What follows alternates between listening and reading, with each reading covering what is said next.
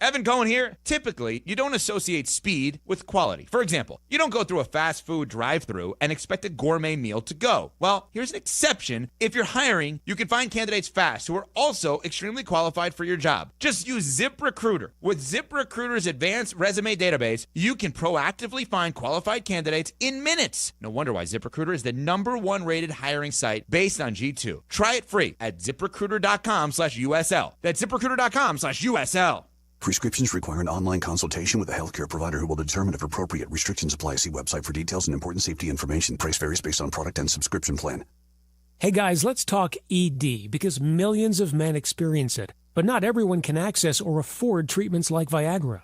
Well, Hims can help. Through Hims.com, you can get a full range of treatment options for ED, including daily or as-needed meds through a 100% online process. It all starts with an online intake form. Get started at hims.com/joy, and from there, a medical provider licensed in your state will determine if ED treatment is right for you. If prescribed, your medication is shipped to you for free. Find the ED treatment that fits your needs, with options up to 95% less than the brand names. Millions of men experience ED, but Hims can help. To start your free online visit and save up to 95%, go to hims.com/joy. That's hims.com/joy for your free online visit. HIMS.com/JOY. Has the excitement of betting turned into worry? Feeling overwhelmed every time you roll the dice? Problem gambling doesn't just affect your wallet. It can impact your health, relationships, and peace of mind. But there's hope. Gateway Foundation is here to help you take back control of your life with personalized treatment options. You don't have to face this alone. Call Gateway Foundation today at 844-444-5780. That's 844-444-5780. If your hair could talk, it would probably say, "Thanks for saving time on a great haircut at Great Clips.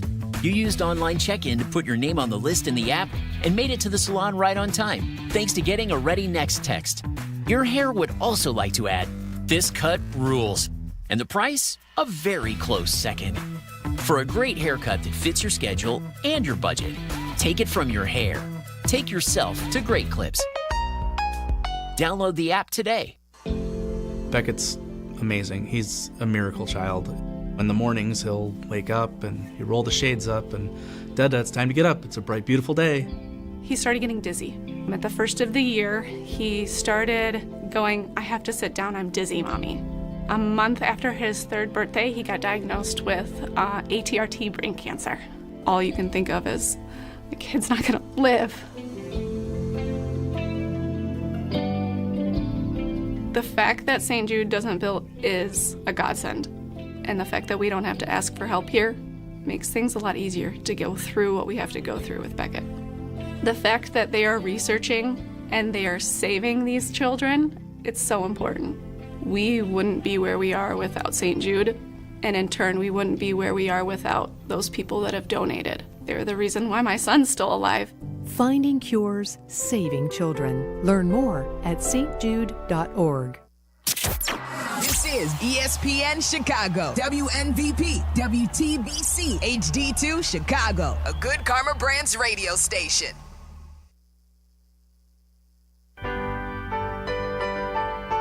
ESPN Chicago mourns the loss of Harry Tinowitz. Harry was part of the legendary Mac, Yurko, and Harry show. My favorite thing that we did, Mac said we should touch the people, and later he showed me he didn't mean it in the way that I was doing it. He was a part of the ESPN Chicago family for more than a decade. Harry was a beloved teammate and fan favorite. We went out every Friday to all parts, and we got a chance to visit with you, and it was so appreciated. On behalf of all of us at ESPN Chicago, rest in peace. Harry Tinowitz was 64. Good morning and welcome into the Cap and J. Hood Morning Show right here on ESPN 1000, along with Dionne Miller in for Cap. I am Jonathan Hood. And indeed, Dionne, we lost a longtime voice of ESPN 1000 and Harry Tinowitz, simply known as Harry in our hallways. Harry was part of the very popular Mac, Yurko, and Harry show that aired between 2001 and 2009 on this station. And we got the news yesterday that he passed away at the age of 64. So Tinowitz had a liver transplant within the last 2 years and suffered from heart and liver problems. And for me personally, Harry was the ultimate teammate. He was someone that would walk over to your cubicle, your desk, or your office and offer a handshake, a smile, and always leaving you with a joke and a smile. He did that all the time. And so the first time that I heard Harry, he was teamed with Spike Manton, the Harry and Spike Show. It's a show that aired right here on ESPN 1000 on WMVP. And it was unconventional and it was irreverent as two comedians with a love for Chicago sports. And they were teamed together to provide the lighter side of sports. The classically trained broadcaster goes through college and works all of his life to be able to get on the air. Well, Harry and Spike did it a different way because there are two people from Chicago that love sports, and they team together to be able to provide entertainment for all of us. And, of course, everyone remembers the Afternoon Saloon right here on ESPN 1000 with Dan McNeil, Jurko, and Harry at the time. It elevated this station to greater heights, and they were number one for many years because of their chemistry. Wow. And Harry's a big part of that. It went on for Carmen, Jurko, and Harry, where they were together as well. And again, just great chemistry. And Harry was the highlight of all of that because of his bright personality and his lighthearted nature that he provided to all of us as listeners and teammates of his here at ESPN 1000. So, you think about Harry and his vast knowledge of Chicago sports, great recall of events, whether it's sports or even music. He loved his music. I didn't know who ELO was until I met Harry, which is the truth, awesome. Right? Yeah. Like he would make these music references and lyrics into his sports commentary at times, and he also did song parodies. Jay Moore, I know that's right up your alley. The song parodies, they did that all the time on the afternoon show, either with Carmen or either with Mac. And so it was the light, fun conversation that resonated with the audience. That's the reason why Harry was great. And as someone who hosted after their show, when I was doing evenings, it was the best lead-in of my career. Because you come in, I'm coming in at 7 o'clock, and the afternoon show is wrapping up, and it's just like, man, they set the station on fire, so now you got to be able to take the torch from them and just be able to keep it going. And so I was always happy to know that when my show started in the evening, I'm coming off the hottest show in Chicago sports at the time with Mac, Jurko, and Harry, or Carmen, Jurko, and Harry in the afternoon. So it was always great. I did not know Harry. I knew of him, of course, and I had heard him a couple times on the air. I think I came after his show was over, but you could feel the energy that he had, and that's what everybody has talked about, is just what a kind person he was. I love that he took the time to intentionally talk to people. That when you see the tributes today, for those of us who did not know him, when you see those tributes, you know that he got to know people on purpose. And I think that says a lot about a person's character. And he did those of us in the industry now, we stand on foundation that he helped to lay, and especially here at this station. So yeah, a heavy day, and that so young. And all of us battle stuff, and it's sad that this is what it comes to, how quickly it feels like it's over now, He had the liver transplant, and you thought maybe that would help for a longer time, but definitely praying for his family, and it's a hard thing. It is hard for all of us that worked with Harry in this building, through these hallways. And again, the thing that will resonate with me the most is that light, fun conversation. And we will always remember Harry the comedian, Harry the actor, Harry the Chicago sports fan. Harry was the guy at the end of the bar, and the bar will never be the same without him. So he wasn't just a character, he was just Harry. So God bless him and his family during this very difficult time. And we're going to sojourn through here at ESPN 1000, I'm sure. Carmen and Jurko are going to have a great tribute to him, and also with Shea and Waddle, we'll be talking about him as well. But again, all the best to Harry's family during this very difficult time. And when I get out of here, I'll be playing ELO because he taught me who ELO was. And it's Again, a sad day for us here at ESPN 1000. We got so much to talk about, and we'll get to all of it as we move forward here on the Cap and J Hood Morning Show. Cap and J Hood, ESPN Chicago. Courtney Cronin, the latest from Hallis Hall and wherever Bears roam in Chicago. Be an informed fan with ESPN Chicago. Brought to you by Costa Ivoni.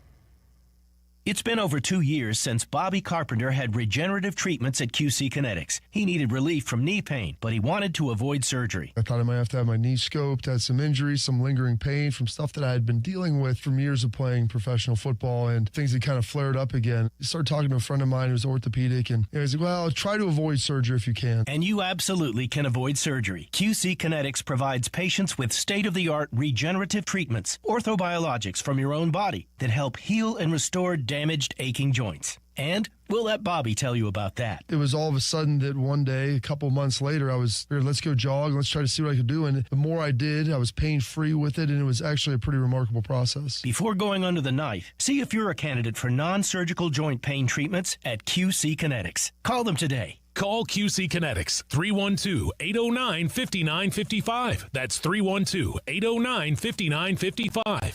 312-809-5955. Hey, it's Cap. I'm lacing up the cleats and taking the mound. Sort of. Come see me throw a strike for the Schaumburg Boomers. I've been called up again. Apparently, they didn't see last year's first pitch. Join me Friday, July 25 at 6:30 at Wintrust Field. The Boomers are battling the Joliet Slammers. I'll be throwing out the first pitch, leading the 7th inning stretch, and hanging out with fans before the ball game. It's baseball, fireworks, and a whole lot of boom. Grab your tickets now at boomersbaseball.com. Feel the boom. Steinhaffel's 7th Chicagoland Superstore is now open at Maryville Plaza in Maryville, Indiana. For over 90 years, we've helped families create the homes of their dreams, and now we're proud to be part of yours. Steinhaffel's has all the top furniture and mattress brands, styles for every taste, prices for every budget. So come on in, discover the selection, the service, the savings. Discover the Steinhaffel's difference now in Maryville. Relax, it's Steinhaffel's. Are you confident your retirement game plan is as strong as steel? Hey, it's Jurko for Mitch Lyons Wealth. MitchLyonsWealth.com is full of tools for you to access at no cost to make sure you're positioned to win retirement. Go to MitchLyonsWealth.com today and get a free copy of Mitch's book or his retirement documentary. You can set a no-obligation 10-minute call with Mitch and his team to see if strategies they are utilizing might improve your retirement. That's MitchLyonsWealth.com, your best game plan to protect, grow, and win retirement.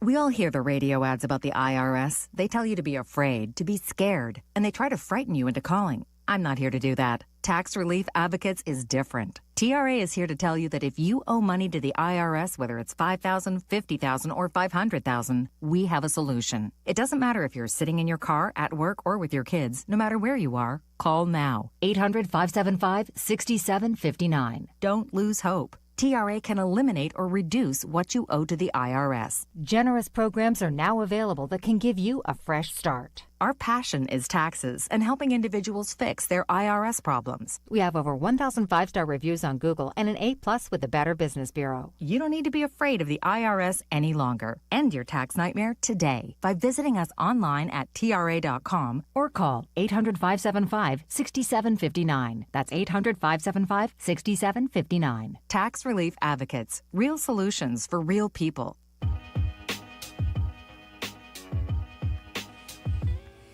Country Thunder, Wisconsin kicks off this week. Country music with some of the biggest names in the game: Jelly Roll, Hardy, Dierks Bentley, Zach Top, Cole Swindell, and so many more. All in Twin Lakes, July 17th through the 20th. Grab your tickets now at countrythunder.com. Jay Moore.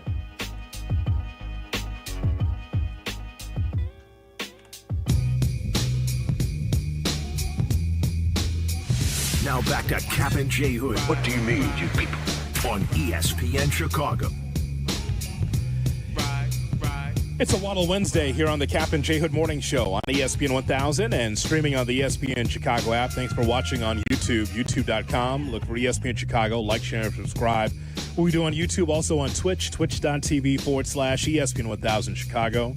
Just hoping that you're going to have a great day as we celebrate the life of Harry, and we got so many other things we're going to talk about today as well, including the All-Star game took place yesterday, as heard right here on ESPN 1000.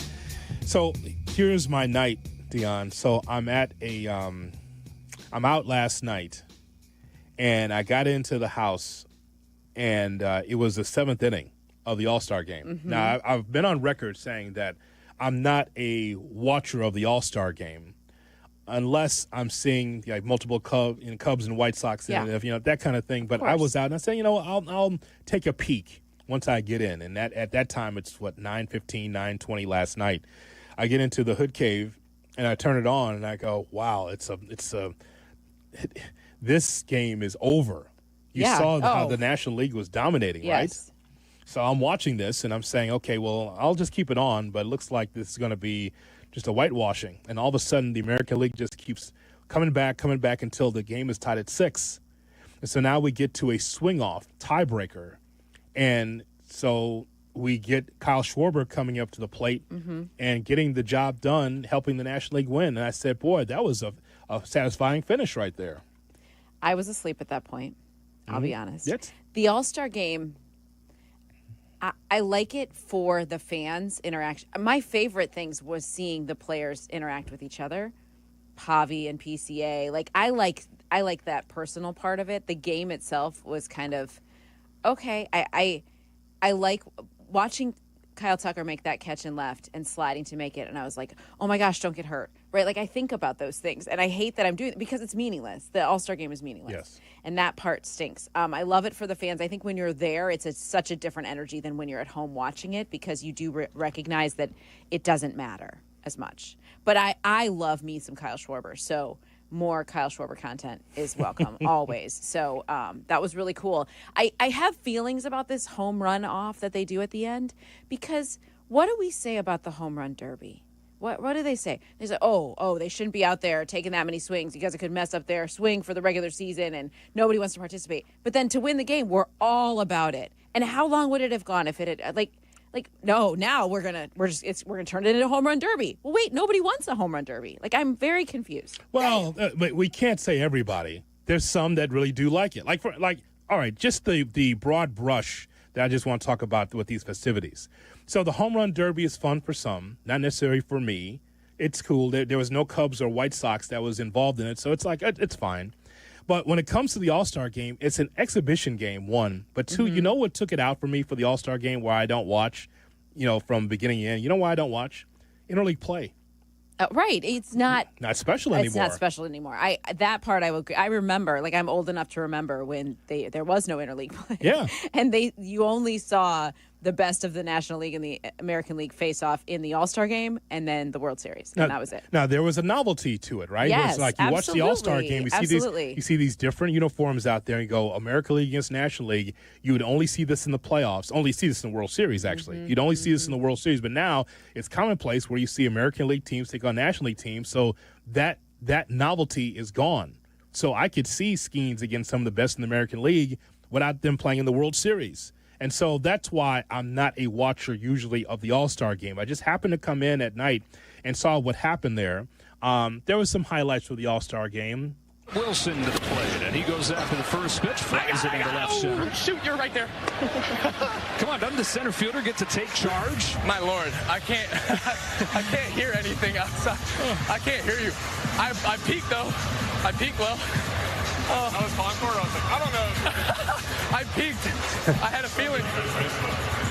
You can tell Kyle it's our fault. Being right in your ear while you're trying to communicate. Yeah, I'll let him know when I go back inside. Tucker and PCA out there in the outfield together. Tucker almost taking a fly ball away from PCA, which is kind of cool.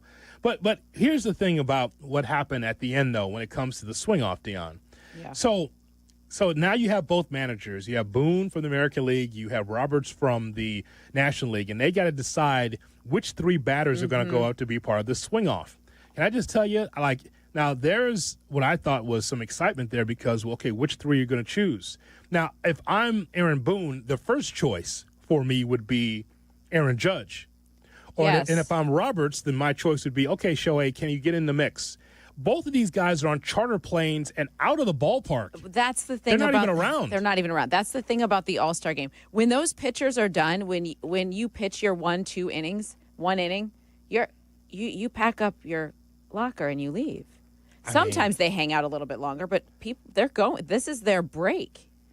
It's like getaway day. Well, this is why the game is insignificant. This is why I don't understand the hand-wringing when it comes to an exhibition game. Mm-hmm. But even if the player's not taking it seriously, or if some players as we know, there's a list of players that said, I don't want to be part of this. Right. So how special is it, right? Mm-hmm. Everybody wants to take a shot at the NBA All-Star game and all that. But here's the thing. Those guys stay. You may not like the game, but at least they're still in the building. They're in the arena. Right. In Major League Baseball, the first choice I'm making is Aaron Judge. And Absolutely. Judge is long gone. Same thing with Shohei. And so, again, you want to market your sport. It would have been nice for those guys to be there at the dugout or on the field rooting on those guys that are, if they're not going to hit, at least root them on. Root on your league. But they didn't even do that. No, didn't even do that. I mean, for some of the first-time All-Stars, I think they stay just because it's like their opportunity. But it's just no, Dionne, because they didn't have charter planes. Not yet. Their day will come. Those guys stayed because they didn't have the charter plane of a Judge or a Ohtani in that spot. That's what happened. Well, yeah, you're probably right. They had to stay. They had to stay. Yeah, exactly. yeah. So all I'm saying is that for the good of the game, it would have been cool for the best of the best to be in that swing off. Yes, of course. And it's like, look, I got nothing against Kyle Schwarber. I mean, if you had to make a quick bet, you'd probably say that swing from the left side would get it over the wall several times. It did. He was the MVP for me and saved it. But here's what I like. I like this to be in the regular season as well, not just for the All-Star game. Okay. Yes. So, because if you had your druthers, ghost runner or swing off? I mean, chicks dig the long ball. I'd rather see home runs. I like it too. Not even a chicken, I like it. It says you're confident in your manhood to say, yes, I dig it too. I love the long ball. I love it too. Like them Frank Thomas commercials? Yes. She will love it too. She will love it too. Take these pills. Oh my God. So no, that's I'd rather see. I think there's more. I don't know. The Ghost Runner to me feels like it's easier. You know, I don't know. Maybe I'm being silly. Like a base hit wins it. Do you know what I'm saying? Well, it is. It's different than like a home run is. That's more entertaining to me. I think that's what I would go with. A sac fly can win it with a Ghost Runner. I'd much rather see a home run. That's right. I think that I want the mic out there for a regular season game in July, and I want a reporter to ask, all right, Manager X, who are you going to go out with your three? And then you go to the other side. Who are you going to go with? Can I be the swing-off reporter? Like, that's just my role as I only come out at that moment? Every team in the league has to have a swing-off reporter. So you're at Wrigley or you're at the Rate, and Dionne Miller will be there with the mic. That would be amazing. Putting it into the beak of the manager. Yes. Who would be so excited to talk to me in that moment. I just know it. ABC 7 Eyewitness News. ABC 7. Eyewitness. Dionne Miller here. I'd love for you to put your mic in the beak of a Bruce Bochy. Get out of here.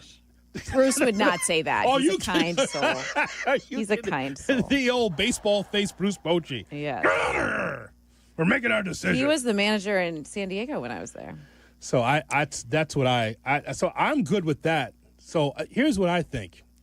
I believe, Jack. They would never, though. They would never. No, I mean, anything's possible. I mean, is it? Well, I guess you want eyeballs. Well, after this lockout, you better do all the fan-friendly things. True. But Jack, here, I like the idea of the swing-off in the regular season. And how often are we going to get tie games? But if we're going to get tie games, to me, the business of radio, television, sports is time spent listening or viewing. Mm-hmm. I think people would stick around more to know, the game is tied. Okay, well, then I got a last chance to bet on who I want to be able to choose, one team or the other. And I like the excitement of a home run being able to decide in extra innings. Let's try that. I like it a lot, too, and it's kind of like penalty kicks in soccer. Everybody stays around for penalty kicks in soccer, or penalty shots in hockey. Yes. Everybody stays around because they want to watch that, because there's so much drama surrounding basically what turns into a one-on-one matchup at the end. I love it, too. My only concern is there's been so much emphasis on home run hitting in the league that it penalizes small ball teams again, or teams like, for example, like the 05 White Sox, who got it done by getting a runner on, moving a runner over. If you have a team built like that, then you're kind of penalized by these extra inning games if it goes to a home run swing off. You know what? There's always going to be some hairy-chested slugger to get it over the wall. Somebody. It's going to be at least a couple of guys in the line that can get that done. Somebody. Or at least want the chance. Yeah. At least think they can. Somebody. Yeah, totally. But let me just tell you why. But it's so weird. Here's one for you. Aggregate this, Jack. This is why Aaron Boone needs to be fired. Fired? Okay. Well, that is aggressive. Okay, listen. What? Dionne? He was working with what he had. Dionne. Go ahead. No, finish. Randy Arozarena, really? I mean, who else was standing there at that time? I mean, come on. Who was in the dugout for the American League that he should have called on instead? I need you to take a look at that lineup. I need you to give me the box score. So I'm on the box score because, again, I will admit I was staring at the back of my eyelids at this time when this was happening. But I'm looking at the lineup for the American League.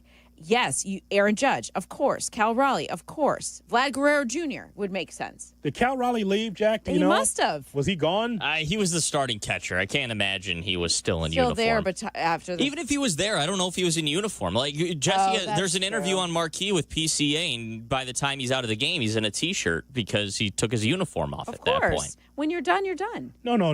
That's what they think. No. Did they know it was coming? Well, you mean like you think they were out of it? No, I'm just saying, like, did they know that if it's still tied at the end, they're going to swing off? I think we need to find a different. I think one of the players said they didn't know. Yeah, no, that's what I'm saying. Do you remember this in the swing off? I don't think it was like part of their discussion. Now, it's been in the CBA for a while that it wouldn't end in a tie and that they would go to something like this. But I didn't know. Pete Alonso told Jesse that they knew before who was going to compete in the swing off if they went there. That's what Pete Alonso told Jesse Rogers. Jonathan Aranda, huh? Boone, you're fired. That's your choice? Give it to me, Jack. Give me the three that you would have chose, like Brent Rooker. I'm okay with that. I'm okay with him because he had just played in the home run derby, right? And he was a monster. Yeah, so you kind of like he's got that down with the lob pitching and the timing that up and trying to just hit home runs. I'm trying to pull up the box score to see who was still there for the. I know. I'm trying to see too. I can't tell. Line drive hitter. I can't tell who. I mean, it's unclear. Well, I guess Arozarena was obviously there. Rooker was still there. When I saw Aranda come up, I knew it was over.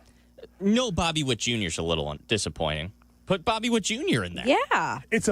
Was he had to have still been there. He was. He was the shortstop at the end of the game. Yeah. We keep forgetting that this is entertainment. We always put sports in a separate box, but it's entertainment, right? So you're putting your young stars out there. This is why Mizorowski got a chance to pitch, because it's not about the gatekeepers of the game telling you, well, it's got to be a guy that's proven. You can't have a rookie. You can't have all this stuff, right? Well, if it's entertainment, where's Bobby Witt? And by the way, the idea that you have to have a uniform on, I want a guy in his regular shirt. Yeah, I mean, at that point, who cares? Right, I agree with you on uniform. That. But listen, I'm going to push back on firing Aaron Boone. They're all all-stars, Hoodie. They should be able to do this. I mean, watch the game. I mean, he's looking around. He's like, I got a dugout full of all-stars. Just pick one.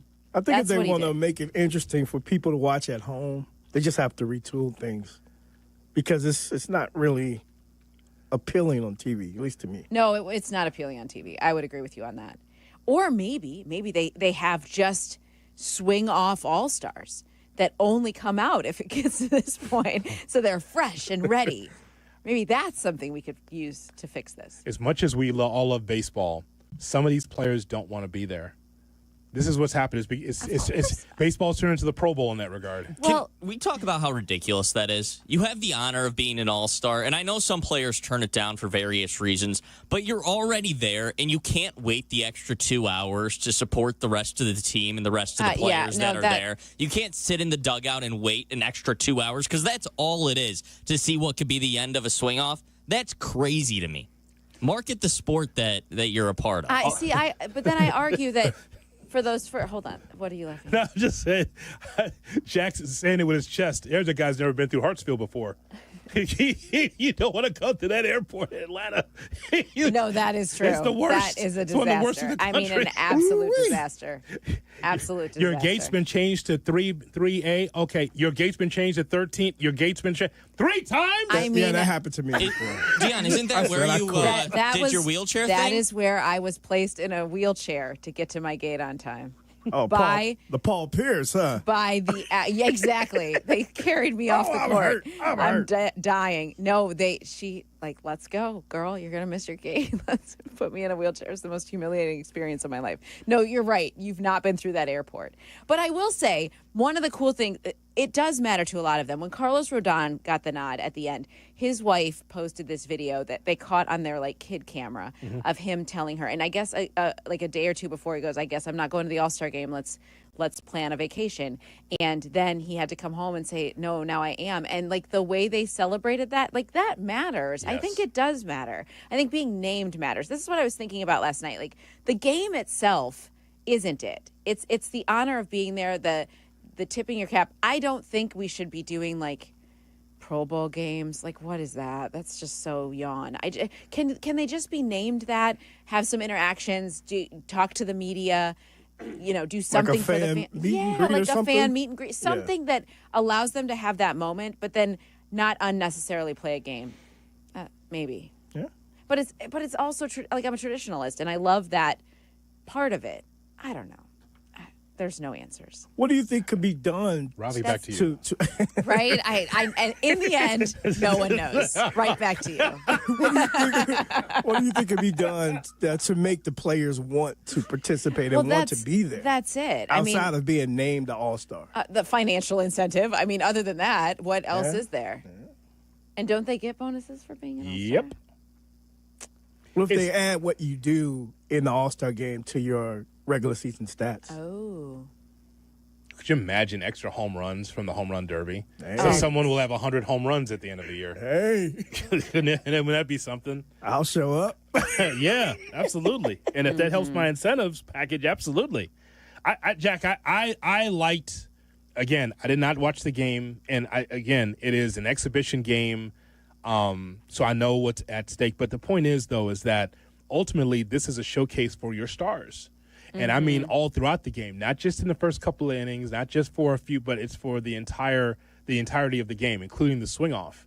And it's disappointing that you didn't get the best of the best in the swing off, and that's okay.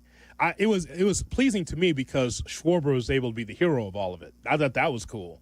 Yeah, very cool. Yeah, he's very cool. He's underrated still. Oh my gosh, still. So. And I think about when he was here 10 years ago. And so young and what he's become, if that's the trajectory for somebody like PCA, I hope the Cubs keep him around. You know what I'm saying? Schwarber was good. I didn't know that he would be this consistent for so long, but the DH role just helps him tremendously. So also, we have to point out, Jack, that the hidden thing about broadcasting baseball is that the outfielders really help when you're calling it. And Joe Davis was exposed yesterday because he's calling that swing off, and he's like, there's a line drive in the left field. Back she goes to the track, and it's maybe middle of the outfield because you're used to the outfielders helping you to track where the ball is, and he's thinking it's a home run. He thinks he's calling a home run, and it's just a pop out to medium left center. It's tough. Happened in the home run derby, too. Same exact thing. Continued to happen. Oh, it's back. Oh, he crushed that one. And it's in shallow center field. I mean, seriously. I mean, I can't call a baseball game unless I can see outfielders moving. It helps a lot because it's a little ball. It's a white ball, especially in night games, if it's not well lit, it's hard to be able to see the fly of the ball. Well, and it's not like your field level either for those broadcasters. Yeah. They're at the top of the press box, so they're looking down on it. You can't tell based on that angle what angle the ball's going at. It's impossible without the outfielders. Have you ever tried a pitch off? A pitch off? A pitch off. Yeah, you have your best pitchers, and whoever throw the most strikes win. Well, I mean, the players union will have something to say about that. Oh, too much for the arms? Tony Clark will have something to say about that. Brother Clark, excuse me. You're not going to wear out those pitchers' arms. How dare you? And by the way, every time I watch baseball, it's a pitch off. Everyone's throwing 100. I know. I don't know how what sorcery Mizorowski has, where he can have a slider that goes He's ridiculous. straight in and then falls off the table at 95 miles an hour. It is amazing. Mm-hmm. It's become billiard tricks now on how you're able to hit the ball and make it spin a certain way, the way you're able to the same thing with these pitchers. It's fastball, but the off-speed stuff or the slider or all the way they're able to make that pitch fall is crazy to me. Just imagine Scooble and Skeens going at it to win it all. You know what I'm saying? Oh, my God. Man, you just watch Dude, there's no way they'd agree to that. How many No strikes way. can you throw? Absolutely no Now way. it's a game at the rate. How many? Oh, God. now it's look at this. Look how hard can you throw? 48. Oh, good. 48. Oh, It's that my game around the gosh. fundamentals. It's great. 312-332-ESPN, 332-3776 is our telephone number. If you got a chance to watch the All-Star game, just get your thoughts about something unique. I say this all the time on the show. The reason why that I love sports, Dionne, is because more times than not, you'll see something that you've never seen before. Oh, that's All why the we time. tune in all the time. That's the reason why that it keeps my interest. For some, it's gambling. For some, it's just rooting for your favorite team. But for me, it's about, wow, I've never seen that before. Like the swing-off was so unique. We have never seen it before, and then we saw the end result. So it was fun. I thought that added an interesting element to the game yesterday. Yeah. So we'll take your phone calls on this. Also still to come, PCA played in his first All-Star game last night. Can he be the face of Major League Baseball? We'll talk about that and more coming up next with Dionne Miller in for Cap on the Cap and J Hood Morning Show. You're listening to Cap and J Hood on ESPN Chicago. Picture it. Ice cold Yuengling in hand, warm breeze coming in off the lake, odd sports takes being hurled from the stage. It's just about perfect.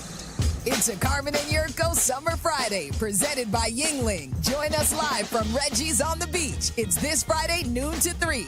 It's another great excuse to start your weekend early. Yuengling presents Summer Friday, live from the shores of Lake Michigan at Reggie's on the beach. A live Carmen and Jurko show on ESPN Chicago. Please enjoy responsibly. The cheers, the smiles, the high fives, they make every race worth running or swimming. Be part of the fun at the Chicago Ducky Derby happening Thursday, August 7th. That's when tens of thousands of rubber ducks will splash down the Chicago River, all racing to support Special Olympics Illinois. You can help fuel the dreams of these incredible athletes and maybe even win big. So make a splash, quack a smile, and show you're in their corner. Show your support for the Special Olympics of Illinois. Adopt a duck and try your luck today at ChicagoDuckyDerby.com. Let's race for a reason. Hey teachers, congratulations on another year of being awesome to the students you lead. We salute you. Now it's time to relax and take care of the things you've neglected this school year. When planning for this time, don't forget about your family. And if your family is complete, summer is a great time to take the next step, a vasectomy. Take that step with Vasectomy Clinics of Chicago, because experience really does matter. Especially with this procedure. They make it so easy with their 30-minute, no-needle, no-scalpel, in-office vasectomy. Log on to vasectomychicago.com, read the testimonials, and learn more about their procedure at Vasectomy Clinics of Chicago. With 4 convenient locations in Naperville, Tinley Park, Arlington Heights, and downtown Chicago at Lake Point Tower, now with free valet parking. Their procedure is covered by most insurance, so everything is lined up to make your decision an easy one with Vasectomy Clinics of Chicago. Visit vasectomychicago.com today or call toll-free 877-877-4VAS. That's 877-877-4827. At Uline, they know firsthand the road to success is an uphill climb. Uline started in the family basement and through hard work is now North America's most trusted shipping and industrial supplier. They get what it means to have the support of reliable, hard-working partners. So they keep 41,000 items ready to ship. Whether your company is still in a basement office or expanding cross-country, Uline will be there on your road to success. Visit uline.com. Property managers and GCs use FinishingChicago.com's contractors for finishes and protective coatings in the most iconic venues, interior spaces, and essential infrastructure.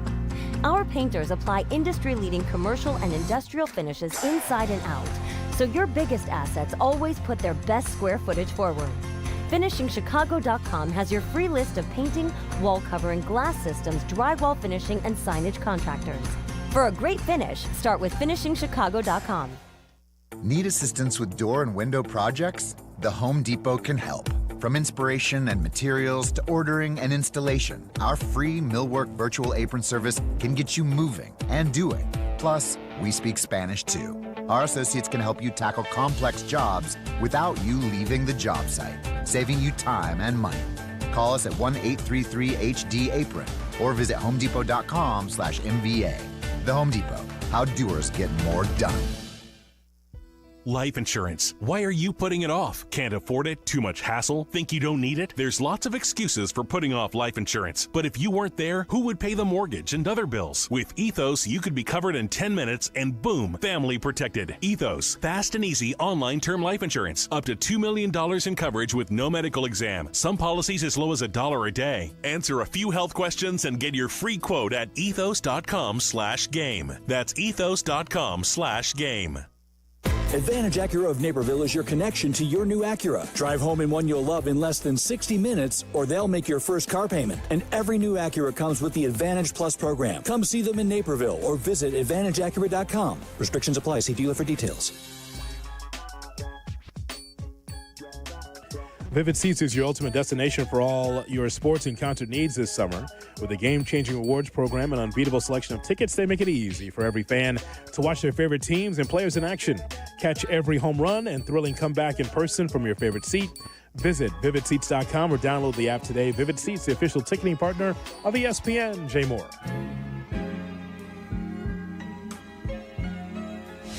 Now back to Cap and J Hood. Good morning, gentlemen. Long-time listener, first-time caller. I listen to you guys every morning on the way to work. On the YouTube stream here in Memphis, Tennessee, you guys are the best. ESPN Chicago.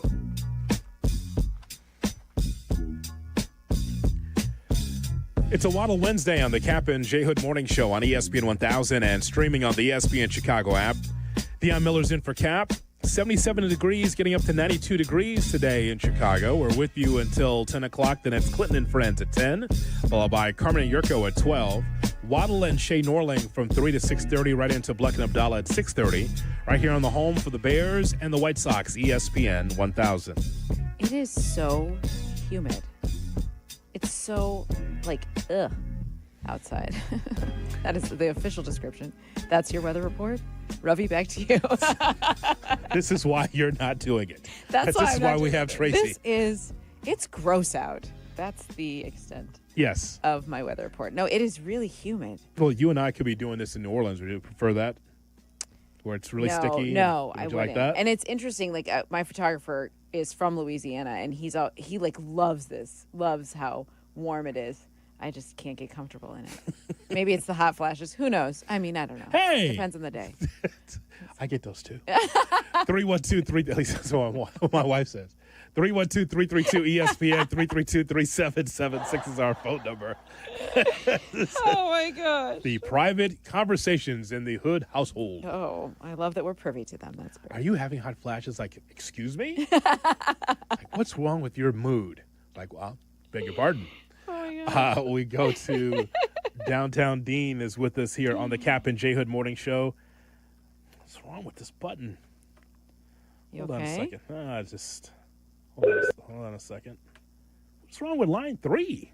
Damn. I can't depress the button. You're an idiot! There it is. I depressed 3 and it worked. You're a fool! And now it works on ESPN 1000. Dean, good morning. Good morning, Hoodie. Good morning, Deion. Good morning. And shout out to Jay Moore, who is the best in the biz. Everyone knows. Part of the reason I tune in every day from 7 to 10 on the ESPN 1000 app. Mm-hmm. See, you're a good man, Dean. Superstar. You're a good man. Thank you, brother. And I also wanted to just briefly say, I love, you lose one of you guys. I've been listening for years. I started listening 19 years old, Carmen, Jurko, and Harry opened the door for me to listen to people like you and Les Grabstein at night. I never thought I'd listen to sports radio as a kid. And, I just love it. I met a guy last week from Scottsdale at my restaurant who was actually meeting Harry for dinner, and just a small world, man. But I actually called to tell you guys funny story from last night, and thoughts and prayers out to Harry's family. I by the way, worst luck I could have this All-Star weekend. Junior Caminero I had at the Home Run Derby, so I lost that 2 nights ago. And I was telling AI Jack, it couldn't have gone worse for me. I don't understand this format, and I don't understand how I could have such terrible luck. I had 2 bets last night, 35-1 on Ellie De La Cruz and 45-1 on Alonso. And I'm sending screenshots, Hoodie, to Cap and other people like, oh, take that, kid, with the fist pump and all that. And I'm thinking it's a lot. You know, all I need is this game to end. And then when they go over the rules, I'm like, I think I'm sitting pretty. All I need is this Jonathan Aranda to hit one so Alonso, the polar bear, can come up. And Schwarber just stole the show. The announcer goes, I think Schwarber just stole the MVP from Alonso. And I said, oh, God, There it is.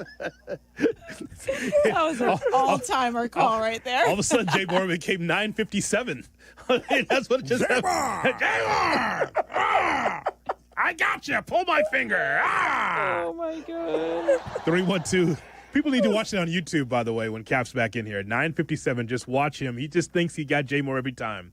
He does the Chicago Cut Steakhouse read, and he just thinks he's just like Jay Moore, just like his hands are shaking, right? Like Jay Moore knows exactly what he's doing. He's just waiting for him to finish so he can just hit the button.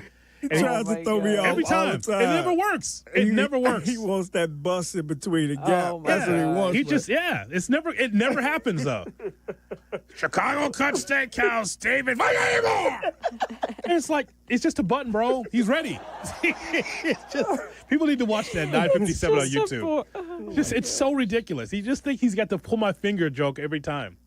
I think I unstuck 3. I think 3, whatever reason, it was stuck there. It was depressed, but no longer depressed. Oh, we got it. Yeah, so it's all good. I got some information for you. Oh, do you? Yeah, I pressed it. Oh, really? Look at that. I pressed it on this side, so it may still be stuck with somebody. Oh, there. Oh, there we go. All right. Oh, God. All right. Never trust a phone that doesn't have a receiver on it. Just remember that. You see this, right? I know. I do see that. That is kind of creepy. Yeah. Hi, Eddie. Good morning.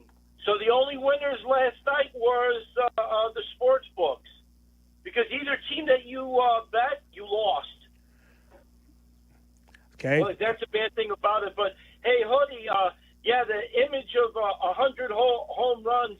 Imagine Bonds, Sosa, and McGuire.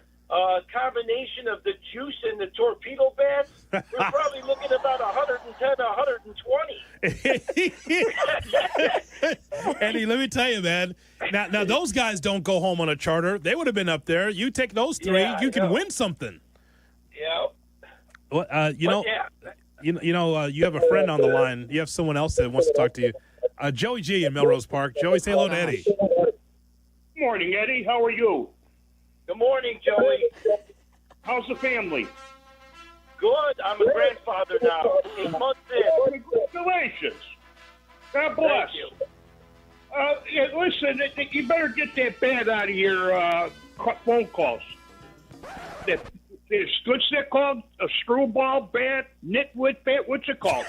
Torpedo. Torpedo. Oh, so we're in the Navy on the bottom in the ocean. I got you.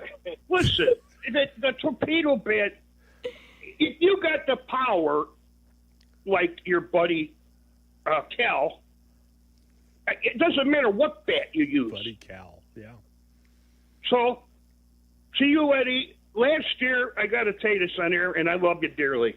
You predicted Caleb Williams would throw for 4,000 yards, and DJ Moore would have 20 touchdown passes. So I want to see, what does your Karnak, the magician, say about the Bears this year? So awesome. Carson. Hey, Joey, I'm completely 100% correct about Justin Fields. What did I say? He'd never win a Super Bowl for the Chicago Bears, and look where he ended up, and look how it ended up for him. He was not an elite quarterback. All right. Joey, how do you respond to that? Oh, my gosh. Champ? Go ahead. Jonathan? Yes, go ahead, Joey. Respond. talking about Caleb Williams and DJ Moore. Justin, what am I going to talk about him for? Yeah, Is this guy nuts? What's wrong with you, Eddie? He comes up with a statistic 2 years ago about Justin Fields.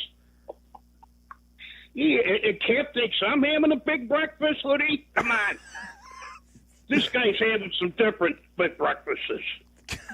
Oh, my gosh. If you want to hear from me, I believe Dionne, I was very sad last night when I didn't see you on sports. Sorry. Yeah, you're the highlight of my night when I go to bed. That's it. You're done. I go to bed. Okay. Well, I'm sorry. That's okay. Wow. You're the hardest working woman in the sports business.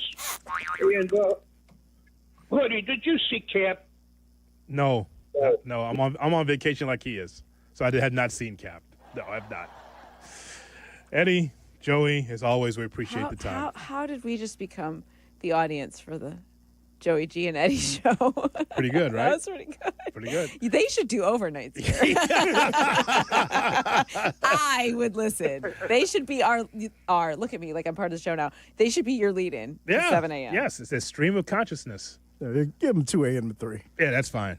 Give them one hour overnight. That's fine. It'd be so great. Stream of consciousness. They'd never get along. They never keep on track of the same topic, but that's okay.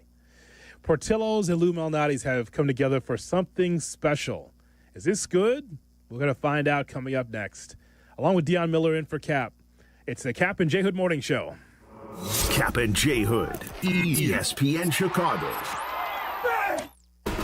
Sometimes the conversation can get away from the team on ESPN Chicago's Cap and J Hood Show. Fortunately, there's always room for a sidebar. Just a quick sidebar, may I approach? Sidebars on the Cap and J Hood Show are presented by Ankin Law. Thinking about buying your first home? Neighborhood lending services from NHS Chicago makes it possible. We offer affordable home loans, home improvement financing, and expert support, all from a trusted nonprofit with deep roots in your community. Let NLS take you to the next level in your journey to home ownership. Call us today at 773-329-4111 or visit our website at nhschicago.org. Click on NLS Connect. Neighborhood Housing Services of Chicago is an equal housing opportunity lender. When you're injured, you need a team that knows how to win. Postman Law delivers. Simple, right? Even simpler. Remember this number, 844-POSTMAN. Postman Law has secured over $3 billion for clients. Fast, easy, and stress-free. So think Postman Law when you've been hurt in a crash, on the job, or anywhere else. Call 844-POSTMAN today. That's 844-POSTMAN for Postman Law Offices Chicago. Time now for ESPN Chicago's Sports Business Minute. Brought to you by your Chicagoland BMW centers. From Crane Chicago Business, here's Danny Ecker. It's been 2 weeks since a settlement on the new structure of paying college athletes went into effect, and it looks like there's already one big issue that's less than settled. The newly created College Sports Commission that oversees NIL deals for players told schools this month it will block marketing deals that don't have what they deem a, quote, valid business purpose. The governing body said NIL collectives can pay athletes for true business deals like endorsements, but cannot do things like hold events or sell merchandise when the purpose is simply to pay a player. It's part of the new system across college sports in which schools can pay athletes directly, and new rules are in place for name, image, and likeness deals. Labor attorney Jeffrey Kessler is fighting the policy, saying the rule was only meant to ensure collectives weren't explicitly paying athletes to play.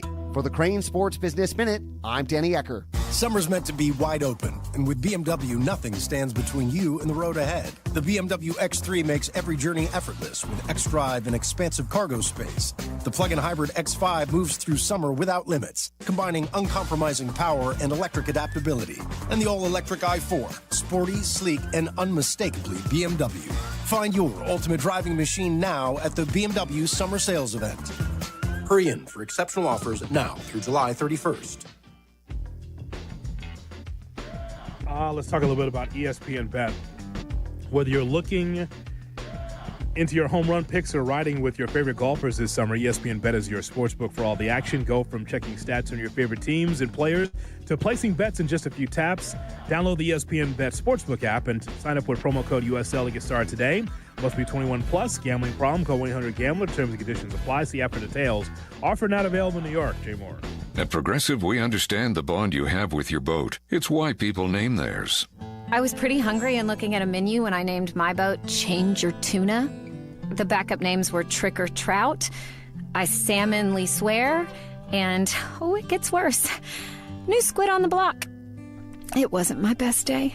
Whatever you call your boat, protect it. And start with a quote from Progressive, America's #1 boat insurer. Progressive Casualty Insurance Company and Affiliates. #1 rating based on boat market share data from ratefilings.com. Evan Cohen here. Whether you're locking in your home run picks or riding with your favorite golfers this summer, ESPN Bet is your sports book for all the action. Go from checking stats on your favorite teams and players to placing bets in just a few taps. Plus, new customers can get $100 in bonus bets when you make your first $10 wager. Download the ESPN Bet app and sign up with promo code USL to get started today. Must be 21 plus. Gambling problem? Call 1-800-GAMBLER. Terms and conditions apply. See app for details. Offer not available in New York. Here's Dionne Miller. Thanks, Hoodie. Cap is back on the mound for the Schaumburg Boomers. Yep, they called him up again. Join Cap on Friday, July 25th at 6:30 at Wintrust Field as the Boomers take on the Joliet Slammers. First pitch, 7th inning stretch, drone show, and more. Get your tickets now at boomersbaseball.com. Feel the boom. Now back to Cap and J Hood. I just come to let y'all know, put some respect on my name. I'll drill y'all. Stop playing with my name. I ain't gonna say it no more. On ESPN Chicago. Cap and J Hood on ESPN 1000 and streaming on the ESPN Chicago app. We'll have Shot or No Shot coming up at 8 o'clock. It's a Waddle Wednesday. We'll hear from Tommy coming up at 8:30 right here on Cap and J Hood.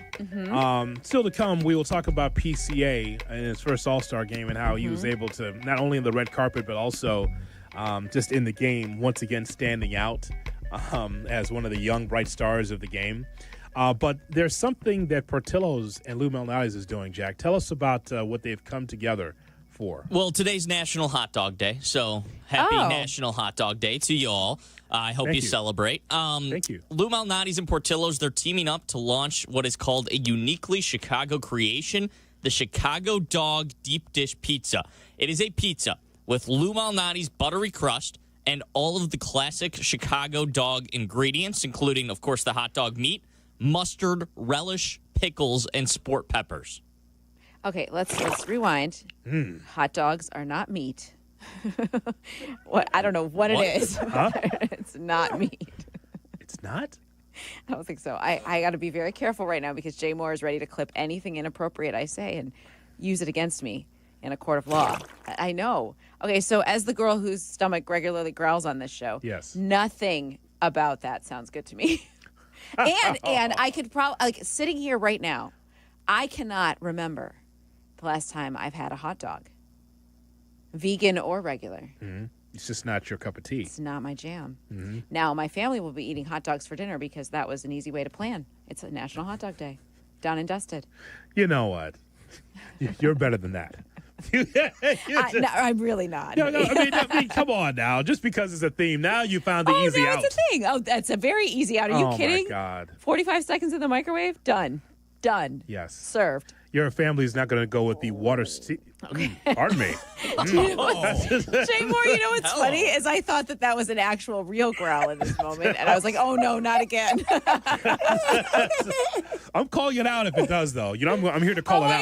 I know, and you might hear it this morning. Yes. So I'm going to hear it, and I'm going to call it out. It could be right in the middle of the Waddle segment. It could be talking about Harry. I'll bring it up. It could be stop it right now. We're still in the first hour. Like, everyone calm down.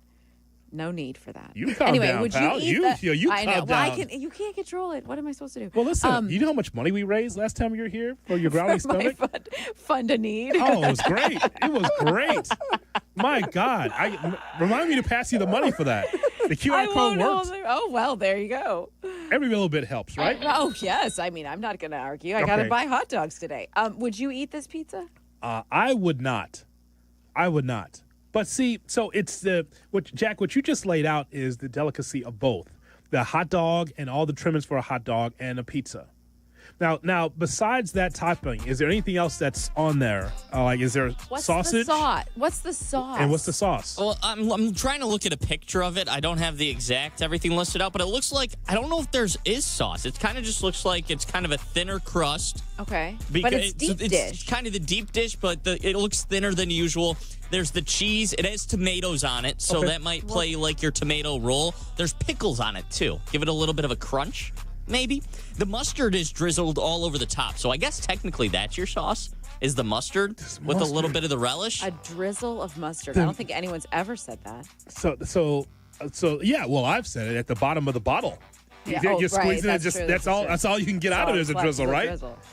A drizzle. So mustard and pizza, mustard on pizza. I think never done that either. We're getting caught up in, it's just like I know like you get caught up in like what pizza's supposed to be. Yes. But with these ingredients, and you're thinking of a hot dog, it just is. And also, what kind of hot dog? That also matters too. If you're going to try this, Jay Moore, like what kind of hot dog? Is it going to be Vienna? It's got to be all beef. Well, it's the Portillo's hot dog. Vienna beef. I think it should be a Vienna beef. The Portillo's hot dog is very good. Portillo's hot dog? And it's true. That's what it is. That He's is right, very good. That's the collab. But do they use Vienna beef for their hot dog, or they make their own? That's the question, Jay Moore. That's because that's an I-team investigation. A lot of stores, they outsource and use Vienna beef in their restaurants. That's true. What are we standing here for? We've got Google right here. Okay. Or try Grok. That seems like it's been very popular lately. Grok knows. Hold on. It might tell you something, maybe tell you something that you don't want to hear, but Grok also can help you with that. You can take that beef and stuff it. Portillo's, it's 100% beef. So I stand corrected. It must be actual meat. But it doesn't say where they get it. You slander. Oh. You slander the beef. I'm almost embarrassed of myself that I didn't know this, because the top news story talking about the hot dog meeting the deep dish is from the Mighty Seven. Like, how did I not know that? They had this. Terrell and Val and Tracy and Stephanie tried it yesterday morning. What'd they think? Well, I can't hear it, Jack, so I know, right? They all called in sick today. I'm just kidding. I'm kidding. Listen, Jack. Hold the meat. Jack, it's yes. Jack is TV. They all loved it, even if they hated it. They all loved it. Well, they look happy in this video that I'm watching. It's really good.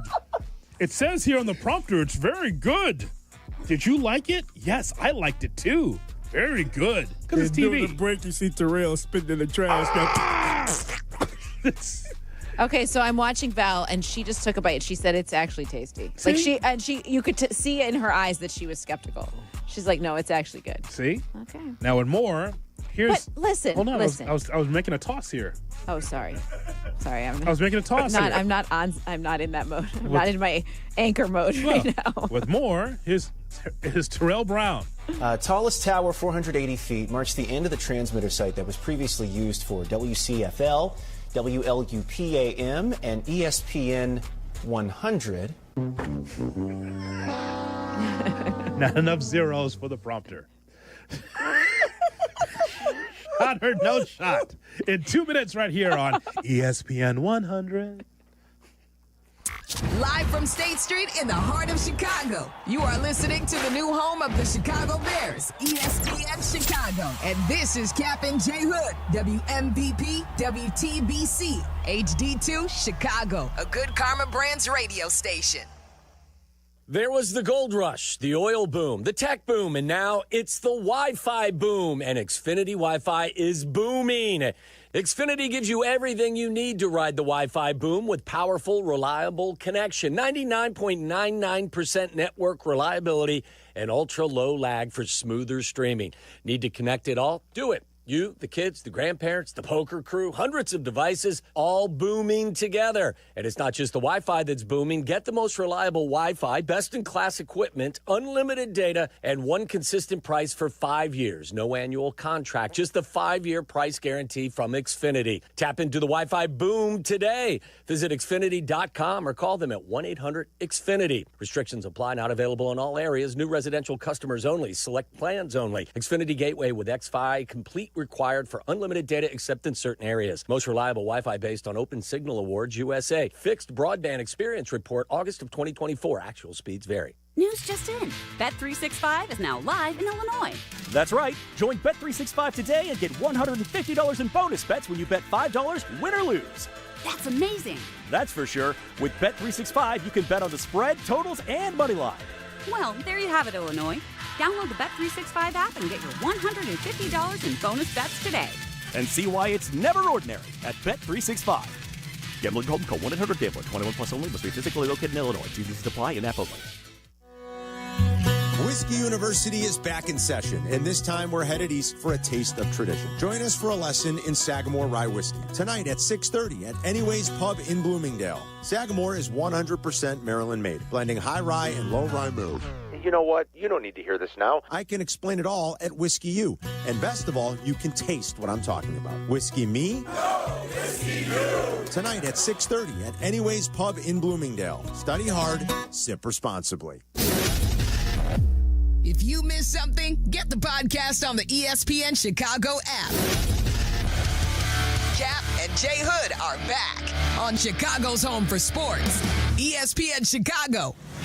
Checkmate 1-6, immediate suppression on target. That's why I see him in my shot. Shot or no shot with Cap and J Hood on ESPN 1000 and the ESPN Chicago app. That's why I see him in my shot. Good morning and welcome in to the Cap and J Hood Morning Show on ESPN 1000 and streaming on the ESPN Chicago app with Dionne Miller in for Cap. I am Jay Hood. Still to come, Tommy Waddle will be with us for a Waddle Wednesday at 8:35. Shot or no shot? Here's AI Jack McGrath. Well, keep it on subject. Happy National Hot Dog Day. It only comes once a year. I hope you celebrate today with some hot dogs and some pizza. What about you, pal? What are you going to do about it? I'm going to celebrate with some hot dogs and some pizza. And so both or one at a time? I don't know. I haven't made that decision yet. We'll find out. That sounds like a lunch and dinner plan, Jack. Yeah, I don't know. Just go with the Portillo's collab. Yeah, go with the collab. You can have both. Well, National Hot Dog Day only comes once a year, so. It is true. That's true. Jack, when I was at Dodger Stadium, that was my first time having a Dodger dog when I was there. Peacock and I were there, Dodgers, Diamondbacks. And I saw all the signs around Chavez Ravine. You know, here's a Dodger dog. I got to try this. They have sprinkles of crack in that thing. I don't know what it is, but that thing is delicious. Delicious. Let me tell you something right now. The Dodger family dog. had those too when we were out there. Yeah. Oh, doctor. And I enjoy my time at Dodger Stadium because you just get lost in the mountains. You're watching the game's right there on the diamond, but it's like you look up, it's like, oh, that sunset's so beautiful. It's so pretty there. It's so pretty there. so then, and of course, I got my Will Smith bobblehead from there. That's just why this is up here, that's Jack. where that came from? Yes, that's cool. Why this is up here. As the usher said, here you go, gave my wife and I Will Smith bobbleheads. And Michelle looked at it, she goes, Will Smith? And the guy said, yeah, the white one. Here's Jack McGrath. Well, speaking of Will Smith, he was in the All-Star game last night, and the automatic balls and strike system was great in the All-Star game last night. Took 10 seconds, lickety-split, players tapped their heads. You saw on the screen exactly where the pitch was, and decisions were made. Calls were overturned, and it worked really well. Shot or no shot, ABS, automatic balls and strikes, with the challenges, needs to be implemented next year. It's going to be proposed. We know that, but there are still some people who have questions about it. Shot or no shot, it needs to be put in place. That is a shot. And again, Jay Moore brought up the point a couple weeks ago that says, hey, will this take up more time?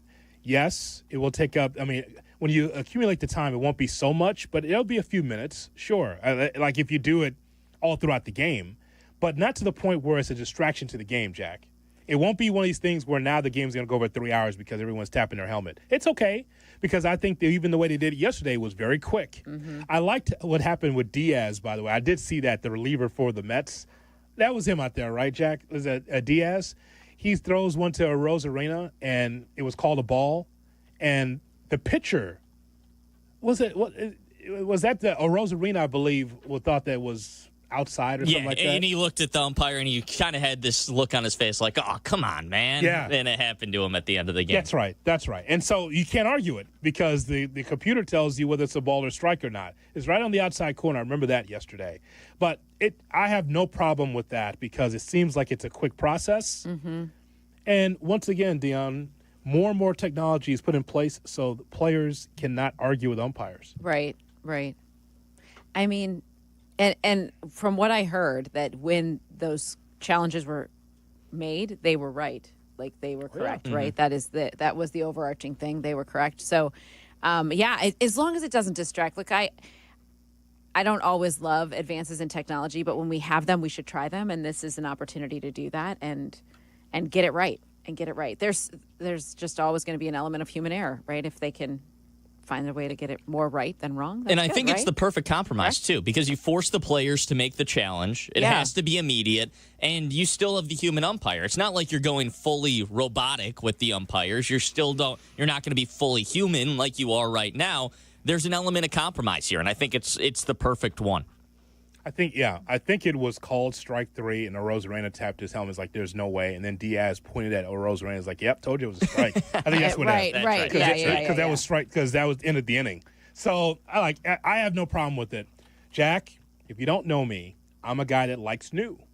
I like new innovations because sports just can't be the same forever. So when you have this, as long as the ABS system works and it's accurate, I'm fine with it. However, we have seen where even with instant replay, sometimes the people in New York get that wrong too. Football and baseball and basketball. And to me, that's inexplicable. How's that happen? If it's instant replay and you can look at it, you should be able to get the call right. Sometimes that's wrong too. But I think ABS can really work for baseball. I have no problem with it. All right, what else do we have? Kyle Schwarber yesterday in the All-Star game hit 3 home runs in the home run swing-off. Obviously, the Cubs had a chance to sign him a few years ago. I believe it was 2019 when they said, Kyle Schwarber, we're not going to tender your contract. Went instead with Jock Peterson. Shot or no shot, Kyle Schwarber will go down as the biggest one that got away in Chicago sports history. There's a shot to that, I think. I mean, he has flourished when he's not been here. And I was thinking about it last night watching him. Like, wow, what it would mean to have him still in a Cubs uniform. And they didn't think that was the right path to take. I think he's a consummate professional, the way he cares about the community. He's like the complete package, and he's a really, really good baseball player and a good person. I think that is someone that they look in the rearview mirror and wonder, maybe we should have done that with it, kept him around. Because when that was all falling apart, right? Not falling apart, but when they were making those decisions, I guess that's what when they were tearing it all down, making those decisions, trading Chris Bryant, Rizzo's gone, Javi Baez, and you saw, like, those 3 names until this year. I mean, Baez is having a resurgence, but those 3 names for a while disappeared. Chris Bryant, totally MIA. Don't know what he's doing. Anthony Rizzo's not in baseball right now. Like, Schwarber has had the staying power that none of them have had, and that is, I think that's where the regret comes in a little bit. It's disappointing that he's not still in Chicago, where he, by all accounts, loved being here. I want you to look up Kyle Schwarber's numbers. I'll give you some time. I want you to go to Baseball Reference, look at his numbers. Okay. Now here's what I will tell you. That I thought that the Cubs core stayed too long, to the point where I watched those games, Jack. After the 16 championship, where they could do no wrong, somehow, some way, the Cubs had a hard time even scoring a couple of runs. I remember in one year, it might have been 18, where they couldn't even score more than 2 or 3 runs at a time. It was time for them to move, and I think the way Epstein says this as well. Theo says that, hey, I should have been able to mix up the core a little bit more or add on or just have – because the team became stagnant offensively. And so this is why Schwarber had to go in 2020. Take a look at the regression. It's one thing, I think, that he was in 2020, a shortened season, right? 59 games. Yeah. But do you see any regression from 16 to 19? with Schwarber in some spots. No, you definitely do, and especially that 2020 season, he didn't hit well at all. His batting average was 188, but once again, it was the shortened season. There was a lot going on, and it's not like the Cubs traded him and tried to get something else. They non-tendered him. They didn't even offer him a contract, and they bet on Jock Peterson bouncing back and being great over Kyle Schwarber bouncing back and being great. And to me, I think that's one of the biggest mistakes. So while I agree the change of scenery certainly helped him, he's going to have 500 home runs in his career if he keeps up this pace. That is potentially a Hall of Famer that you just gave up on. One can't grieve forever. So, and this is why you make change. Like he was never going to be a career Cub, you know that. And so, but the whole thing, Dionne, with it is that the Cubs needed to make change after the championship. Not wholesale changes, because obviously you're going to run it back. Right. But when you see that there's a ceiling to the success, Theo says himself that he wished he was able to have, and that doesn't necessarily mean like trade Bryant or Rizzo. It's not that. But you need to add more power. They thought they were getting better thump with Jock Peterson, and they did not. So, but those are the risks that you take, Jack. Like, it's just one of those things. Like, I don't think the Cubs regret it. I just think that the Cubs wish they would have made better moves to replace that power. That was 38 homers. Yeah, which is amazing, amazing power. But you know what he is now? It's a slimmer Schwarber, but still has the eye to hit home runs. Yeah, you see him up there, right? Different looking Schwarber when he's with the Cubs. Now you look at him just as an established veteran, and you say he's on his way to 500 home runs. He's right, at potentially he's if at he keeps up the pace. 314 right now. Yeah, 314, 11 years. He's only 32 years old. Yeah, he'll be someone's DH at some point in his career, and just kill it. All right. And plus, he's from Ohio. Just a good person. Like we all are. Well, that didn't say much. Time for a break. Oh, yeah. No, it's not. Shout out to Dave Chappelle. He lives in Ohio. He does. All right. What else do we have? The NFL, ESPN's been doing these lists with the top position groups as voted on by NFL executives and management. Yesterday was the linebackers list. We'll get into that a little bit later, but right now I want to ask you about the wide receivers list. Yeah. So DJ Moore was not in the top 10 because they released the top 10. He also was not in the honorable mentions, which is 6 more players, which means he's out of the top 16. He's in the others receiving votes. We had this discussion yesterday around the office of whether DJ Moore is a top 20 wide receiver in the NFL. Shot or no shot, DJ Moore is still a top 20 wide receiver in the NFL in your eyes. That is a shot, because someone's got to be 20 or 19 or 18. And by the way, no shame, by the way. If I'm in that conversation, I would have entered the conversation, of course, because I would have come up with a statement, the blanket statement of, if you're a part of a top 20 and you're in the top 20, then that means you're good. Doesn't mean that you're elite, though, Jack. That's a different conversation, right? That's a different conversation. He's not elite, but he is a top 20 wide receiver in the National Football League. So some of this comes from having so many different quarterbacks. His time with Carolina did not help. He becomes a Chicago Bear, okay, and then works with Caleb Williams, who couldn't get the ball to running backs, tight ends, or wide receivers on a regular basis. Hopefully that gets better this year. So I think that some of this, obviously, is how do you become a great wide receiver? Well, someone's got to get you the ball in big spots. Yes. So I would say that that's a shot that he's a top 20 wide receiver. We're out of the top 10 conversation. This time last year, Jack, we're trying to figure out whether he's top 10. This year, yeah, it says drop off because he's not getting the ball.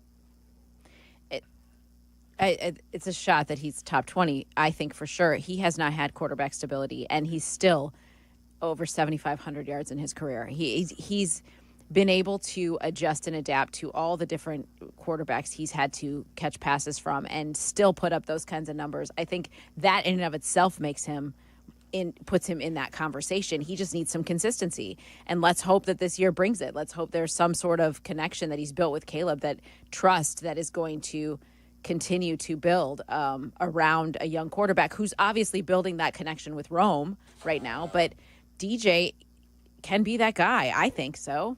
Can I give you some of the names he's grouped around so you can see how NFL executives view him? I see it here. Jamison Williams. Yeah. Chris Godwin, who's on the wrong side of 30, I believe, or getting close to the wrong side of 30.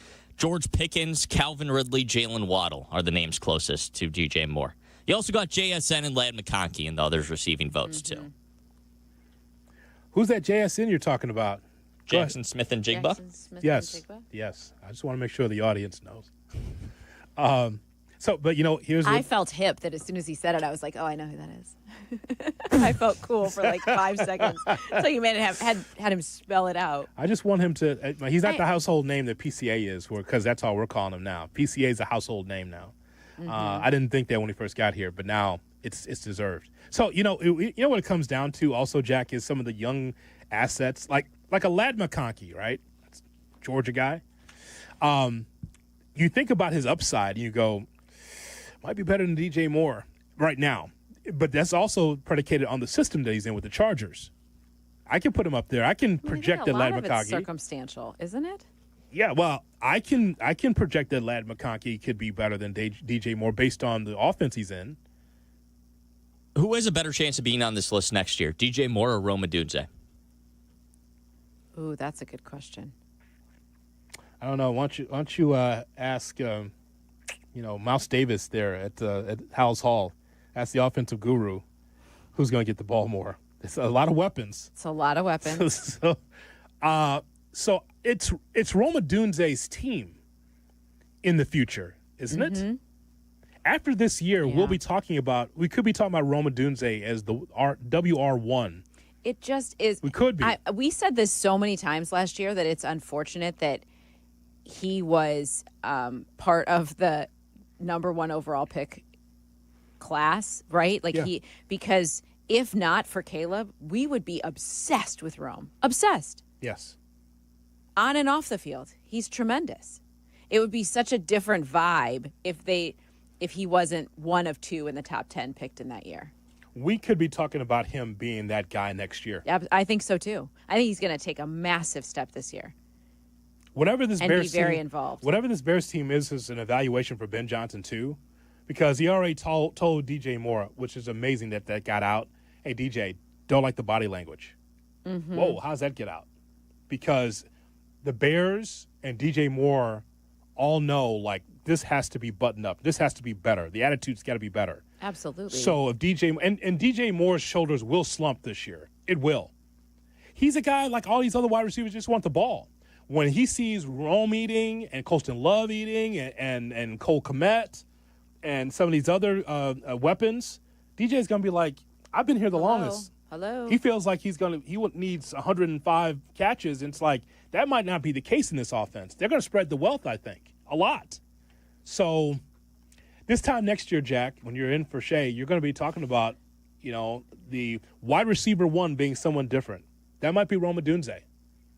I can see it. Mm-hmm.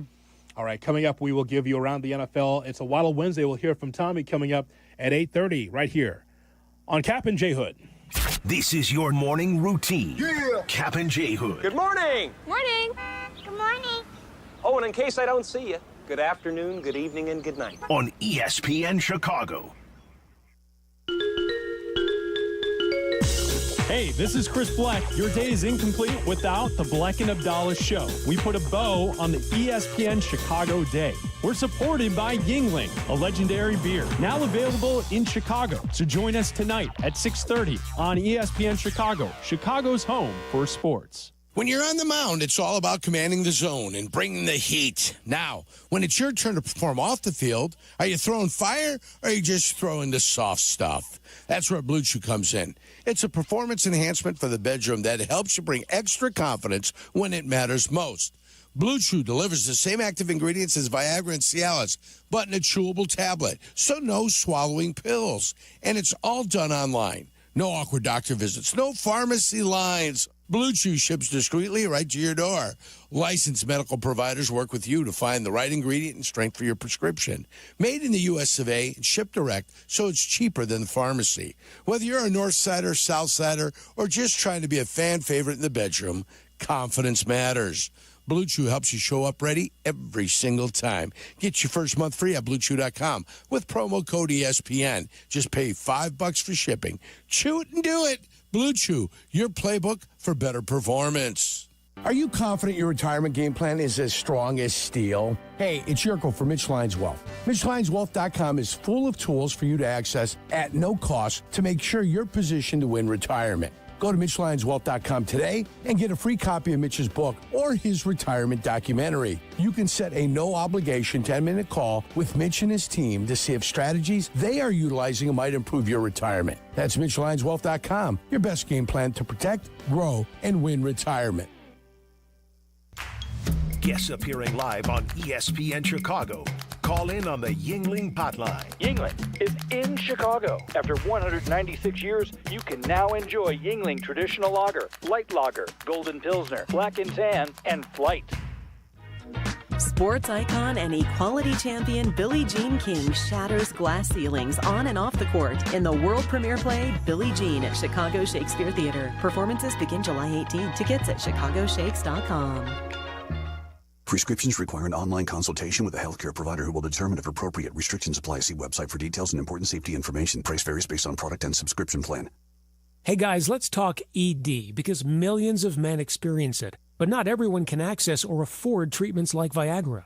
Well, Hims can help. Through Hims.com, you can get a full range of treatment options for ED, including daily or as-needed meds through a 100% online process. It all starts with an online intake form. Get started at hims.com/joy, and from there, a medical provider licensed in your state will determine if ED treatment is right for you. If prescribed, your medication is shipped to you for free. Find the ED treatment that fits your needs with options up to 95% less than the brand names. Millions of men experience ED, but Hims can help. To start your free online visit and save up to 95%, go to hims.com/joy. That's hims.com/joy for your free online visit. HIMS.com/JOY.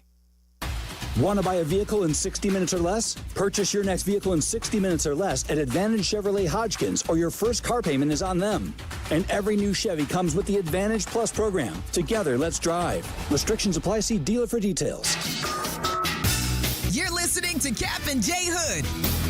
Follow the show on Instagram at The Catman and at IGJHood. This is ESPN Chicago, Chicago's home for sports. Nick Foles sucks. He sucks. I'm just a fan. I'm not a football evaluator. I love the Green Bay Packers. The guy is drunk, but there he goes. This is not Detroit, man. This is the Super Bowl. I want winners. He starts to come and then he pulls out. This is a really thickly built guy. I mean, what's the answer you're looking for on these things here?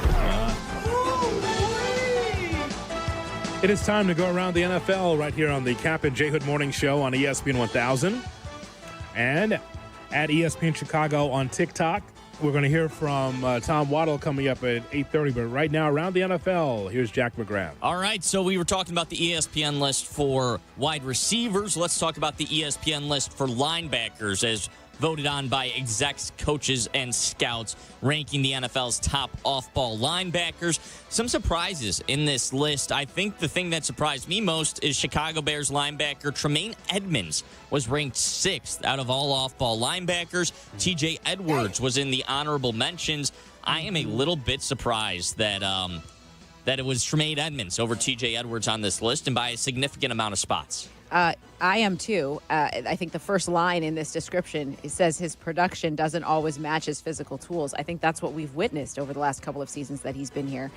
No question his leadership, no question he understands the game. I think he's smart. I just don't know that he is 6th in the league. That feels high to me. It should be flipped. Well, let's go through the list here. Fred Warner. Let's go through it, Jack. Fred Warner, number 1 on the list from the San Francisco 49ers. Speaking of ones who got away, number 2, Roquan Smith. Roquan Smith is number 2, Baltimore Ravens.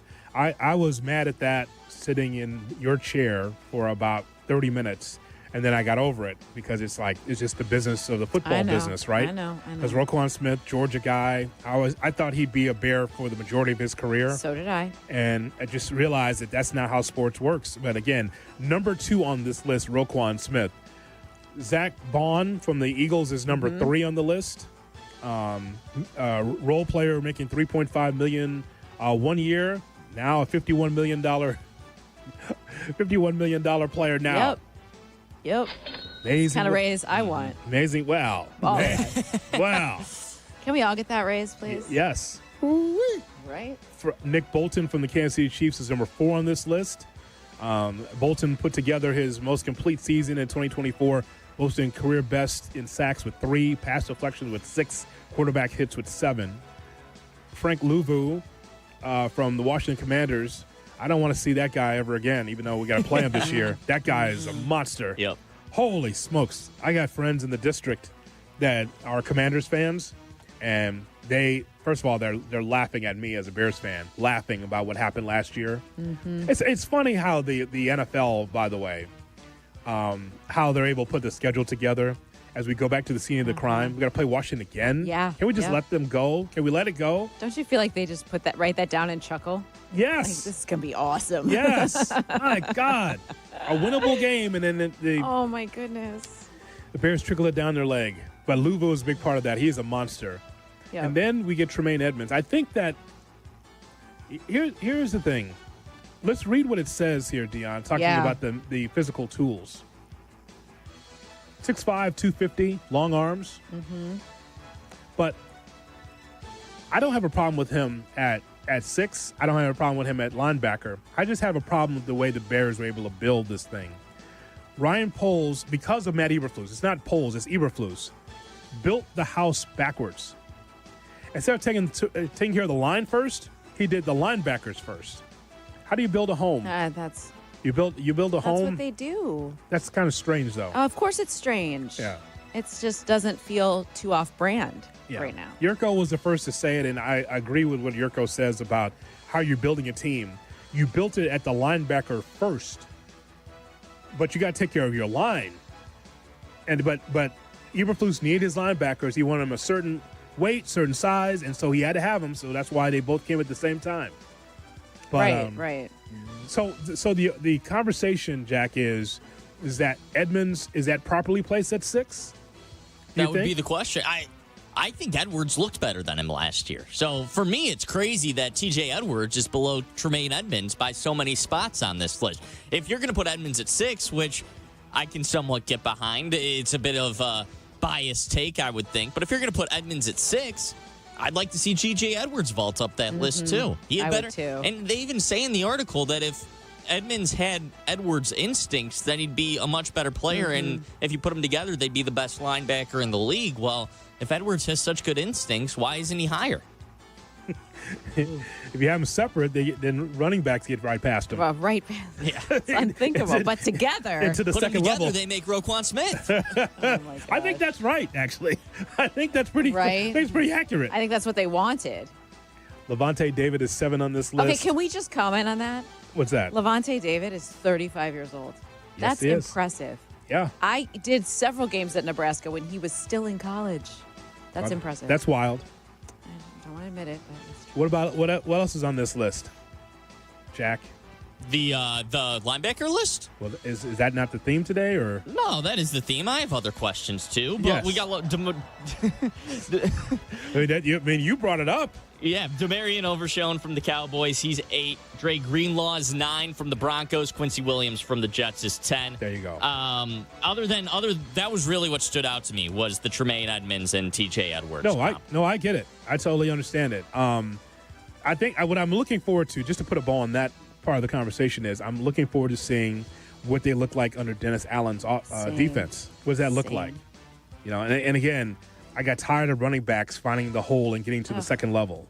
You know, and again, the defensive line, and Tommy would agree, the defensive line still, even though they've had some work in the offseason, still need to see more. They did not get to the quarterback enough. 40, how many sacks did the Bears have last year? Not enough. I think one of the worst in the league. Let's see. Not memorable. The amount was not memorable. Yeah. Let's say it's at least that bad. Quarterbacks' uniforms is way too clean, especially around here where it's about running the football and playing great defense or getting takeaways. Not enough of a pass rush for the Bears. 40 sacks. Yeah. Kind of middle of the pack. It's just interesting that we spend so much time around here saying, well, you know, the offense is not nearly as good as the defense. The defense is always so good. They were not good last year, Hoodie. Tommy, I think if we're looking for something that's got to improve with the Bears, even though they made some choices, I'm still not sure about the defense getting to the quarterback enough because that really matters, as you well know. I have 2 words for you, Jonathan. Uh-oh. Do you know what they are? No. Guess. Come on. Pass rushers. Pass rush. Oh. Yeah. Well, no, those weren't the words, but I was going to say, I think I know you, first Tom. word starts with a T, and the second word starts with an H. Okay. Yes. We'll just say pass rusher. Trey Hendrickson. Yes. Yeah, I mean, look, I think this is the one spot on this team that leaves me most uncertain. Who's going to win the left tackle spot? Yes, that's an issue. But who's going to get to the opposing quarterback is a better question to me. And can that guy, in tandem with Montez Sweat, actually threaten opposing quarterbacks in a manner in which they haven't been able to over the course of the last couple of years? Speaking of the Bengals, you guys been following Shamar Stewart at all? Speaking of their pass rushers, yes. He still hasn't signed his contract. Most of the second-year players haven't signed their contracts yet. And now there's been reports, I don't know how real they are, that he's been practicing with Texas A&M and could consider trying to litigate his way back into college football with all the court rulings that are going on with college football. But at the minimum, they're saying he could consider holding out the entire year because he's still got paid his NIL money, holding out the entire year and entering the draft next season. Yeah. So with the Bengals in their cap space, it is a whole mess over there. But CBS had a big article about it this morning about what he could do. Yeah, Tommy, I'm punching the steering wheel yesterday because I forgot to ask Albert Breer. That happens from time to time. It's like, why did I ask him that question? And then I'm over it. But I forgot to ask him. When I leave the building, I'm done. Yeah, no, I just always think about, man, I should have asked. Same thing with your segment. Like, I should have asked you this. So I should have asked Albert about the 30 of the 32 second-round picks have not signed their rookie deals. Yeah. And, like training camps here, it's like, how does that get better? Who blinks? Yeah. You know, and it's Cleveland again, right? Because it wasn't one of the, whether it was pick 33 or 34, once again, they're doing stuff that the rest of the owners don't agree with. Yeah. They did it with Deshaun Watson and guaranteeing him that contract, and I think picks 33 and 34 for the first time ever have fully guaranteed contracts. You know, if you look at the numbers, D and Jonathan, just pay the guys. Just guarantee it, you know, because I think it's like a total of anywhere between $6 and $8 million, right? And in the grand scheme of things, if your second-round pick isn't worth giving him that kind of money, well, that's on you. You made a mistake. So I don't think the price tag is so high. I guess what I'm saying is if it's either guarantee their contracts or they're not going to really contribute in training camp, which then could lead to them not contributing as a rookie. Maybe the league needs to look at that and say, hey, look, this number's not big enough for us to put our foot in the ground here. All right. Go ahead. I mean, I'm with you, Tommy. I think that when you pick in the second round, Hoodie and I were talking about this, a lot of those guys feel like they were first round worthy. So, I mean, and your team utilizes second round picks, I mean, instantly, right? Like a lot of those guys contribute. So, yeah, if it's not that big of a number, then let's guarantee it and get them on the field. Yeah. It's a precedent being set, though. Yeah, so, I mean, for sure. It's kind of a dirty thing that needs to be cleaned up, especially with the training camp opening up here in a few days. A beer league softball player won the All-Star game. We'll talk about it coming up next on a Waddle Wednesday on Cap and J Hood. Good morning to you. Cap and J Hood Morning Show on ESPN Chicago. He is the best American-born hockey player of all time. A three-time Stanley Cup champion with the Chicago Blackhawks. ESPN Chicago is proud to announce the return of Patrick Kane for a truly special day, Friday, August 8th, a day that matches his coveted number 88. Let's hear from number 88. Kaner will be everywhere, just as he was on the ice, including a youth hockey clinic at Johnny's Ice House West at 9 a.m. And you can purchase tickets for an exclusive autograph signing at the Chicago Sports Museum at 11:30. Or a very special Q&A event at Morgan MFG at 6:30. All tickets for events can be purchased at Eventbrite. Just search Patrick Kane. What's up, Chicago? Friday, 8/8. Celebrate the legend number 88, Patrick Kane. Tonight really should be a very special Whiskey University. It's back in session, And this time we're headed out east for a taste of tradition. Join us for the lesson in Sagamore Rye Whiskey tonight at Anyways Pub in Bloomingdale. Sagamore, 100% Maryland made, blending high rye and low rye mash bills. Hey, this is going to be special because I'm sure there'll be a lot of toasts to our friend Harry Tinowitz tonight. Carmen DeFalco will be there for Whiskey University at Anyways Pub in Bloomingdale. Again, if you're in the area, stop on by for Anyways Pub in Bloomingdale at 6:30 tonight. Whiskey University. Study hard and sip responsibly. Jay Moore. Doctors and nurses make their living trying to help others, but they are human beings, and human beings sometimes make mistakes. When a doctor has worked for 24 hours straight, fatigue and lack of focus can lead to critical mistakes being made. Other times, it's the policies or system that's to blame. For example, when a doctor or nurse comes in on their shift, they are forced to rely on charts and records created by others. Sloppy paperwork or inaccurate record keeping can give the doctor an incomplete picture or, even worse, the wrong picture, and that can lead to serious injury or even death. It's called preventable medical error. Recent studies claim that preventable medical error causes up to 400,000 deaths a year. That's nearly as many deaths as caused by smoking. When this happens, those responsible must be held accountable to compensate the injured person or their family. But the good news is, just like you and I are required by law to purchase auto insurance, doctors also get insurance coverage in case they accidentally hurt someone. For help, call the Verdoliak Law Group.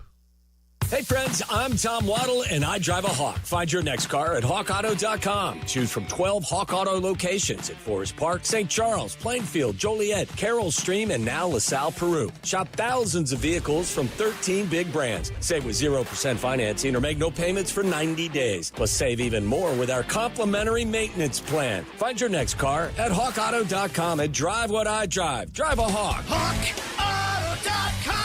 Financing and plan on select models with approved credit. Are you ready to get off the bench and into the game with a great new career? Then ETI School of Skilled Trades is just what you're looking for. As the Chicago area's premier welding and HVAC school, we've helped thousands of people just like you get started in great new careers. Step up to the plate and swing for the fences with a brighter future.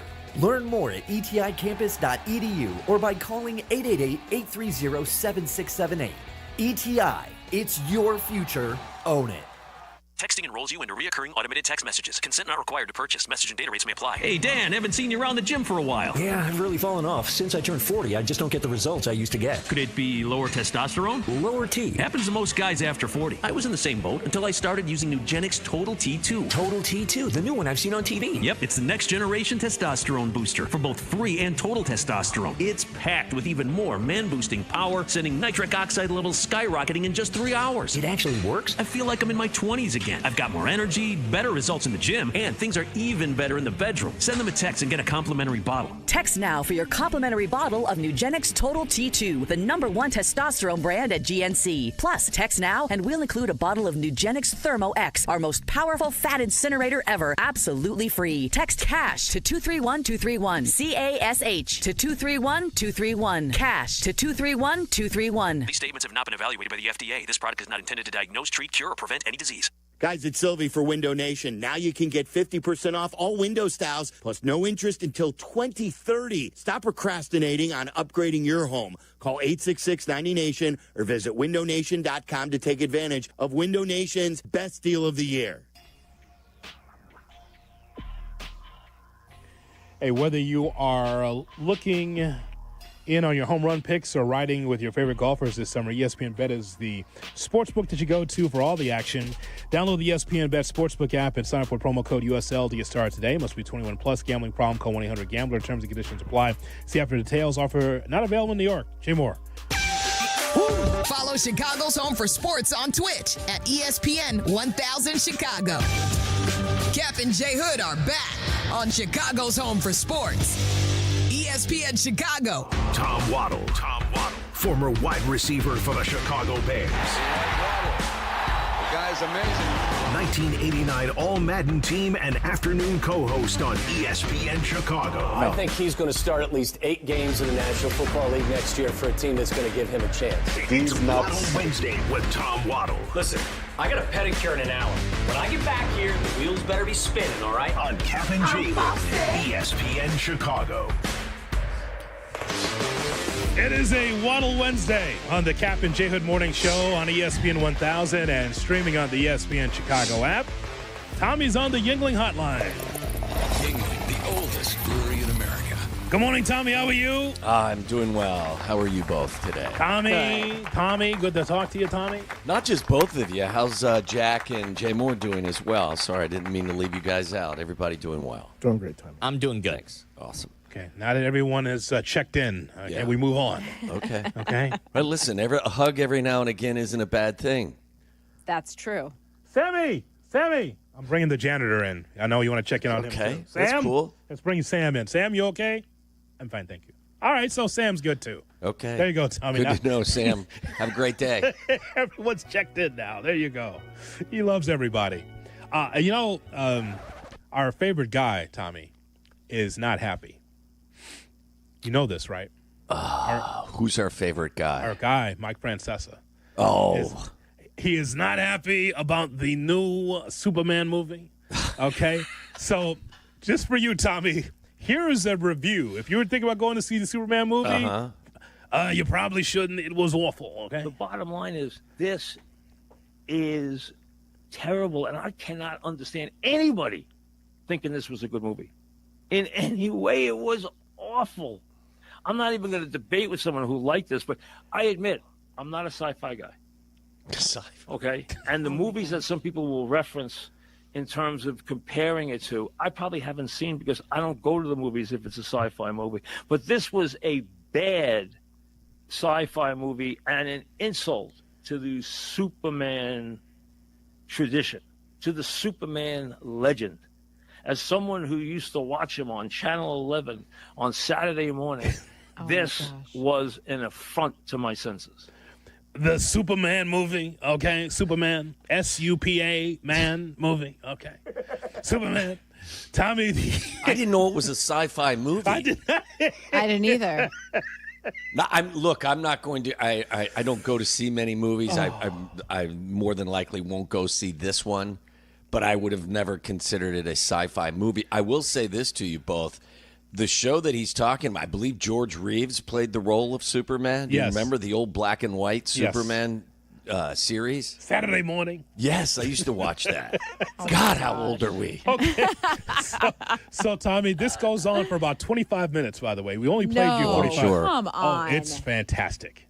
It is fantastic. He talks about, Lois Lane, okay? He says Superman gets beat up for 2 hours, okay? 2 hours. 2 hours of Superman. Superman gets beat up for 2 hours, okay? No one wants to see that 2 hours. Then he talks about the dog, right? I don't remember a dog, okay? Was there a dog there? A dog and the old Superman? I watched Saturday mornings in black and white. There was no dog, okay? There's no dog. So this went on, and I was just rolling. He spent a long time talking about something he hated. Yes. And the sci-fi movie that is known as Superman. Wow. That's odd. Sounds like us talking about the Bears. We just spend hours and hours and hours talking about something that doesn't make sense to us. Oh, well, that was under Eberflus. That's true. I heard you guys. Weren't you guys going over, you and J-Mac, going over coaching hires that were better or worse than I was shocked at the number of guys that you thought Eberflus was a better hire than. Well, I mean, did you think that Dave Campo was a better coach? No, they were with the sunglasses on. There were some that caught my attention, but others I thought were, very much spot on. But I mean, we gave you the cacophony of coaches from the Browns with Romeo Cornell and just like all those. I mean, that nonsense. Yes, and Detroit as well. Well, you want Marty Morningweg, or do you want? I don't. Okay, I don't. So that's it. So it's the world's tallest dwarf. Yes, in some of those awards we gave to well said. You said that correctly too. Well done. I like my job, Tom. Yeah, I know. I was going to say, you're not going to have to answer any other phone calls after that. Here's Dionne Miller with more. Dionne? I know you guys had a conversation about Peggy and my conversation the other day. Yes. Could you clarify? I think, you texted us to clarify, but I mean, I don't think you're over your skis if you feel like the Bears can go from 5 wins to 9 wins. Yeah, Peggy and I hashed it out again yesterday. Oh, my God. Okay. Look, it's not even like I'm just describing myself here. This isn't. I would say last year, guys, that I was a little bit drunk on the Kool-Aid. Mm-hmm. While I was saying out of one side of my mouth, the coach isn't right. They need to get rid of him because they're drafting a quarterback first overall. The offensive line isn't good enough, especially on the interior, for a rookie quarterback to stand behind, and they don't have adequate pass rush. My dumb ass said, 10 wins. Mistake. Okay, like that was this year. You drafted the quarterback first overall. You got the belle of the ball as a head coach, who I was adamant about that this is the right guy. You've spent a boatload of money on fixing the interior of your offensive line. You've not only is the head coach the right guy, his staff is really impressive. Like, this isn't me being quote unquote optimistic.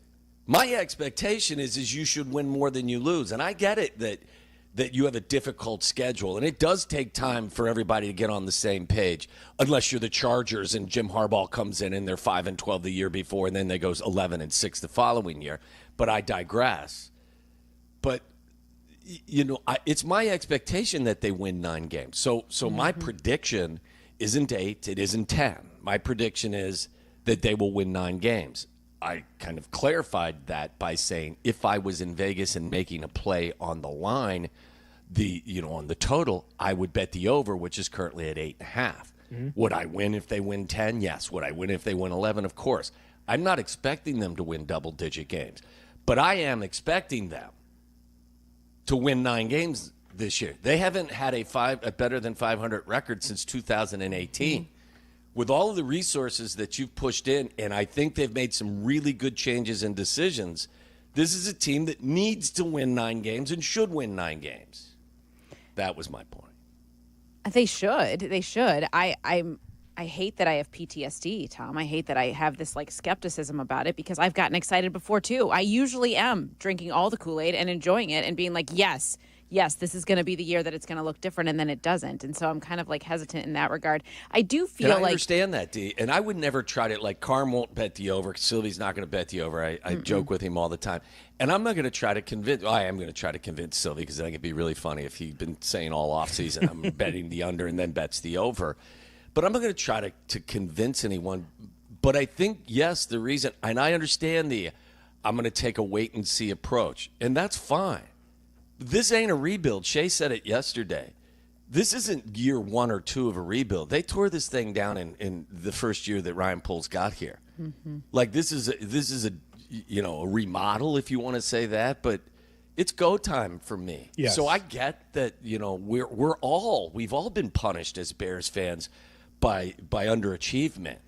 But I can't sit here and tell you that I think they're going to finish below 500 when my rear end was out there screaming from the mountaintops that not only is Ben Johnson the right guy, he's going to solve a lot of your problems. You need to fix the interior of their offensive line. Well, you just spent $70 million doing so. So, I appreciate the improvements they've made, and I think they've made some really good decisions, and now that needs to, show up on the field, and they need to win more than they lose this year. Tommy, it just has that new coach smell.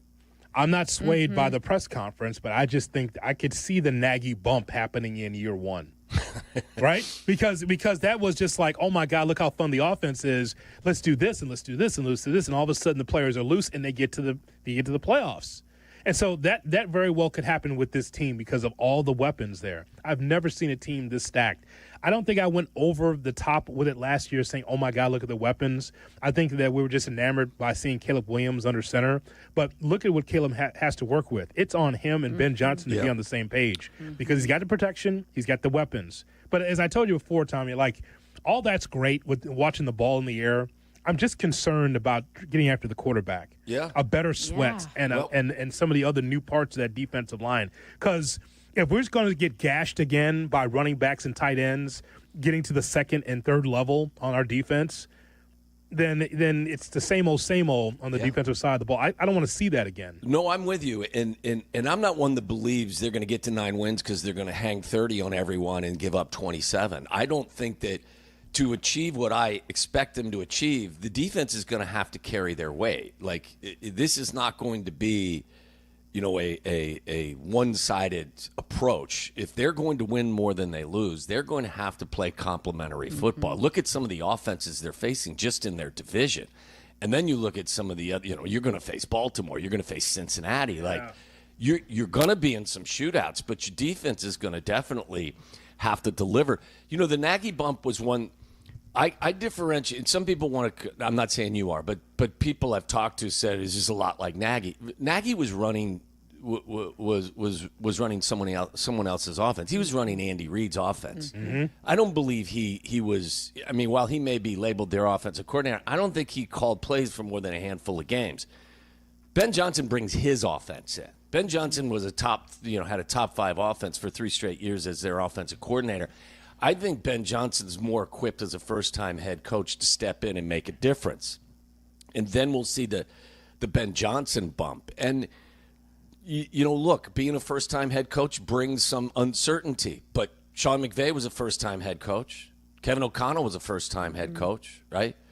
Like, Kyle Shanahan was first-time head coach. Like, I can give you examples of guys who have stepped into the role and been really, really good at that role. Matt LaFleur was a first-time head coach, so I'm not bothered by that, especially because his staff, I think, is so impressive, including Dennis Allen as a former head coach and an accomplished defensive coordinator. Al Harris, if you can't get Tyreek Stevenson pointed in the right direction with Al Harris back there, then I don't think Tyreek Stevenson can be pointed in the right direction. I love Antoine Randall coaching the receivers and Eric Bieniemy coaching the running backs. It's a lot of what they've done, and I have a simple kind of philosophy: make it make sense, regardless of sport. Mm-hmm. Yeah, no this question. Makes more sense to me than it has in years, guys. It's just good to see Al Harris give back to the Bears after holding out for the 85 team. It's good for him to be back in the organization, back in the fold. I'm just happy to see Al Harris back in the mix. I was very happy to see that. So did the All-Star game work for you? I should ask, how much did you watch? I fell asleep, Jonathan, probably. I watched up until like the 6th or 7th inning. Mm-hmm. And then I actually went to bed and I watched the latest episode of Stick on Apple TV with Owen Wilson. I kind of went away from the All-Star game, and then I fell asleep after that, so I didn't see it. I enjoyed what I saw, and then I kind of saw the recap of everything this morning. Not the REKAP, but the RECAP of it. Take that! Take that, Waddle! Yeah. Thanks for clarifying. So like you referred to earlier, the beer league softball guy stepped in and delivered for the National League.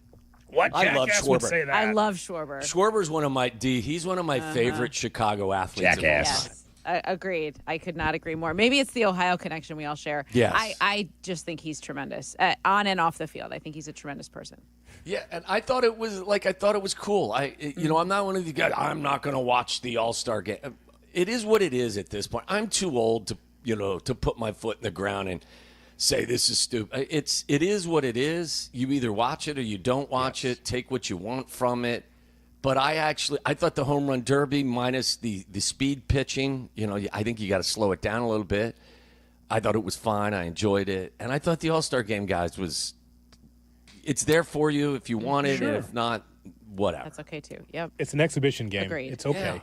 Yeah. It's okay. Yeah. Yeah, there's no hand-wringing over an exhibition game. The only thing we talked about this morning, Tommy, was like, if you're going to have the home run derby, the swing-off, man, where are the stars? Where's Aaron Judge? Where's Shohei? They're on a plane long gone. On their way to the Bahamas or whatever. Gone. Yeah. It's like you're left with Randy Arozarena.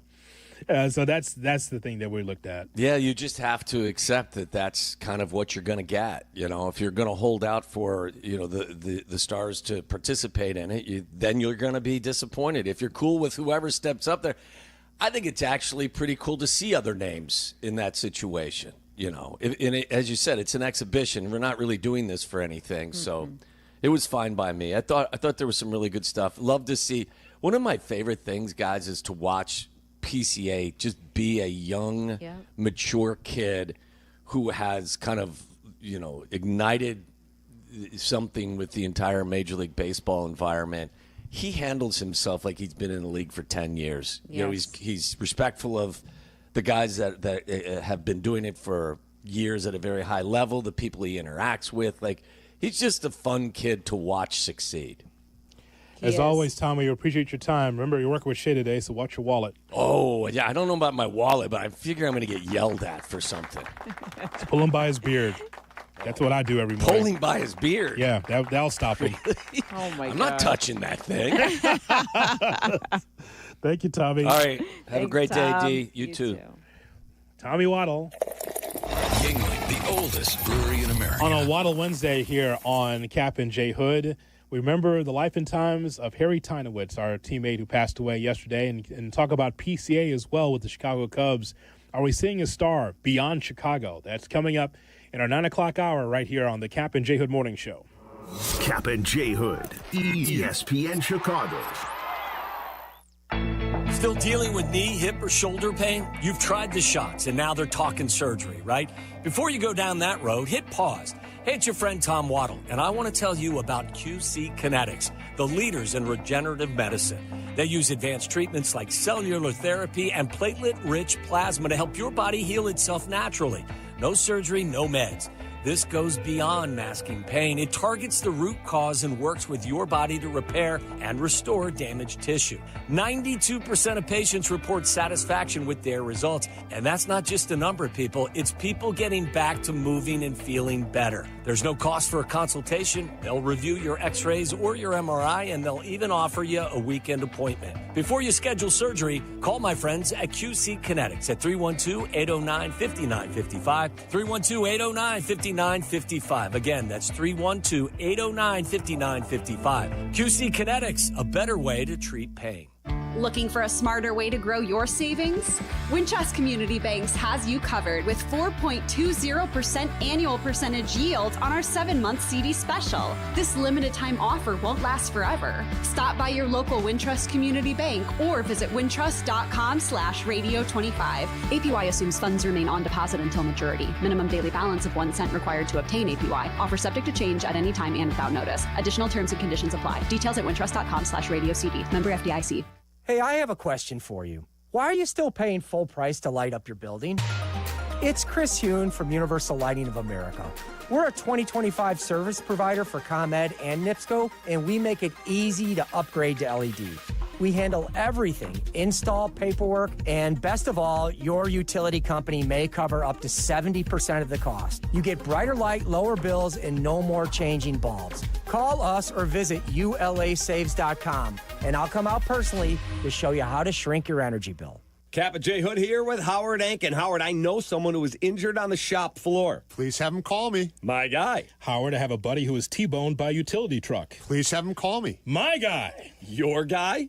Correct. Not this again. Howard Ankin is my guy. Hold on. Cap, your friend, Hoodie, your buddy. I'm their guy. And I'm also your guy and your guy.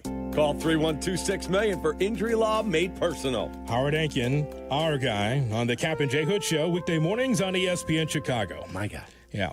Adam Schefter here for Vivid Seats, your ultimate destination for all your sports and concert needs this summer. With a game-changing rewards program and an unbeatable selection of tickets, they make it easy for every fan to watch their favorite teams and players in action. Catch every home run and thrilling comeback in person from your favorite seat. Plus, every ticket is backed by a 100% buyer guarantee, giving you peace of mind with every purchase. Visit VividSeats.com or download the app today. Vivid Seats, the official ticketing partner of ESPN.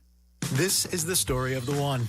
As a safety manager at a manufacturing plant, he does everything he can to keep his coworkers safe. From finding ways to reduce risks to keeping safety supplies in stock. And for that, he relies on Grainger. Grainger offers a broad range of quality products and next-day delivery, so he can always play it safe. Call 1-800-GRAINGER, click Grainger.com, or just stop by. Grainger, for the ones who get it done. Guests appearing live on ESPN Chicago. Call in on the Yuengling hotline. Yuengling is in Chicago. After 196 years, you can now enjoy Yuengling Traditional Lager, Light Lager, Golden Pilsner, Black and Tan, and Flight. Has the excitement of betting turned into worry? Feeling overwhelmed every time you roll the dice? Problem gambling doesn't just affect your wallet. It can impact your health, relationships, and peace of mind. But there's hope. Gateway Foundation is here to help you take back control of your life with personalized treatment options. You don't have to face this alone. Call Gateway Foundation today at 844-444-5780. That's 844-444-5780. Your business needs an edge. To grow, you need strong local connections. The Arlington Heights Chamber of Commerce is your home team advantage. I'm John Riddler, Executive Director at the Arlington Heights Chamber of Commerce. Boost your visibility, gain new leads, and join a winning lineup of professionals who support each other. 80% of consumers are more likely to support local businesses that are chamber members. Now that's home field advantage. Don't watch from the sidelines. Get in the game and join the Arlington Heights Chamber. Visit arlingtonhcc.com today to learn more. Live from State Street in the heart of Chicago, you are listening to the new home of the Chicago Bears, ESPN Chicago. And this is Captain J. Hood, WMVP, WTBC, HD2, Chicago, a good Carmen Brands radio station. ESPN Chicago mourns the loss of Harry Tinowitz. Harry was part of the legendary Mac, Yurko, and Harry show. My favorite thing that we did, Mac said we should touch the people, and later he showed me he didn't mean it in the way that I was doing it. He was a part of the ESPN Chicago family for more than a decade. Harry was a beloved teammate and fan favorite. We went out every Friday to all parts, and we got a chance to visit with you, and it was so appreciated. On behalf of all of us at ESPN Chicago, rest in peace. Harry Tinowitz was 64. Good morning, Chicago, and welcome into the Cap and J. Hood Morning Show here on ESPN 1000, and we are streaming on the ESPN Chicago app with Dionne Miller in for Cap. I am Jay Hood. As always, we got open phone lines for you, 312-332-3776. That is our phone number. Watch our show and all the shows on YouTube, youtube.com. Look for ESPN Chicago. Like, share, and subscribe what we do on YouTube. Also on Twitch, twitch.tv/ESPN 1000 Chicago. Indeed, part of our family here at ESPN 1000, longtime voice of this station, Harry Tinowitz, passed away. Popped up on my phone yesterday evening, and I saw Carmen tweet about it, and I said, what? Like, I couldn't believe that that story came across. Can't believe that Harry's gone. For those that did not listen to the station between 2001 and 2009, you missed it, because Mac, Yurko, and Harry meant a lot to this station, and set the station on fire for their afternoon saloon show that they had. And Harry's a big part of that, a big personality. He already was doing a show with his friend Spike Manton, the Harry and Spike show. But I think people will know Harry as someone that was knowledgeable about sports, had great recall of events and music as well, and just a great teammate. I told you, Dionne, earlier that Harry's a guy that walks over to your desk, walks over to your cubicle, walks over and just gives you a handshake, a smile, and leaves you with a joke. Yeah, and that's the kind of personality that he was. And, you know, someone that was not only good with teammates but also with partners, sponsors, that Harry would spend that much time to be able to talk to people, and he's a great communicator. And so we lost someone that I think that was underrated to the station in a lot of ways. He's getting his flowers today, and rightfully so, because he passed away. But, I mean, Harry meant a lot to the upswing of this station in the early 2000s. And he obviously meant a lot to the media community. I'm anxious to listen to Carmen and Jurko today and hear some of the stories. For those of us who did not know him, or just knew from a arm's length what he was like and who he was like, I think it's cool to hear you say that he was intentional about getting to know people and wanting to make that connection, which is why he was so popular, why people wanted to listen, because they felt like he was having a conversation with them. And that is a gift. Yeah. And that's something we strive to do every day now. And he kind of laid the foundation for all of that. Yeah. So the mood around the office, I just took a walk, is not great today, obviously, because we lost someone who walked these hallways and helped set this station on fire in Harry Tinowitz. And I failed to mention that he was the guy for fantasy football around here. Really? I don't know what his Saturday night was like, but I know Sunday morning he'd walk in here and just – it's one of the few times – I'll put it this way. It's one of the few times in my career where I could see someone walk in the studio and 10 lines are lit before he says hello. Wow. it's only happened very few times in my career. Jiggets and North are part of that as well. But Harry, because people love that Sunday morning fantasy football show, he'd walk in whenever time he walked in, and the people were just waiting because they knew they were going to get great fantasy football advice. Wow, that's awesome. So before Jeff Meller or whomever hosted the show, it was Harry first. Wow. And Harry'd come in and just Fantasy Football Island and just help people with their fantasy picks. And That's awesome. that's just part of who Harry was. Yeah, that's so really cool. Very rarely has someone's coming up and people are just waiting for you, like outside the club, outside the other side of the velvet rope. That's that doesn't happen. Usually you got to warm up the audience or get started. Like that doesn't happen for us, but it happened for Harry. So very special person, and again, all the best to his family during this very difficult time. As again, you mentioned that we'll hear from Carmen and Jurko at 12 o'clock. Remember, Carmen, Jurko, and Harry were a great show as well. But again, the key to that is Harry, because someone has to bring the comedy, the levity, the sports knowledge, and in his own particular way. And we'll miss Harry because he was just a guy at the end of the bar. That's who he was. And, just spending time with people and loved to laugh and loved to be able to tell stories. So all the best to him and his family as we move on here on ESPN 1000 with Dionne Miller, Jonathan Hood with you. We've been talking about and we'll talk about Harry a little bit later on in the show, by the way. Danny Zetterman is scheduled to join us. He's going to stop in and talk about Harry and his career here at ESPN 1000. Knew him very, very well. But we also want to talk about Pete Crow Armstrong and the Chicago Cubs and the All-Star game that took place yesterday, Dionne. So let's just talk about PCA just for a second. Okay. Because when he first came on the scene, and Jesse was calling, PCA. And I corrected him. I go, until he's done something, he's Pete Crow Armstrong. He doesn't get an acronym. He doesn't get initials. He's got to be a star around here before he's able to call him PCA. So I continue to call him by his name, Pete Crow Armstrong. It fills up the back of a uniform. The whole Crow Armstrong. Fills up a whole back of the uniform. so one of the highlights of the first half of the season was all those guys in the bleachers with his name painted across the 17 letters or whatever. That was like seriously so ridiculous, fantastic moment. Yeah. But here's what we knew. Strong defender. Yeah. Goes and get him, right? His fast defender. And then you see him stealing bases. And then here comes the power. Now, here's one thing I won't do. I will not turn a blind eye to young talent. I think what we're seeing here is great. I think we're going to see more from him because he brings an element to the game that we don't see a lot of. We see plenty of power. We see him on base percentage. But the speed element, where a guy can be able to make ground and take Tucker's catches and Happ's catches, and he can go from one end to the field to the other and go get them. I'm not saying that speed is rare, but it's refreshing from him. Yeah, for sure. He's been very fun to watch through this first half. I believe it's sustainable because I believe he puts in the work to make it sustainable. But what Tommy was just saying about how fun he is, how mature he's looked, all of those things.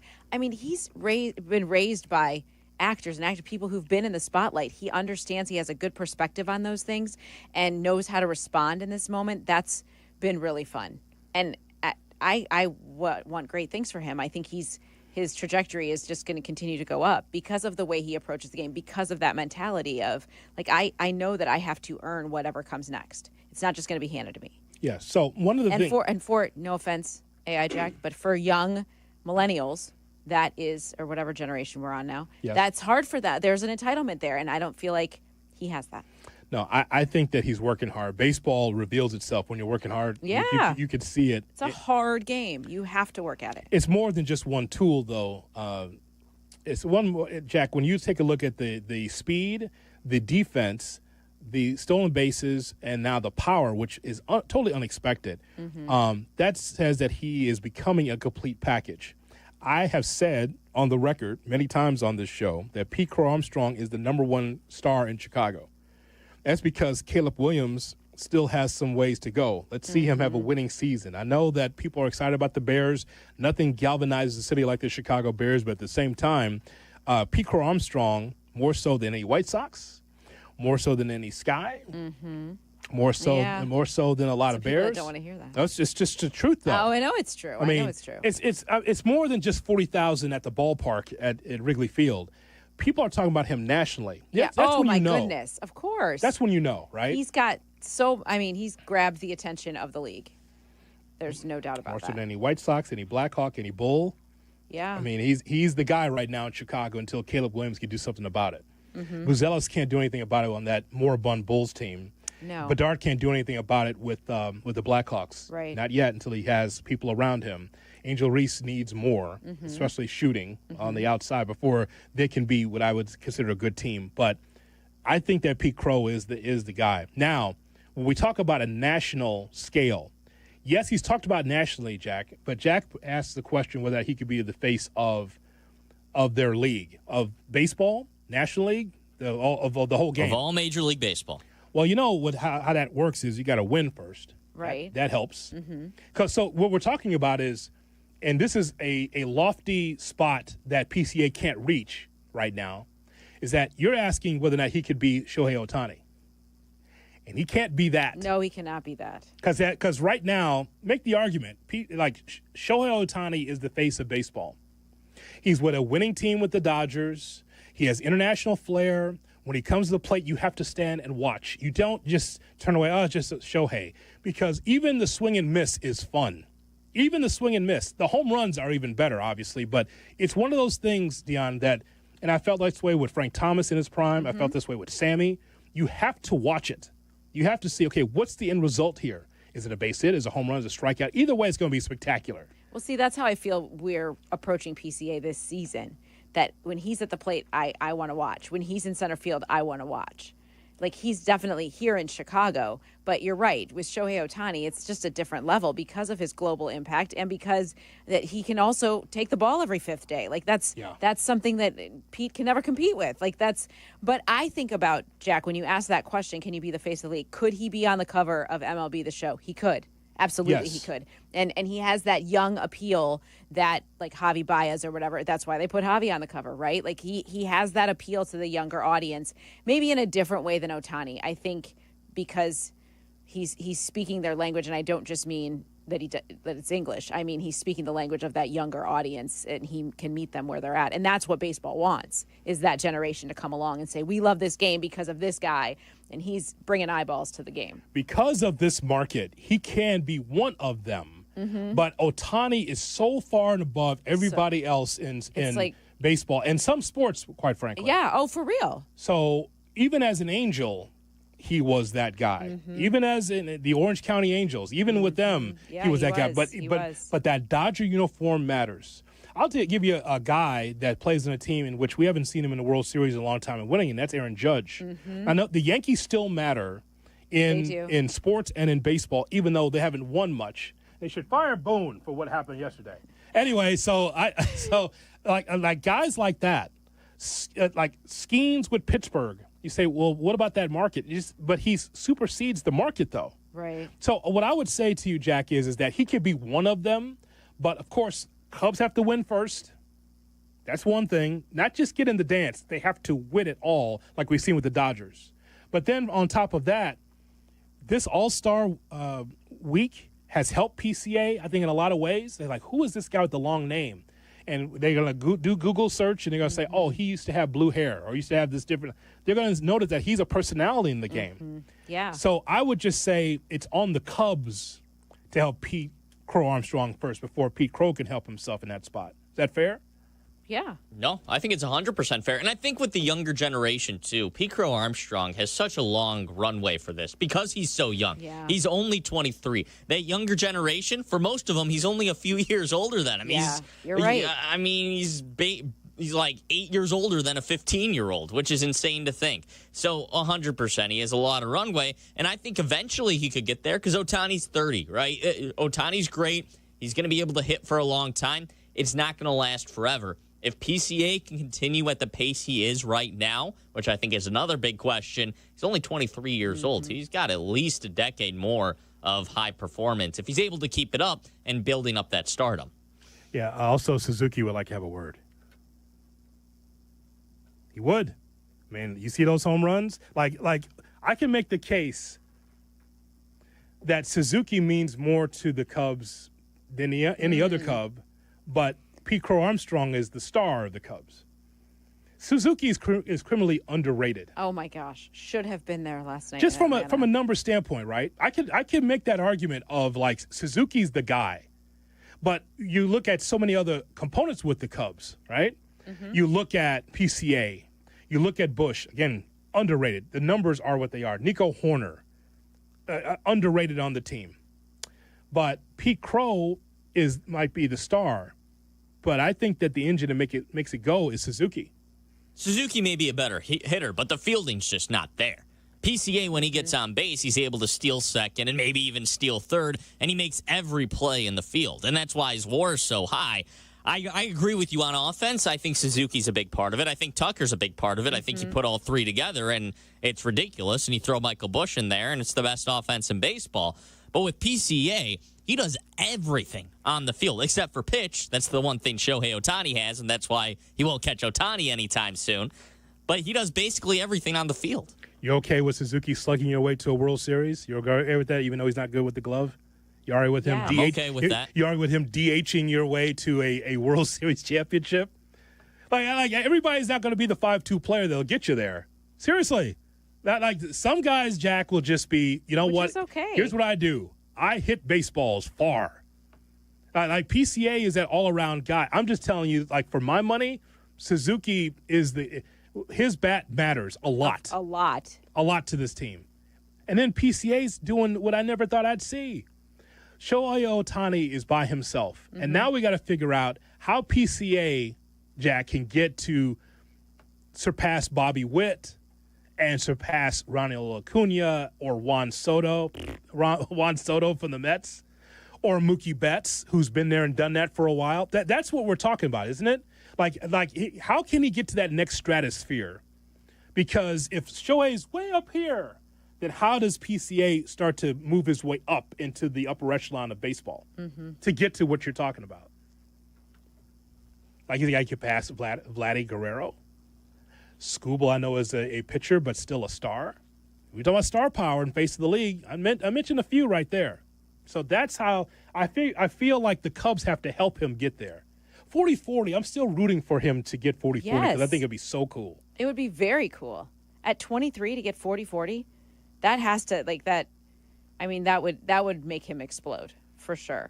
All right. But Seiya could do it too. Well, I mean, no, he doesn't have the wheels, but he has the power. But he has the power. I think I think he is one of the major catalysts for this Cubs team if they're going to go places. He totally is. So let's compare him to Caleb Williams. And we'll talk about Caleb in that regard coming up next. With Dionne Miller in for Cap, it's the Cap and J Hood Morning Show.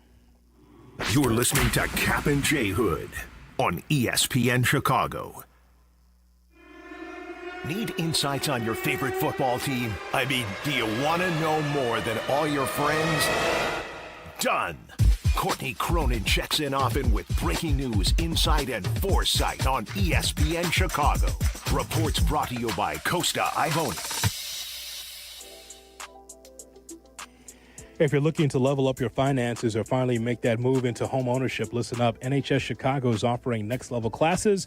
These are free, expert-led workshops that help you go beyond the basics. We're talking about building your credit, understanding estate planning, real estate investing, even how to take care of your home like a pro. Now, here's the real part. My mother-in-law actually used NHS Chicago when she bought her first home and made all the difference in the world. So she walks in unsure of the process and came out confident and prepared because NHS gave her the tools and knowledge to make it happen. So whether you're a first-time home buyer like she was, already own a home, or just want to build your financial future, this is for you. And you know what the best part is? You can take classes online or in person, whatever fits your schedule. So here's the website. It's nhschicago.org/education, nhschicago.org/education, or call this number, 773-329-4111 to register. That's nhschicago.org/education, or this number, 773-329-4111. NHS Chicago, rooted in neighborhoods, investing in people. They've helped my family. Let them help yours too. Jay Moore. 3 games left. Just 3 games to settle the entire LIV Golf season, and it begins at Bolingbrook August 8th through the 10th, where 54 of the world's best players will come out swinging for glory. DeChambeau, Rahm, Koepka, and more. Up close, personal, and locked in with special guests Good Charlotte providing the soundtrack. Ready to see things get clutch? Get tickets now at livegolf.com. That's LIVgolf.com. Good Karma Brands is proud to be an equal opportunity employer. Our policy is to provide equal opportunity employment, development, and advancement to all current and potential teammates. If you are an organization that maintains a job bank, provides employment information, or gives job referrals, you may request to be placed on the station's mailing list for future career opportunities. To learn more about careers at Good Karma Brands, please email careers@goodkarmabrands.com. Golf clothes that actually fit your life? That's Swannies. Swannies is dedicated to suiting you up in the best looking, best feeling, and best made golf gear without breaking the bank. We're talking clean-cut polos, lightweight layers, breathable hats, and gear that works just as well at brunch as it does on the back nine. Swannies focuses on style, comfort, and versatility, so you can feel confident wherever the day takes you. Upgrade your golf wardrobe today at swannies.co. 1. Some say it's the loneliest number, but when one is a collection of many, one can stand for all. Blue Cross and Blue Shield of Illinois is one company serving their communities across one country for nearly 90 years. And as they continue to empower whole person health with compassion and innovation, one member at a time, Blue Cross looks forward to keeping you and the ones you love at the center of everything they do. Blue Cross and Blue Shield of Illinois, through it all. Whiskey University is back in session, and this time we're headed east for a taste of tradition. Join us for a lesson in Sagamore Rye Whiskey tonight at 6:30 at Anyways Pub in Bloomingdale. Sagamore is 100% Maryland made, blending high rye and low rye malt.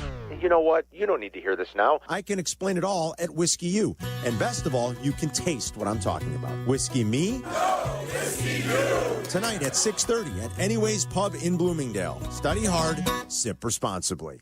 Do you owe $10,000 or more in credit card debt or personal loans? With credit card debt at all-time highs, Debt Relief Advocates is urgently notifying consumers of debt relief now being made available, designed to aid consumers with out-of-control credit card debt. Those who qualify and enroll for this relief program will only have to pay back a fraction of what they owe. This is not bankruptcy or a debt consolidation loan. This is a relief program that credit card companies would rather you not know about, as it ends your debt nightmare and saves you lots of money. Consumers owing at least $10,000 in credit card debt or personal loans can now take advantage of this debt relief as the cost of living skyrockets. Debt Relief Advocates has established a relief hotline for you to call to learn what debt reduction you may qualify for, so don't wait. For this free information, call the Relief Hotline at 800-606-8737. 800-606-8737. 800-606-8737.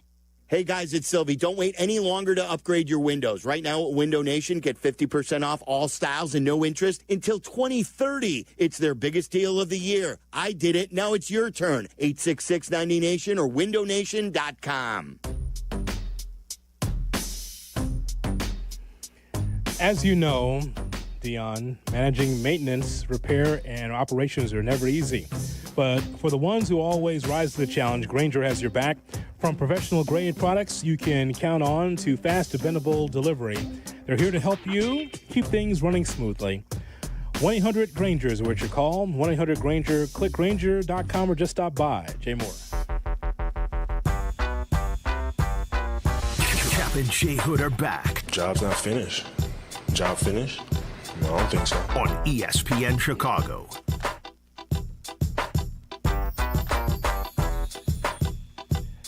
Cap and Jay Hood, weekday morning 7 to 10 here on ESPN 1000 and streaming on the ESPN Chicago app. We're with you until 10 o'clock, and then it's Clinton and Friends at 10, followed by a very special Carmen and Jurko at 12 o'clock as we remember the late Harry Tinowitz, part of Carmen, Jurko, and Harry for many years here at ESPN 1000 at 12. Waddle and Shea at 3, Bleck Abdalla at 6:30 right here. On your home for the White Sox and the Bears, ESPN 1000. So we've been talking about Pete Crow Armstrong.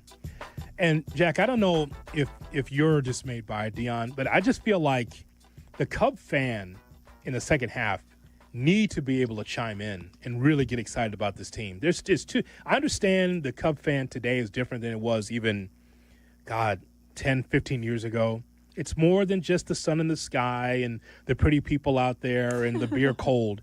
It's about the baseball, and it's about holding the Cubs accountable. And I just feel like with this team, the last thing I want to take calls on in September is like, oh, Cubbies, we're on our way.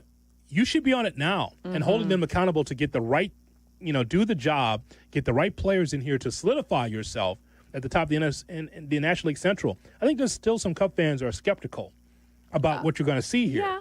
And that, to me, they're a playoff team.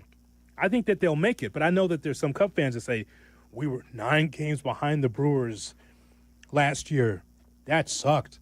But I feel like it's new, especially with Tucker being here, the renaissance of PCA, Suzuki. They need to bring in a starter at the trade deadline here. A starter, maybe a slugger.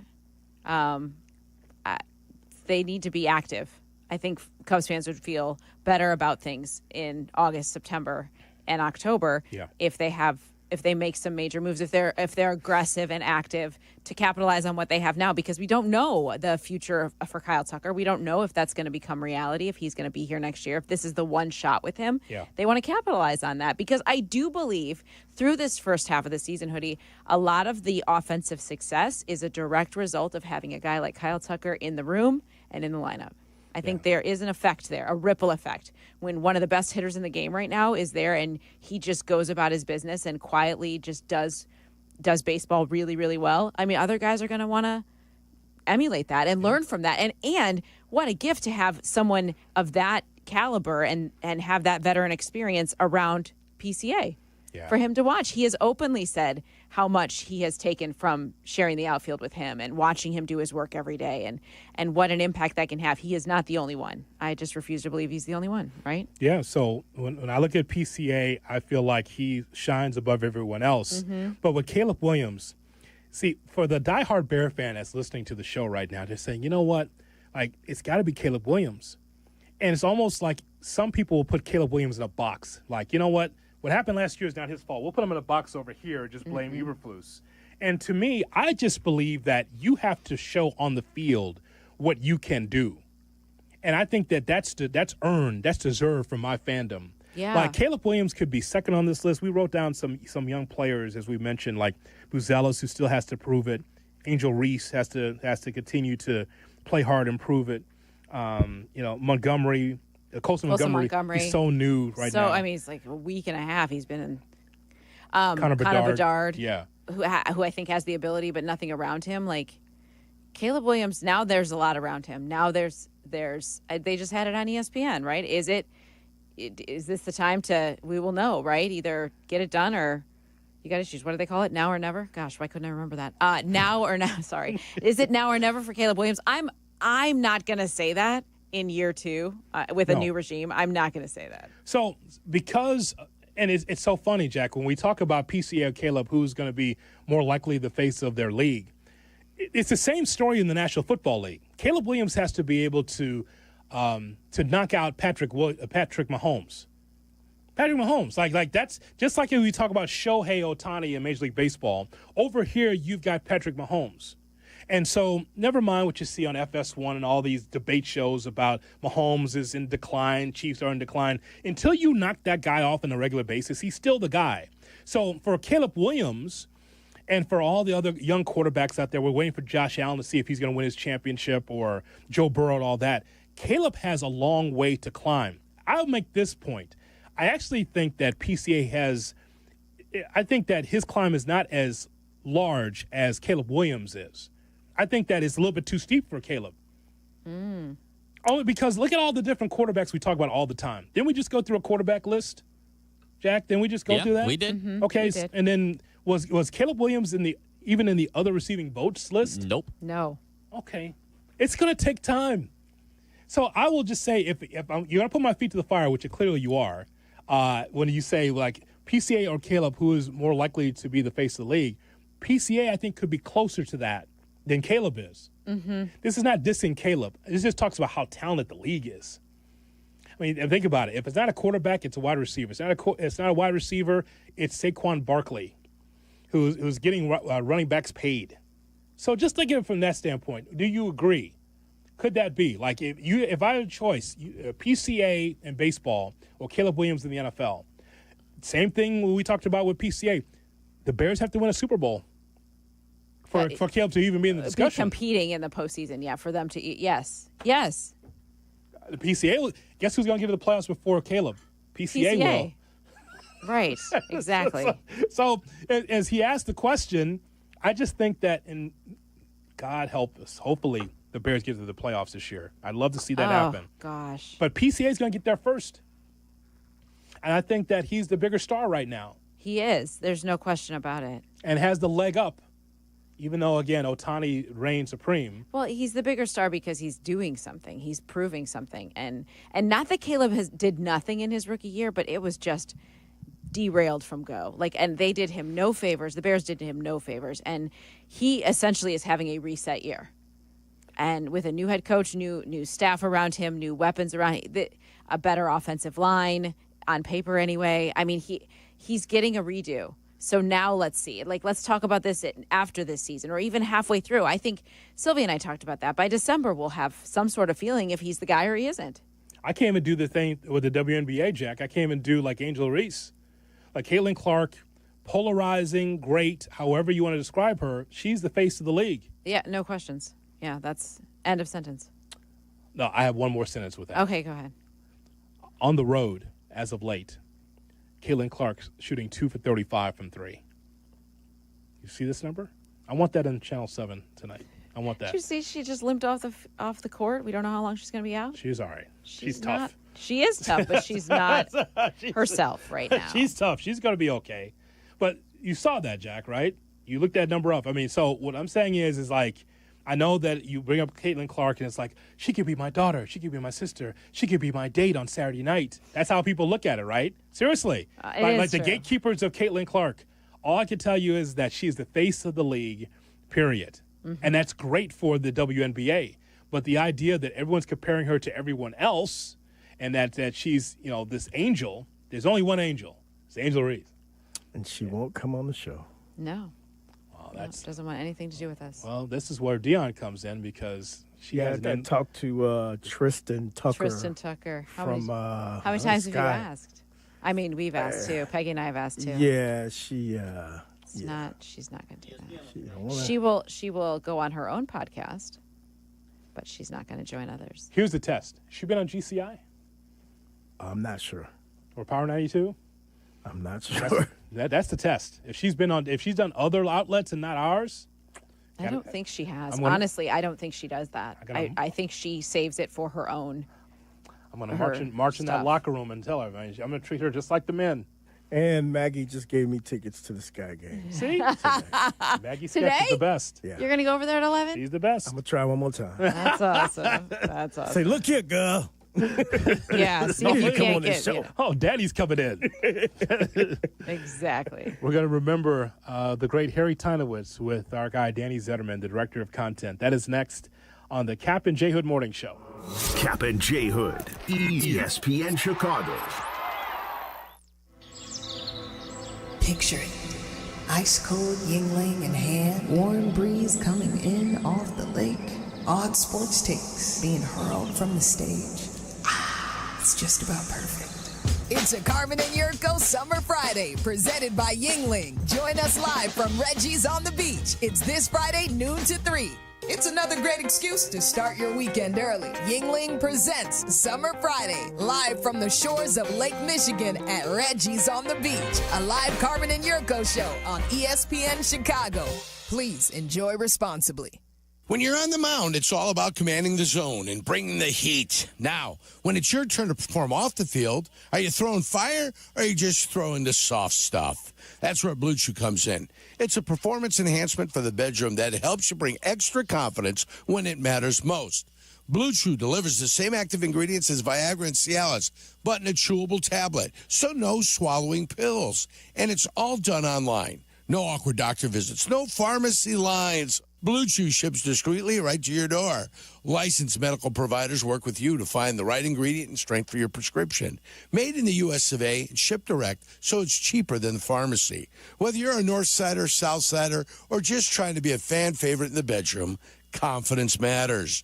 Blue Chew helps you show up ready every single time. Get your first month free at BlueChew.com with promo code ESPN. Just pay $5 for shipping. Chew it and do it.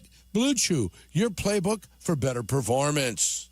The Nissan No-Hitter is back on the White Sox Radio Network. Head to NissanNoHitter.com to enter, and if the Sox throw a no-hitter this season, you could drive away in a brand new 2025 Nissan Rogue. Presented by your Chicagoland and Northwest Indiana Nissan dealers. Plumbing disaster, power out, furnace or AC failing? These can't wait, and neither should you. Four Seasons guarantees same-day installation with no extra fees for nights, weekends, or holidays. Call your trusted local expert today at 866-4Seasons.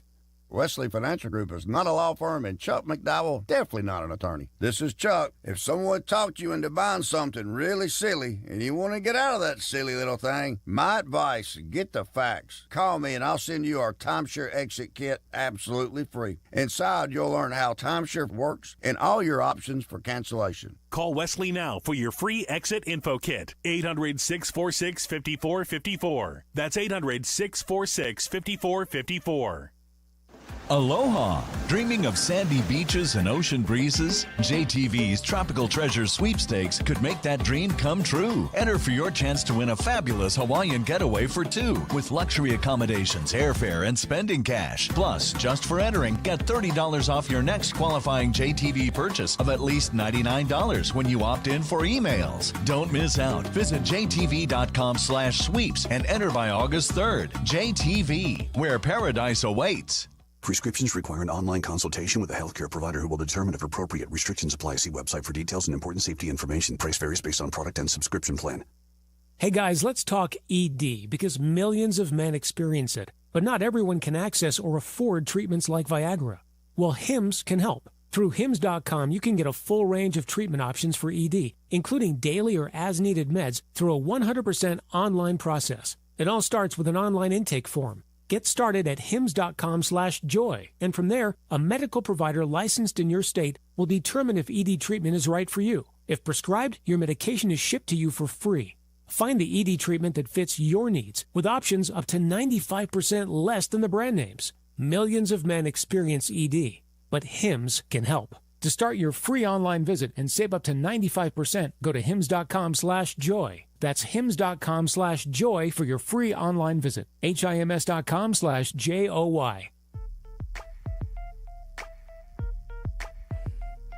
Live Golf. That's right, Live Golf. Just 3 games to settle the entire Live Golf season, and it begins in Bolingbrook August 8th through the 10th. DeChambeau, Rahm, Koepka, and more. Up close and personal and locked in with special guest Good Charlotte providing the soundtrack. Get your tickets now at livegolf.com, LIV, golf.com. ESPN Chicago mourns the loss of Harry Tinowitz. Harry was part of the legendary Mac, Jurko, and Harry show. My favorite thing that we did, Max said we should touch the people, and later he showed me he didn't mean it in the way that I was doing it. He was a part of the ESPN Chicago family for more than a decade. Harry was a beloved teammate and fan favorite. We went out every Friday to all parts, and we got a chance to visit with you, and it was so appreciated. On behalf of all of us at ESPN Chicago, rest in peace. Harry Tinowitz was 64. Along with Dionne Miller in for Cap, I'm Jay Hood on the Cap and Jay Hood Morning Show here on ESPN 1000 and streaming on the ESPN Chicago app. We turn now to the Director of Content for ESPN Chicago. The great Danny Zetterman is with us here on Cap and Jay Hood. Danny, thanks for coming in. We'd love to hear your stories and your craziness that happens in your life, but you're in here for a different reason as we celebrate the life of our teammate, Harry Tinowitz. Thank you for inviting me in today. It means a lot to me. I got your text early this morning asking me if I wanted to come in and talk about HT, and I absolutely do. So thank you for offering me the opportunity to do it. I was Harry's executive producer for 6 years. Wow.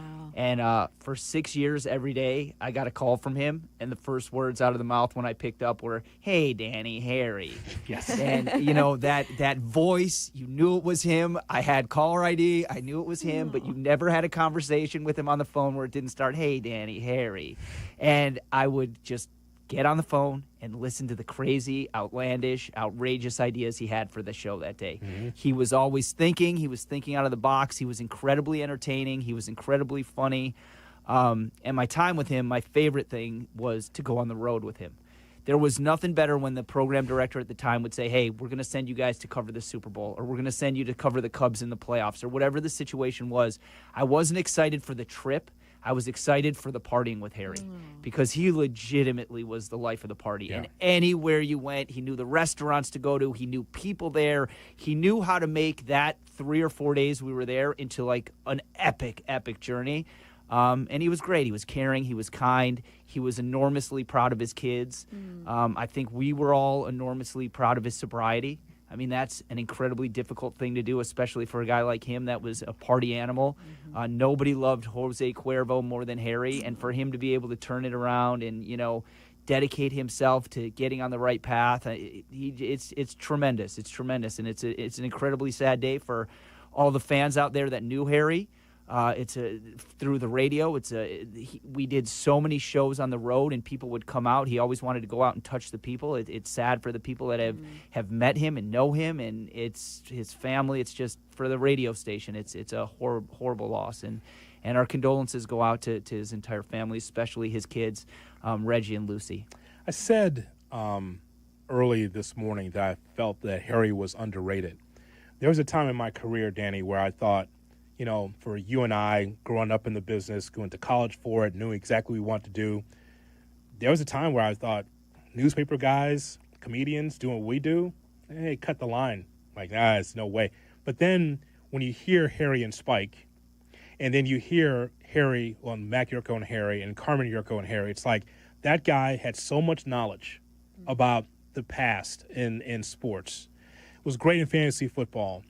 Just was a sharp host that I didn't have that, not resentment, but just question about Harry, because Harry was like all the rest of us. Loved sports, deep knowledge, loved music, loved movies. And it's just like, you know what? That guy to me was underrated when you think about it. Everything that he did as a host and as a personality, and also with partners. I think that stood out to me as much as anything else.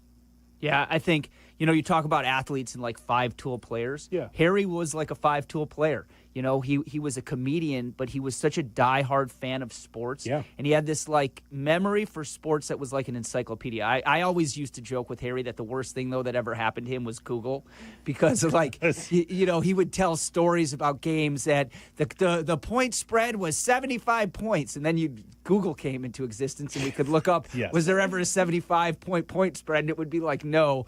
But he had an amazing, amazing memory. He did. And he was a comedian. He was funny, and he was sharp, and he had great ideas. So he would come in for a show, and he would approach it different than every other host, right? Like there are hosts like you and Dionne that approach it as professional broadcasters. Then there are hosts like Waddle and Jurko who come at it as the ex-athlete. Yeah. He had this whole other realm where he came at it as this like stand-up comedian, actor.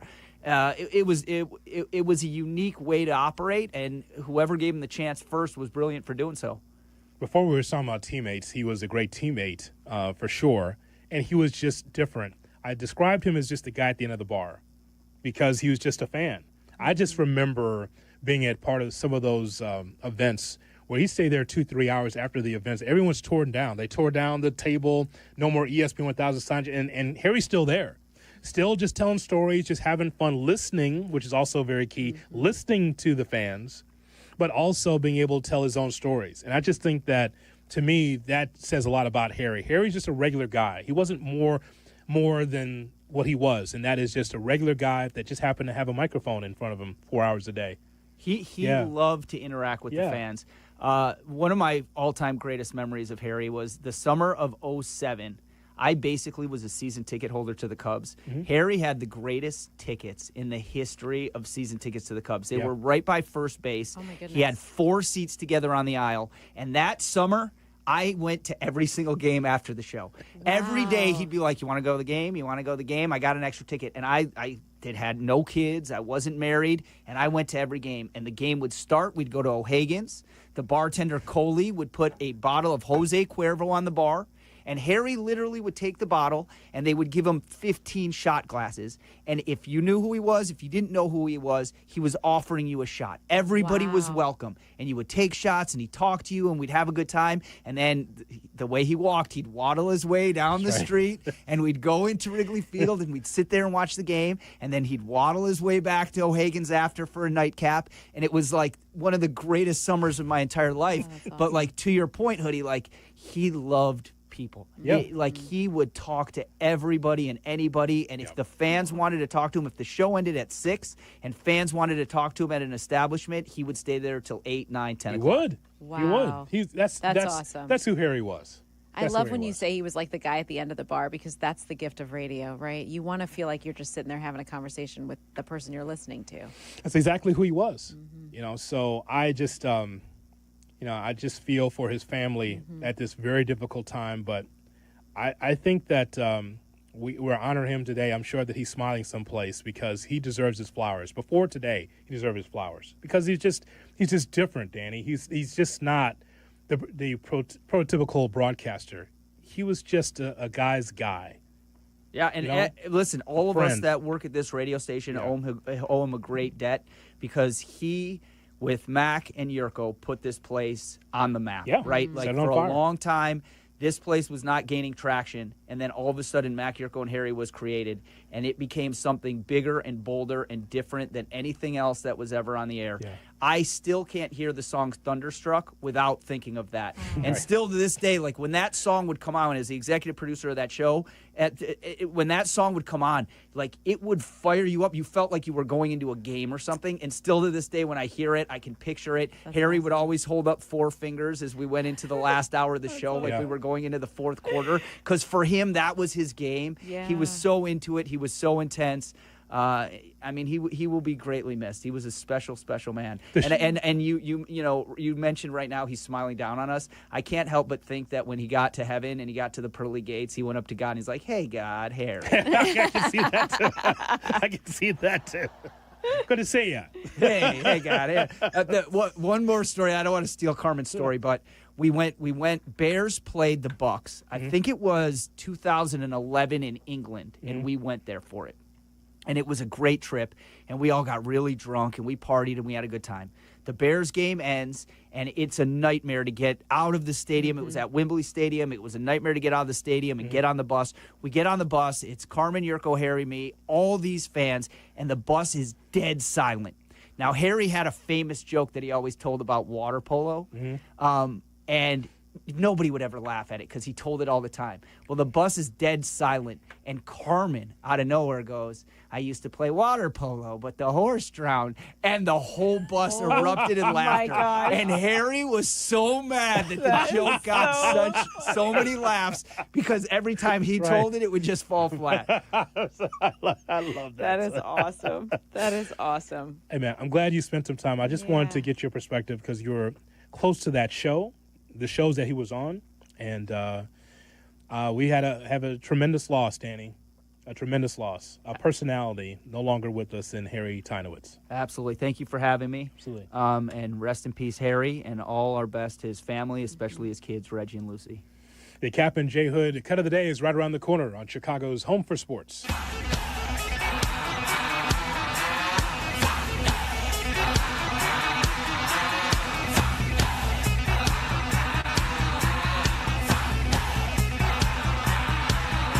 This is your morning routine. Yeah. Cap and J Hood. Good morning. Morning. Good morning.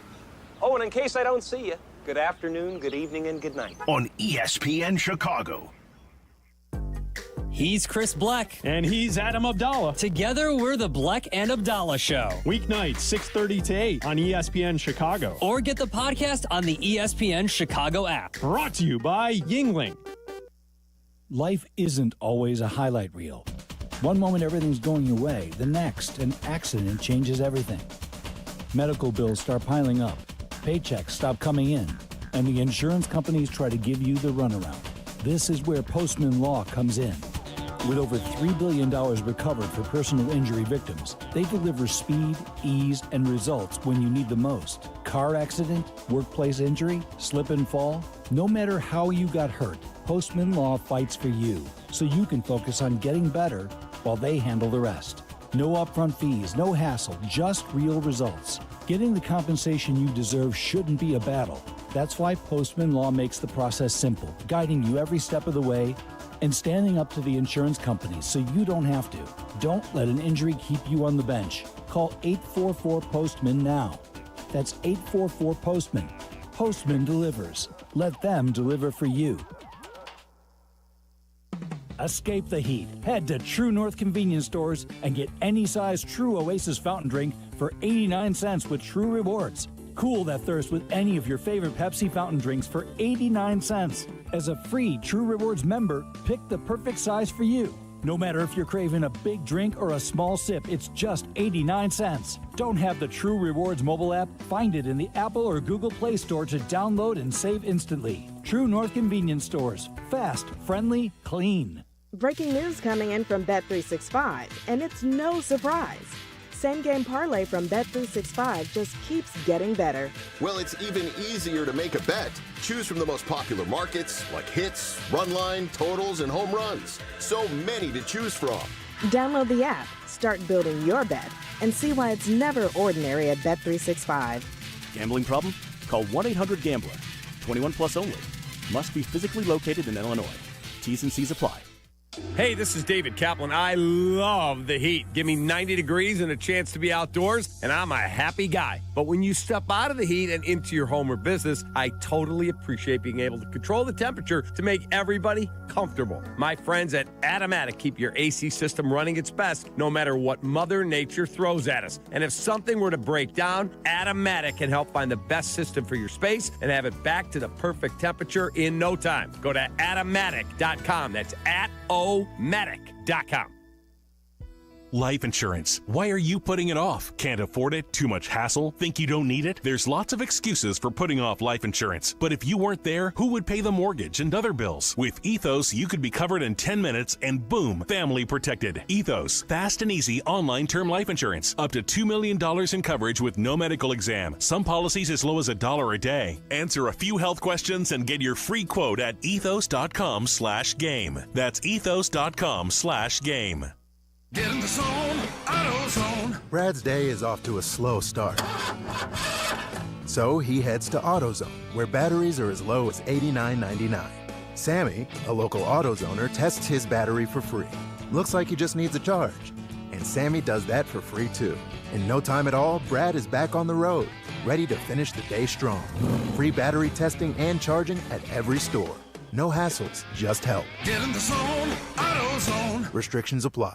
Advantage Toyota of River Oaks has all the new Toyota vehicles you've been looking for. If you're not driving home in your new Toyota in less than 60 minutes, they'll make your first car payment. Every new Toyota comes with the Advantage Plus program. Restrictions apply. See dealer for details or visit AdvantageToyotaRiverOaks.com.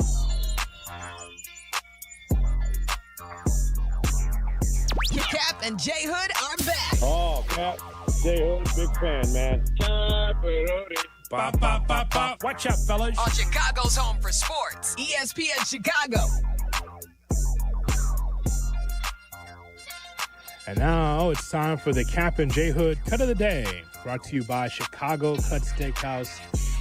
Have you been, Dionne? You still haven't been? To Chicago Cut? Oh, yes, many times. Well, let's rephrase that. Not many times. A handful of times.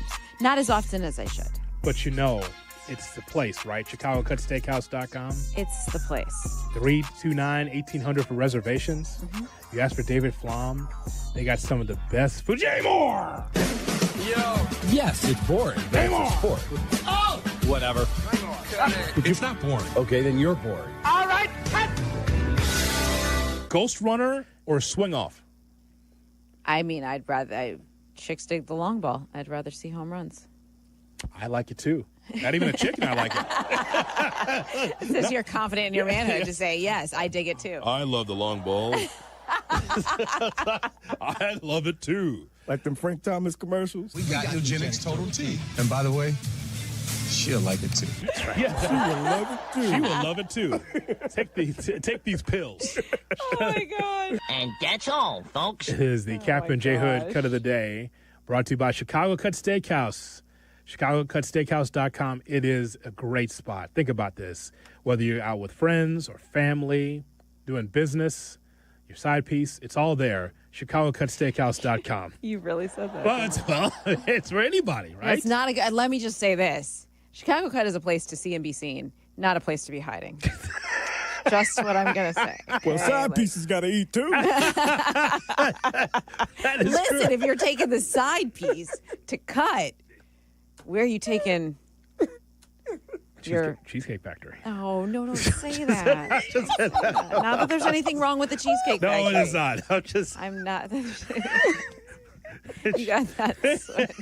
That's so wrong, isn't it? How did we just take that dive? It's not even Thursday. What's going on? That's so backwards. That's so backwards. But we know that you do it, though. You know you do it that way. You take your number 2 to the best place, and your number 1, well, you know. Oh, I don't like this conversation at all. Taco Bell.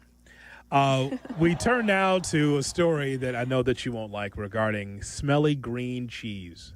Ew. Have you seen this story? What are we talking about? No. It's on my screen here. Worth its weight in mold, according to the New York Post. You won't believe it. There's a brick of smelly green cheese fetched at an auction. Here's the picture. They auctioned off. See it? Smelly green cheese. From what? The silent era? What is happening? That's a good question. $42,232 for a smelly slab of green cheese. Right now. Who is spending $42,000 on moldy cheese? Angel Diaz. It's a 5-pound chunk of Spanish blue cheese that was aged in a cave for 10 months at the Angel Diaz Cheese Factory. What? Now, I have so many questions. Wow. It's right here. You see it? Crazy, right? Yeah. $42,000. What's she going to do with it? That's what I was about to say. I don't know. Right? Don't know. How disgusting is that, That too, is by the way? so disgusting. That's A. And 2, if she has that much expendable income that you're spending $42,000 on cheese. I mean, so, yes. So who's buying that? Angel the auctioner is just like, all right, we'll start with $100. $100, $100, $120, $130, $140, $150, $160. $200 right over there. Jack, $200, $200, $250, but $42,000. But Hoodie, someone was like outbidding her. How did we get to that number? Someone had to be going back and forth, which is also equally insane. Cheese? So gross. What do you do with it after that? I mean, I don't know. You cut it. And put it on the Ritz. Nicely done. Nicely done, Jack. You cut the cheese. Jack? Sweet little AI Jack. Jack, get out. That's it. Get out. You get out of here. Also today is National, speaking of cutting the cheese, National Personal Chef Day. Man, that would be awesome, right? Oh, yes, it would. Millions and millions of dollars, big house on the hill. No, give me my own personal chef. My own personal chef and $42,000 cheese. There it is right there. Also, for Dionne, back in the day, corn fritter day. Corn fritters. That's what you grew up on, right? Corn fritters. No, I did not grow up on corn fritters. We thank you for listening and calling in. Thank you, AI Jack. Thank you, Jay Moore. We'll do this tomorrow at 7. Thank you, Dionne. Thank you, Hoodie. Corn fritters. So long, everybody. From Chicago. Well, see you later. White Sox fans looking for family fun that everyone can enjoy? Bring the whole crew to the ballpark with a family pack presented by ExxonMobil. Starting at just $19, each family member gets 1 ticket, hot dog, drink, chips, cookie, and a souvenir water bottle. Plus, every Sunday home game features family-friendly activities. Kids run the bases post-game and more with Family Sundays presented by Coca-Cola. Tickets starting at just $10, includes all fees. To get yours, visit whitesox.com/offers.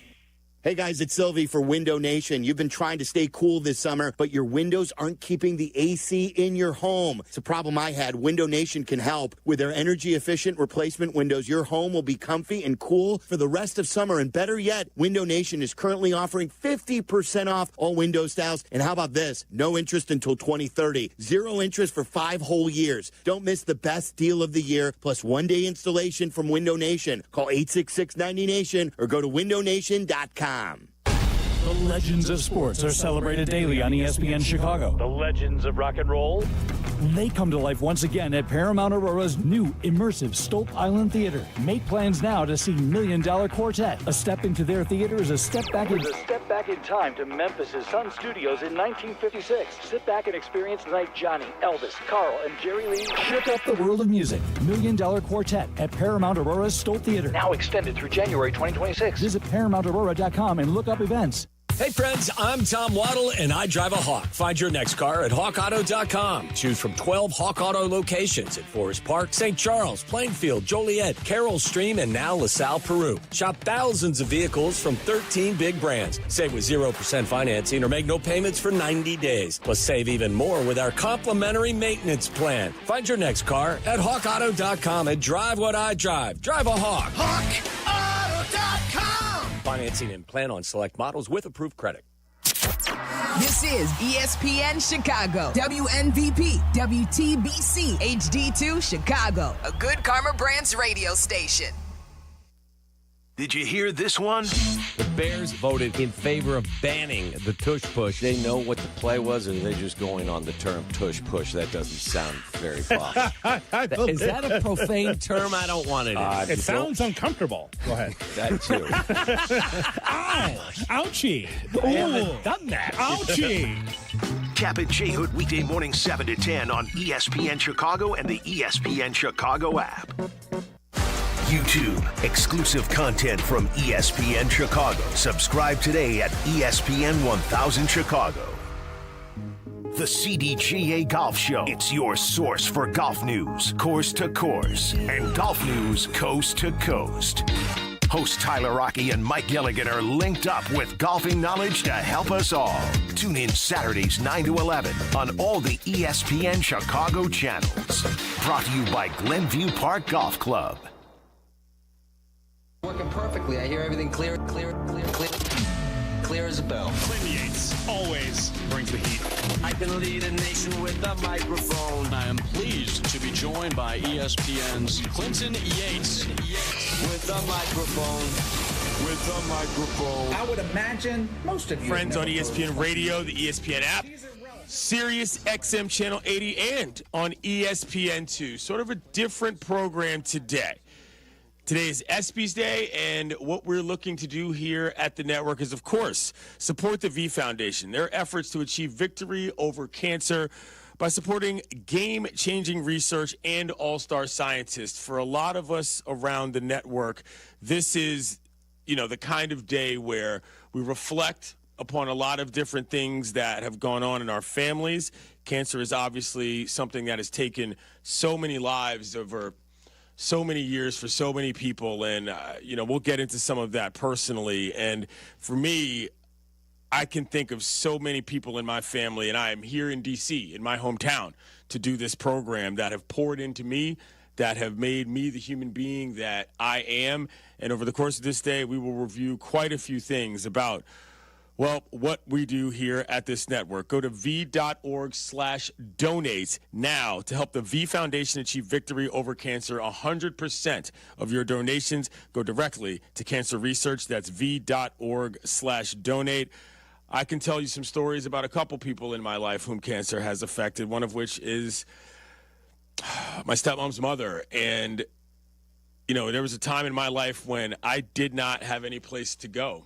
And I ended up living with her. And, let's just say that there was a point where I did not know where I was going to be in this life. And so for those of you who see me sitting here talking on this microphone, I was once a wayward human being. And I was given guidance. I was given love. I was given shelter. I was given home.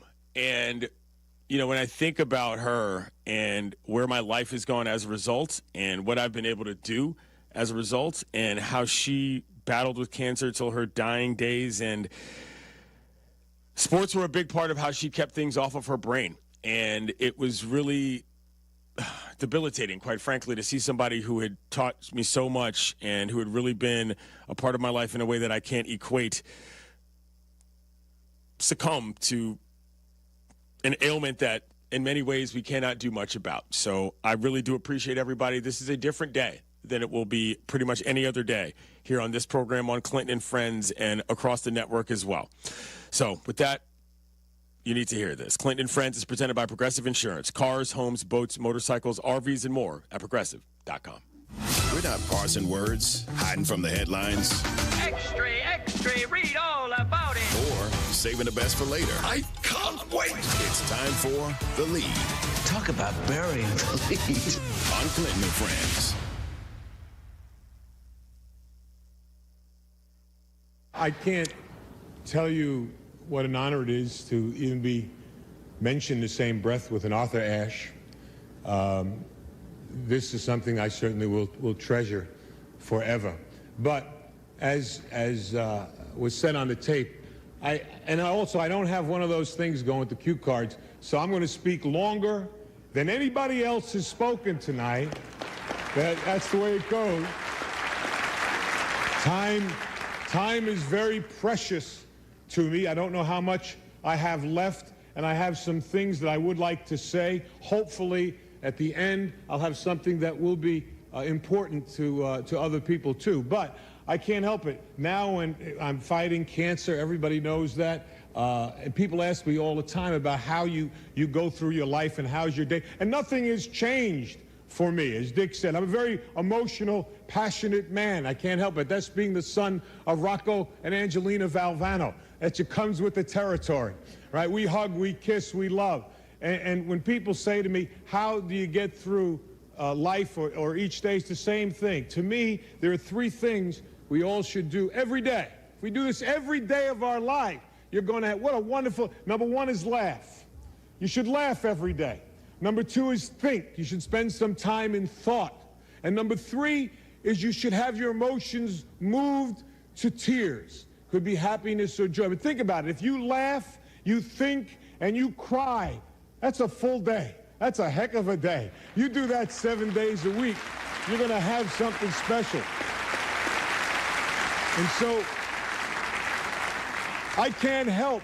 I rode on the plane up today with Mike Krzyzewski, my good friend and a wonderful coach. What people don't realize, he's a 10 times better person than he is a coach, and we know he's a great coach. He's meant a lot to me in these last 5 or 6 months of my battle. But when I look at Mike, I think we competed against each other as players. I coached against him for 15 years, and I always have to think about what's important in life is to think, to me, of three things: where you started, where you are, and where you're going to be. Those are the three things that I try and do every day. And, you know, when I think about getting up and giving a speech, I can't help it. I have to remember the first speech I ever gave. I was coaching at Rutgers University. That was my first job. That's wonderful. And I was the freshman coach. That's when freshmen played on freshman teams. And I was so fired up about my first job.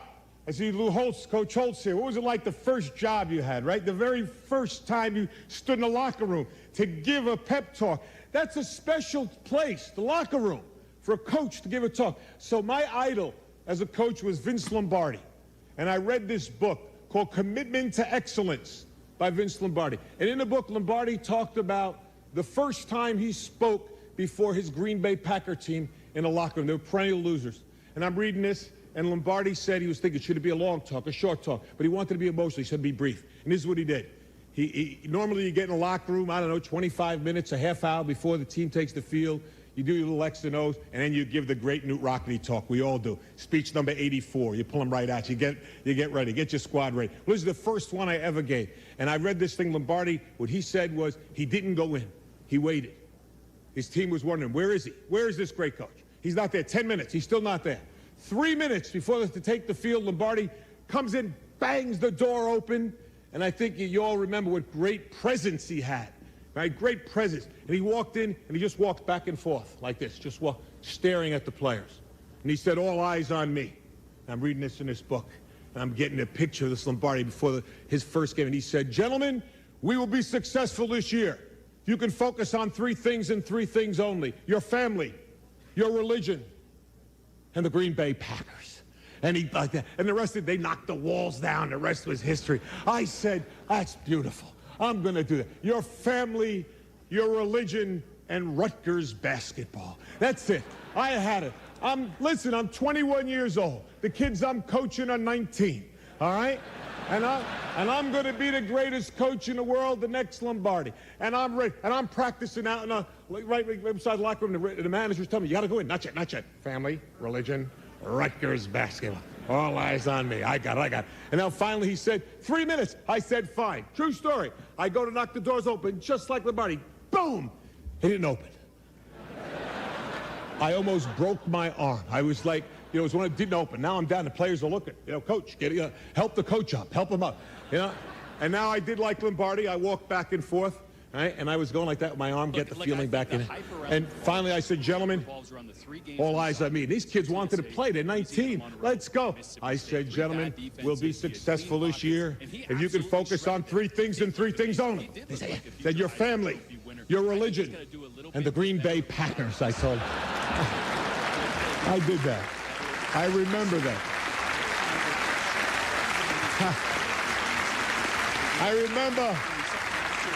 I remember where I came from. It's so important to know where you are. And I know where I am right now. How do you go from where you are to where you want to be? And I think you have to have an enthusiasm for life. You have to have a dream, a goal. You have to be willing to work for it.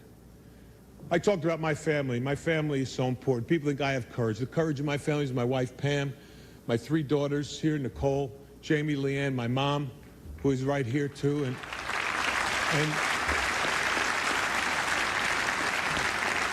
And the screen is flashing up there 30 seconds like I care about that screen right now, huh?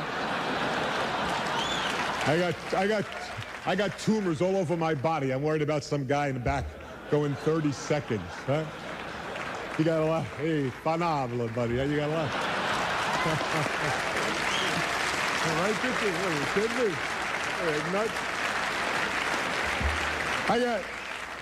I just got one last thing. I urge all of you, to enjoy your life, the precious moments you have, to spend each day with some laughter and some thought, to get your emotions going, to be enthusiastic every day. And Ralph Waldo Emerson said nothing great can be accomplished without enthusiasm. To keep your dreams alive in spite of problems, whatever you have, to be able to work hard for your dreams to come true, become a reality. Now I look at where I am now, and I know what I want to do. What I would like to be able to do is to spend whatever time I have left and to give and maybe some hope to others. All right, Arthur Ashe Foundation is a wonderful thing. And AIDS, the amount of money pouring in for AIDS is not enough, but it is significant. But if I told you it's 10 times the amount that goes in for cancer research. I also tell you that 500,000 people will die this year of cancer. And I also tell you that 1 in every 4 will be afflicted with this disease. And yet, for somehow, we seem to have put it in a little bit of the background. I want to bring it back on the front table. We need your help. I need your help. We need money for research. It may not save my life. It may save my children's lives. It may save someone you love. And it's very important. And ESPN has been so kind to support me in this endeavor and allow me to announce tonight that with ESPN's support, which means what? Their money and their dollars, and they're helping me, we are starting the Jimmy V Foundation for Cancer Research.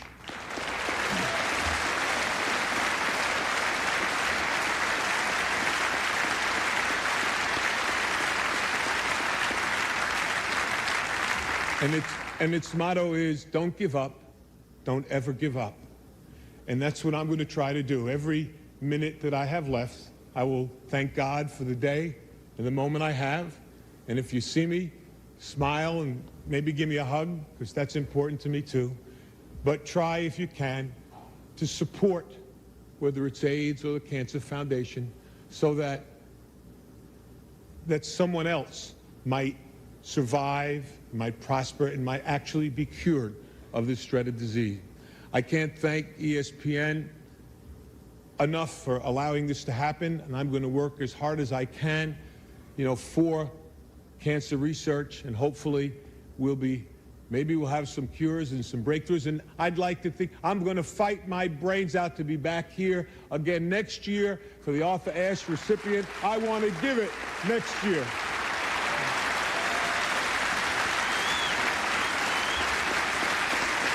I know I've got to go.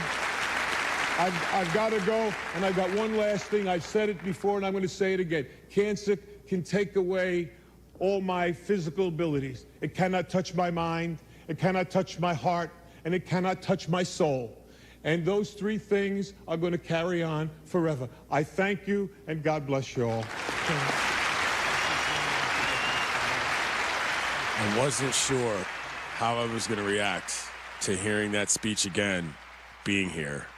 And it takes me back to a time when, well beyond anything having to do with just Jimmy, having to do with the V Foundation, but personally, that message of don't give up, don't ever give up, is something that his brother Bob on the V Show, who used to do late nights on this network, used to really drive home.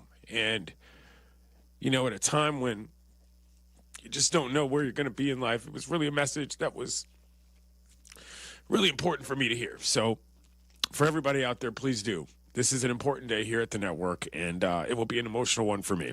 Coming up, we're going to break down the All-Star game in Major League Baseball. I was there last night, and that's after I tell you about Vivid Seats. Vivid Seats is your ultimate destination for all your sports and concert needs this summer. With a game-changing rewards program and an unbeatable selection of tickets, they make it easy for every fan to watch their favorite teams and players in action.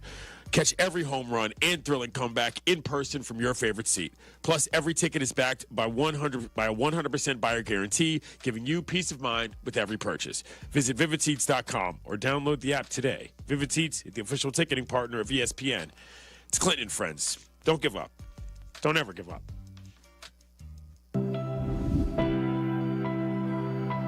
Cancer can take away all my physical abilities. It cannot touch my mind, it cannot touch my heart, and it cannot touch my soul. And those three things are going to carry on forever. This is ESPY Day at ESPN. If you're able, please join us today in supporting the V Foundation for Cancer Research.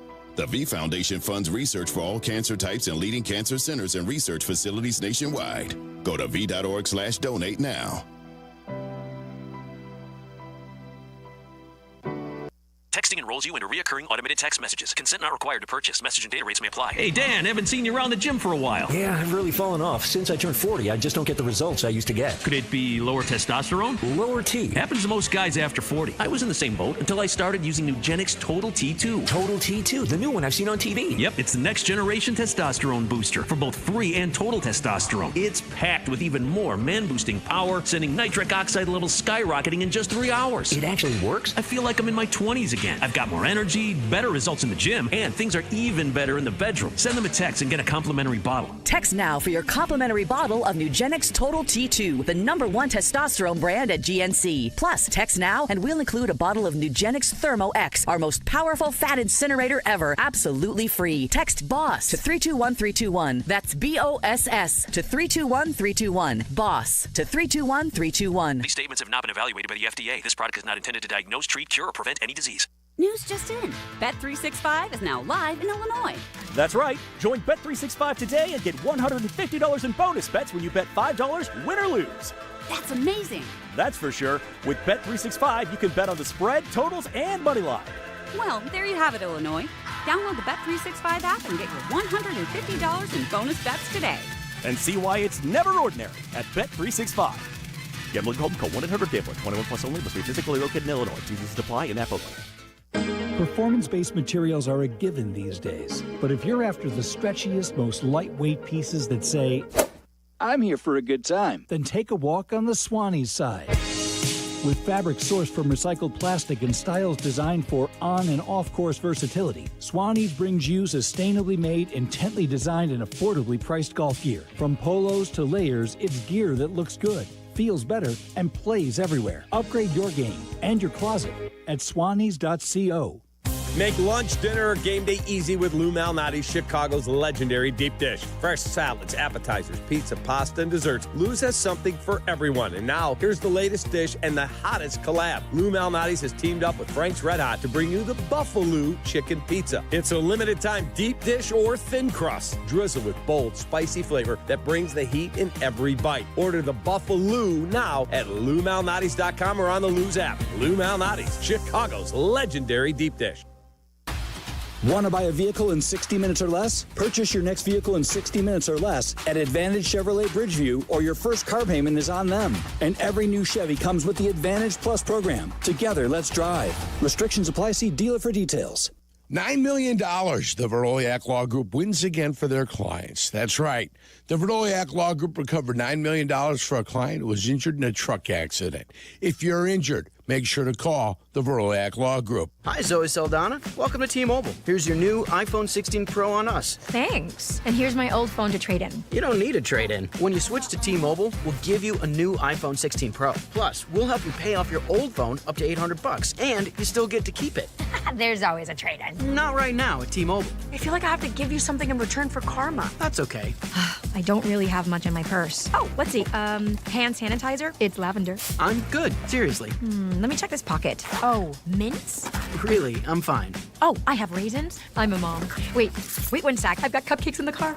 It's our best iPhone offer ever. Switch to T-Mobile. Get a new iPhone 16 Pro with Apple Intelligence on us. No trade-in needed. We'll even pay off your phone up to $800. With 24 monthly bill credits, new line, $100 plus a month on experience beyond finance agreement, $999.99 and qualifying forwarded. For well qualified plus tax and $10 connection charge. Pay off via virtual prepaid card below 15 days. Credits end and balance due if you pay off early or cancel. See T-Mobile.com. James was diagnosed at 3 months old with neuroblastoma. We went from thinking we had a healthy 3-month-old little boy. All of a sudden, he had this super serious cancer. It was heartbreaking. He had chemotherapy until he was just under a year old. And at that point, he was in remission. Went that way for a year and then relapsed February of 2023. And here we are 1 year later, finishing up treatment, hopefully. The research is extremely important. The treatments that they're developing here get shared with all the doctors to help treat children worldwide. It's contributing something like one more piece of the puzzle to curing this horrible disease. We all want the same thing. We all want our children to live, have long, meaningful lives. Finding cures, saving children. Learn more at stjude.org. Chicago's home for sports is in your home through your smart speaker. Just ask Alexa or Google to play ESPN Chicago.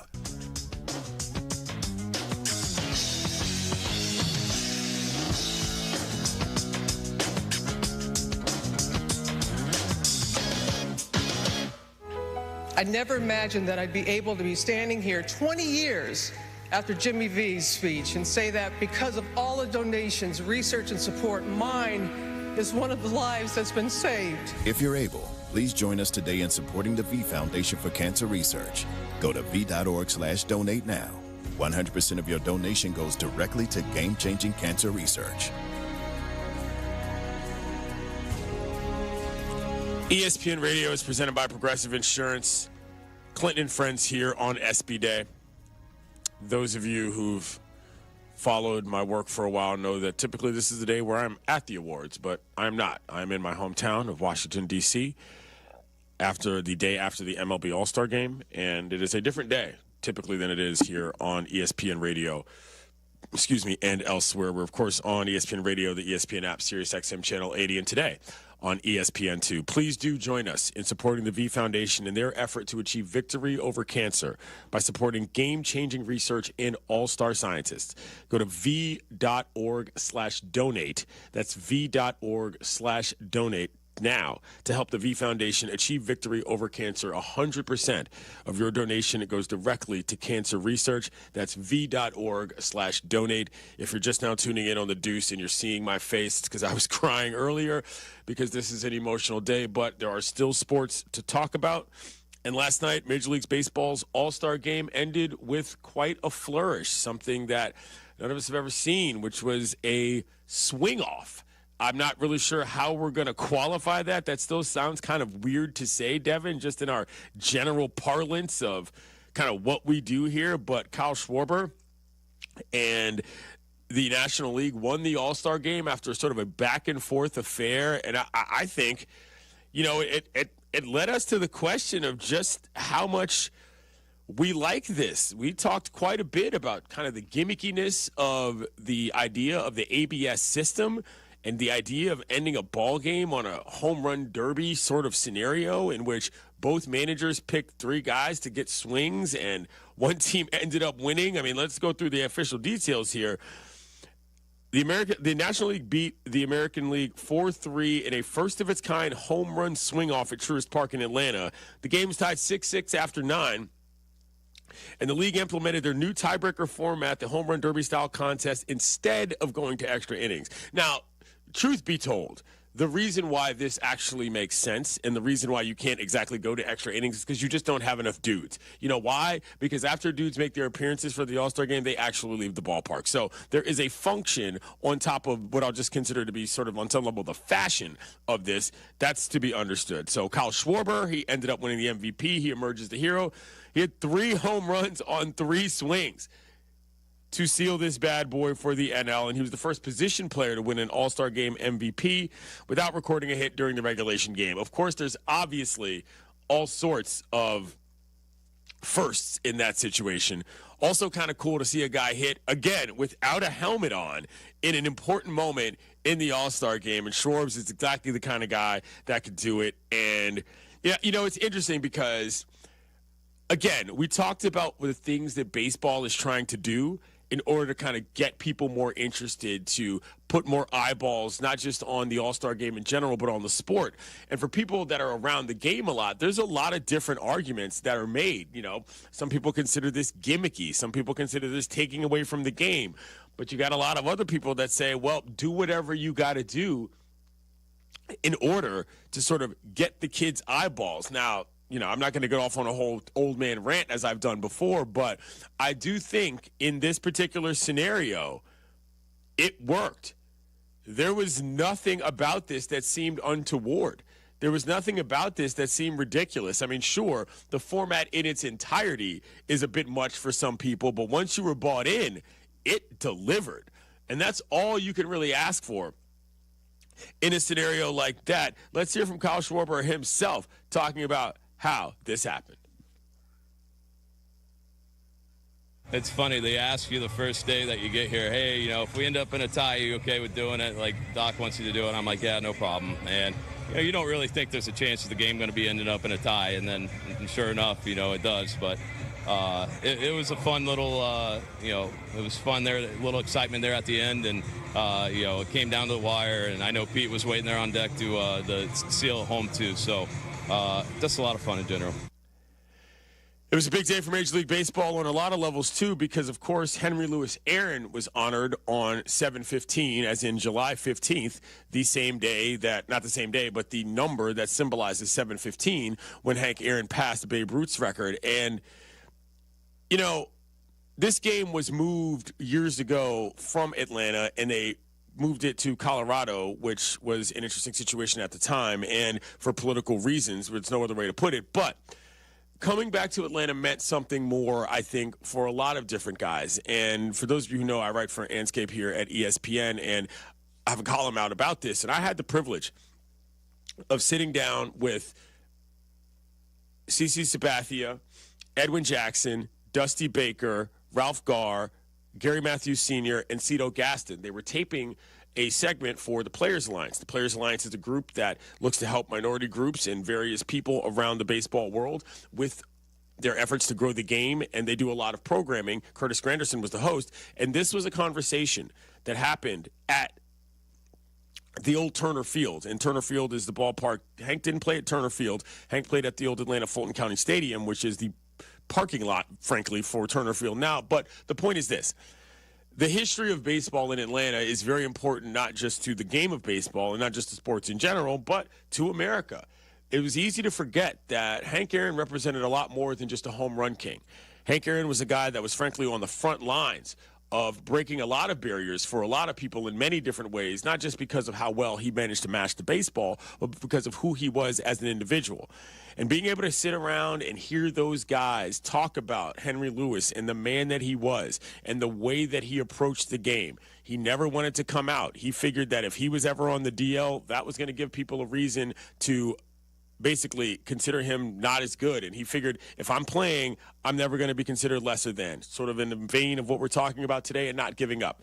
Dusty Baker was telling stories about what it was like to be on the road with Hank and what it was like to just be around him and feel his presence and, as the kids say, his aura overall. And I had the privilege of being there, and I think that, you know, for people who've never been to Atlanta or don't really have any real idea of how much his baseball impact has affected that franchise, it's hard to tell. But Major League Baseball did a good job in honoring him with that.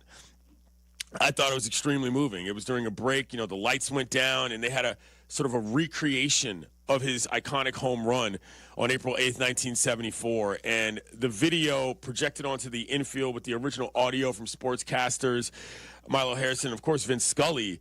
It was chilling in a lot of ways. And considering I had just come off of being a part of a conversation that, for me, was kind of the thrill of a lifetime, I just felt like it was really a really good full circle moment. And, you know, Dusty Baker, who recently won a World Series with the Houston Astros as a manager and played for years, obviously, in the Braves system, he was on deck for that. And just hearing Dusty chop it up and talk with all the guys about what it was like to be around Hank, I thought that for all of the other stuff about ABS systems and swing-offs and all that, they managed to nail that part about Hank. The day before, at the Home Run Derby, all the players who were on the field, they wore either number 3 or number 44 as their warm-up jerseys as an homage to 714, as in the day before, of Babe Ruth's number, and 715, the day after, of Henry Louis Aaron's number. And, you know, sometimes it's not easy to get those things right, particularly when the person is in many ways bigger than the game.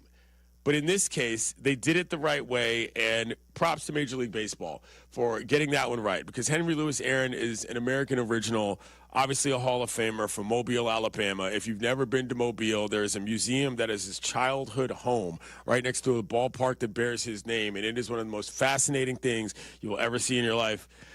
Man, what a day for Major League Baseball. For the ones who get it done, Grainger offers the professional-grade products you need to get the job done. With fast delivery you can depend on and access technical product experts ready to help you meet any challenge.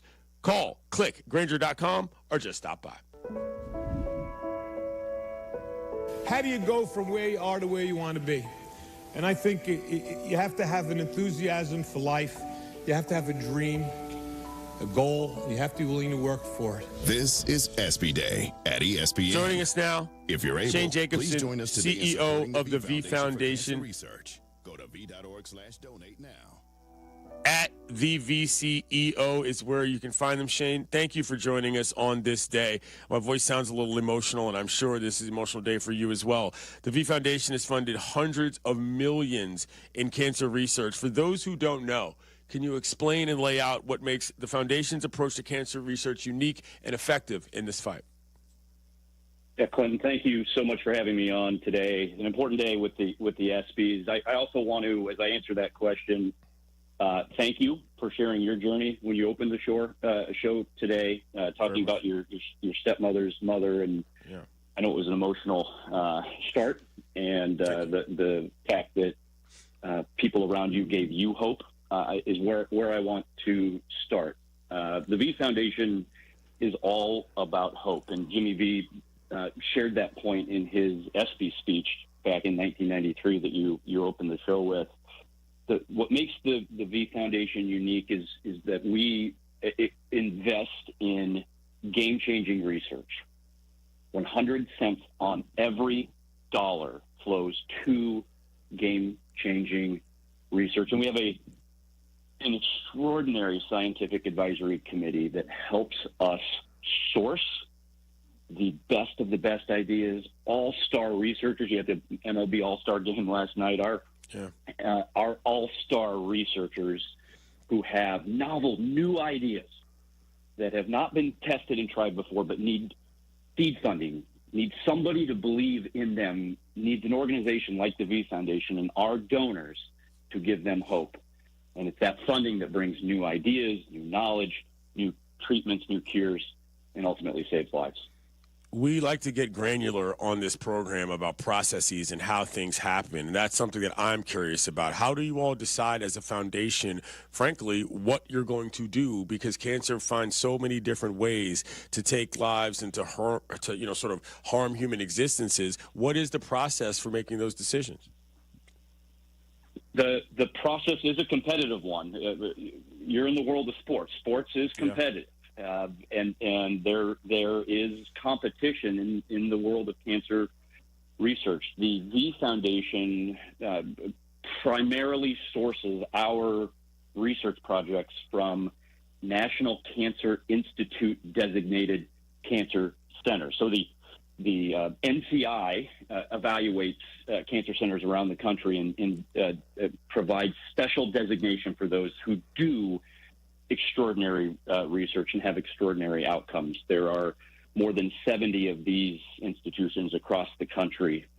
We ask those institutions several times per year to locally, at that cancer center, identify the best of the best, high-risk, high-reward new idea, the young research investigator who is just getting started in their career and needs hope and somebody to believe in their ideas, or possibly a translational research project, the bench-to-bedside idea. How do we move the research closer to the patient?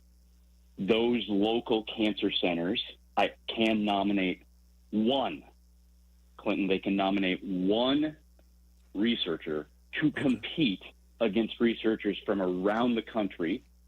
We, the V Foundation, have a scientific advisory committee leading experts in the field of cancer research. They evaluate these ideas that are submitted from across the country. We fund roughly 20% of those ideas that are submitted to the V Foundation. So locally on the Cancer Center campus, they're already great ideas. They're cream of the crop. They are submitted to the V Foundation because of the support of donors to the V Foundation through ESPYs and beyond.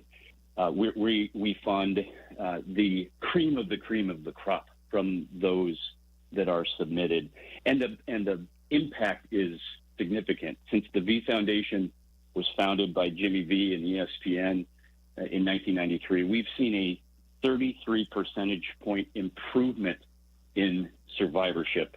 So that's more life in years and more years to life, and that's the hope that we're all about. Shane Jacobson, CEO of the V Foundation, joins us here on ESPY Day on Clinton and Friends. Last year, you guys unveiled a $30 million framework, the largest partnership in V Foundation history at the ESPYs. What does that kind of monetary infusion do for an operation like yours? The announcement last year was a special partnership that we shared in collaborations with the Dolphins Cancer Challenge, the Miami Dolphins, and in partnership with the University of Miami Sylvester Cancer Center. And yes, it is the largest partnership in the history of the V Foundation. The initiative is primarily focused on cancer health disparities. And in a day, of course, when we celebrate the ESPYs and Jimmy V, we remember Stuart Scott. And Stuart, in his ESPY speech, of course, shared that when you face cancer, you fight. You fight like hell. But sometimes you get a little tired. And when you are too tired, lay down and let somebody else fight for you. And that, since his speech more than 10 years ago, the V Foundation has focused on cancer health disparities as one of our core research initiatives, funding now over $75 million in cancer health disparities. This partnership at Sylvester Cancer Center with the Dolphins Cancer Challenge is focused on funding research in Florida, focused on populations that disproportionately are impacted by cancer, whether that be at higher diagnosis rates or, sadly, higher death rates. And our goal is to increase dramatically the survivorship rates. And a partnership such as that, and to be given the chance to celebrate that at the ESPYs last year, certainly was something special. Last thing I'll ask you, Shane, for those listening and watching, what is the most direct way to help the cause and make a difference right now in supporting cancer research?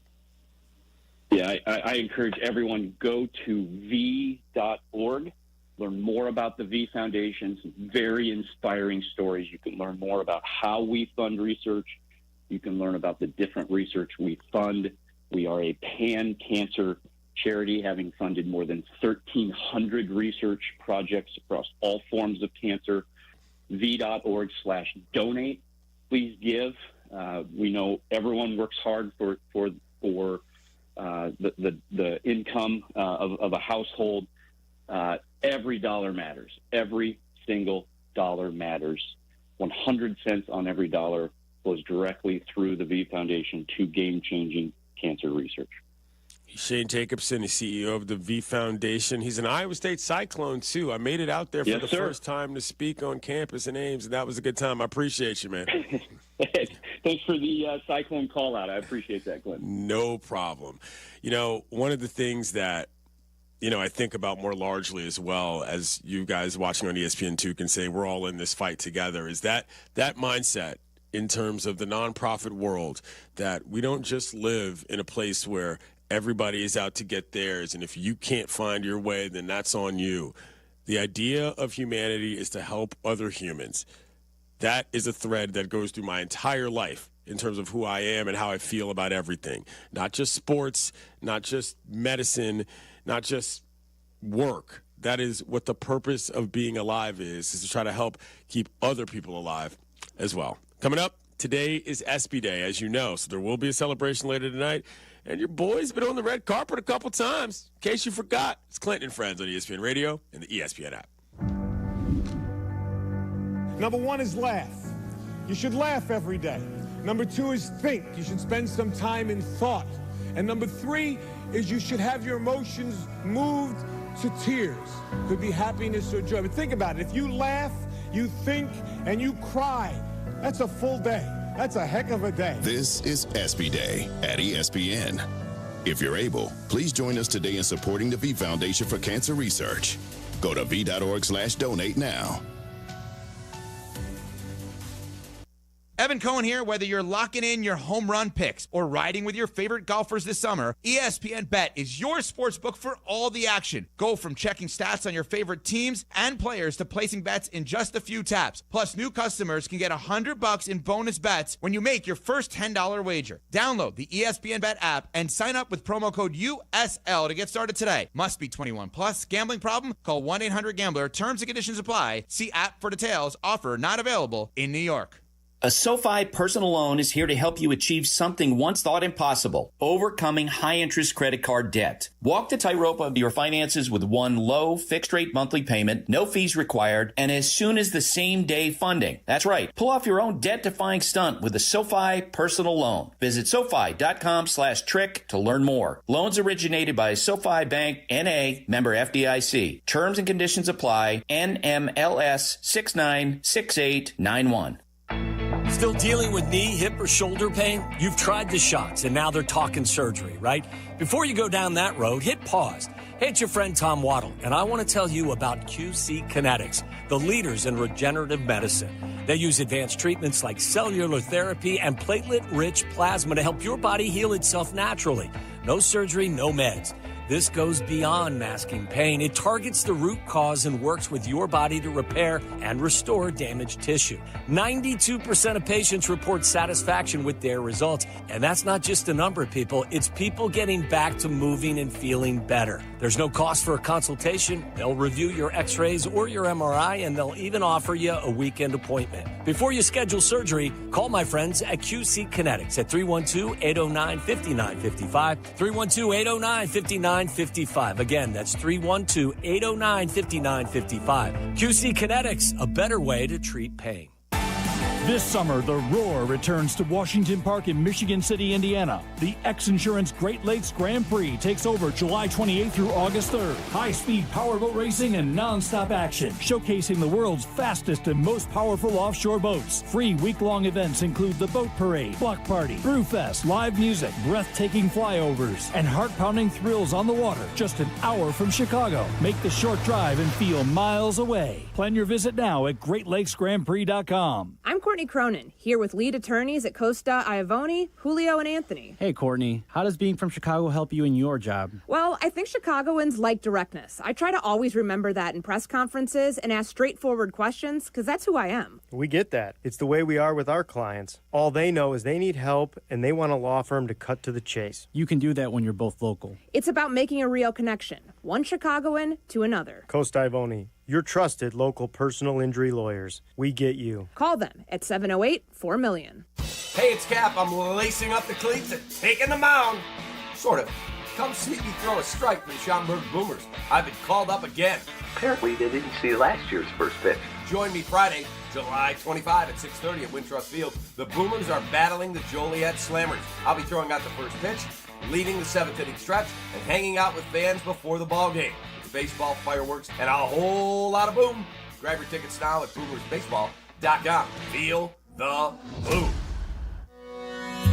Whiskey University is back in session, and this time we're headed east for a taste of tradition. Join us for a lesson in Sagamore Rye Whiskey tonight at 6:30 at Anyways Pub in Bloomingdale. Sagamore is 100% Maryland-made, blending high rye and low rye malt. You know what? You don't need to hear this now. I can explain it all at Whiskey U. And best of all, you can taste what I'm talking about. Whiskey me? No, Whiskey you! Tonight at 6:30 at Anyways Pub in Bloomingdale. Study hard, sip responsibly.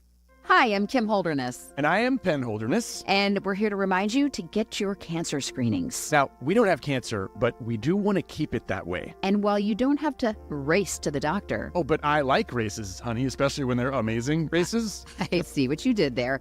But you do need to make time for routine screenings. I schedule my annual mammogram and gyno appointments every year around my birthday and then treat myself to lunch. Well, that sounds like fun. Can I get in on that? I mean, I like lunch. Well, you have a colon and you're over 45 and you have lungs. Yeah. And didn't you smoke in college?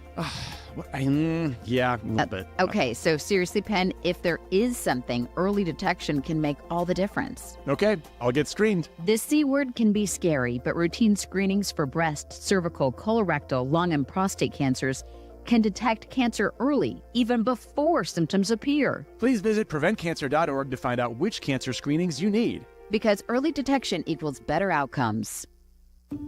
As veterans, we're no strangers to helping others. It's what we were taught, trained, and told to do. It could be for anything. Helping a friend move. Listening to a fellow veteran for hours, at any hour of the day. Or just simply making time for people. A neighbor, a loved one, or even a stranger. We're often the first to help others. There's no question about it. But we do have one question for the veterans listening. When was the last time you reached out for help? Perhaps it's time to do for yourself what you would do for others. If you or someone you know needs resources, whether it's for stress, finances, employment, or mental health, don't wait. Reach out. Find more information at va.gov/reach. That's va.gov/reach. Brought to you by the United States Department of Veterans Affairs and the Ad Council. Waddle and Sylvie, now weekdays 2:30 to 6:30 on ESPN Chicago.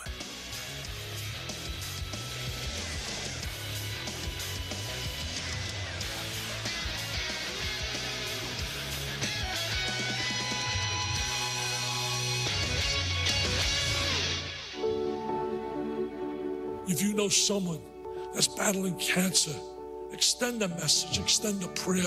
So many times I laid in a hospital, and it was those messages that picked me up at the darkest moment. They gave me such a lift to say, you know what, I gotta beat this, man. Don't give up, man, don't give up. Today is ESPY Day. All across ESPN. Go to v.org/donate now. It's presented by Progressive Insurance. It's ESPY Day. Please do join us in supporting the V Foundation in their effort to achieve victory over cancer. by supporting game-changing research for all-star scientists. Go to v.org/donate now to help the V Foundation achieve victory over cancer. 100% of your donation goes directly to cancer research. That is v.org/donate. We are all in this fight together. For those of you who have been listening to the program since the top or joined us on ESPN2, you saw Jim Valvano's legendary ESPY speech in which, I people laugh at me all the time because I say that I cry every day, but, I think about that speech a lot when I think about how emotional, life can be sometimes. And this is a day at ESPN where we really try to make sure that everybody understands what it takes to give back and to help your fellow human being. v.org/donate. Quickly, we're going to go to the phone lines. 888-ESPN, 888-729-3776. Last night was the MLB All-Star Game. There was a lovely tribute to Hank Aaron. It ended on what we'll call a swing-off. I feel like we still need to find a better word for whatever that competition is, even if it's something that only happens during All-Star games. Kyle Schwarber won it, 3 homers, 3 swings, and he ended up being the MVP without ever playing a game. Chris in Los Angeles, welcome to the program. Hey, good morning, Clint. I just wanted to say I don't want to say I'm a baseball purist, but I'm like you. I appreciate the history of it. But I have to say, last night I was pleasantly surprised. I thought they knocked it out of the park. No pun intended. Starting with the teams wearing their own their team uniforms again. I thought that was incredible. And I thought it was a great mix of entertainment and competition. They had the mics on the players. That could be worked out a little better. Maybe not talk to them while the pitch is coming. But then Kershaw's interaction kind of made up for that because, asking Smoltz what pitch he should throw is something we've never seen before. That Hank Aaron tribute was incredible, and even the ABS wasn't too intrusive. It was an exciting finish. And to me, though, the irony is it set the bar, in my opinion, for other sports and their all-star games because, baseball has always been the one that's always been suffering for viewership and excitement. So, when you step back and look at it overall, I think it was incredible. I was shocked because I never would really be into watching the all-star game. I would watch that again, especially with the swing-off or whatever they need to call it. That was excitement. Players looked like they were having a good time. Fans were erupting. I think it checked, all the boxes for an all-star game, Thanks for the phone call. It was still an all-star game. Let's not get too far out over our skis here. Everyday baseball games aren't like that, but the goal of the All-Star Game is to get you to know the characters and the people that play in the games, and that is what was done a very excellent job of in Atlanta. I thought Kersh talking to Smoltz was really funny for a couple of guys that are not necessarily known as great, big, loud personalities. The interaction between the two of them is what made that work, and I thought it was really good. 888-ESPN, 888-729-3776. Mardi Gras Bob, regular listener, welcome back to the show. Oh, yeah, gentlemen, pleasure to visit with you. I'll share with you. It's not the goofy Mardi Gras Bob today. It's just Bob. This cancer research helps. I'll share my family story because it's my family. I have other family members that have directly benefited from this research that the V Foundation conducts, but they can tell their stories. My wife comes from a family where breast cancer has hit every generation of the women, including potentially her, but the research advanced to the point where there was detection of a gene, and it's a rare gene that my wife's family has, and my wife came to carry that gene. And so she made the decision to do what she needed to do to prevent the breast cancer from affecting her. We've had our sons tested for the gene because that breast cancer gene also leads to colon cancer, aggressive colon cancer potentially. They fortunately did not pick up that gene, but the research that's funded by the V Foundation makes possible these methods of detection and intervention that you can choose to avoid the cancer completely and without organizations like the V Foundation, this does not happen. So give some dollars if you're able to. It's important stuff. Thanks for the phone call, Bob.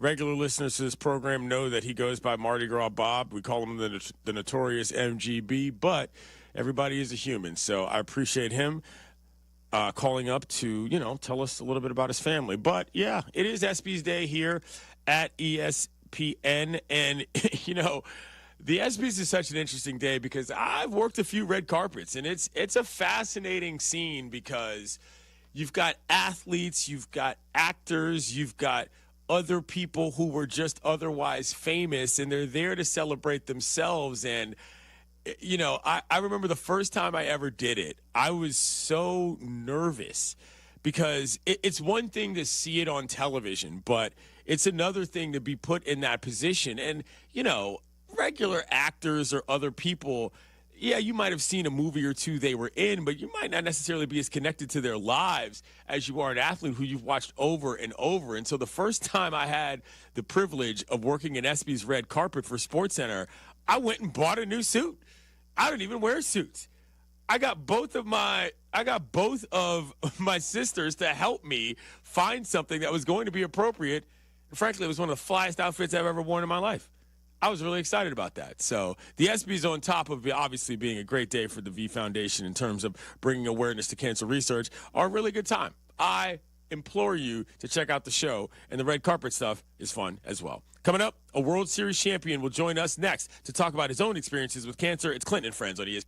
As a fan, you know all the important sports cliches. And when you save money by bundling your home and auto with Progressive, you can get out there and give it 110%, even though that's mathematically impossible. And remember, failure is not an option. Well, it's always an option, just not a good one. But you're not worried because you've got ice in your veins. You're on fire. How can both of those things be true at the same time? Well, that's between you and your doctor. So get out there and leave it all on the field. Leave what? Who cares? Just leave it and save with a bundle from Progressive. Progressive Casualty Insurance Company affiliates and other insurers. Not available in all states or situations.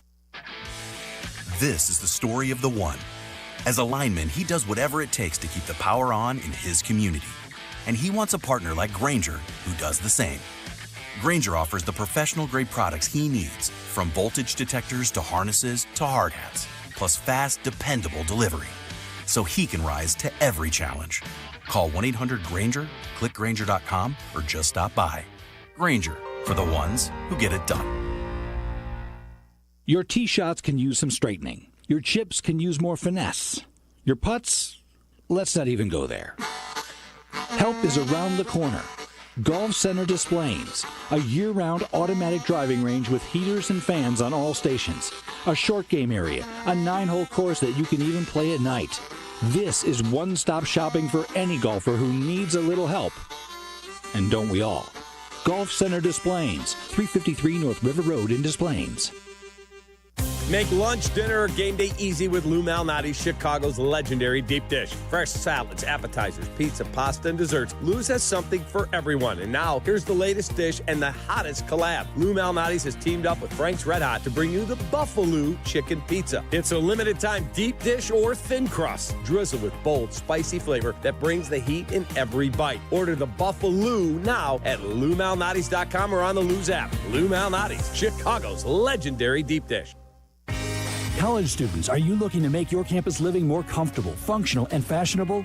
Let IKEA help. From innovative storage solutions and furniture to maximize your space, to fashionable bedding and accessories, IKEA is helping make college living truly inspired by you. And now, qualified college students can save even more with 15% off when they sign up for IKEA Family for free. Visit IKEA Schaumburg and IKEA Bolingbrook, or check out the Ready for College section on IKEA.com/US to learn more.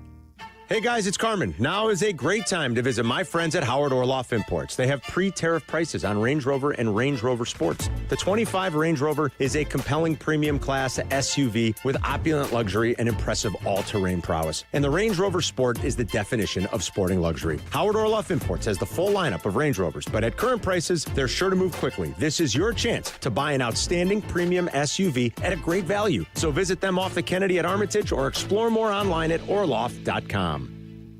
There is an old saying, the only true wisdom is knowing that you know nothing. But when it comes to COPD, knowing the signs can mean the difference between life and death. COPD is a chronic lung disease that may be caused by genetics, frequent lung infections, or irritants like smoke, fumes, dust, or chemicals. The most common cause of COPD is cigarette smoke, but anyone can get COPD. Despite being the third leading cause of death worldwide, millions of people have COPD symptoms but still go undiagnosed. Wisdom might come with aging, but symptoms like shortness of breath, tightness in your chest, coughing, and wheezing shouldn't. If you find yourself struggling to keep up with other people your age, or if you get short of breath walking up the stairs, it's time to talk to your doctor. COPD does not yet have a cure, but it is treatable. Early diagnosis and proper care can add years of better breathing to your life. For more information, visit copdfoundation.org. Hi, I'm Connie Britton, and I want to share with you the experience of Donna in Washington. She writes, I got injured about 5 years ago. I was let go when, because of the injury, I couldn't keep up with my schedule. I've tried to find other work, but I'm 68 now. No one wants to hire someone that old. This week is tough, though, because I had to get my tooth fixed. So I only have $10 in my checking account. But it will be okay. I at least have food because of this pantry. Millions of people face hunger. Some every day, just like Donna. The Feeding America network of food banks helps provide over 6 billion meals to people in need each year. Learn more at feedingamerica.org. Feeding America, 200 food banks strong. This is ESPN Chicago, WNVP, WTBC, HD2 Chicago, a Good Karma Brands radio station. Did you hear this one? The Bears voted in favor of banning the tush push. They know what the play was, or they're just going on the term tush push. That doesn't sound very posh. Is that a profane term? I don't want it. It sounds uncomfortable. Go ahead. That too. Ow! Ouchie! I haven't done that. Ouchie! Cap and J Hood weekday morning 7 to 10 on ESPN Chicago and the ESPN Chicago app. YouTube, exclusive content from ESPN Chicago. Subscribe today at ESPN 1000 Chicago. The CDGA Golf Show. It's your source for golf news, course to course, and golf news coast to coast. Hosts Tyler Rocky and Mike Gilligan are linked up with golfing knowledge to help us all. Tune in Saturdays 9 to 11 on all the ESPN Chicago channels. Brought to you by Glenview Park Golf Club.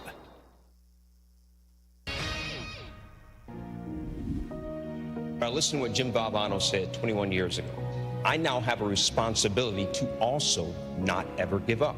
I'm not special. I just listened to what the man said.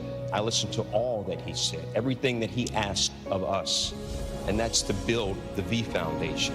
It's ESPY Day. If you're able, we hope that you'll join us today and support the critical work of the V Foundation for Cancer Research in honor of our friend, Stuart Scott.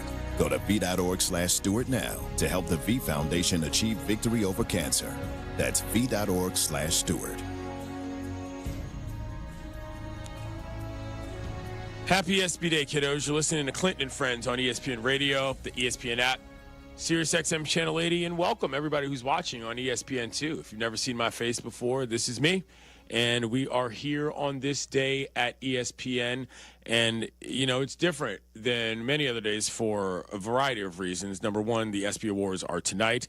Number two, this is the day in which we ask everybody to please do join in their support of the V Foundation to achieve victory over cancer and supporting game-changing research with all-star scientists. v.org/donate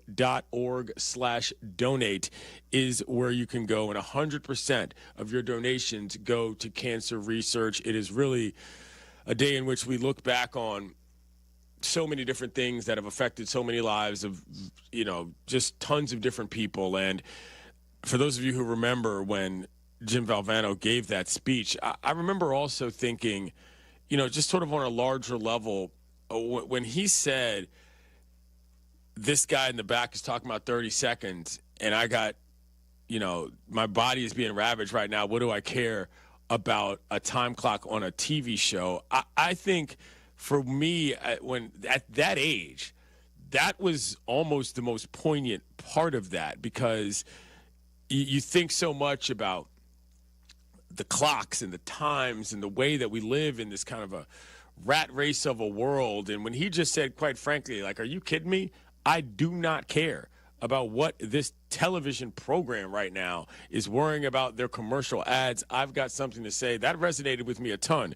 And as I've grown over the years, the specifics of what he discussed in terms of emotion, in terms of what it's like to feel human, that really stuck with me as well. v.org/donate. We are all in this fight together. Joining us now, World Series champion Cameron Maybin, and he is an MLB Network analyst. You can find him on the internet at Cameron Maybin. First of all, Cam, it's good to talk to you again.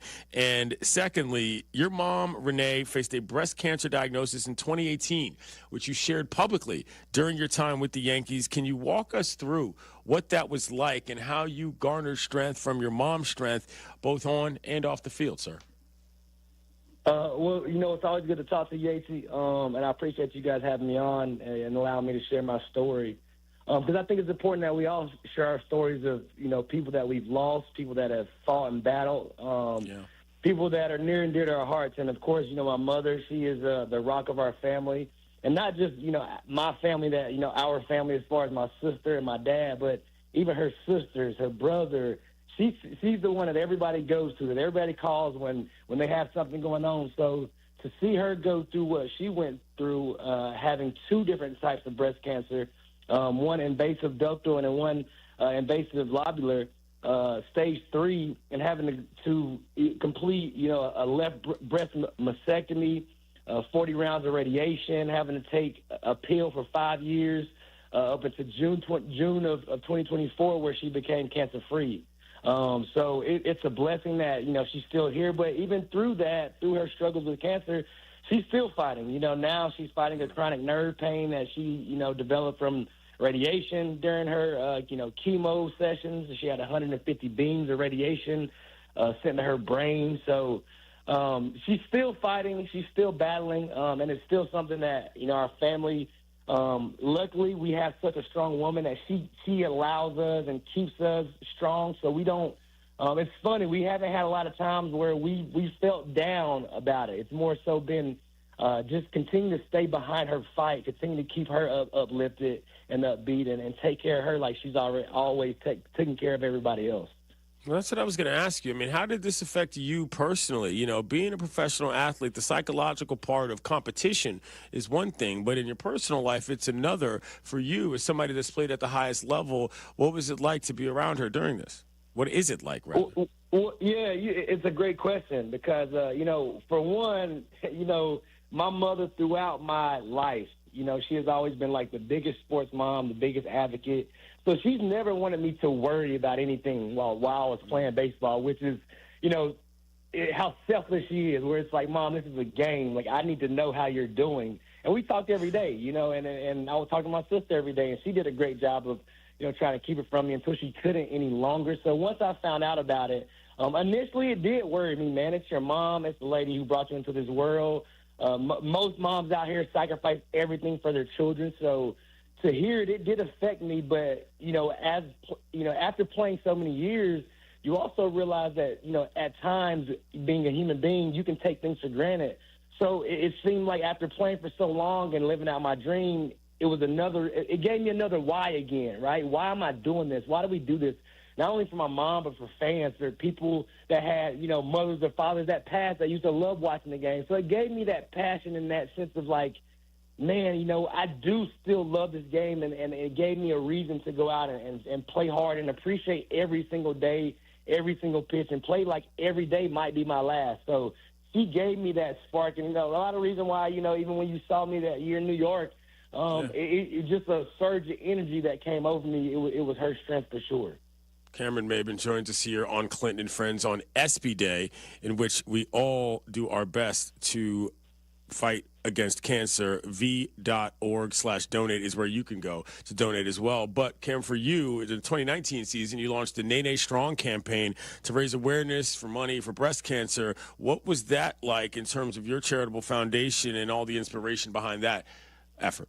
Yeah, it was wonderful. It was wonderful. It was wonderful, too, because she felt the love. And it's crazy how just love, when we live in it seems like a world of misery loves company. We always say positivity does, too. That's what we say in our household. And to just see all that love that she was getting, you could see how it energized her, and it kept her fighting.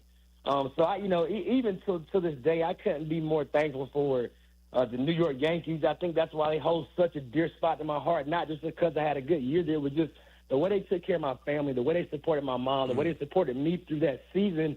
It showed that organization was more than just being about the wins on the field, right? They cared about the wins off the field as well. So it was an amazing time to have her at the stadium, be able to come on the field.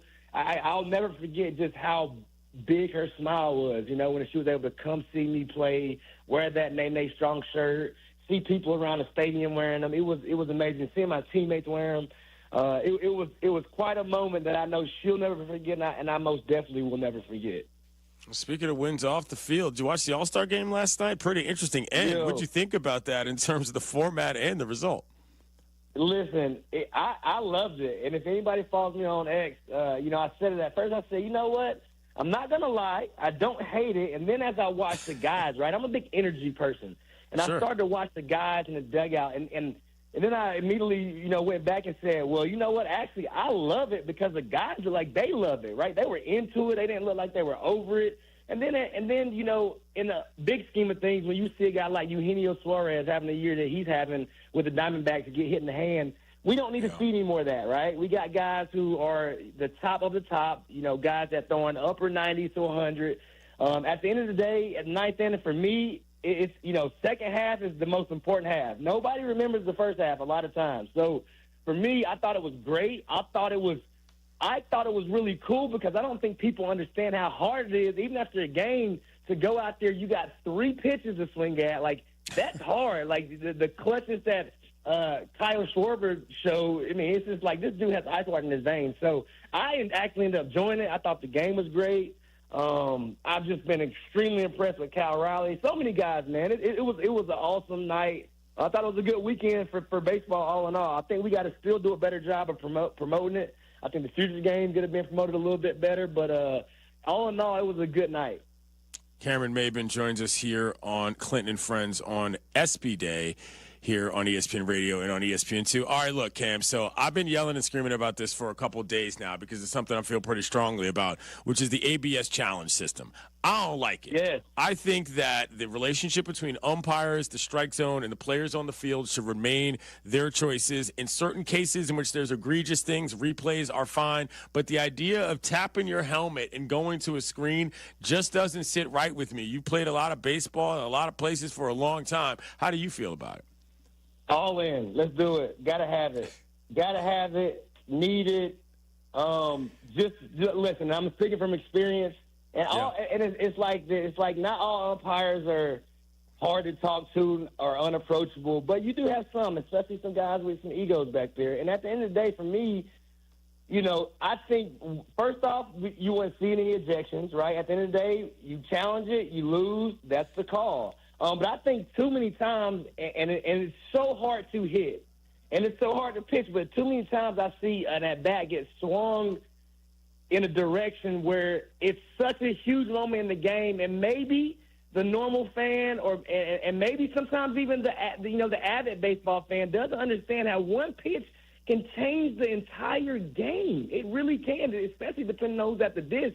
So for me, I just think it immediately, you know what, if the umpires mess up, we can fix it. But I also believe, too, it'll make them lock in even more. I do. I think the pride was set in to where instead of being lazy and saying, oh, we got this ABS and it'll fix it for me, I think these dudes will take more pride because the last thing you want is dudes tapping their helmet, pitchers, catchers, hitters, and challenging balls that are egregious. We see too many egregious pitches that get called that literally change the outcome of an at-bat where it's a huge moment, runners on, situation, somebody you need leading off the inning, and it just changes the outcome of the game. So for me, I'm all in for it. I love it.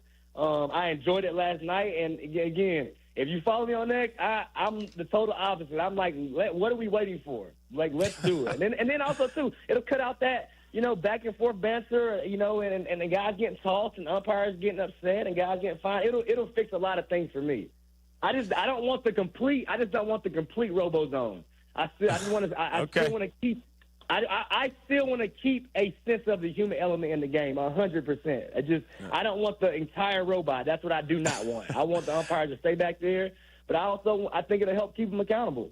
Yeah, I hear you. Last thing I'll ask you, Cam, what are you looking forward to most for the second half of the season, just in terms of storylines around the league?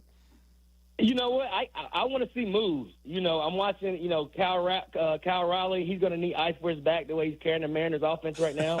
I want to see who's going to make moves. The Detroit Tigers, my favorite team in baseball right now. Yeah. Outside of watching the Yankees, I love what they're doing. Are they going to make any moves because they are so good? The pitching is doing so well. I'm looking at those teams on the cusp. What are they going to do to really try to make a push? And the Toronto Blue Jays, another example. They're right there. So I'm eager to see what moves happen, and I think that'll really make for some fun storylines going towards the finish line. He's Cameron Maben. He was a World Series champion. He's an MLB Network analyst. Thank you for joining us, man. It's good to talk to you again, brother. Appreciate your time. Always a pleasure, man. I love what you're doing. Enjoy following and keep doing it, man. Thank you, sir. Appreciate that. Cameron Maben, good dude. Devin asked me beforehand. He's telling me all the stuff about Cameron. I was like, yeah, I know him. It's okay. I can just talk to my homie. He called you Yatesy. Yeah, well, that's my hockey nickname. You know what I'm saying? That's how that goes. But not that Cam plays hockey. But, hey, you learn something new every day about people like me. I'm pointing at the camera for those of you listening on the radio. Coming up, you'll hear from Stuart Scott in his unforgettable ESPY Day speech. You're listening to Clinton and Friends on ESPN Radio, and you might be watching on ESPN2. Don't give up. Don't ever give up. And that's what I'm going to try to do. Every minute that I have left, I will thank God for the day and the moment I have. This is ESPY Day at ESPN. If you're able, please join us today in supporting the V Foundation for Cancer Research. 100% of your donation goes directly to game-changing cancer research. Go to v.org/donate now. This is the next phase in my therapeutic work. Nicole Kidman returns for the Hulu original 9 Perfect Strangers Season 2. Breathe in, breathe out. This is safe? We take you back to a core trauma. Breathe in, breathe out. She is manipulating us. Breathe in, breathe out. While you're resisting. Is it too late to get a refund? The all-new season of 9 Perfect Strangers is now streaming on Hulu and Disney+. New episodes Wednesdays. Life insurance. Why are you putting it off? Can't afford it? Too much hassle? Think you don't need it? There's lots of excuses for putting off life insurance. But if you weren't there, who would pay the mortgage and other bills? With Ethos, you could be covered in 10 minutes and boom, family protected. Ethos, fast and easy online term life insurance. Up to $2 million in coverage with no medical exam. Some policies as low as $1 a day. Answer a few health questions and get your free quote at ethos.com/game. That's ethos.com/game.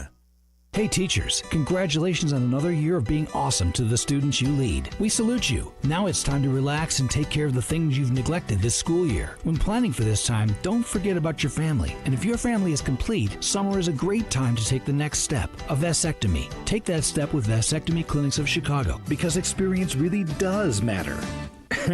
Especially with this procedure. They make it so easy with their 30-minute, no-needle, no-scalpel, in-office vasectomy. Log on to vasectomychicago.com, read the testimonials, and learn more about their procedure at Vasectomy Clinics of Chicago. With 4 convenient locations in Naperville, Tinley Park, Arlington Heights, and downtown Chicago at Lake Point Tower, now with free valet parking. Their procedure is covered by most insurance, so everything is lined up to make your decision an easy one with Vasectomy Clinics of Chicago. Visit vasectomychicago.com today or call toll-free 877-877-4VAS. That's 877-877-4827. 3 games left. Just 3 games to settle the entire LIV Golf season. And it begins at Bolingbrook, August 8th through the 10th, where 54 of the world's best players will come out swinging for glory. DeChambeau, Rahm, Koepka, and more. Up close, personal, and locked in. With special guests, Good Charlotte, providing the soundtrack. Ready to see things get clutch? Get tickets now at livegolf.com. That's LIVgolf.com. Whiskey University is back in session, and this time we're headed east for a taste of tradition. Join us for a lesson in Sagamore Rye Whiskey tonight at 6:30 at Anyways Pub in Bloomingdale. Sagamore is 100% Maryland-made, blending high rye and low rye malt. You know what? You don't need to hear this now. I can explain it all at Whiskey U. And best of all, you can taste what I'm talking about. Whiskey me? No, Whiskey you! Tonight at 6:30 at Anyways Pub in Bloomingdale. Study hard, sip responsibly.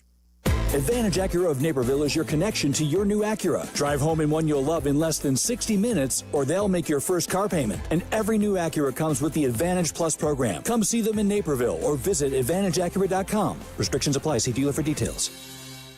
$9 million the Verdoliak Law Group wins again for their clients. That's right. The Verdoliak Law Group recovered $9 million for a client who was injured in a truck accident. If you're injured, make sure to call the Verdoliak Law Group.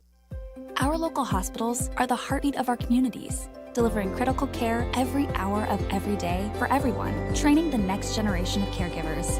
Beyond the walls, their benefit to the community is everywhere, driving the local economy and supporting local organizations, initiatives, and neighbors. Illinois Hospitals, healing communities. Learn more at team-iha.org. Sponsored by the Illinois Health and Hospital Association. Aired in cooperation with the Illinois Broadcasters Association and this station. In classrooms across the country, chronic absenteeism is on the rise. Sophia A., grade 4, absent. Julio M., grade 6, absent. Aisha S., grade 12, absent. These absences are often due to the absence of crucial needs, like transportation, health care, a working computer, mental health support. The list goes on. Olivia H., absent. Preston L., absent. Chloe B., absent. The reasons why they're absent are very real, and yet the solution is someone present to help them along their path. When site coordinators from communities and schools are on hand, they connect kids to the resources they need. And when they do, 99% of students are present and remain in school throughout the year. Jacob O., grade 10, present. Communities and Schools works directly with students, helping them overcome obstacles to succeed in school and in life. Learn more at communitiesinschools.org. Being present matters. There's an app for that. Download, listen live, podcasts on demand. The ESPN Chicago app.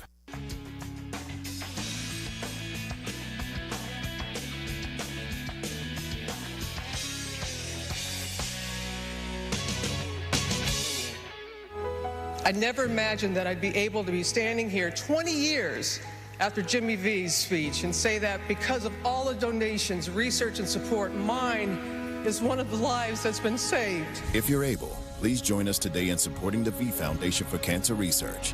Go to v.org/donate now. 100% of your donation goes directly to game-changing cancer research. ESPN Radio is presented by Progressive Insurance. Clinton and friends here on ESPN Radio, the ESPN app, and today on ESPN2, which is ESPY Day. Please join us in supporting the V Foundation in their effort to achieve victory over cancer by supporting game-changing research and all-star scientists. Go to v.org/donate to help the V Foundation achieve victory over cancer. Again, that's v.org/donate. A very special day here at the network for those who have had family members stricken or affected by cancer. We do our best to try to raise awareness and raise money to let everybody know that we are all in this fight together. And one of the people that has been one of the faces of this movement, particularly at the ESPYs, well, that would be Stuart Scott. And his speech is something that we will play now, and it's something that I would like you to take a listen to. Every day I am reminded that our life's journey is really about the people who touch us. When I first heard that I was going to be honored with this reward, the very first thing that I did was I was speechless, briefly. I've presented this award before. I mean, I've watched in awe as Kay Yao and Eric LeGrand and all these other great people grace this stage. And although intellectually I get it, I'm a public figure, I have a public job, I'm battling cancer, Hopefully I'm inspiring. At my gut level, I really didn't think that I belonged with those great people. But I listened to what Jim Valvano said 21 years ago, the most poignant 7 words ever uttered in any speech anywhere. Don't give up. Don't ever give up. Those great people didn't. Coach Valvano didn't. So to be honored with this, I now have a responsibility to also not ever give up. I'm not special. I just listened to what the man said. I listened to all that he said, everything that he asked of us, and that's to build the V Foundation. And let me tell you, man, it works. I'm talking tangible benefits. You saw me in that clinical trial. Now, here's the thing about that. Coach Valvano's words 21 years ago, helping me and thousands of people like me right now, direct benefits. That's why all of this, why we're here tonight, that's why it's so important. I also realized something else recently. You heard me kind of allude to it in the piece. I said, I'm not losing. I'm still here. I'm fighting. I'm not losing. But I got to amend that. When you die, that does not mean that you lose to cancer. You beat cancer by how you live, why you live, and in the manner in which you live.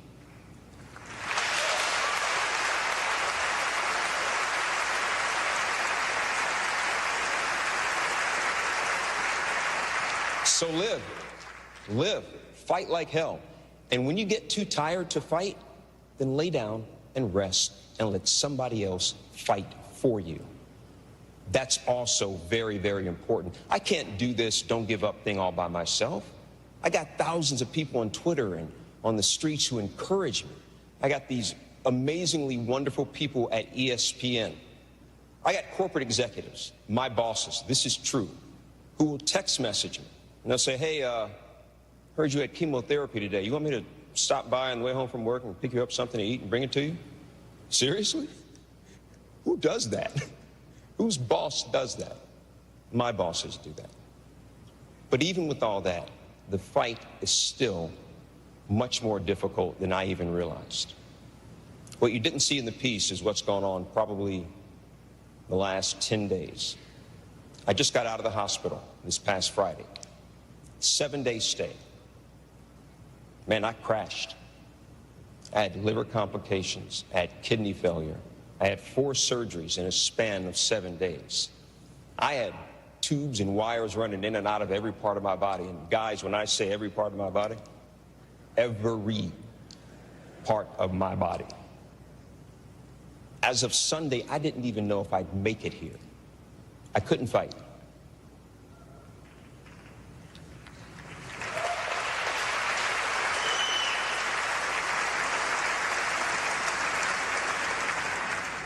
But doctors and nurses could. The people that I love, my friends and family, they could fight.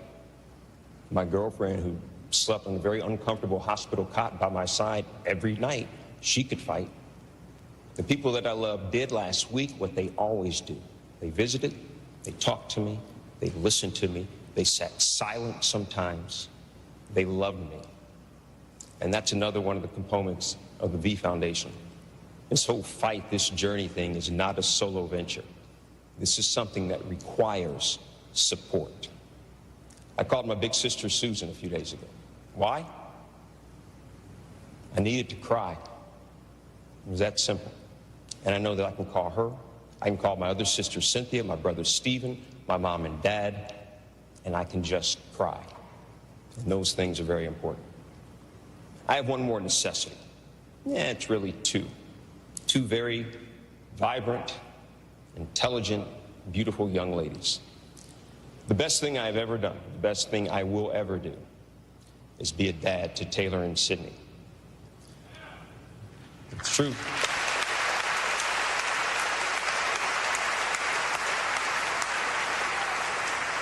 I can't ever give up because I can't leave my daughters. Yes, sometimes I embarrass them. Sometimes they think I'm a tyrant. That's a direct quote. There is an adjective that describes tyrant too, but I'm not going to go there. But Taylor and Sydney I love you guys more than I will ever be able to express. You two are my heartbeat. I am standing on this stage here tonight because of you.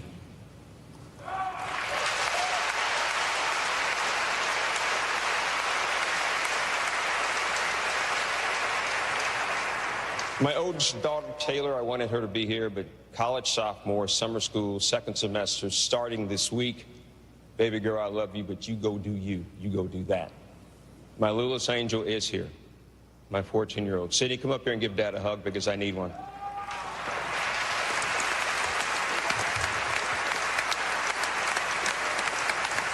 I want to say thank you, ESPN. Thank you, ESPYs. Thank all of you. Have a great rest of your night and have a great rest of your life.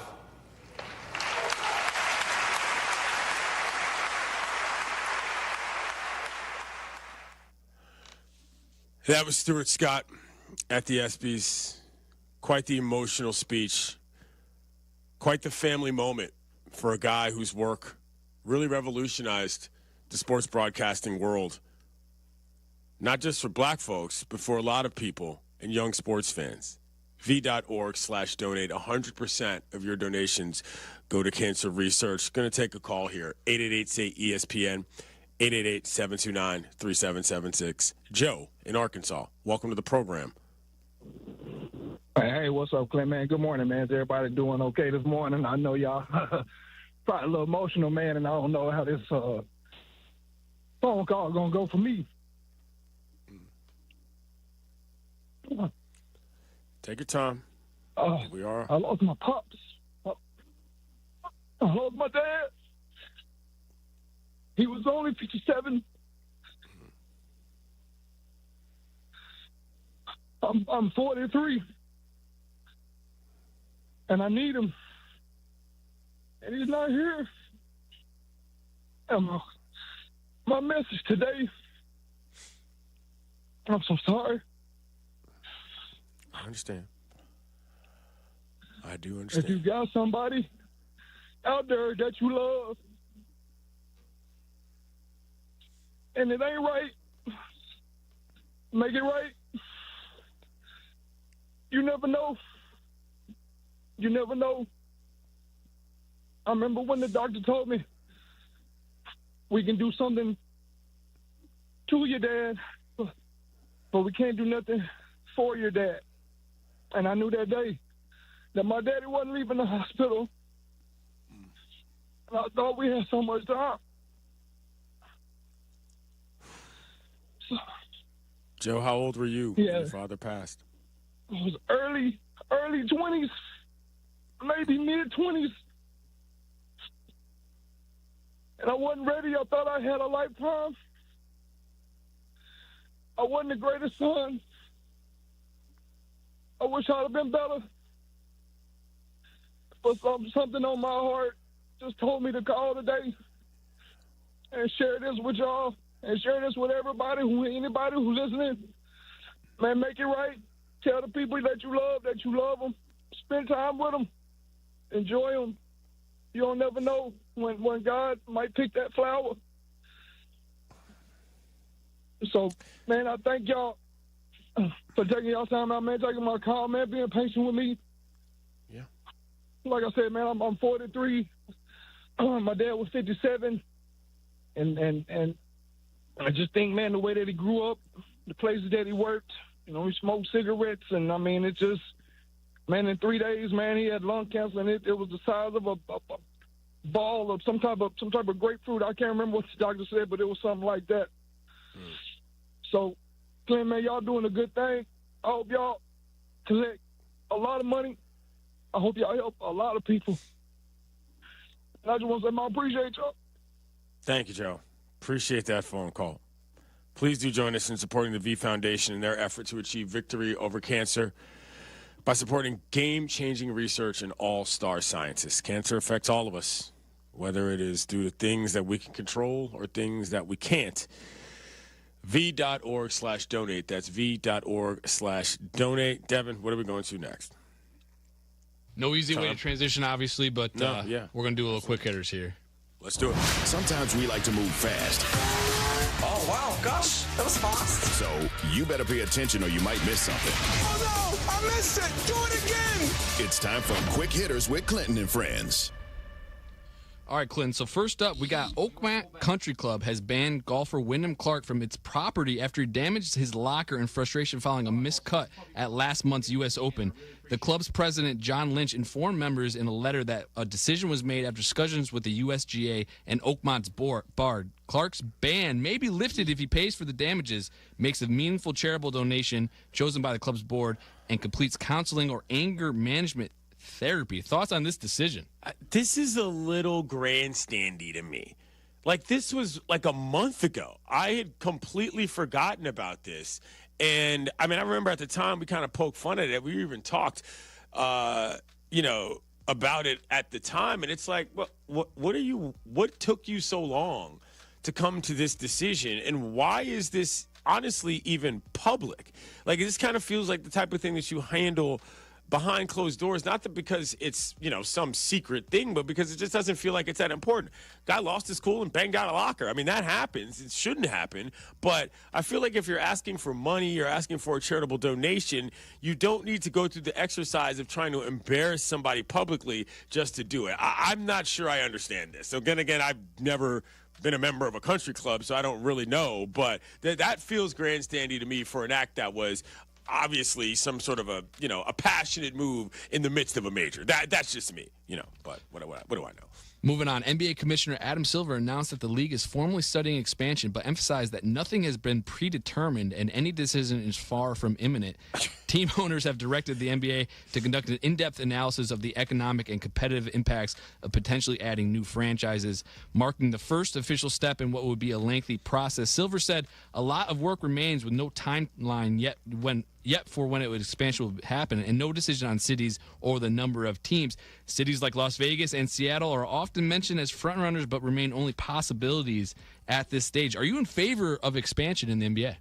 Yeah, I'm in favor of expansion. I'm also in favor of people actually getting to the point and saying something and not just creating a scenario in which it's like, hold on, we might be there. We might do something. We don't know yet. What could it be? Kick the can down the road. Make a decision. Seattle's deserved a team for years. If you're not going to go back, say that. If you want somebody to step up to maybe buy a team or create a team, say that. I understand that there are business decisions that have to be made. I understand that you can't just roll out a situation and claim that it's going to happen because it might fall apart in front of you. But come on. That was the biggest word salad I've ever heard. We're considering expanding. Nothing is imminent. The process is going to take a while. Thanks, Sherlock, for solving that mystery. Come on, Silver. Let's get on with it. Moving on, New York Jets cornerback Sauce Gardner has agreed to a 4-year, $120.4 million contract extension, making him the highest-paid cornerback in NFL history at $30.1 million per year. The deal includes $60 million in guaranteed money. Gardner, the 4th overall pick in the 2022 draft, surpasses Houston Texans corner Derek Stingley for the top annual average salary at the position. Clinton, the Jets have now extended wide receiver Garrett Wilson and now Sauce Gardner. Do you like what they are doing there in New York? I do. I also really like Sauce Gardner's name. But we talked about this before, which is that the Jets, for all of the things that we might make fun of them of over the years in terms of success, they try. But Johnson's giving it a rip. You know what I'm saying? And if you're paying guys that much money and you're, trying to shore up your defense, I got no problem with this. Guy's a pretty good player. Defensive Rookie of the Year, I believe, in his first year a couple years back. Sauce Gardner can play.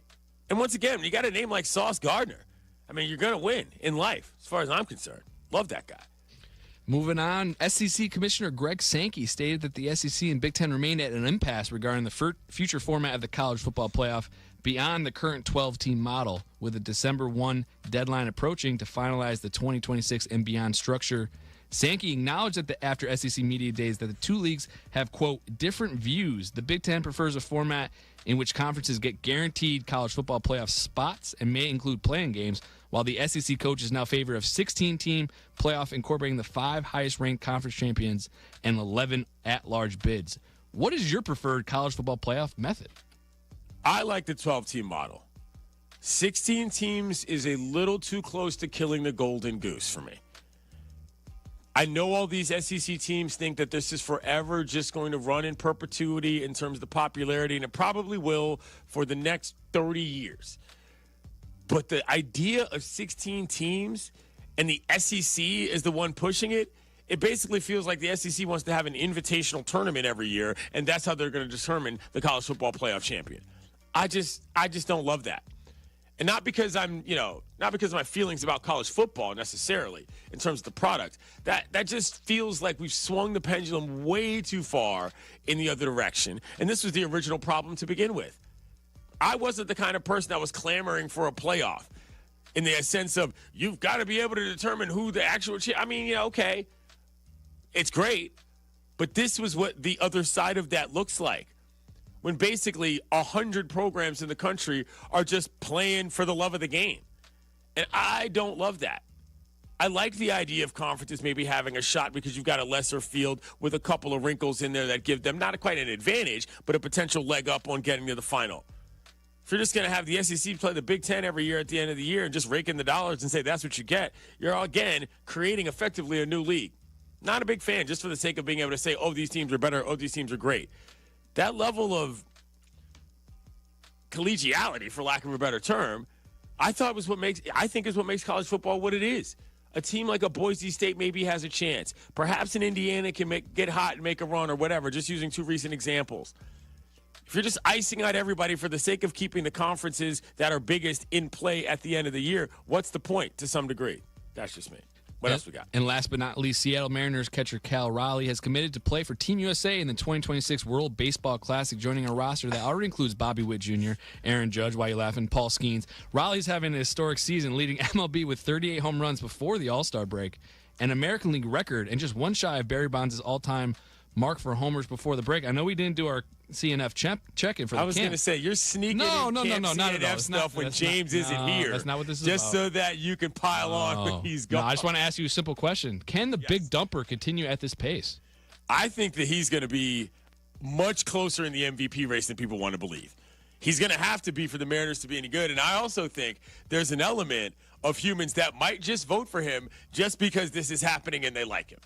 Aaron Judge is obviously doing incredible things in the AL. But if Cal can keep this up, not that a home run derby should add to your, MVP race, but the story's too good to just ignore it. If that bat keeps going for the Mariners and the Mariners can get it done. I mean, switch hitting catcher?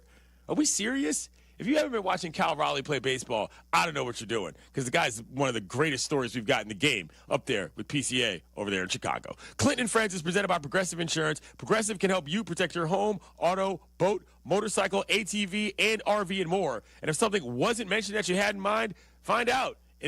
Find out if it can be covered at Progressive.com or 1-800-PROGRESSIVE, because it probably can.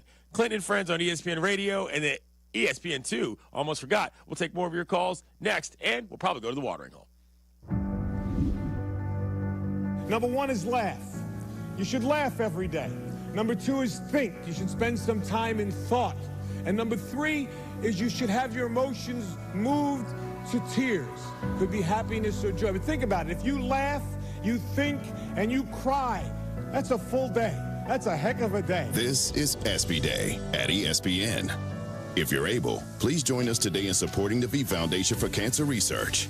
Go to v.org/donate now. We all hear the radio ads about the IRS. They tell you to be afraid, to be scared, and they try to frighten you into calling. I'm not here to do that. Tax Relief Advocates is different. TRA is here to tell you that if you owe money to the IRS, whether it's $5,000, $50,000, or $500,000, we have a solution. It doesn't matter if you're sitting in your car, at work, or with your kids. No matter where you are, call now. 800-575-6759. Don't lose hope. TRA can eliminate or reduce what you owe to the IRS. Generous programs are now available that can give you a fresh start. Our passion is taxes and helping individuals fix their IRS problems. We have over 1,000 5-star reviews on Google and an A+ with the Better Business Bureau. You don't need to be afraid of the IRS any longer. End your tax nightmare today by visiting us online at TRA.com or call 800-575-6759. That's 800-575-6759. Tax Relief Advocates. Real solutions for real people.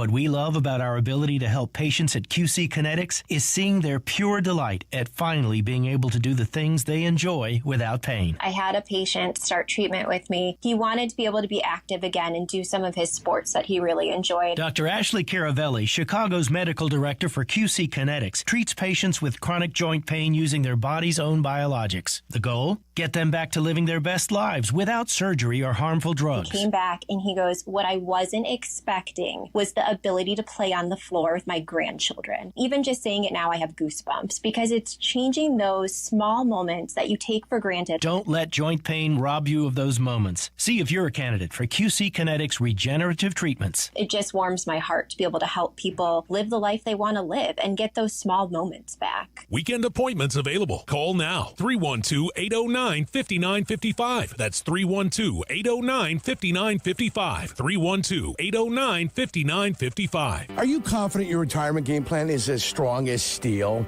Hey, it's Jurko from Mitch Lyons Wealth. MitchLyonsWealth.com is full of tools for you to access at no cost to make sure you're positioned to win retirement. Go to MitchLyonsWealth.com today and get a free copy of Mitch's book or his retirement documentary. You can set a no-obligation 10-minute call with Mitch and his team to see if strategies they are utilizing might improve your retirement. That's MitchLyonsWealth.com, your best game plan to protect, grow, and win retirement. Property managers and GCs use FinishingChicago.com's contractors for finishes and protective coatings in the most iconic venues, interior spaces, and essential infrastructure. Our painters apply industry-leading commercial and industrial finishes inside and out, so your biggest assets always put their best square footage forward. FinishingChicago.com has your free list of painting, wall covering, glass systems, drywall finishing, and signage contractors. For a great finish, start with FinishingChicago.com. Has the excitement of betting turned into worry? Feeling overwhelmed every time you roll the dice? Problem gambling doesn't just affect your wallet. It can impact your health, relationships, and peace of mind. But there's hope. Gateway Foundation is here to help you take back control of your life with personalized treatment options. You don't have to face this alone. Call Gateway Foundation today at 844-444-5780. That's 844-444-5780. Hey Chicago, IKEA is making it easier than ever to give your home a stylish, functional, and comfortable makeover with new local pickup points around the Chicago area. Just order online at IKEA.com and select the local pickup point near you, including Loyola University, University of Chicago, University of Illinois Chicago, and now Gurney Mills. Get fast, free local pickup available as soon as the next day. So whether you're looking to create your dream bedroom escape or making that perfect space to relax after work, shop IKEA.com and let IKEA bring it to you. We asked parents who adopted teens to share their journey. I think my biggest challenge was getting through to him to understand that love is real and you have goals in mind, you have things that want to happen, and I want to help you get there. Sometimes people tend to shy away from wanting to adopt teenagers because they feel like they've lost so much, but there's still so much to gain. Just knowing that there's just that other person that cares and loves me out there, it feels great. And they've done so much for me, and I can only be appreciative every single day for just having them in my life. I think it's been the best decision because I gained a son, and he's the best son ever. If I was down and out, he'd be there. Learn about adopting a teen from foster care. You can't imagine the reward. Visit adoptuskids.org to learn more. A message brought to you by Adopt US Kids, the U.S. Department of Health and Human Services, and the Ad Council. My mom is a veteran and she was injured in the line of duty. I hurt my leg in a training accident when she was only 2 years old. She had 7 different surgeries over the span of 9 years, and there were tons of complications. I couldn't be the mom my kids needed me to be. She missed so much. After my last surgery, I got an infection so bad I thought it was going to kill me. I told her she couldn't leave me yet. There was still so much she had to see. I hadn't even graduated. I'm doing much better now. I may have lost my leg, but I've gained so much. I'm an active part of my kids' lives. She can kick a mean soccer ball. DAV's been there for me and my family. Through thick and thin, they've had our back. Every year, DAV helps more than 1 million veterans like Sandy get the health and disability benefits they've earned so they can achieve victories great and small. My victory is getting my life back. I got my joy back. We got our mom back, thanks to DAV. Support more victories for veterans. Go to DAV.org. Courtney Cronin, the latest from Hallis Hall, and wherever Bears roam in Chicago. Be an informed fan with ESPN Chicago, brought to you by Costa Ivoni.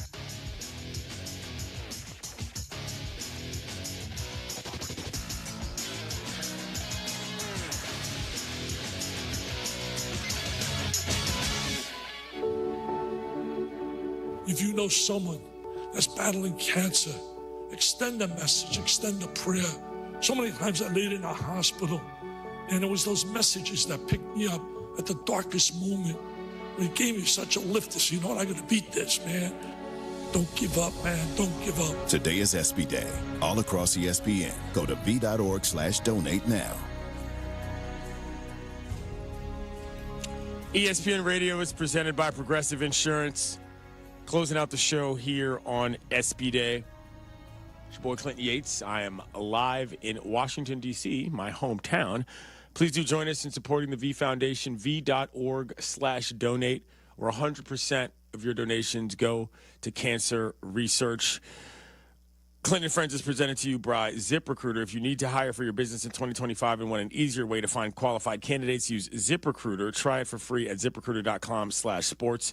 I want to thank Shane Jacobson, who's CEO of the V Foundation, at the VCEO, for joining us and telling us and detailing so many things that group does, obviously, on the day and how they do it as well. Very thoughtful conversation with him. And I also want to thank Cameron Maybin, 2017 World Series champion and MLB Network and Yes Network analyst. He talked about the struggle that his mother, Renee, has gone through with breast cancer and what he has done with his foundation, to try to raise awareness for that. He also talked a little baseball, and he's made an interesting point, and he said that the reason why he likes the ABS challenge system is because he thinks it will actually motivate the humans to be better, because they will have some level of accountability, and it's not just about some gimmicky bit. So that was a good conversation. 888-ESPN, 888-729-3776. Cully in New York, welcome to Clinton Friends.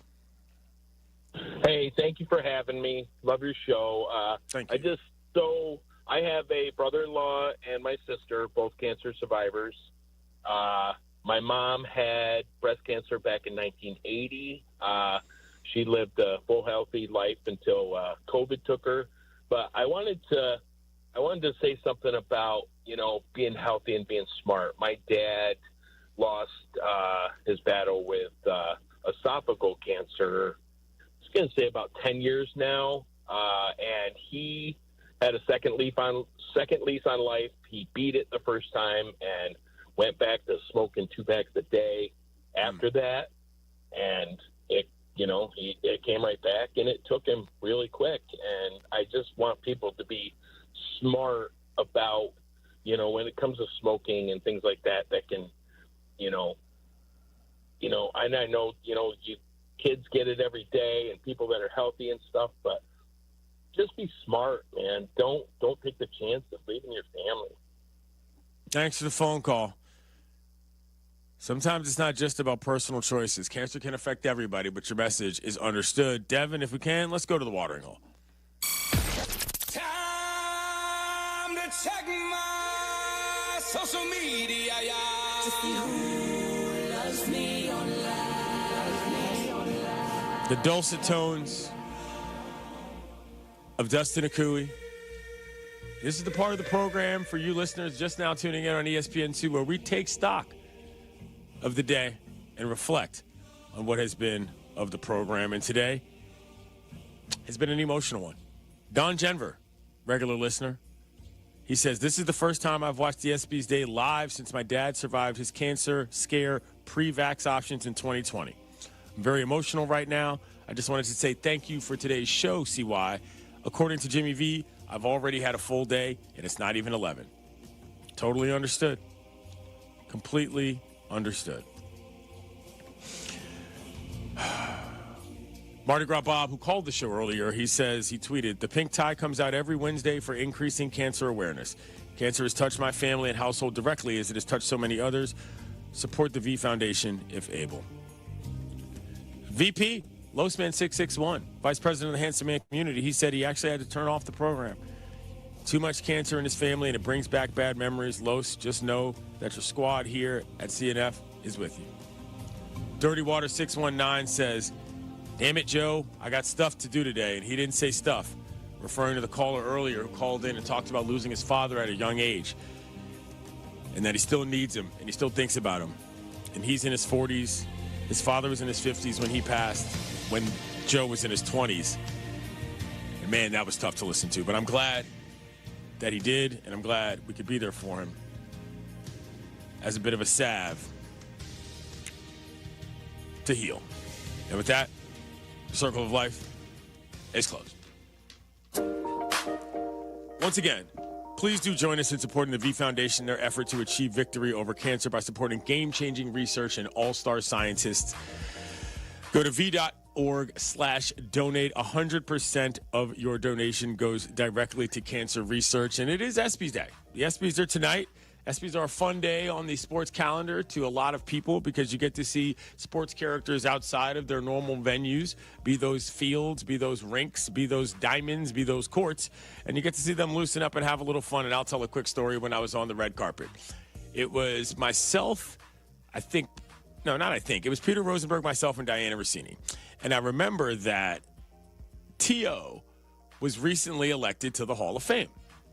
And we were talking to him. And if you remember, Terrell Owens, he decided that he was going to announce his Hall of Fame situation at 3:14 p.m. at his old school of Tennessee, Chattanooga.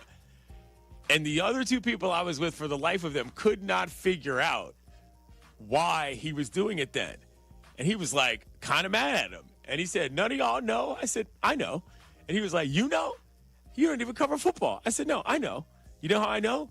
I know because where I'm sitting right now in the District of Columbia, former home of Round the Horn, is where I learned it in one of our research packets. The reason he did it at 314 is because he was the 314th member to go into the Pro Football Hall of Fame in Canton. Things I learned as a result of being on the program that is no longer with us, but was in this room literally where it happened. So as Walrus, who calls this show a lot, would say, long live the horn. It's been Clinton and Friends on ESPN Radio. v.org/donate. Carmen and Jurko coming up. We remember our friend and former partner, HT, Harry Tinowitz. It'll be a big tribute show today, Jurko. Yeah, we're going to have a lot of memories. We're going to have a lot of people on that knew Harry. We're going to have some great memories. Talk about the tiny one. Harry passed yesterday at the age of 64. The tiny one. I saw that in my mentions a lot. Rest in peace, Tiny. We'll talk about Harry, some of the fun home run festivities from last night and the way the All-Star game ended and some fun stuff. But we remember Online consultation with a healthcare provider who will determine if appropriate restrictions apply. See website for details and important safety information. Price varies based on product and subscription plan. Hey guys, let's talk ED because millions of men experience it, but not everyone can access or afford treatments like Viagra. Well, Hims can help. Through Hims.com, you can get a full range of treatment options for ED, including daily or as-needed meds through a 100% online process. It all starts with an online intake form. Get started at Hims.com/joy, and from there, a medical provider licensed in your state will determine if ED treatment is right for you. If prescribed, your medication is shipped to you for free. Find the ED treatment that fits your needs with options up to 95% less than the brand names. Millions of men experience ED, but Hims can help. To start your free online visit and save up to 95%, go to Hims.com/joy. That's Hims.com/joy for your free online visit. HIMS.com/JOY. Hey guys, it's Carmen. You've heard me profess love for my 25 Defender from Land Rover Chicago and Howard Orloff Imports. And right now is your opportunity to buy your Defender at pre-tariff prices. From my travel to the draft in Green Bay, to my weekends with my son's travel baseball team, every trip is an adventure, and the Defender perfectly combines rugged off-road capability with the refinement and luxury you expect from Land Rover. Howard Orloff Imports has the full lineup of 25 Defenders. At current prices, these are sure to move quickly. So visit them today just off the Kennedy at Armitage or explore more online at orloff.com. This is an ad by BetterHelp. Workplace stress is now a leading cause of declining mental health, with 61% of the global workforce feeling it more than ever. Hey guys, it's Sylvie. You can't escape work, but you can take small steps to care for yourself. A walk, some sun, a favorite song. Therapy is one of those steps. Ongoing support to build resilience for whatever your day throws at you. Balance is tough. Getting help shouldn't be. Visit BetterHelp.com/timeout today for 10% off your first month. That's BetterHelp.com/timeout.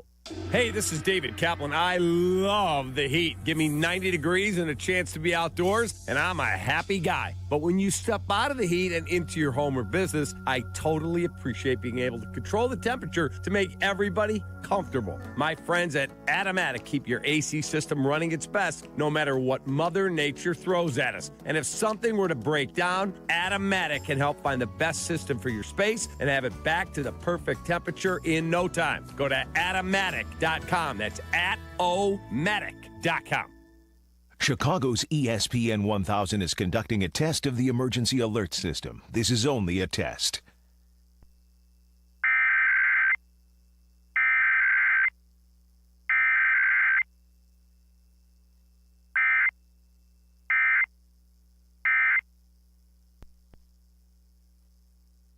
You said you'd never buy your kid candy from the checkout aisle. Or forget extra diapers. And never give in to a meltdown. You'd never lick your thumb to clean their face. Never let them have too much screen time. And never bribe them for just one more bite. You say you'd never let them out in public without their hair brushed. Never, ever become a minivan mom. And you'd never give them your phone for a quiet dinner. Calling boss work phone. So when you say you'd never leave your child in a hot car, no, it can happen. Cars get hot fast, and kids can be at risk in temperatures as low as 60 degrees Fahrenheit. Never happens. Before you leave the car, always stop, look, lock. Brought to you by NHTSA and the Ad Council. Many of our U.S. veterans and service members face challenges: mental health struggles, housing obstacles, employment, food insecurity, and social isolation, to name just a few. I'm Bob Woodruff. My family and I started the Bob Woodruff Foundation in 2006 after I sustained a life-threatening injury while reporting from Iraq. Our service members had my back that day, and we need to have theirs now more than ever. At the Bob Woodruff Foundation, we raise awareness about the tough challenges veterans and military families face and invest in solutions to help support them in the next chapter of their lives. And with one solution comes the next. We solve the housing situation, we increase employment opportunities. We solve employment problems, we address food insecurity. We solve food insecurity, we impact physical and mental health issues. Learn more about our work at bobwoodrufffoundation.org/success. Live from State Street in the heart of Chicago, you are listening to the new home of the Chicago Bears, ESPN Chicago. And this is Carmen and Jurko, WMVP, WTBC, HD2, Chicago, a Good Karma Brands radio station. ESPN Chicago mourns the loss of Harry Tinowitz. Harry was part of the legendary Mac, Jurko, and Harry show. My favorite thing that we did, Mac said we should touch the people, and later he showed me he didn't mean it in the way that I was doing it. He was a part of the ESPN Chicago family for more than a decade. Harry was a beloved teammate and fan favorite.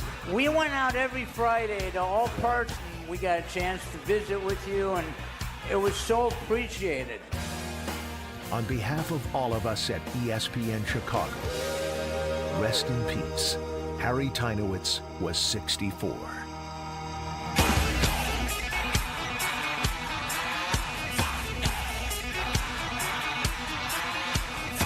This is one of the most famous rock songs of the last 50 years, and all I ever think about is the start of the old Mac, Jurko, and Harry show. And that's true. It was synonymous. It was absolutely synonymous. 100% and synonymous. the close with Semisonic. And the Closing time? Yeah. Closing time. Yep. But this was like, all right, the afternoon saloon is, it's is happening. open. Here we go. The old Mac, Jurko, and Harry show. The show that really... the 4-hour ride. It was initially a 3-hour ride. It was a 3-hour ride originally. Oh, was it? And then 3 it went to to 6. 4? Then it went 3 to 7. Then 2 to 6 with the replay of 1 hour. The old Mac, Jurko, and Harry show really... With the studios reversed, by the way. The show was done on the other side. That's true. The producers were here, and the show was done on the other side. It was really the show that kept this place going. I don't know how long the experiment would have lasted in terms of how Disney at the time was going to operate the first O&O station that they kind of branched out and went and bought and decided to make more than just an affiliated group of radio networks. It was this owned and operated station, and we're going to do local Chicago, and it was and national the rest of the day, right? And it came with a lot of challenges early on. I was one of the first handful of employees that was hired, but I was just a young reporter working on the weekends and doing fill-in stuff, and I was writing for the afternoon show that was originally on the air. I was helping Lou Canellis at the time. It was that wasn't the original show. I guess that was the second iteration of the afternoon show that they tried. You guys were the third. The third time was a charm. I think Harry and Spike were first. And then they tried Huge and Lou. And we loved Sweet Lou Canellis, but that show had its it had a shelf life. It had a shelf life, and Lou wasn't the problem. But I remember writing and being a young reporter and helping out on that show. And then they turned to Danny Mac, who was pretty well established already. Down the dial. Down the dial in town. They turned to a former Green Bay Packer who came back home after his playing career, who grew up in Chicago, and had just finished his NFL career. And they turned to Harry Tinowitz. And they said, all right, we're going to try the three of you. And thank God they stuck with it. And I honestly don't know if the station would have kept the lights on without the three of you. And without the progress that you guys made as a show, and then, the indelible mark that you left on Chicago Sports Radio.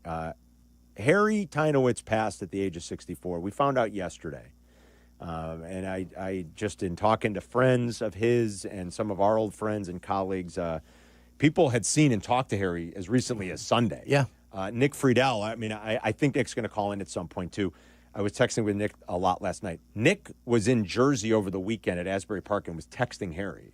Harry was a huge Bruce Springsteen fan. Most people know that. If not, we'll tell you a lot about the life and times of Harry Tinowitz. But he loved Bruce Springsteen. Nick happened to be there. He was texting with him Saturday. So he was really blindsided by the whole thing. And so we're going to spend a lot of the day today talking about Harry, his impact here on this place and this station with the old Mac, Jurko, and Harry show, with the Carmen, Jurko, and Harry show after that. But you worked with him for a long time. You did 12 years of shows with Harry? First time I ever met him was in Riley's Daughter when Mac was putting a show together for Out Here. Mac and I had talked about 8 months previous that summer, the previous summer of 2000, about, hey, do you want to be in radio? Do you still want to do radio? You had done radio, blah, blah, blah. Do you want to keep doing it? And I'm like, yeah, absolutely. That sounds like fun. But he was working at the other place at the time, so he had to figure out a way to get out of his contract over there, which he quite astutely did. Was this like a Costanza thing? Like he's trying to get fired by the Yankees so he can go work for the Mets? He was... Yeah, ultimately, that's what ended up happening. He got tired of working with Jiggets, and, he became difficult over there, and the difficulty had turned itself into, oh, my God, he ended up getting released from there. Yeah.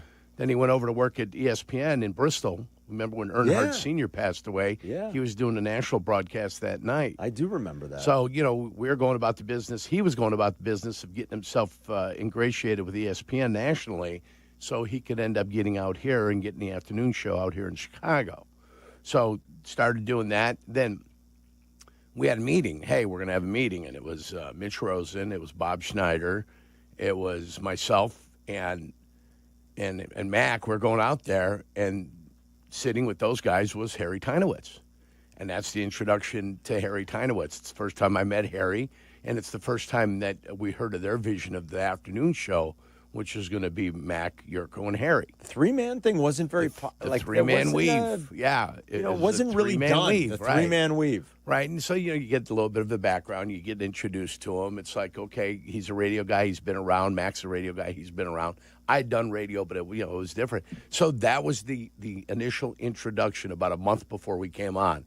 So sometime in April, Riley's daughter, out on 111th and what is that, Pulaski out there? I think. But that's where the meeting took place, and that's where we're talking about it. Then we had come downtown. They were going to announce the show, and we ended up going over to a hotel. We're all excited. They're going to announce the show. No announcement. There had been a snag. I don't think I knew this part of it. There had been a little bit of a... I don't know if I remember this. And I was getting ready to celebrate, so I ordered some Johnny Walker Blue, And then Mitch came by and picked up the bill, and he goes, "Who orders Johnny Walker Blue?" I looked over there, and I said, "I thought we were celebrating." So it ended up getting delayed. We ended up getting hired an hour later. But they demanded, ESPN, that Harry be on the show. Yeah. Mac wasn't necessarily up for that three-man weave. But this is like Phil Jackson convincing Michael that you've got to try the triangle. Yeah. Phil had to go, "Michael, just trust me." Right.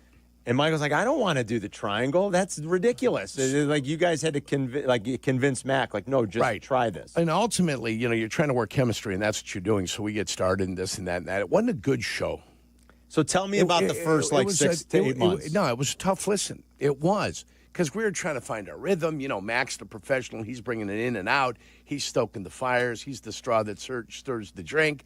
And then Harry and I are trying to find our footing, where we go, how we're going to do it, when we're going to do it, and what. Harry's dropping 3 new ideas every day in the meeting to try on the show. Yes, but ultimately, it's Harry's exceptional knowledge of baseball and basketball and all the minutia in every single sport. Yeah. That was an absolute necessity on the show. That and the fact that he had come from the North Shore, from a very, well-to-do family who had been very successful in a number of different business ventures they had. That provided wonderful fodder for the show. It sure did, man. And Harry was a comedian in himself. He understood what was funny and what wasn't funny. And so the back and forth, the give take, his perspective on things compared to Mac's perspective or my perspective was ultimately the chemistry that we found. Yeah. That drove the show to the heights that it became when it was here. And Harry was an absolute necessity. Yes. You had to have him to make that thing work. Yes. And without him, it wouldn't have worked. It would not. It would not have worked to the level that it worked. There were hilarious moments. Yeah. There were uncomfortable moments. Oh, yeah. And a lot of time that was all centered around Harry. He was, we used to like to bust his balls as guys do, but Harry had a pretty wicked sense of humor. Yes, he did. Like he had a wit. He had a really quick wit. He did have a very good sense of humor. I don't think we ever called them dad jokes back then, but boy, did he have a million of them. What you would today is deem dad jokes, And I was joking about one of them on my Instagram post for Harry, and our buddy John Greenberg from The Athletic, who we used to work with here at ESPNChicago.com, and he knew Harry very well. He goes, "Wait, remind me, what was the punchline to the water polo joke?" And that was, I used to play water polo until my horse drowned. I mean, it's so stupid, but we laugh. Yeah. But it is kind of funny in a way, and like he had a million of those, and he did. And we used to love to bust his balls, but he did have a really quick wit. He was an idea man. Oh, yeah. And when we tell you he was an idea man, he would throw stuff against the wall. And everything and anything. And in Harry's mind, it was always going to work. Yep. Always. Why don't we try it? Why don't we try it? It was always, don't be afraid, even if it sucks, even if it's not funny, even if people make fun of us, even if people say it's stupid. It could be good. It doesn't matter. That was his thing. He lived by that. Like, always. He'd come in with that notepad, and I don't think he knew how to use a Word document. So it was just all in this notepad. Well, not only that. It was idea after idea after idea. But the laptop hadn't quite refined itself in 2001, if you understand what I'm saying. I'm talking about when we were doing the show. By 2009, there were none of these beautiful Apple phones with tremendous video and the ability to take a ton of things out there. We're still hitting 777 to get a letter 3 times, the third letter. So That's right. Yeah, You're right about that. That's when the You had show to go through started. 3 times. Yeah. Your old Motorola. Yeah, if you talk ST, you hit it twice and then you're trying to send it through. I think that was the comedian in him. Harry was an actor. He was a comedian. He was a writer. He did do a lot. He tried a lot. He was never afraid to try things, ever. He was never afraid to try things. And that's what I loved about HT. But he had that mentality where he was always, I've got to, this is funny. He's got that comedian's mentality where they're constantly, they keep a book, they keep a notepad by their bed, or they always have it. Now you do have your phone. You're right. Right. You had to carry something with you in case you got an idea for a bit or material. You had to write it down. And he was Harry always have a pocket full of cocktail napkins. Dude, it from was ideas that he had. Crazy. Yep. And he'd always present these ideas. And sometimes we'd be like, Harry, that's insanely stupid. Sometimes they were gold.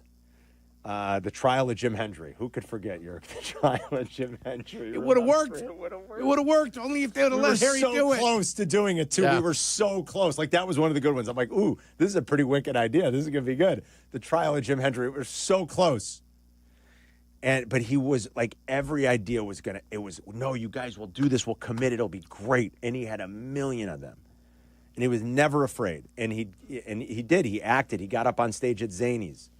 That's intimidating, man. Yeah. That's Stand-up intimidating. But he'd do sets at Zanies. And sometimes I felt like it was only me and Abdalla and Finfer in the back laughing. But he didn't care. And Sylvie. He didn't care. Like, he would just keep doing it, and he would keep trying it. He was trying his material out. Yeah. Trying to see what you guys would respond to and what you wouldn't respond to. Harry had 1,000,001 friends. And I'm telling you, he was the kind of guy that made friends with everybody. He knew everybody. He knew every bar owner. Look, he lived a pretty wild life, let's face it. And Harry was open towards the end of his life about things that he conquered and some of the things that had happened in his life. We remember a day where it was, pretty much 0 to 60 every time he went out. And he liked to live that way. He liked to have a good time. He liked to party. He knew every bar owner. Mm-hmm. Everybody treated him like king. Coley was the best. You walk in, they just put a bottle of Cuervo 1800 on the bar. Said, there you go. And we had a lot of good times and a lot of laughs. And with Harry, there was some tumultuous times over the years. We'll talk about, I think, a lot of that today. Yurko can continue to share some stories about the ups and downs of the old MJH show. But it really is one of the truly legendary sports talk radio shows, just talk radio shows, that this town has ever seen. And I think it's important for us to remember that and talk about Harry's contributions. When Mac left in 2009, they threw me in with you guys. And, Well, you had worked with us for 3 months the previous year. I did. In 2008.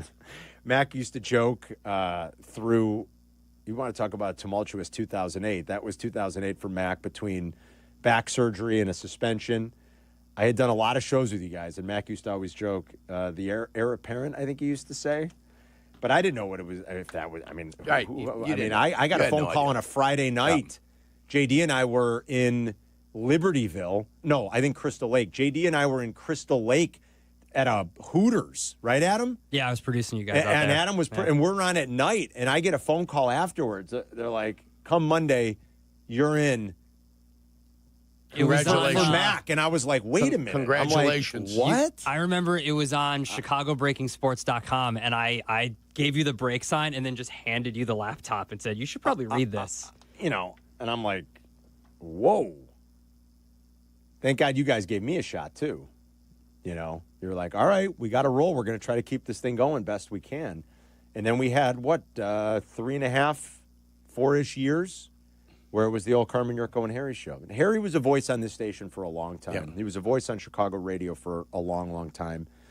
I know Peggy had made note in her post last night on Twitter, on X, about Harry doing stuff in the old days with Kevin Matthews. He really was in and around the entertainment industry in this town as a comedian, as an actor, as a radio personality for the better part of 3 decades. And so we'll remember him a lot today. I can't even tell you how many texts and phone calls. I can't even tell you how many. I just saw something funny from Hoodie too. This is making me laugh. I can't tell you last night how many texts and phone calls. And a lot of people had expressed the desire to call in today. And I said, of course, Jared Payton. Our buddy Alex Maragos, who's a big star on Channel 5 now, on NBC 5. Maragos interned with us, the old Carmen, Jurko, and Harry show. Maragos wanted to call in. Friedel, obviously. I talked to John Greenberg this morning from The Athletic. I mean, Gian Greco. I was texting with Marky last night. Tim Weaver, our buddy at the Wolves who used to work with us. I mean, Dr. Ernie Scatton, who's not really, he's a voice doctor. Ernie and I were talking for a while last night, and Ernie and I had played in Harry's Fantasy Football League forever, and we could tell funny stories about that. The Battalions. The Battalions, yeah, that's right. You're a good job. Remember? I remember. We played in that fantasy league that Harry and Spike Manton and Tony Kirk had for years. I think they still have it too. And so all these people were checking in and texting and calling and expressed the desire to call in. And I told everybody, I was like, you absolutely call, share stories. I mean, I'm going through who I can't even, Eddie O. I was texting with Eddie O last night. Danny Simon, who interned on the old Mac Yurko and Harry show. One of our old producers, Billy Ochepka. Billy Ochepka. Yeah. Absolutely. And so it kind of just, Mike Brennan, who we used to work with here. Detroit Mike Brennan. Detroit Mike Brennan. It goes on and on and on, and people couldn't believe it, and we're a little stunned and very sad to hear the news. And he had a million friends, and a million people loved him. And just going off of checking some posts on Instagram and on Twitter, the outpouring of support and love for HT and how fondly they remembered his quirkiness and the old MJH show. And the Afternoon Saloon and Carmen, Jurko, and Harry, and just people sharing a lot of memories and thoughts. Ed in Plainfield, is this true? Is Ed, who, I mean, Eddie's been calling. Eddie's been, he was Ed Lyle back in the day. Ed has been a pretty loyal fan of this radio station through thick and thin for about as long as I can remember. Certainly more than 20 years. And Ed still, I see Ed a lot. He comes out to Whiskey U a lot. And Ed says, was he the first ever caller in MGH? Is that right? Ed is in Plainfield now. He's migrated west. What's up, Eddie?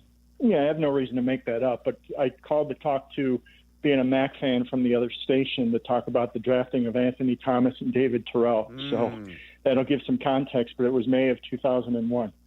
But so all you guys, I heard someone talking about how Harry would stay after an event, and they would tear down the ESPN 1000 stuff and whatever. People would be leaving. And HT would always be there with an offer to buy a drink.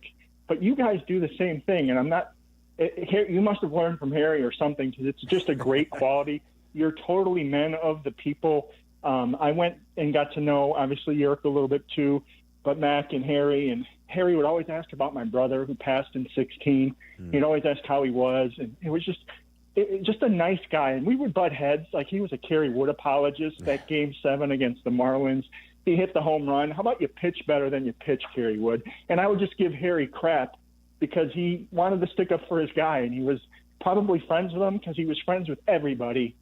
He was just a good guy. And sometimes I felt bad, and I would see him the next time at an event. I'd be like, I'm just joking around. He goes, I'm mad that you would even say that. Yeah. I obviously knew that you were kidding. He was just a very, very nice guy, and I'm sorry for your loss. Thanks, Eddie. You too, buddy. Appreciate it, and I hope to see you soon. I see Eddie at a lot of the Whiskeys. It's great seeing him. He's been a fan of this place for a long, long time, that's for sure, and he's stuck with us through a lot, and we appreciate that. And there are a lot of people that have been calling, going back to the old days with you guys, with the Mac Yurko and Harry show, that still call today, that call Waddle and Sylvie, that call Bleck and Abdalla, that call Cap and Hood, that call us. Gridiron Assassin, I was exchanging. John Bach, the armchair jock. John Bach, the armchair jock. 35th Street Slick. Who else? Back in the old days when reading email was a big thing, now it's all just social media. There were faxes, too, originally. Yeah, there were faxes. There were faxes originally. Then they became email. Now it's just you're on the chat and you're on social media, but there were faxes and emails. And, certain guys would have a bunch of different sobriquets and monikers. I don't know if he wants us revealing that, but he had a lot. John Bach, the armchair jock. That's great. I love the Gridiron Assassin. If you want to call and share a story, if you want to talk about HT, an encounter you had with him, you're welcome to do that. We'll kind of spend a lot of the day remembering HT and sharing stories. I mean, his voice was on these airwaves when it first started. Like I said, that was the original afternoon show. It was he and Spike Manton. I mean, he was on these airwaves even before it was ESPN, back in the old WMVP days. Even before ESPN Radio, he was one of the first voices on ESPN Radio. This goes back to the fall of 1998, and he was a prominent voice on this radio station and a great entertainer all the way through about 2013. So if you want to talk about it, you can with us today, and we'll remember him a lot. 312-332-3776. It's Carmen and Jurko. We'll be right back. You're listening to Carmen and Jurko on ESPN 1000, Chicago's home for sports. Sometimes the conversation can get away from the team on ESPN Chicago's Cap and J Hood Show. Fortunately, there's always room for a sidebar. Just a quick sidebar, may I approach? Sidebars on the Cap and J Hood Show are presented by Ankin Law. Okay, Whiskey U is back in session, and it is tonight. The July Whiskey U is happening at Anyways Pub. We're going to be at the Bloomingdale location, so remember that, not their Oakbrook Terrace location, but the Bloomingdale location for Whiskey U tonight with Sagamore Rye. It is going to be fantastic. You guys, trust me, you're going to love this one. We've done some stuff with Sagamore in the past, but it has been a while. They got a lot of their juice coming out now. They're 100% Maryland-made rye. They blend a high rye and low rye mash bill together. But their stuff is great. We're going to try some really delicious whiskey. So come hang with me and Sagamore Rye Whiskey tonight at Anyways, starting at 6:30. It's 6:30 to 8:30. It's Whiskey U. You don't need a ticket. You don't need to be on a list. It doesn't cost anything. Just come out and have some fun, drink some great whiskey with us. Study hard and sip responsibly.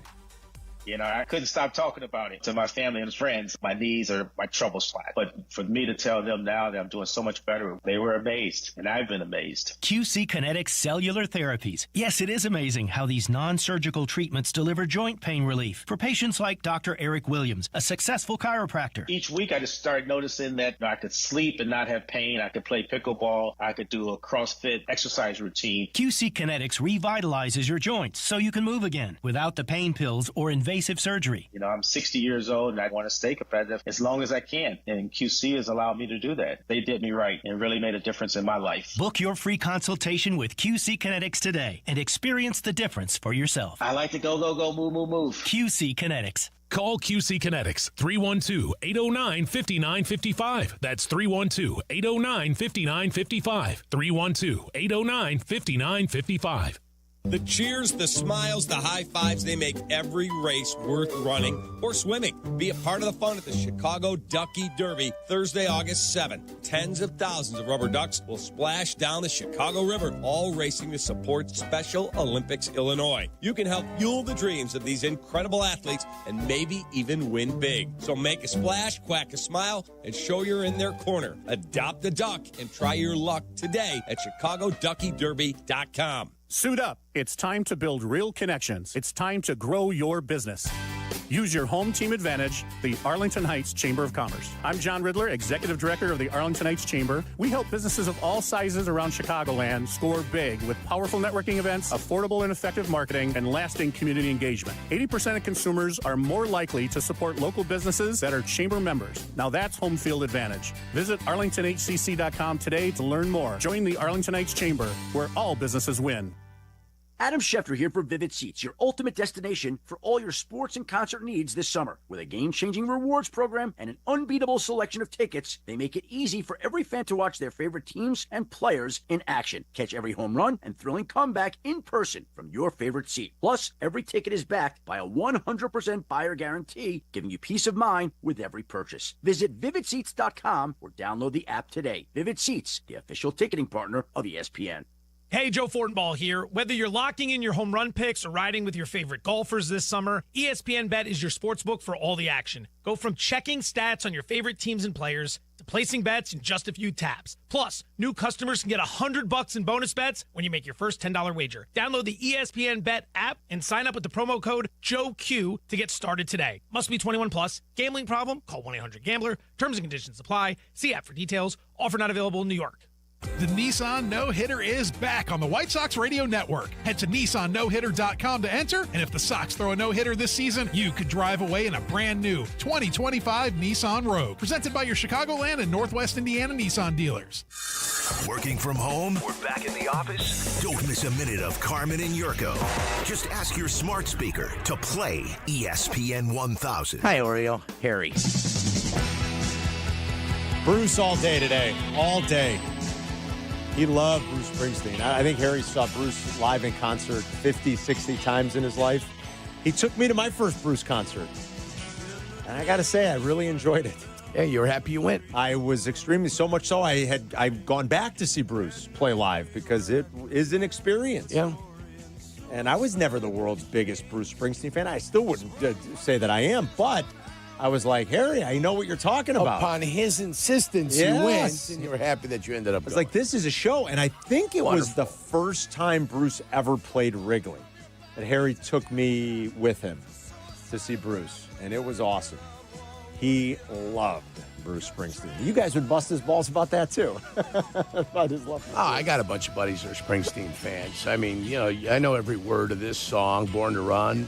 Great song. Thunder Road. That's another great Cadillac Ranch. That's another great one. You know, 10th Avenue Freeze That's another Out. great one. See? I mean, Atlantic City. I don't know Atlantic City Yeah, as well. you know I it don't if think. you If heard I heard it. it, I probably would. The band sang it, too. Okay. The band sang it and Bruce sang it. We'll play Bruce all day today. We got people calling in. They wanted to pay a little tribute to HT. Harry passed at the age of 64. You can ring us up if you're a longtime fan of the station, of Harry, of the old Mac, Yurko, and Harry show, of the Carmen, Yurko, and Harry show. We were together as a threesome until about 2013. 312-332 ESPN is the number. Elmhurst Steve. Stevie, what's up, buddy? It's been a while. Yeah, good afternoon. Harry, I used to date a volleyball player, but every time we get into the bedroom and I get undressed, she'd yell, rotate. Very good. I think you botched that one a little bit, Steve, but we get the point of it. That was pretty good. It's a beauty. I think it was something about when she was on top of him, she would yell, I don't know, or he'd yell rotate. Yeah. Something about that. Yeah, but I just wanted to say I'm going to miss him a lot. I was actually at Mac's house yesterday doing some work, and he gave me the news that, Harry had passed, and then we were, trading stories and everything. And the thing I loved about Harry is, no matter what the station event was, he was probably going to be there because he just loved to be out with the people. And, obviously he was a big part of the fantasy football convention, and I really enjoyed that. So that was something I had a great appreciation for. But, one day I went over to an event that you guys had over at Escape over in Buffalo Grove.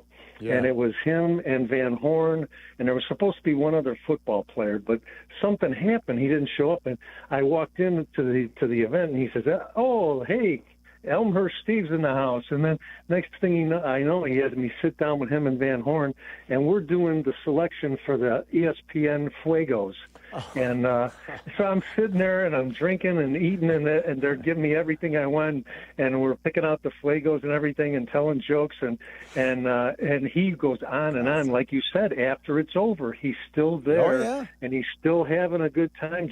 I don't know how he got home. I mean, I offered, I think we know. Let me drive you home. Yeah, it was, but at the next day when the show came on the air, I could finally breathe normal again because I was just worried. Is he gonna be okay? And of course, of late he had so many health problems and everything, and I was just always like, oh, I hope he's gonna be okay. And unfortunately, he's passed, and I'm gonna.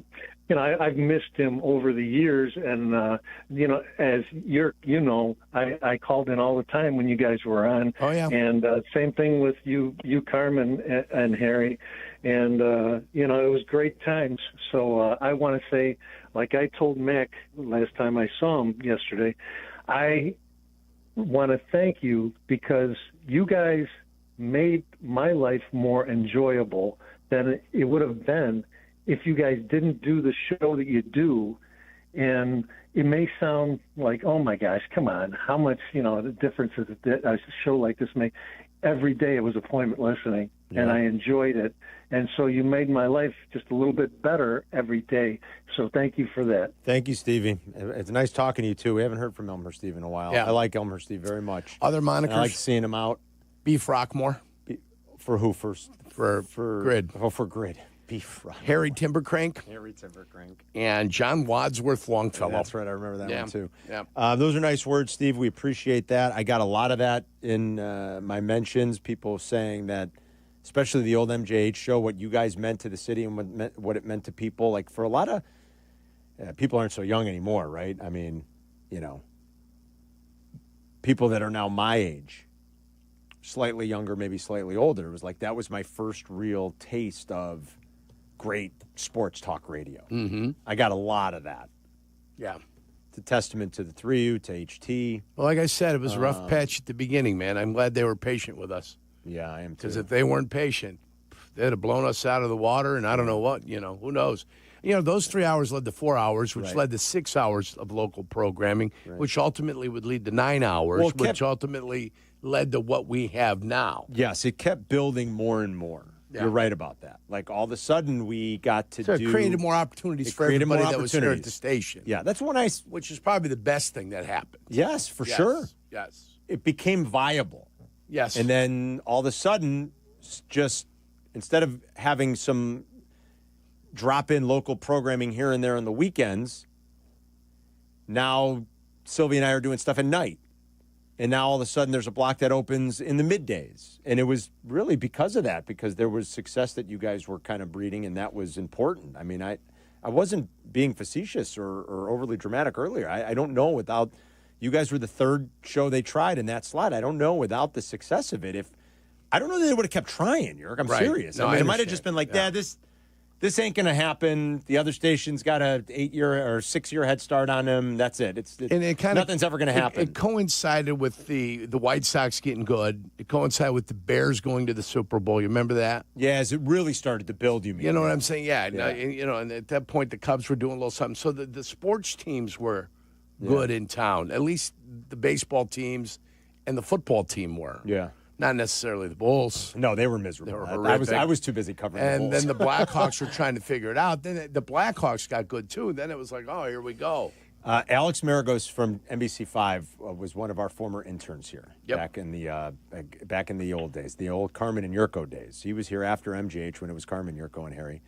And he's a local kid who has obviously gone on to do unbelievable things, as you see him all over NBC5. And he was great on the Olympic coverage last year, and he will be again at the Winter Games this year for NBC. But we were texting last night, and he said, hey, I want to call in. I was like, yeah, absolutely. And Alex checks in right now. What's up, buddy? Hey, guys. Yeah, I found out, through your posts on social media, Carm, and it really shocked me because I talked to him 2 weeks ago. Oh. We had, kept in touch here and there, and he was so excited about a charity event that he was helping a friend with, and he wanted to see if I could stop by, and we were just catching up, and he was always asking about, how are you doing? How's your life? How's your family? And he was so proud of his kids and his family, giving me updates on them. And he sounded like he was doing really good. And, of course, a lot of people know about the health challenges he had most recently. So it was always really great to hear that optimism in his voice, and always joking. Always. Not always great jokes, no. but always joking around. So that's just what I'm taking from all the time, I spent. And it was 2011, that summer that I was with you guys, and you all, the whole team there, made this little intern feel like he was definitely part of the team and one of you guys. And I don't know if you remember when we went down to Bears training camp in July of 2011, I was Harry's driver for that trip. I remember. He couldn't. Yeah, and it was a dream for Harry because he had a captive audience for 3 hours in each direction that couldn't go anywhere. So we're playing Bruce all the way back. I didn't really know Bruce that well, and he was trying out all his jokes, and it was real quality time. You get to know somebody in a car for 3 hours each way down to Bourbonnais, but. That fall we hung out in London then too, because you were that's right. Were you like studying abroad in Europe, and you came and you met us in London for the Bears game? Yes, right? It was. That's exactly right. Yeah. It was really a special thing, and he really brought in you guys out. He brought that music and that comedy element from his background, because nobody's going to be fooled. Harry didn't play sports. Yeah. And he brought that outsider element that just added and I'm thinking about all the almanac acts I put together. Yeah. Just all those outside influences he added to the sports that we all love. So, yeah, and just his effect, I know that he has on so many people who are listening today, who because he cared about them too. I'm glad to hear you kept in touch with him, brother. Keep doing great work too. All right, it's good catching up with you under. You hate the circumstance sometimes, but it was nice catching up with you again last night. And I know we've kept in touch, but keep up the good work, brother. We're proud of you, okay? Thanks, guys. We'll talk to you later. There's Alex Maragos from NBC5 Chicago. Yeah, like Jurko said, it was Mac who was the pro, who also was an athlete in high school. You were the pro jock. Mm-hmm. The jockocracy of it all. And then Harry was the funny guy. Yeah, the comedian. It was awesome. The everyday man. The everyday man. All right, I promise we'll get to all your calls, okay, guys? So just hang in there, sit tight. We're going to do a lot of this, a lot of remembering Harry today. We'll sprinkle in a few things from All-Star festivities last night, and the way that game ended, it was actually pretty fun. I was glad by the end of the night to actually sit there. I watched the end of it with my son. We watched the last couple innings together and watched the swing off, which I thought was actually cool. It was a nice break after what was a little bit of a heavy afternoon and evening. 312-332-3776. We'll be right back. You're listening to Carmen and Jurko on ESPN Chicago, Chicago's home for sports. Hey, this is Adam Abdalla from the Bleck Abdalla Show. We're here weeknights 6:30 to 8, or you can catch up with our podcast, available on the ESPN Chicago app. We are proudly supported by Yuengling, the oldest brewery in America. Yuengling is legendary, and now they are here in Chicago.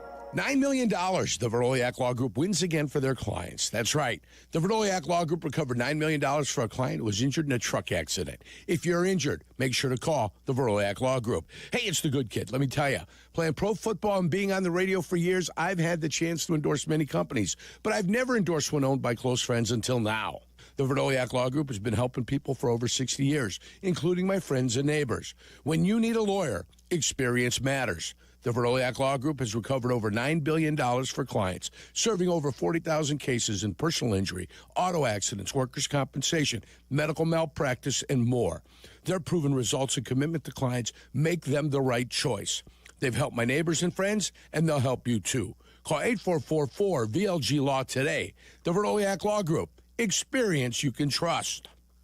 At Wintrust, our approach is to let Southside fans show off their Southside pride anytime, anywhere. With the White Sox debit card from Wintrust Community Banks, you're not just swiping, you're making a statement. It's like a megaphone for your wallet. Broadcasting your Sox pride with every transaction. Open an eligible checking account. Visit wintrust.com/Sox today. Wintrust. Different approach, better results. Member FDIC.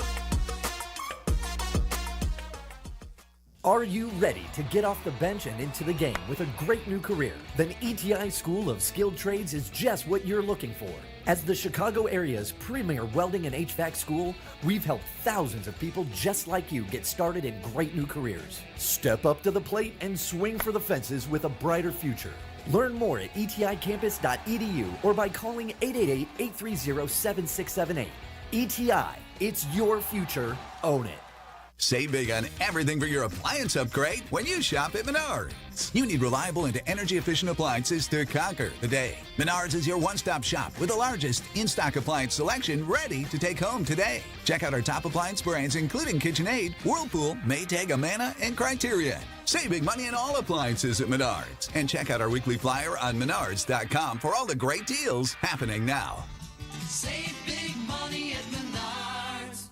A SoFi personal loan is here to help you achieve something once thought impossible, overcoming high-interest credit card debt. Walk the tightrope of your finances with one low, fixed-rate monthly payment, no fees required, and as soon as the same-day funding. That's right. Pull off your own debt-defying stunt with a SoFi personal loan. Visit SoFi.com/trick to learn more. Loans originated by SoFi Bank, N.A., member FDIC. Terms and conditions apply. NMLS 696891.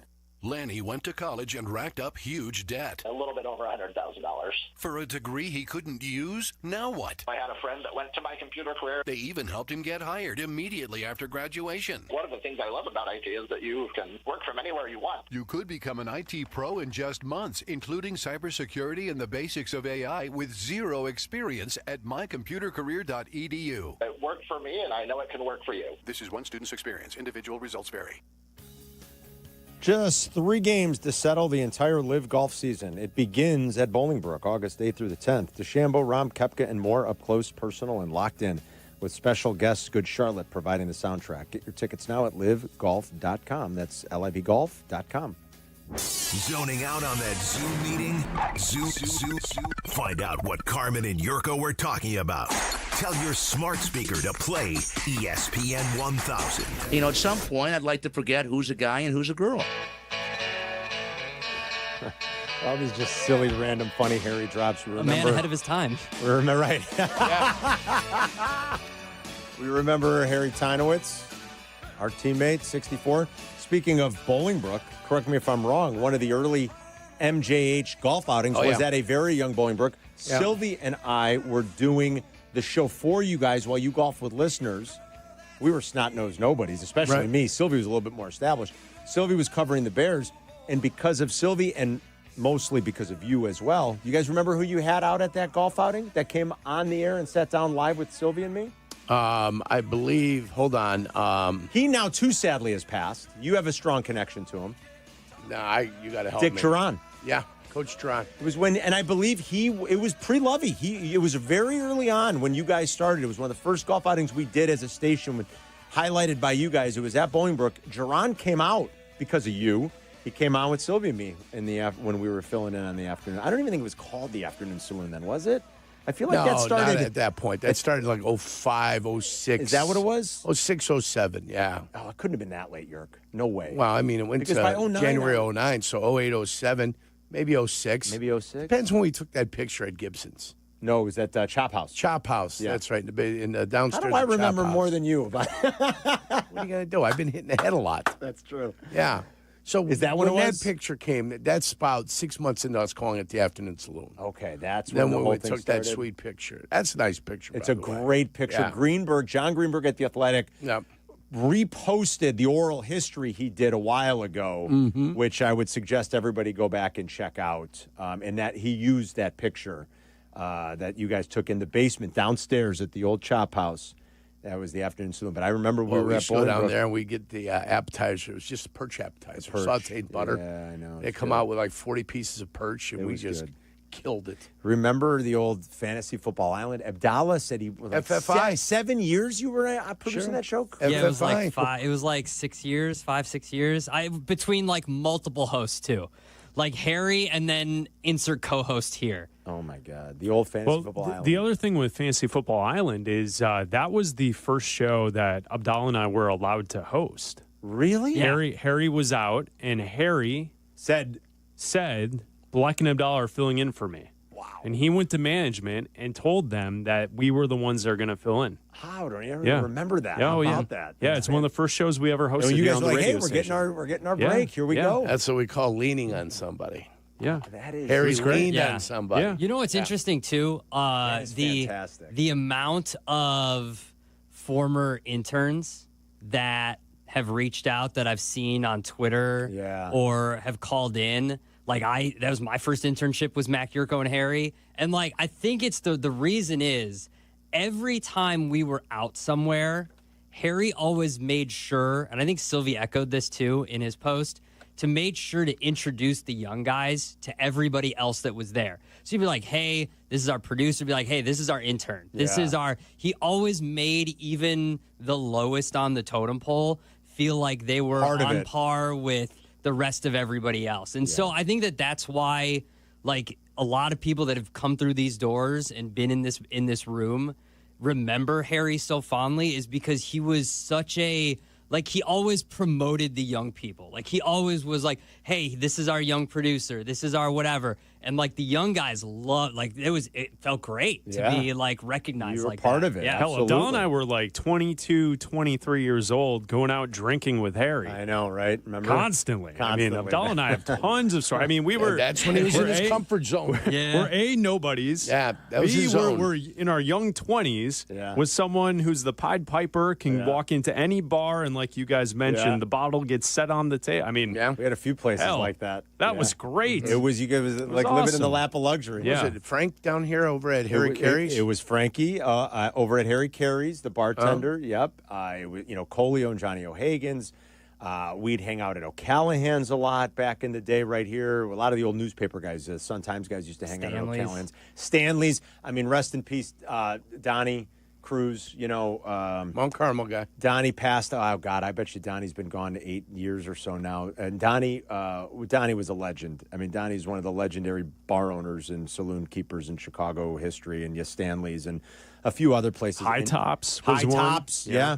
And Donnie and Harry were very good friends. Harry had we'll tell stories all day. I want to take some calls. I'll tell some other things about just Harry's connection to a lot of athletes that were in town. He had a knack for just like, in his mind, he wasn't a journalist. He wasn't a reporter.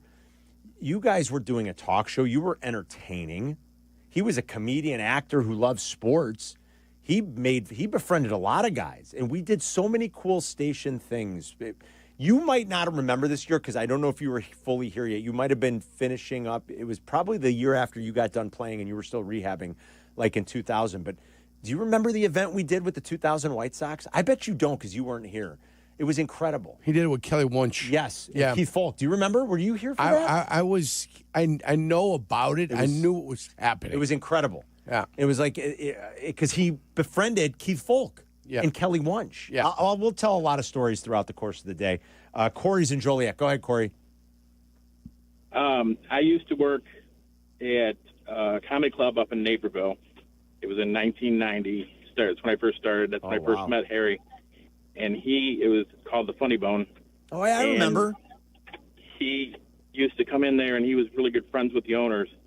And he would do a set or whatever and then just hang out with us. And whenever we would have Christmas parties, he would always want to come. And I remember driving him to my very first Christmas party from the set we were working, or the place we were working. And he was wearing a sweater vest, all decorated up in Christmas stuff. Yeah. And I didn't. I just had my uniform shirt, and we walked into the party, and he gave me his sweater vest. He was a little bit bigger than me, and gave me his sweater vest so I could wear it as we were walking in. And then he paid for the whole party. And every year he kept coming back, year after year, for our parties. Thanks, Corey. Yeah, he's a good guy. Yeah, he was. Well, he was the life of the party most of the time. That's the other thing. Harry wasn't going to pass up. Back in those days, especially. He could hold court. Corey, thanks. Regis, real quick. Go ahead, Regis. What's going on? Rogers Park.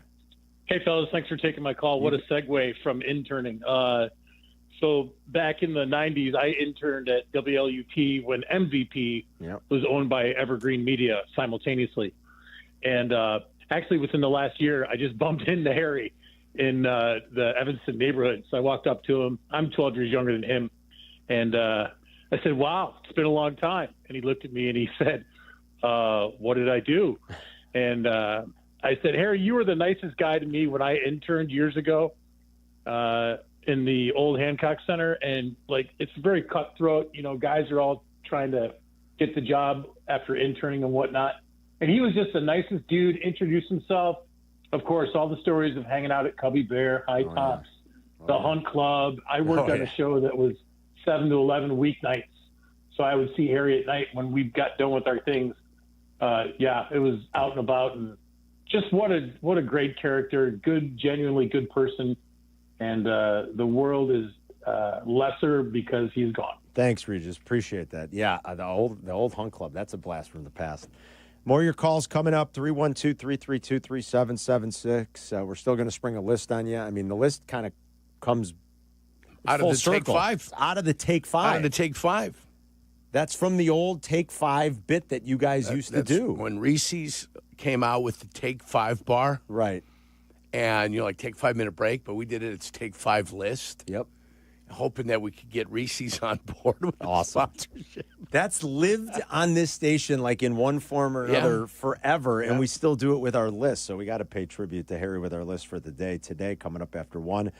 I promise we'll get to all your calls if you want to chime in and tell a story. It's Carmen and York. We'll be right back. You're listening to Carmen and Jurko on Chicago's home for sports, ESPN Chicago.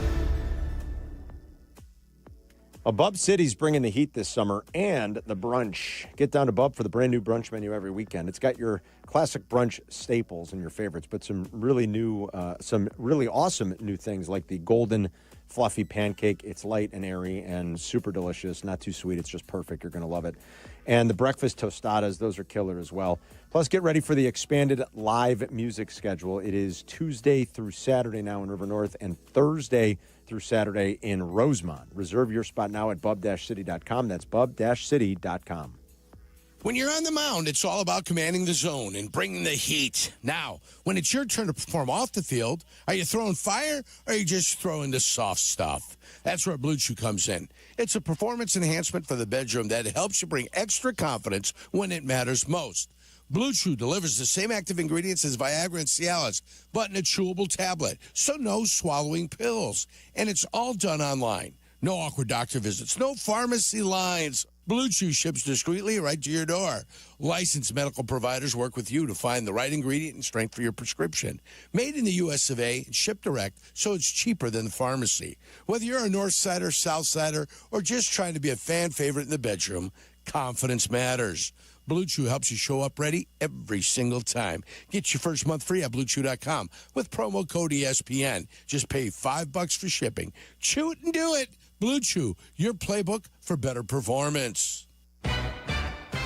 White Sox fans, enter the Ultimate Fan Sweepstakes for a chance to create and name your own burger. This month's winner will receive the opportunity to work with the White Sox head chef to create and name your own hamburger that will be sold in the ballpark. Also included is 25 tickets to the CIBC Fan Box to host family and friends. To enter, visit whitesox.com/sweepstakes. In a world parched for excitement, one drink will emerge. Twisted Tea, the refreshing thrill ride of flavor. Recreating its classic role as the hard iced tea that goes down smooth. Twisted Tea doesn't just taste like real iced tea, it's made with real brewed tea and a 5% kick of alcohol. Taste the adventure with Twisted Tea Hard Iced Tea. Keep it twisted. Twisted Tea Brewing Company, Cincinnati, Ohio. Please drink responsibly. Progressive knows there's so many great things about being a sports fan. Like scoring the company box seats. How great is that? Trick plays that actually work. Prevent defense when your team is winning by a lot. And even more preventative prevent defense as they're hanging on by a thread. And of course, saving money when you bundle your home and auto with Progressive. That's pretty great. Just like trick plays that actually work. Yeah, but how often does that happen? Complaining about sports. Not so great. Progressive Casualty Insurance Company affiliates and other insurers. Not available in all states or situations.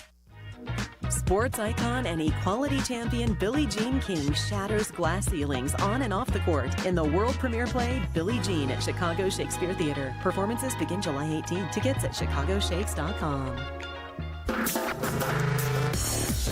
You're listening to Carmen and Jurko. If you missed something, get the podcast on the ESPN Chicago app. This is Chicago's home for sports, ESPN Chicago.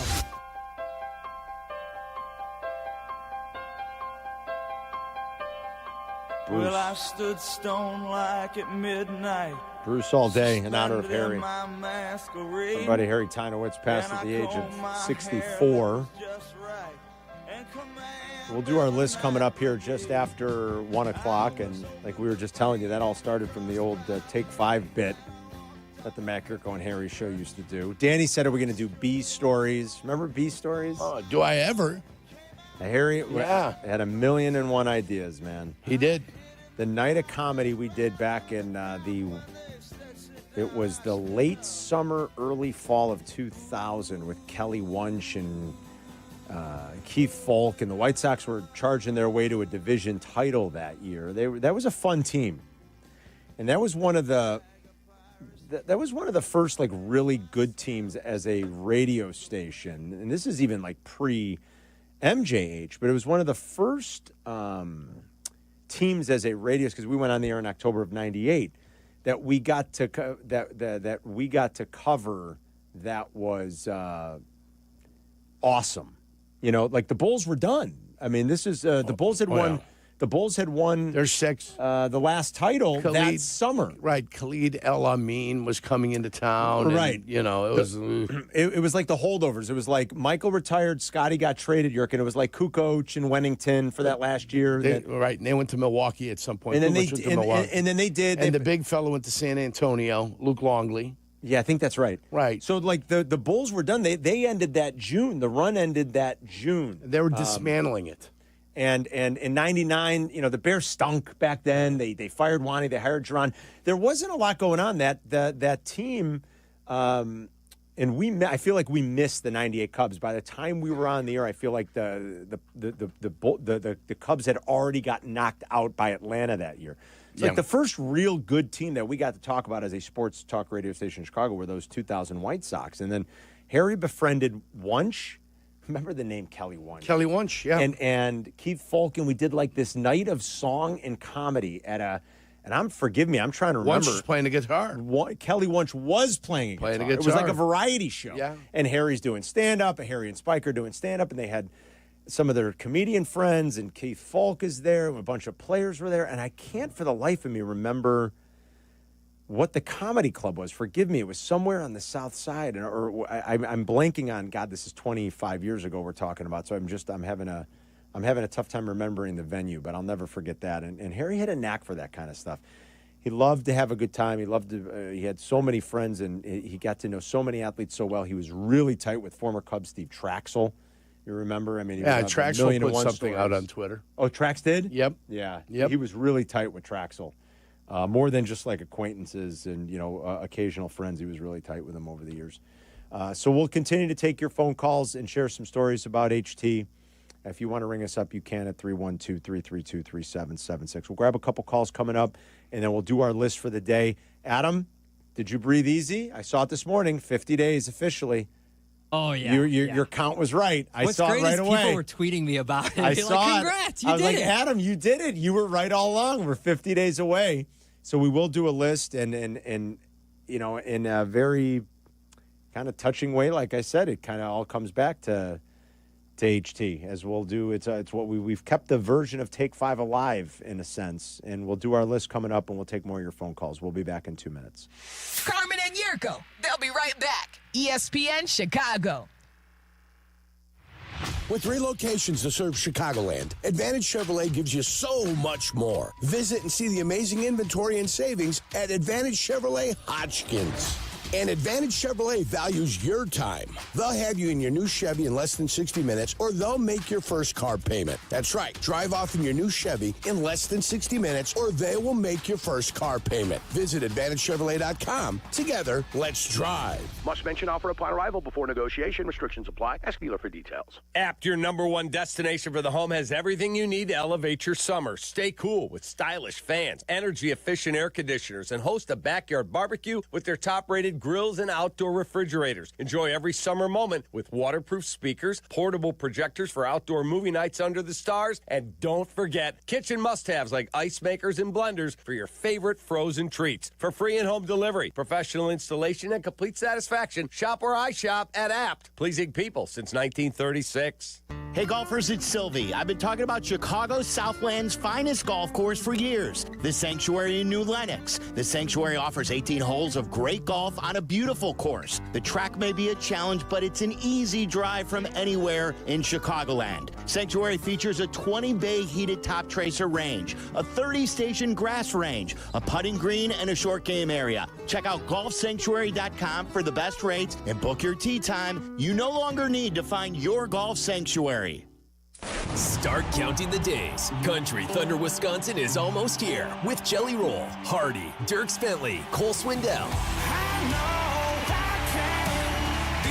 Plus Gavin Adcock, Ashley McBride, Tyler Hubbard, Zach Top, and many, many more. All your favorite artists together on one stage. Experience Country Thunder Wisconsin, July 17th to 20th. Save up to $46 at participating Walgreens and Menards. Live from State Street in the heart of Chicago, you are listening to the new home of the Chicago Bears, ESPN Chicago. And this is Carmen and Jurko, WMVP, WTBC, HD2, Chicago, a good Karma Brands radio station. I'm getting proud. I'm getting excited.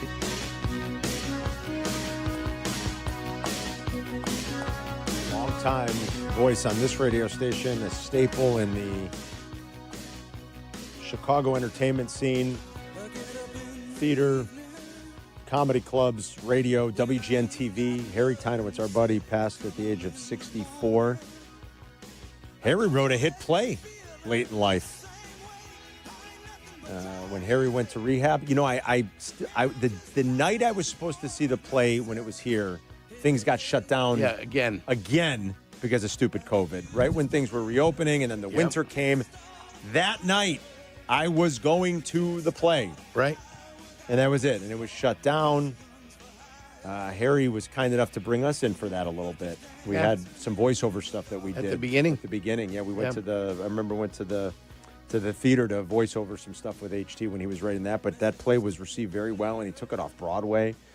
His friend, Spike Manton, who is a successful playwright and did Chicago radio for a long time in his own right, too, kind of helped him with a lot of that and was a dear friend to Harry all the way to the end. I was talking to our friend Tony Kirkman, who was very close friends with Harry, again, for 30-plus, 40 years. They went back. Spike, I guess, had just talked to Harry on Sunday. So things were better for him health-wise in the last year or so, year plus. As bleak as they looked at one time, he seemed to be turning the corner, but unfortunately, Harry passed at some point here in the last couple of days at the age of 64. So we're doing a lot of commemorating and remembering him. Played in that fantasy league forever. That league, man, it was something. Like it was a lot of older guys. They refused. I don't know if they still refuse, but they refused to ever bring it online. It was the old school. They had been doing it so long. It was like Spike and Harry and Donnie and TK and like that whole crew. And they were, I think some of it was like some of the guys were old. Harry had trouble with technology, let's face it. I mean, he could barely see his phone. Remember with the glasses all the time? Oh, yeah. So he'd have his glasses, and then he'd pull them down, and he'd look at his phone. I mean, I'm right, Abdalla? Like, he could. Now, part of our internship was going to MapQuest and printing out. This is great. Tell the story. Tell the story. Directions for Jurko, too. For Mac, Jurko, and Harry. It was for all of them. But I think I know what story you're going to tell. No, this is before. I was just going to say that I would probably still have to do that today for Harry. Probably.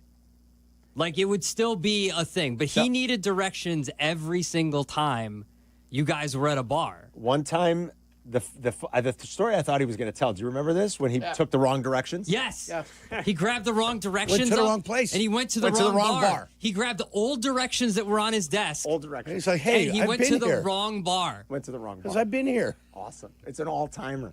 That's Harry. He's calling. He goes, guys, where are you? And we're like, we're at Buffalo Wild Wings in Woodridge. Where are you, dude? He was like in Elmhurst. I don't know. He was and we're like, Harry, that was 2 weeks ago. That was a month ago. Those are old directions that you grab because he would grab them off of MapQuest. Well, let's be honest, Carm. His desk was very neat. Oh, my God. And it was very hard to get mixed up with the way he kept his desk. His materials. Incredible. Like, that was Harry. It was great. And so those guys would do that draft by hand. They fill it out on a board. Yeah. And it was excruciating.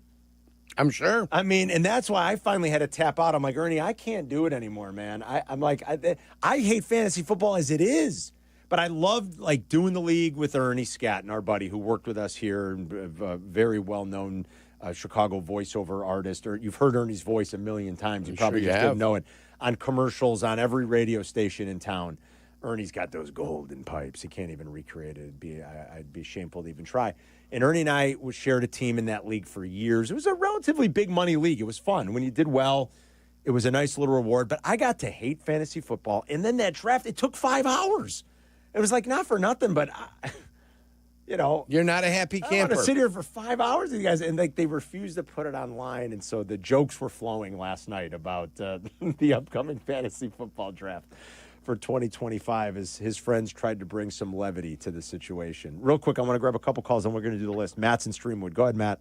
Hey, Carmen, thanks for taking my phone call. My apologies and condolences to both of you. May I say something? Two things about Harry that when you broke the news when the Bears acquired Jay Cutler from the Denver Broncos when you joined the show, and how excited Jurko and Harry were when he said change the B and Butler to Cutler.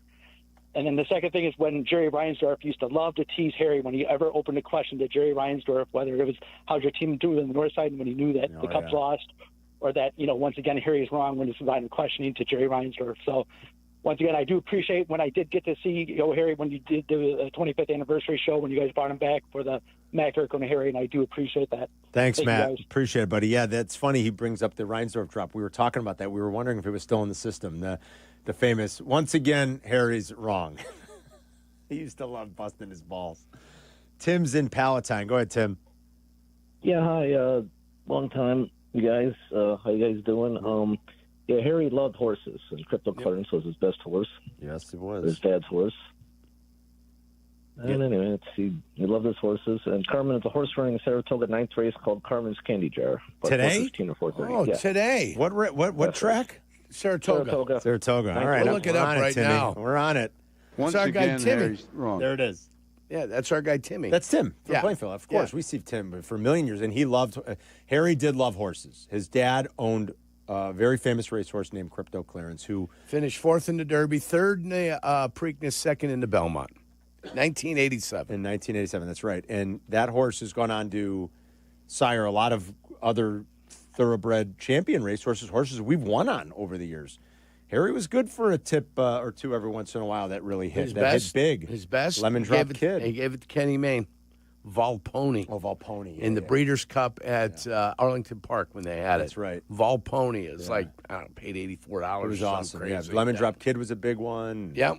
Harry loved being at the track. I'm glad you found that drop, Chris. Once again, Harry's wrong. Do we have the Rebecca Ramjan drop? Do we have that one? Oh, man, did that one get blown out of the Remember when he system? said we were doing commercials for we? He goes W11, WII. For the Wii video game? Yeah, for the Wii. WII. New for the WII. You guys got to check out the bowling game on the new WII. This might be it if it works. Let's Hold see. on. Let's see. Hold on. Here's the thing. When asking for clips, our audio system, a lot of it only goes back to 2014. Right. Rebecca Ramjan. Hey, it worked. So if you're wondering what that is, Rebecca Ramjan. Harry was doing the almanac, and he saw that it was Rebecca Romaine's birthday. Rebecca Romaine Stamos, right, Jurk? The famous supermodel? Yes. And he pronounced it Rebecca Ramjan. Once again, Harry's wrong. And we let him have it. Remember, we're like, whoa, who? Rebecca Ramjan. All-timer. I love it. We'll continue to tell stories and remember Harry. And you can keep calling in, too. We got more callers on the board, and we'll get to all you guys. 312-332-3776. I think Friedel wanted to call in at some point. I told him to make sure he checks in. I think He's will. going to call in next. Tony, Next segment. Is he going to call in next? Yeah. Tony Kirk checked in. He goes, the Fantasy Football League is online now. You can get back. Yeah. You can get back, Carm. Maybe I'll get back in. TK's listening. God, met Tony through Harry a million years ago, it feels like. And like Harry just had a way of bringing people together, man. I mean, he really did. And he'll be missed. So let's do the list for the day. It's a good way to bring it all together. This was an old Mac Yurko and Harry bit. That's how it started on the station, and we've kept it going through, across shows and things like that. It disappears for a while, but then it comes back. Man, we brought it back with a vengeance last year. I mean, it's basically when we started doing the list, like our 5 favorite. It all comes out of the genesis of that whole thing was the Take 5 list, and we played the Dave Brubeck music. Let me dust it off. Dust it off. You guys used to. There it is. There it is. Time for Could you time for imagine a Take 5. Harry pitching doing a Take 5 every day? I mean, Mac might have blown his stack, and now we do it every day. Hey guys, Only what during if football. What if we do this every day? Do you know that we could give our favorite movies. Our favorite we could do our songs. favorite Bruce Springsteen songs? We can do things. We could do things. It We could would just be say Billy Eddie Crystal Murphy things. It would be something that Harry would pitch. And like we did So this great. last year on a whim to kill time during the summer without His hands football. would start going. And do you know that when we got down to it, when we were down to the last couple of days, as football was going to start, Danny Zetterman, content director Danny Zetterman, who's going to come in later to talk about producing the old Mac Yurko and Harry show, and Danny was with us for a little bit on the Carmen Yurko and Harry show too. Of course he was. Danny came to us and he's like, Cutting his teeth for "There's management. do you guys remember this? There's a potential Yeah. partner Yeah. if we want to do it every day." And we basically said, "Well, No. we don't think that's very viable because like football is starting." Yes. And we nixed it. And Danny said, "Listen, if you guys aren't going to commit to it and you don't really believe in it, we won't force it." We're like, we didn't think it was a good idea as a group. Yeah. And we said it's something great for the summer. Right. Always leave them wanting more. Well, it's also something that we look forward to. Yeah. Yes. When the spring is ending, we inch End of closer May. to Memorial Day. The Ides like of it's May. it's Or fun. we could count down the best players with their jersey numbers, you know. Sometimes but we too much of a good that. thing kind of takes away from the bid. Harry would be so proud. I told you it could work every day. See? All right, we're 50 days away. Thank God we are 50 days away, All gentlemen. Not that thankful that we're 50 days away, but thankful that I was right in counting down the days. We are 50 days away. Doing this one in honor of Harry. Yeah. So we spin the wheel. Spin, spin, spin, spin, spin, spin, spin, spin, spin, spin, spin. Oh, this one's kind of timely, I think, if you Really? know what's going on today. Yeah, tonight's the ESPYs. Tonight is the ESPYs. Your favorite SNL cast members. Oh. Favorite SNL. And why it's timely? It's because Shane Gillis. Shane Gillis, who was fired. He was a cast member for like 2 minutes. I don't think he even made an episode. And then he's hosted twice now. Unbelievable. And then the best host ever was Norm Macdonald. Yes, Norm had some of the best ESPY stuff, right? Ever. You're not kidding, Adam. And Norm is a legend. Ooh, boy. Favorite SNL. All his O.J. Simpson stuff was fantastic. It was incredible. So this is not like skits, characters. This is cast members. Like Is that what you people. said? Yeah, Got yeah. it. The Okay. actual Okay. Will Ferrell, like that guy. Yeah. Okay. like- All right. Oh boy. My horrible Don Pardo. Sorry. That wasn't that bad. Will Ferrell. Oh my gosh. This music is perfect. It is. It's jazzy, you know? I really think it's jazzy. I'm ready. Are you really? Yeah. And this obviously to me, will it's have pretty easy. a little time stuff. Yeah, of course. I think this is Yeah. I think this generation thing, but I don't think a lot of us will have new people in it. Okay, number 5 for me. I think she's great in everything she does. Maya Rudolph she is great. hysterical. She does a great Beyonce. She does a great everything. Number 4, Phil Hartman. Yep. Same spot on my list, Adam. I love it. Number 3, I don't know if I like him, but he's just been there for so long. He deserves the credit. It's Keenan Thompson. Participation trophy. Participation trophy. You got to understand that for the entire, basically Chris and I's entire life, Keenan has been doing sketch comedy. Yeah. He was All on that. all that, and then he went right to SNL. Yeah. Let's see. good. Number 2, Chris Farley, and number 1, Norm. That's Although it. I don't know if because Norm wasn't really in a lot of But it doesn't matter. He's all time. Really had an impact. He's all time. I'm surprised Abdalla didn't have Jimmy Fallon on his list. You know, what a I- shock. Yeah, I love laughing at your own bits. Number 5, Phil Hartman. Okay, he's 4 on Adam's list. Number 4, Will Ferrell. Okay. Chris Farley, number 3. Eddie Murphy, number 2. That's great. And number 1 on that list is John Belushi. Oh, wow. Good one here. John One of Belushi. the OGs. Yep. back in the old days. That's a really good one. I think I'm ready. I'm just having a tough time on number 5. I'm between like 3 different people. I've just got to pick one. All right, I'm ready Go to ahead, go. Chris. Carmen. You go. I'm going to go number 5, Tracy Morgan. Good call. Great. I'm going to go number 4, Adam Sandler. Number 3, Will Forte. Oh, good one, Chris. He's so strange. Yeah. I love it. It's a good one. He's great. MacGruber, all time. All of the weird, skits that he was a part of. So good. Are fantastic. Will Ferrell is number 2. And I love Bill Hader. Bill Hader. So is probably my favorite. Okay, that's a good list right there. For my 5, I'm just going to shout out everybody because the hell with it. I'm between like Bill Hader, Kristen Wiig, and Adam Sandler. I'm going to go with Adam Sandler. Kristen Wiig. Kristen Wiig's great. The little hands. Great. Is so funny. Kristen Wiig is great, but I'm going to go Adam Sandler. He's one of my all-time favorites. I got to have Sandler on the list. He's number 5. Number 4, I got Phil Hartman. Number 3, I got Norm Macdonald. Number 2, for me, Dana Carvey. Church lady, epic, did so many funny stuff, so much funny stuff. And then number 1, Chris Farley on my list. No Mike Myers. No Mike Myers. No Gilda Chevy Radner. Chase, No Fred Armisen. Fred we Armisen. missed. I'm just reading from the Twitch chat. Did we get now. Bill Murray? Andy no Bill Murray. No Samberg. Chevy Chase. Andy Samberg. Let's see who else. A lot of good ones. Molly Shannon. Molly Shannon, very good. No one said Dan Aykroyd. I'm also surprised Abdalla left off Mikey Day. I don't know Mikey Day. I hate you so much. And obviously Abdalla doesn't like him either. The Mikey Day era of SNL might cancel the show. Exactly. He is the worst. Mikey if there's Day. a skit with Mikey Day, it's terrible. I almost went Sarah Sherman, Chris, but I chose I know you're a big fan of hers. I love it. You saw her in concert. I did not. That's why you left the show the other day early. Did not. That was to see Rami. Mikey Day is so bad. Yeah, I know who you're talking about now. When I Like, brought some up of his the new picture. people are funny. Like, I think Bowen Yang is very funny. I haven't Yang's watched. great. I haven't watched in so long. He's really funny. He's very funny.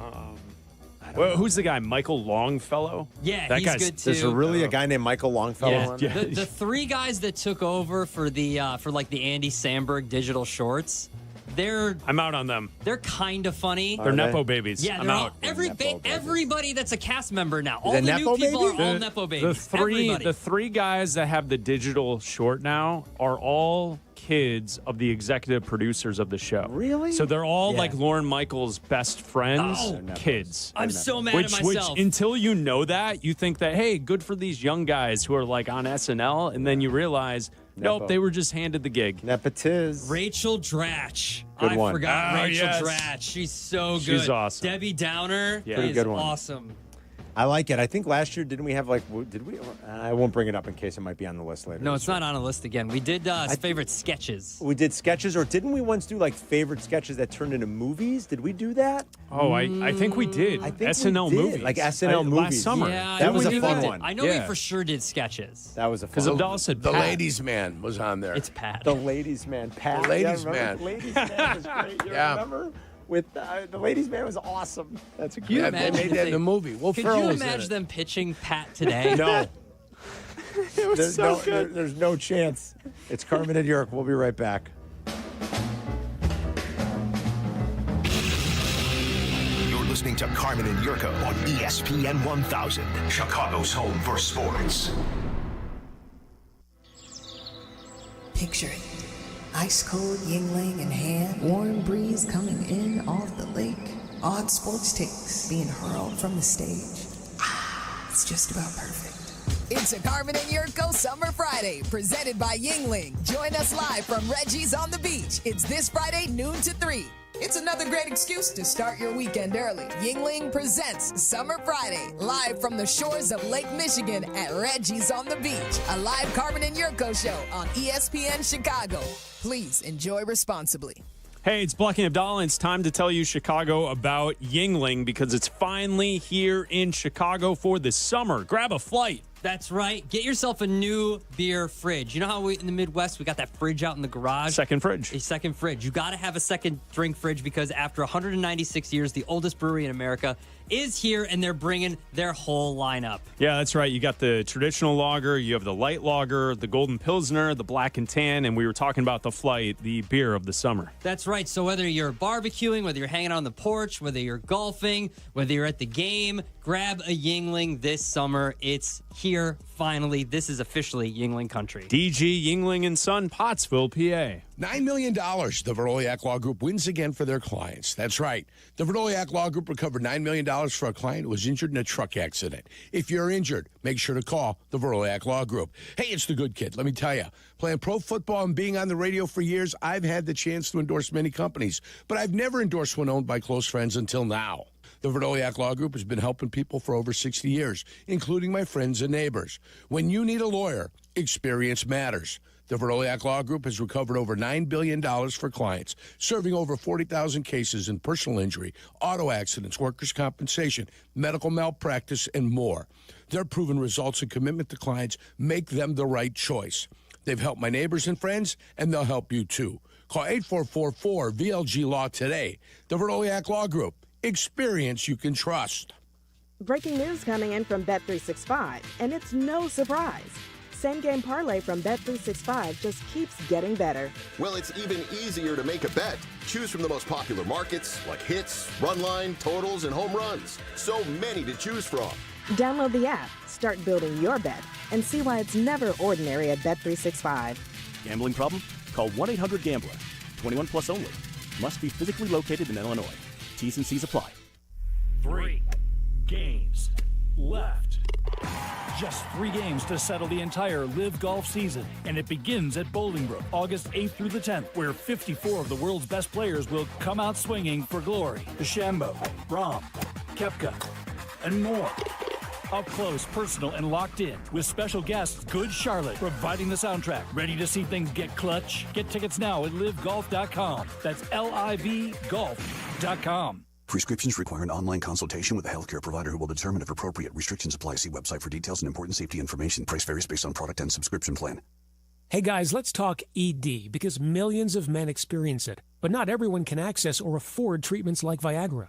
Well, Hims can help. Through Hims.com, you can get a full range of treatment options for ED, including daily or as-needed meds through a 100% online process. It all starts with an online intake form. Get started at hims.com/joy, and from there, a medical provider licensed in your state will determine if ED treatment is right for you. If prescribed, your medication is shipped to you for free. Find the ED treatment that fits your needs with options up to 95% less than the brand names. Millions of men experience ED, but Hims can help. To start your free online visit and save up to 95%, go to hims.com/joy. That's hims.com/joy for your free online visit. HIMS.com/JOY.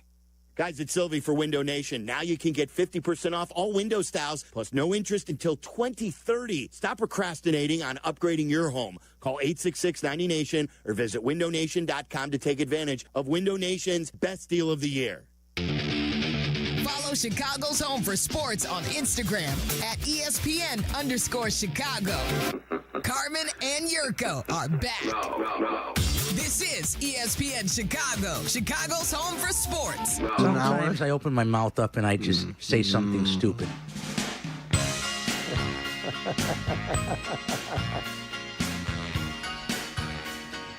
Oh, man, HT. Telling stories about Harry Tinowitz. Harry passed at the age of 64. Would have been 65 in October. It's Carmen and Yurk.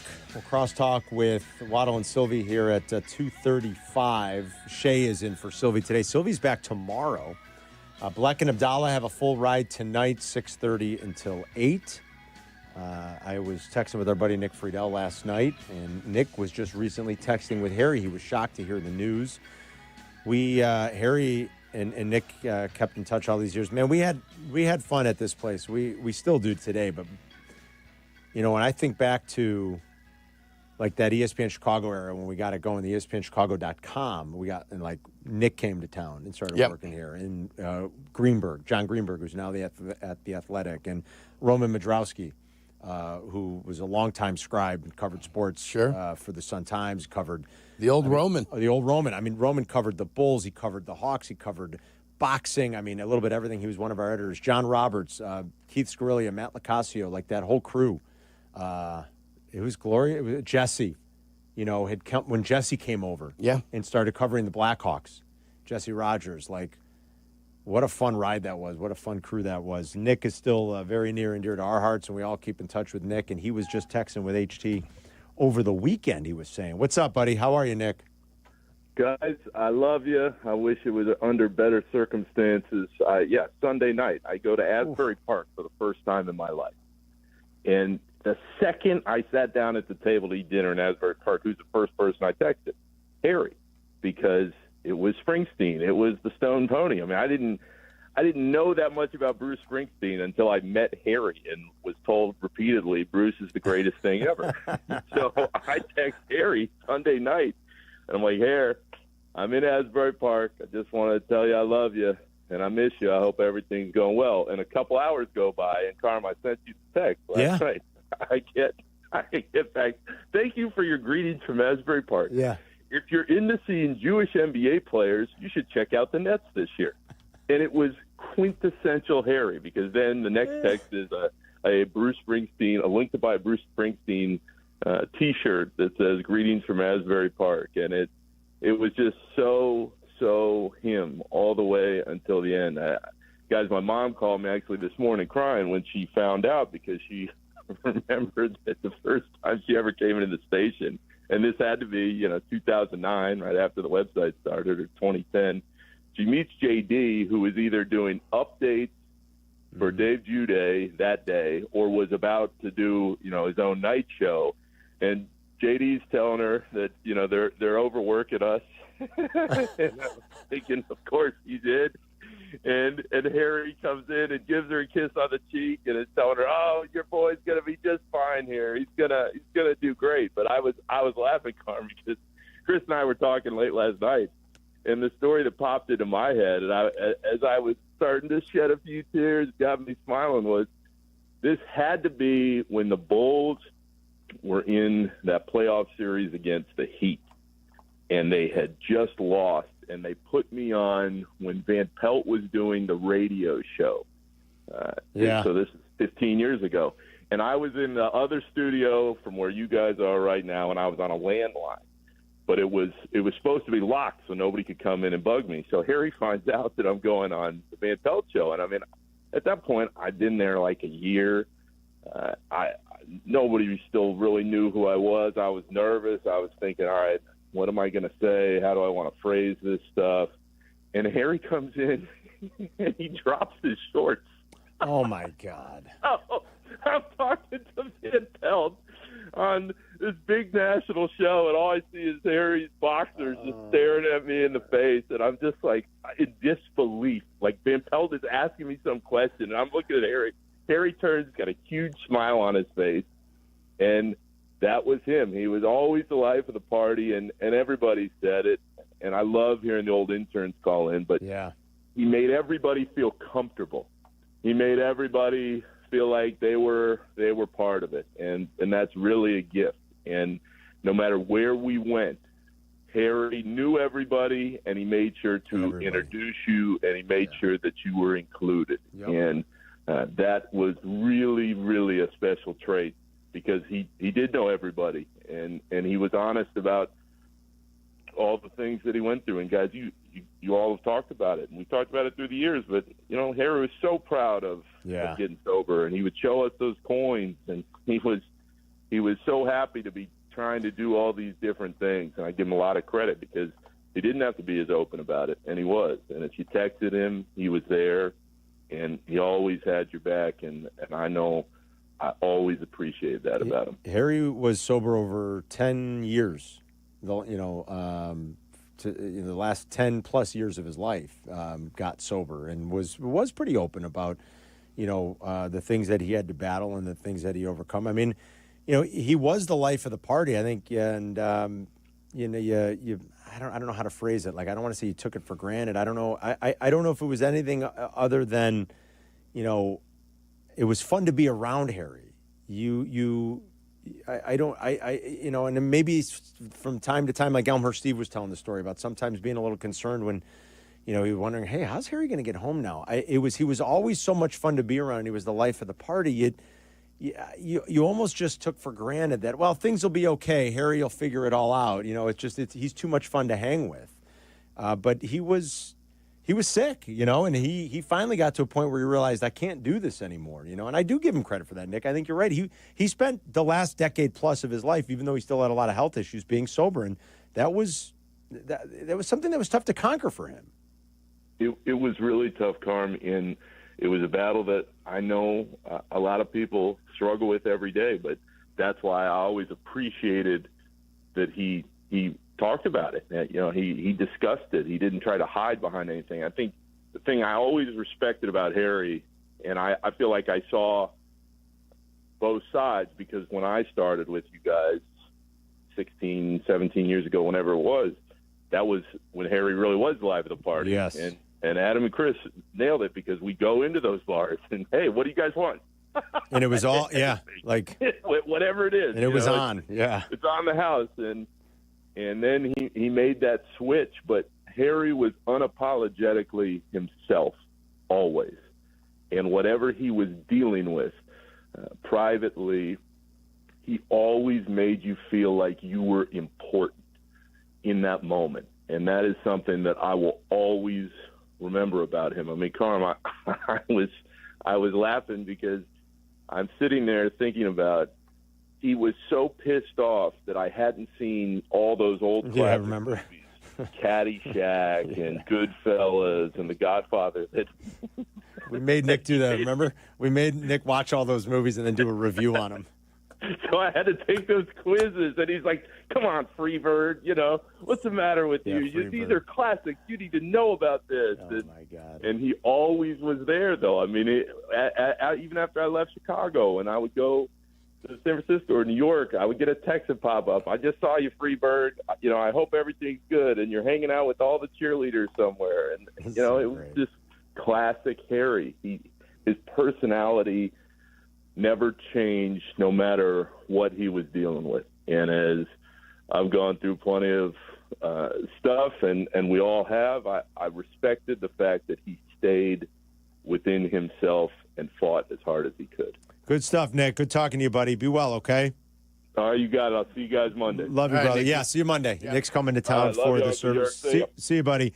Nick's coming to town for the services are going to be on Monday for Harry. I think they're trying to finalize some details and things like that, and I think we'll probably announce where those are going to be, or if the family's going to do some sort of fundraiser donation, a little flower thing. We'll be sure to let everybody know. I know his brother Danny, who we know pretty well over the years. Danny was the barrister. The barrister, yes, Danny the barrister is finalizing some details as where they're going to do some services, but it will be on Monday. I know Nick said he was going to come to town for that.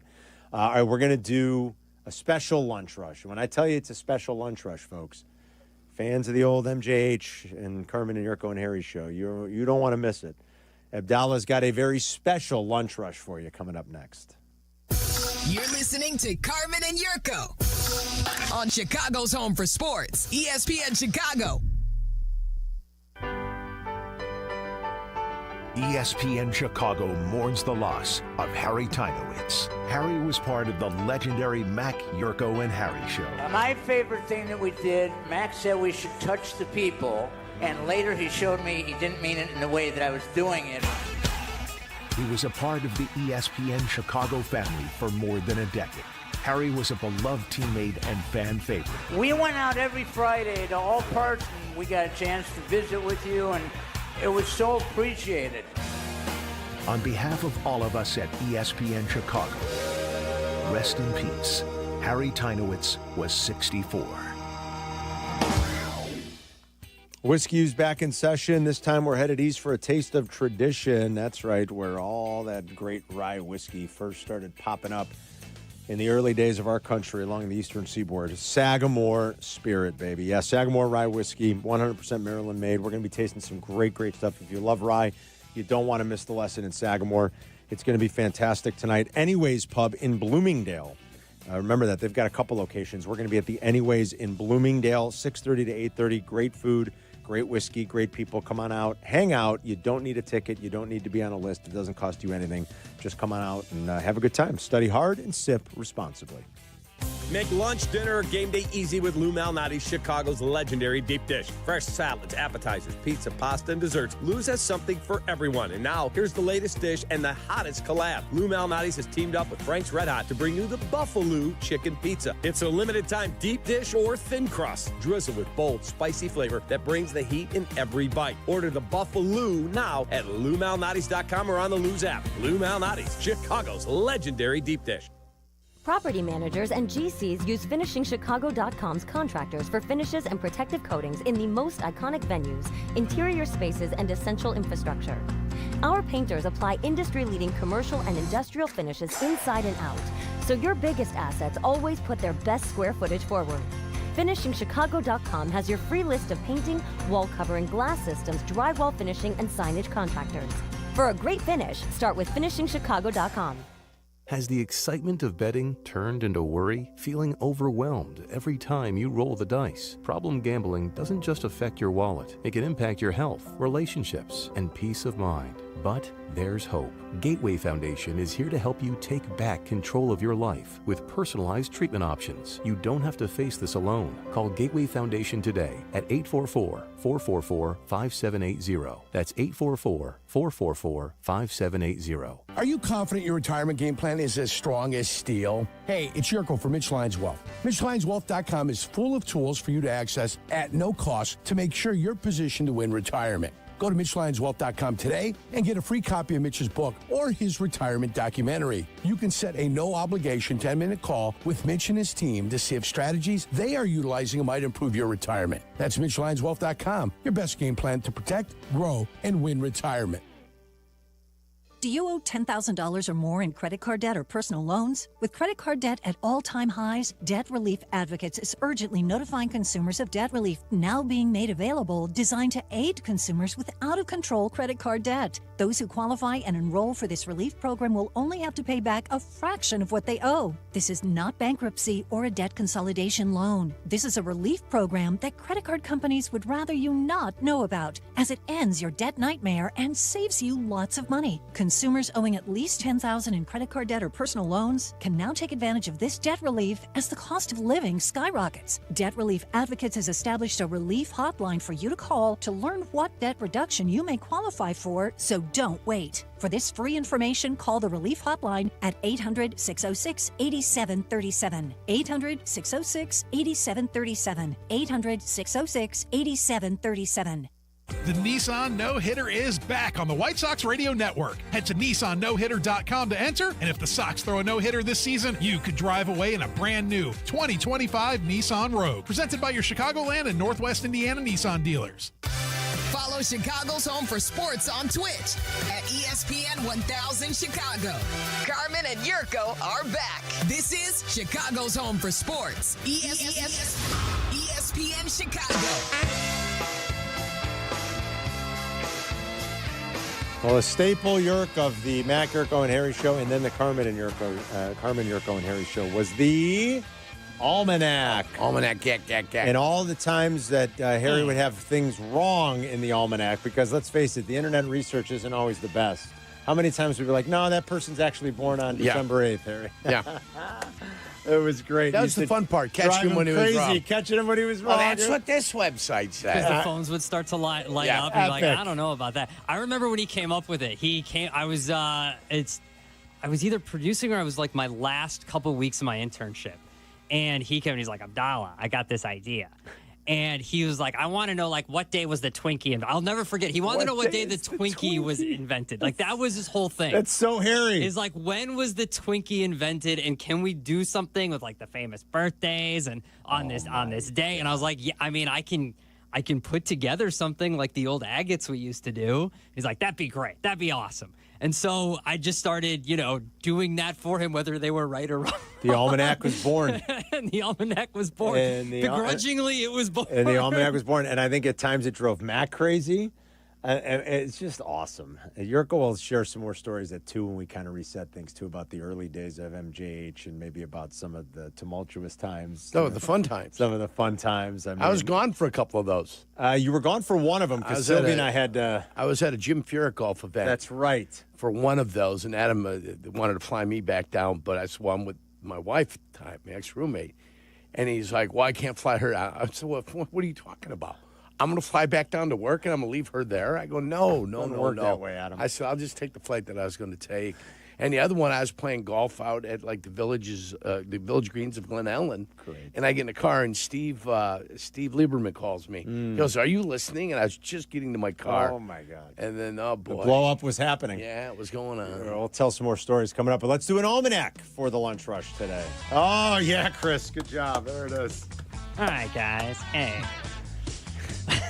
Hey, tweet, Harry. Hey. Yeah, it's hard to do Hey, now. Almanac, Harry. It's hard to do for a prolonged period of time. Okay, so today in history, today in 1935, Oklahoma City became the first city in the United States to install parking meters. Really? How about that? I did not. See, he's already capturing the essence of the Almanac.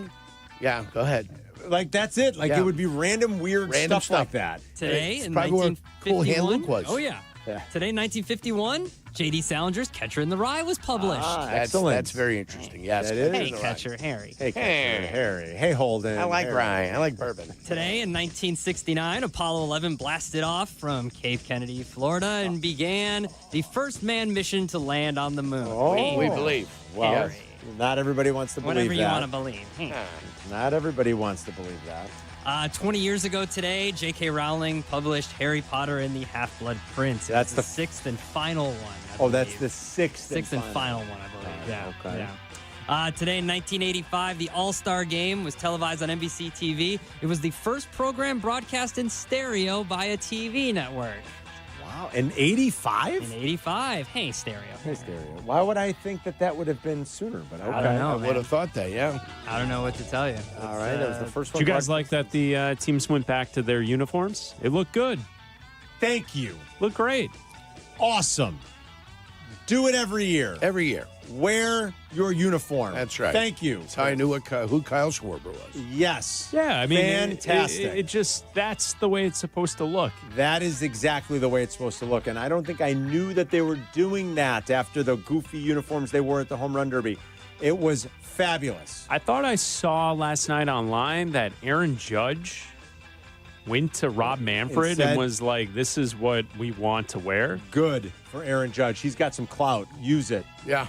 Do that every year, please. You are 100% right. That was great.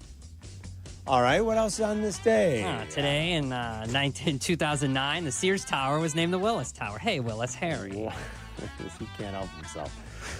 Do you know it's not irony, but do you know the unbelievable coincidence of that?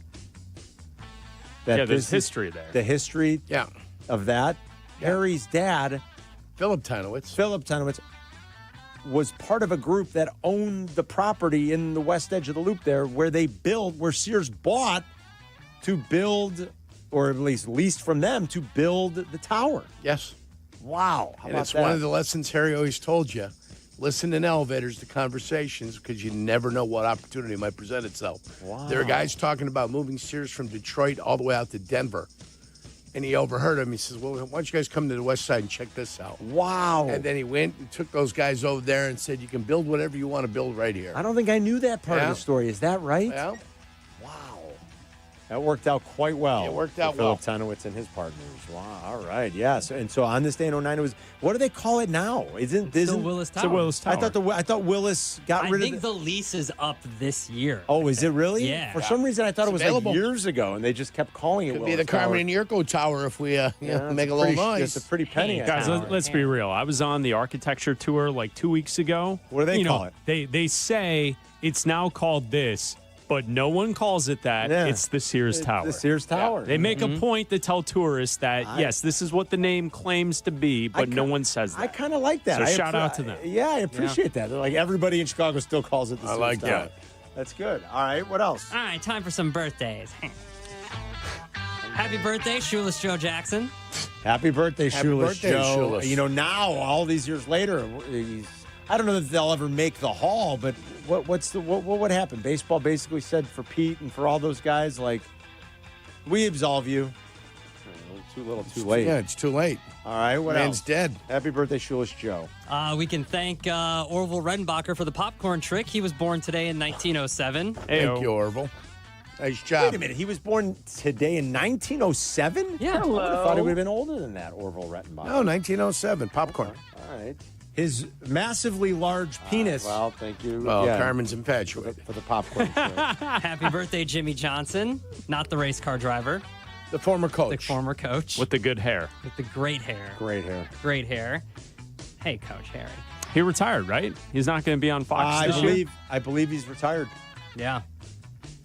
That's fine. Happy birthday, Stuart Copeland, drummer from The Police. Hey, Coach Harry. Stuart Copeland. Nice. My Good favorite. one.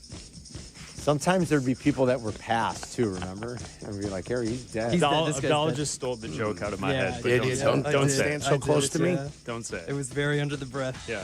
Barry Sanders' birthday today. He read my mind. Oh, Happy birthday, Barry. Hey, Barry Harry. Hey, Barry Harry. Happy birthday. Barry Harry. Greatest running back to ever play. The greatest running back to ever play. I agree. Yes. Happy birthday, Will Ferrell. How about that? Hey, Will Ferrell. For today's list. Happy birthday, Will. Happy birthday, Will Ferrell. How old's Will Ferrell? 57? He was born, he's 57, yeah. 57. Yeah. Good guess. Look at you. 68? Born in 68. 67. So that would make him 58 then. That'd make him 58. I'm looking guys. at this thing, it says 57. I mean, Yeah. this is why Well, we if do he's born this, in right? 67, he's 58. 58 Yeah, then. all right, well, thanks. That's fine. famous 58. birthdays.com. You're doing it just like Harry would. Exactly. Exactly. Happy birthday, Corey Feldman. Corey Feldman, yeah. Is he still with us, Corey Feldman? Goonies, yes, he is. Which one? Yeah, Corey Haim died? I just Corey saw him Haim play. died. He played, he's like a musician now. I saw him play Riot Fest. Really? Yeah, not good. Remember the two Corys, God. Yeah, Corey Feldman. Corey Haim died. Corey Feldman hates his father. Does he? Yeah. Okay. Was Abdalla, since today is a day talking about old things at the radio station, Yeah. was Carmen a part of the show, or was it JD and Hood that we got in trouble for celebrating It was the two JD Corys? and Hood. It Okay, was when- Carmen wasn't part of it. Well, that Corey died. Yeah, and then we were playing their music, right? Well, Because didn't they have music? I think they Yeah, did. and we were trying because they were always connected, and we were We were trying, to find other duos. a new Corey for that Corey to hang out with. Management at the time did not appreciate that. Are you and serious? Abdalla and I got Oh pulled my into God. the office the next day Screamed and at. got screamed at. That's like when we tried to do a Yeah. Deadpool. They were I like, think. no. Well, yeah, I they don't just- think I've they- ever been yeah, But yelled at we more were than just that. trying to find another Corey to be friends with. I think that's funny. What I don't understand what Thank the you. problem with Thanks. that is. Yeah. Harry would Yeah. have appreciated Harry it. would have appreciated Yes. it. Yeah. We got yelled at bad. I couldn't remember if you were already with Carmen, with Yurko and Harry, I think or if so. you were still on a night with Hood, JD, and No, I think all I that. might have been gone for that one. Yeah, I don't remember that. Yeah. I was already on with these guys. That's And wild. finally, happy birthday, Carly Lloyd. You know, I dated a soccer player. She wouldn't let me use my hands. That's another one of those great Harry jokes. All right. Now, I got to throw a birthday out there to my mom. Happy birthday, Oh, Zlatan. happy birthday, Mom. July 16th, 1946. You can do it. She's 79. 79. She's yeah. out chopping wood today. No, she's not. Strong like an ox. Strong like an ox. Lots of happy birthday 92 to your degrees. mom. She's out chopping wood. That's fantastic. Yeah. Tell her we all said happy birthday. Yeah, we had birthday cake for her yesterday. Did you? Yeah. Hugs and kisses. Yeah. We'll tell some more of those jokes, too. I know Danny always gets a kick out of the one we told on the bus in London. Danny's going to come in and share some stories. We need to give away a few more golfers here. 10 more today. So let's do 5 now. We'll do 5 during the 2 o'clock hour. This is for the U.S. Open. The U.S. Open. The Open Championship, the British Open, teeing off tomorrow morning over in Northern Ireland. If your golfer wins, you will randomly be assigned one by Abdalla. And if your golfer wins, you'll win a $200 gift card to Golf Center Displays. We'll do callers 2, 4, 6, 8, and 10. Callers 2, 4, 6, 8, and 10. You're in right now. We'll be right back. You're listening to Carmen and Yurko on ESPN Chicago, Chicago's home for sports. Celebrating the selection of Pope Leo XIV, Godman Sox fan. ESPN Chicago, the home of the Chicago White Sox. Now backed by the power of the Pope.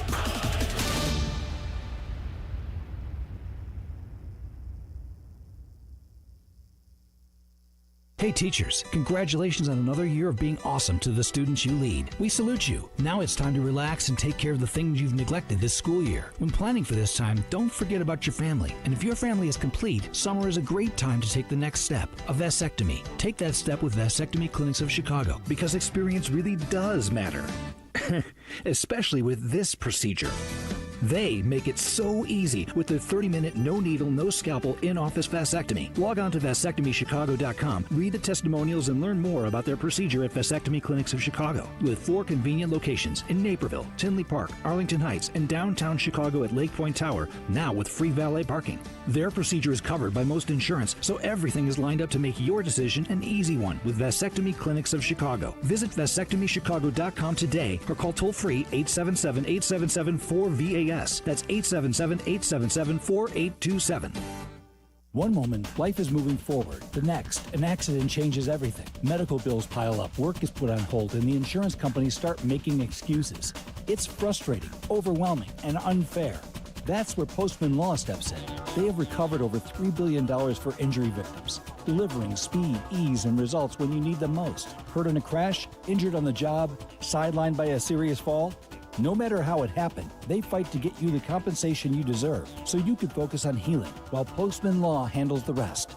No upfront fees, no red tape, just real results.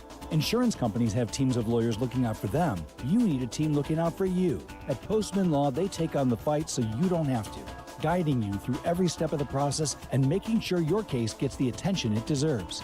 Don't let someone else dictate your future. Call 844-POSTMAN now. That's 844-POSTMAN. Postman delivers. Let them deliver for you. Take it from me, when you want the job done right, you call the pros. And that's why Chicago trusts Window Works. For over 30 years, they've delivered custom windows and doors that fit your home, your style, and your budget. No cookie cutter stuff, just certified pros who get it done. And it's not just about beauty. These windows can help cut down your energy bills, too. Right now, buy one window, get one free. Dial pound 250 on your phone and say Waddle to book your free consultation today. That's the ease at which you get information. You want it, you get it. Like that. Ask your phone. Group chat. Smartphone. You're always connected and informed in real time. No waiting. So if you're diabetic and still using finger sticks to read your blood sugar, what are you waiting for? Knowing your blood sugar levels instantly is important for managing diabetes. Call US Med at 888-665-0696. To learn more about continuous glucose monitors, a real-time instant method to track your blood glucose, US Med is an approved provider for Medicare and over 1,000 private insurers. And the best part? Call 888-665-0696 and we'll give you a free insurance benefits check today. So call 888-665-0696 today. That's 888-665-0696 and manage your diabetes as easy as... This summer, the Roar returns to Washington Park in Michigan City, Indiana. The X Insurance Great Lakes Grand Prix takes over July 28th through August 3rd. It's the ultimate offshore, high-speed power boat races on Lake Michigan. Boat parade, block party, live music, and more. So make the short drive and feel miles away. Plan your visit now at GreatLakesGrandPrix.com. You're listening to Carmen and Jurko. Listen to us now. Live on the ESPN Chicago app. Chicago's home for sports. ESPN Chicago. I like sandcastles. Sometimes sandcastles last forever. Sandcastles? Is that what he said? Yeah. I remember that. I like sandcastles. Sometimes sandcastles last forever. This one's still the best, isn't it, Danny? Rebecca Ramji. The best was how mad he was at us that he got it wrong. Rebecca Ramji. Like we should have almost prepared him for the pronunciation of the name Rebecca Romaine. Rebecca Ramji. Once again, Harry's wrong. The absolute great. Remember in HT, our former partner, our friend, Harry, passed away at the age of 64. We have had a lot of calls, a lot of interns. Alex Maragos called in. Nick Friedel called in, who worked with us here. And still, it was texting Harry Sunday night from Asbury Park. How about that? Buddy Bill Phelan was texting. I mean, so many great memories. Bill Scott from the early days of the station. The bailiff. The bailiff. Bill the bailiff. Billy the bailiff Phelan. I heard from so many people. I heard the almanac. It was great to hear the almanac. The best thing was so that it was always the producers, the intern's job to print up the almanac. Right. And you would put it on Harry's desk so when he got here, that was the number one thing he did. He'd get in here and he had his highlighter and he would sit at his desk like it was serious hard work. Like he was preparing for a test. But if something on the almanac was wrong and then he said it on the air, somehow it was the intern's fault. Yeah. And the intern would just get MF the whole day. How could he put it on my desk without checking? I mean, he's got to check every single fact. He's supposed to know that it's not Rebecca Ramjan's birthday. So great. Rebecca Ramjan. What did you bring in? So look at this. This is great, guys. Danny's here. Danny Zetterman, who used to produce the Mac Yurko and Harry show and the Carmen Yurko and Harry Yes, he did show. both, yeah. I produced Harry for 6 glorious years. 6 years. I was with Harry. But across both shows? Across both shows, yeah. Wow, 6 across years. both shows. So this is awesome. And this is obviously for our Twitch and YouTube viewers. We'll see it better than our radio audience, but we'll explain it to you. I've got old school classic afternoon saloon shirts. Wow. Check these bad boys out. They're really cool. Mac, Yurko, and Harry things. Like a jersey, like a baseball jersey shirt. You know? Mm-hmm. Wow, look at this. Mac Yurko and Harry Afternoon Saloon, orange and brown. Pretty cool shirt. So, just I remember this one. Reminiscing about the old Tinowitz days. Harry used to wear this one a lot. Yeah, remember? he did. How about this one, Carmen? You probably want me to give you this one. The Mac versus Carmen grill-off. Yeah, remember that? I remember that one, yeah. Mac versus Carmen over That was at at John Chico's Menswear. At John Chico, in the parking lot at John Chico's Menswear, Mac and I. You doing couldn't some fit in serious this grilling. shirt with 4 of you. Well, of course That's not, a big man. shirt I mean, right there. This is like a triple XL. You know, Freddie always made these shirts big. This is an XL? What in the world, Freddie? Where's he getting his shirt? Look at the back of that. Turn around. Oh, wow. Look at Staple that. Buick GMC Cadillac Look Pontiac at that. Hummer. Should we give these away somehow? No, we shouldn't give these away. These are I think we collect these. Look at this. It's not like we're going to get more of them. This Should one we is- give them away? This one's awesome. This guy's so Hey, giving. look at this, Chris. Well, it's what? a Babe Ruth bat. Anyone Should want we a give it microphone away? from the studio? Hey, it's an owl. Let's give it away. This is cool. Danny, do you remember the shirt with the caricatures on it? Oh, yeah. I had that shirt. Awesome. The drawings of you, Yerk, Harry, and Mac. Yep. I had it was a white T-shirt, and your faces were all plastered on the back of Sure, it. they thinned me out on that one thing, Yeah, they Heavens. did. Do you know- Artist's discretion. You know what I have in my office? You've probably seen it 1,000 times and don't realize it. They made a prototype Mac, Yurko, and Harry stuffed animal. I've seen it, yeah. Where it's the three of them connected. I don't think I've seen I it. have the only one in existence in my office. Now that we're not giving away. Oh, I'm sure you want Well, to it's just hand it shirts. out to I people. feel What like color, Carm? What should we're we not give that giving away these for? shirts away. This is station history. We don't. at this. It Yeah, but what are you doesn't gonna do? grow on a tree. You can't get You more don't of have them. more of these? No. This one is badass. That's station history. Somebody would like that one. There's no way this is a large. What size? Is that somebody's name, Carmen? Wait till you wash it once. It becomes a large. No way. Yeah. That's really cool. Wash it and dry it. I mean, he was something else, wasn't he? He was one of a kind. All the ideas is what I was telling people. I was like, you got no idea. Like, this is what I loved about Harry. Every idea was gold. He always thought big. He was always committed to it. Always. It's when he got his own show at the game, he finally implemented the top one list. Yes, he did. I remember. For years, he kept telling us this top one list is going to be absolute We gold. did it. We did it for a little while. You remember? We did do the top one. I remember. Yeah. I was talking to Waddle in there about what it was like producing Mac, Yurko, and Harry. And he's like, what was it like from your position, my role? And I said, my day started every day. The first call of the day was Harry. And he would call me first thing in the morning, hey, Danny, Harry. And he would give me all his ideas for the show. Hey, Danny. And after I talked to Harry and I wrote down all his ideas, the second call was to Mac, so Mac could poo-poo all the ideas. And then the third call was to Jurko, but Jurko would just tell me where he is on the highway, what he had for I'm breakfast. cutting over. I'm traversing. I'm down on Lakeshore 87. Drive, guys. I'm on Lakeshore Drive. Man, it's beautiful out here today. And then after that, I had to figure out how I was going to tell Harry that none of his ideas were going to make the show that day without him wanting to kill me or Mac. That's why it was special. Somehow it worked for a long time, guys. It was epically good, I'm telling you. One of my favorite Harry stories of all time involved the three of us. So if you remember when the Super Bowl was in Indianapolis. Yeah. Oh, yeah. Who played in that one? It was Giants. It was the second Giants-Patriots Super Bowl. Yeah. Okay, second Giants-Patriots. The radio station did not plan very well for us to be there. I think Not at we all. got the word that we were going like that week. In the 11th hour, and only because we were driving. We Correct. were willing to drive. And they put us in the worst hotel of all time. Yeah, they had just converted this from, I don't know what it Hold on. was. You got to wait. Into Tell a the story hotel. in a minute. Because Okay. can you wait 2 minutes? Oh, what up a against tease, the top. Carl. Radio professional. Well, I because like because this is going to take a minute. I think I know both stories that are coming out of this, and they're good. So Yeah. hold on. Danny's here for another few minutes. He's going to finish that story. You don't want to miss this in case you missed it before. After 2 o'clock, we're back in 2 minutes. You're listening to Carmen and Jurko on ESPN Chicago, Chicago's home for sports. You know what's wild? Yuengling's been brewing beer since 1829. That's 196 years. They've been around longer than almost everything. You don't last that long without knowing what you're doing. Exactly. It all comes down to one thing. They brew great beer, plain and simple. Traditional lager, flight, light lager, you name it, they all bring serious flavor and that legendary Yuengling quality. Yuengling, the oldest brewery in America. DG Yuengling and Son, Pottsville, PA.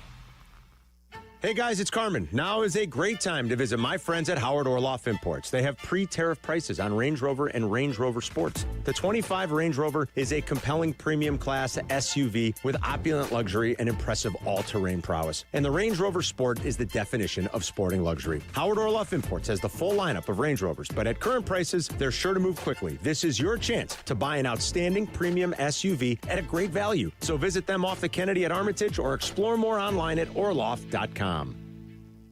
Property managers and GCs use FinishingChicago.com's contractors for finishes and protective coatings in the most iconic venues, interior spaces, and essential infrastructure. Our painters apply industry-leading commercial and industrial finishes inside and out, so your biggest assets always put their best square footage forward. FinishingChicago.com has your free list of painting, wall covering, glass systems, drywall finishing, and signage contractors. For a great finish, start with FinishingChicago.com. Hey, it's Cap. Chicago baseball season is heating up. But if your sinuses, allergies, or snoring are throwing you off your game, do what I did. Call in the pros at Sinus and Snoring MD. These folks aren't part of some giant hospital system. They're a local, family-run clinic with over 25 years of ENT expertise. They'll treat you like family, and they'll help you breathe and sleep like a champ. Call 847-545-0147 or visit sinusandsnoringmd.com. Live from State Street in the heart of Chicago, you are listening to the new home of the Chicago Bears, ESPN Chicago. And this is Carmen and Jurko, WMVP, WTBC, HD2, Chicago, a good Karma Brands radio station. Remembering Harry Tinowitz, our friend, our former partner, our colleague, worked on these airwaves. I mean, even before it was ESPN, the old WMVP, and then part of the ESPN family for 15 years, was one of the original voices with Spike in the afternoon. And if it weren't for the Mac, Jurko, and Harry show, which was the third iteration of our afternoon show at the time, I'm not sure we'd still be around today. No doubt about it. I told that to Jurko earlier, and we were telling stories at the start of the show about how those three guys came together without the success of that show, without Harry's...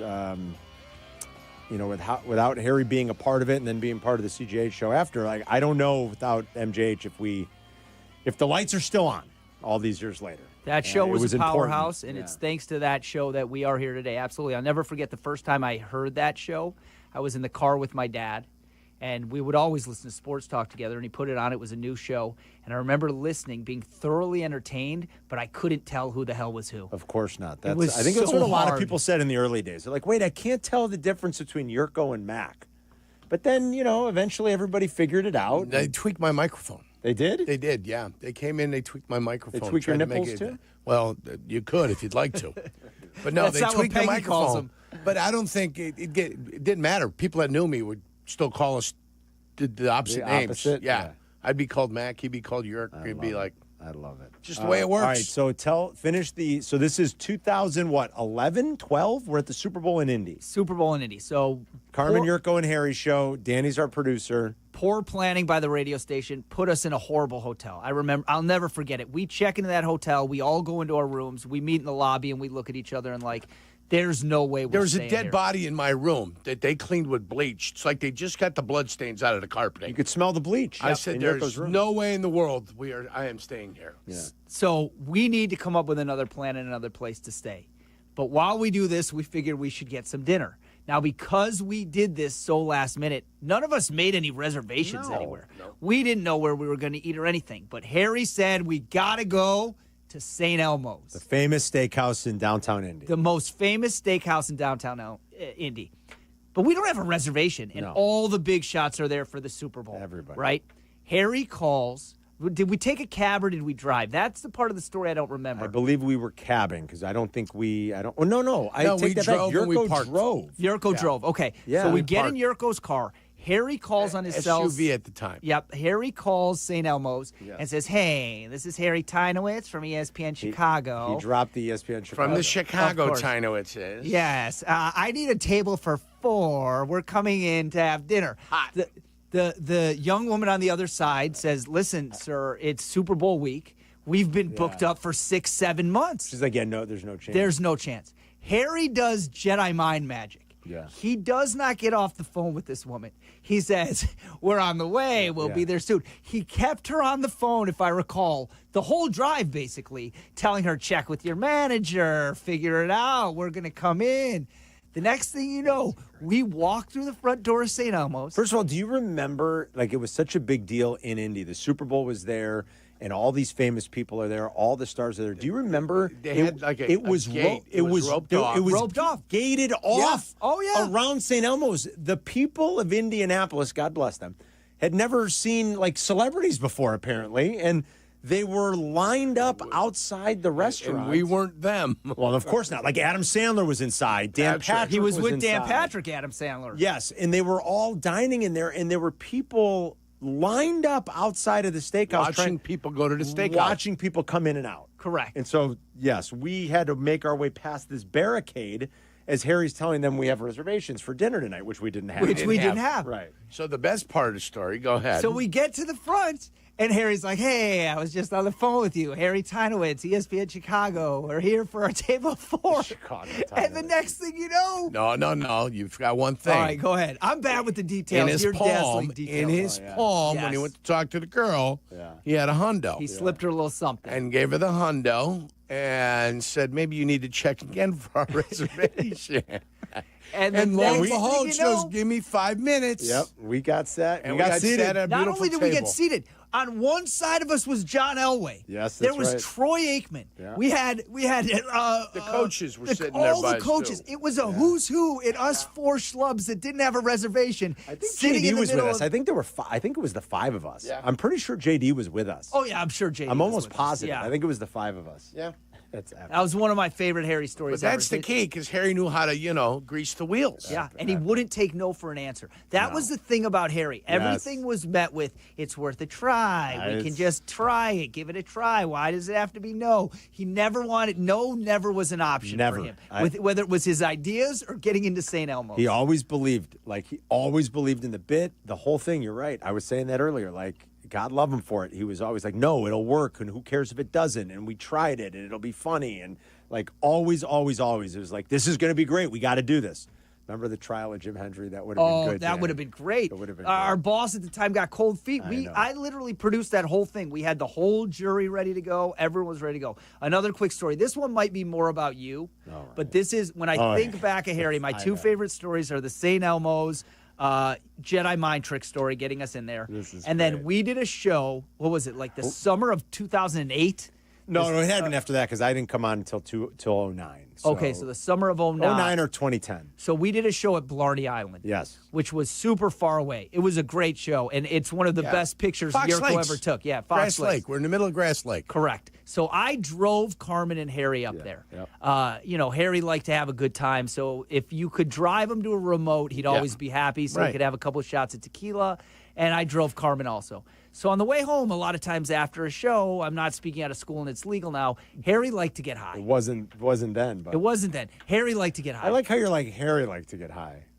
I like to get high too. I mean, Danny and Harry like to smoke weed in the car. Me and Harry, we were a good match together. We Yes, liked to they were. We like to get high. So they all pile in my car. Yeah. I'm driving. True story. Harry's in the front seat. Carmen's in the back. Yeah. Without even thinking twice, Harry sparks up. Harry takes out the joint, knowing that if he lights up a joint, I'm going to partake. Yeah. He lights up the joint. He takes a couple puffs, and without saying anything, he just slyly hands it to me. you. To which I take a couple puffs. I will now turn the story over to Carmen. Well, at that point, I was like, when I all of a sudden, I'm You like can a smell prude. it. Now you I'm can like a smell prude it. when it comes to weed back in the day, especially. I'm like, you guys, if we get I said, if we get pulled over, we're going to get arrested, and I'm not even doing anything. So I made Danny pull the car over. He yelled and screamed. I was "Pull like, the Danny, car over pull the now." car over. I'm like, I'm not getting arrested with you knuckleheads. And I'm like, I just started on this show, and this is not the way I'm going to go down. I'm like, are you kidding? I don't even smoke marijuana. Danny says, fine, all right. We pull over.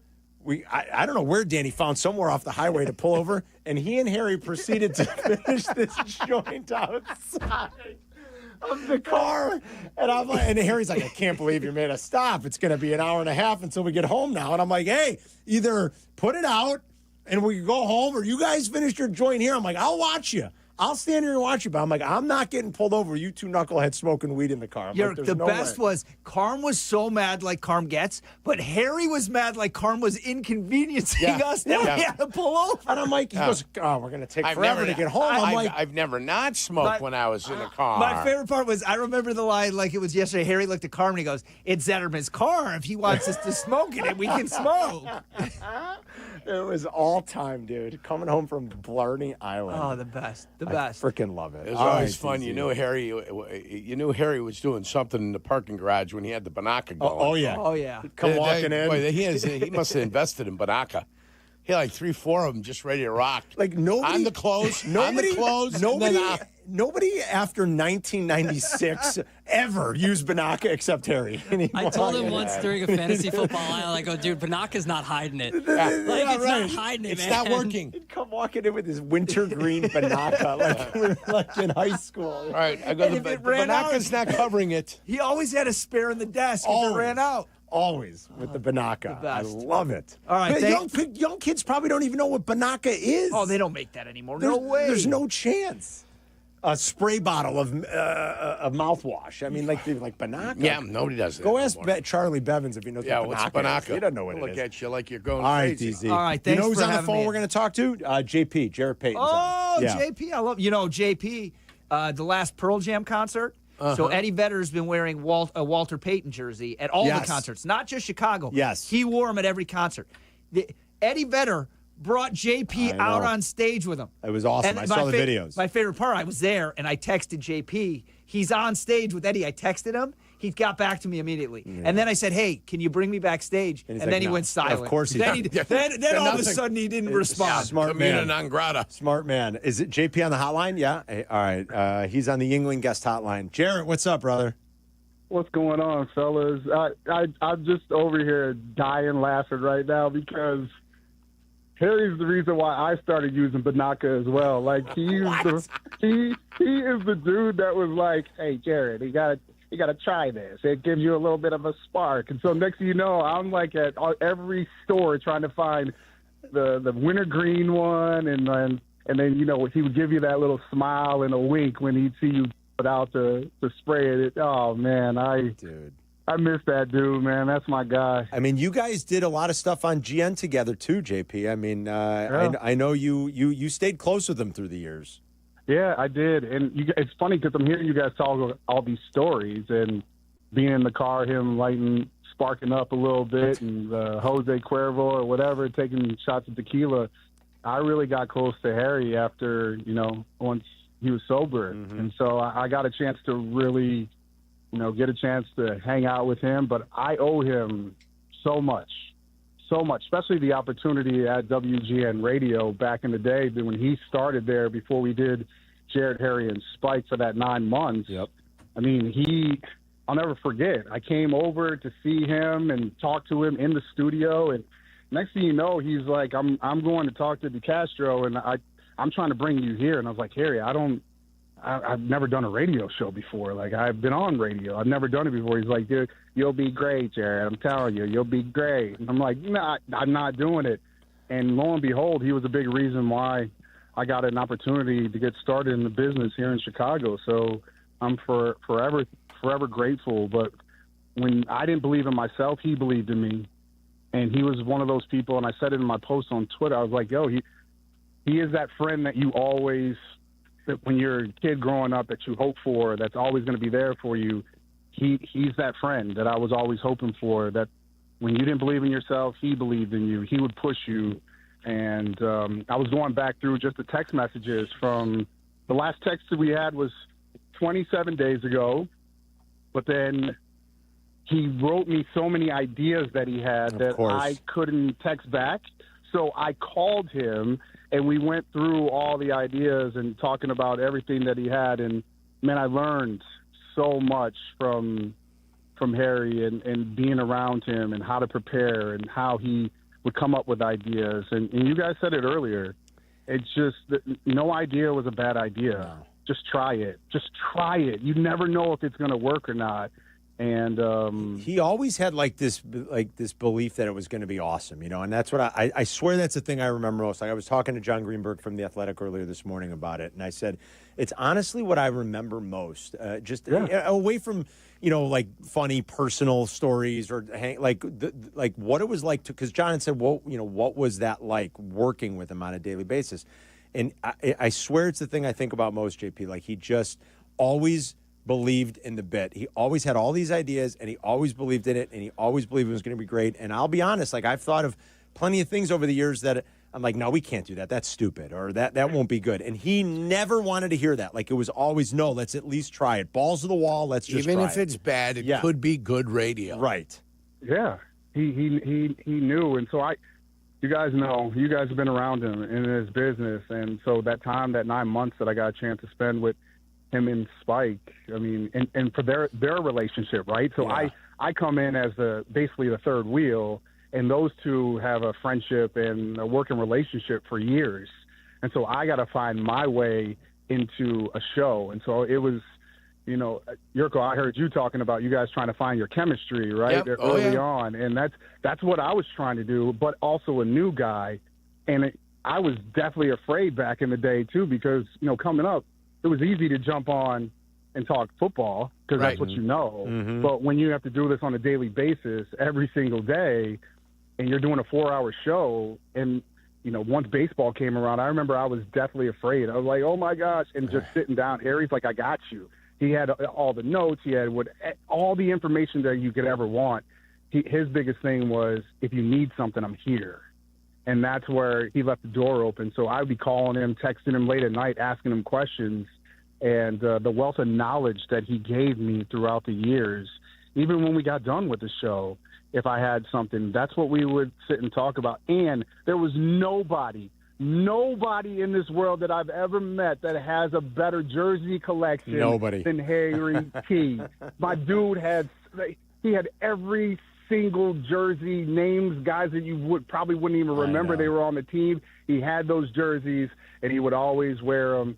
And, man, HT was the best, man. He's very proud of that jersey collection. You're right. He wore them pretty much on every occasion, too. Didn't matter. It was most times, like 8 times out of 10, Harry was showing up in one of those jerseys. It's a great point. Yeah. I love it. It was a beautiful post you made. I'm glad you called in, too, JP. We'll see you Monday. Thanks, brother. It was great catching up, all right?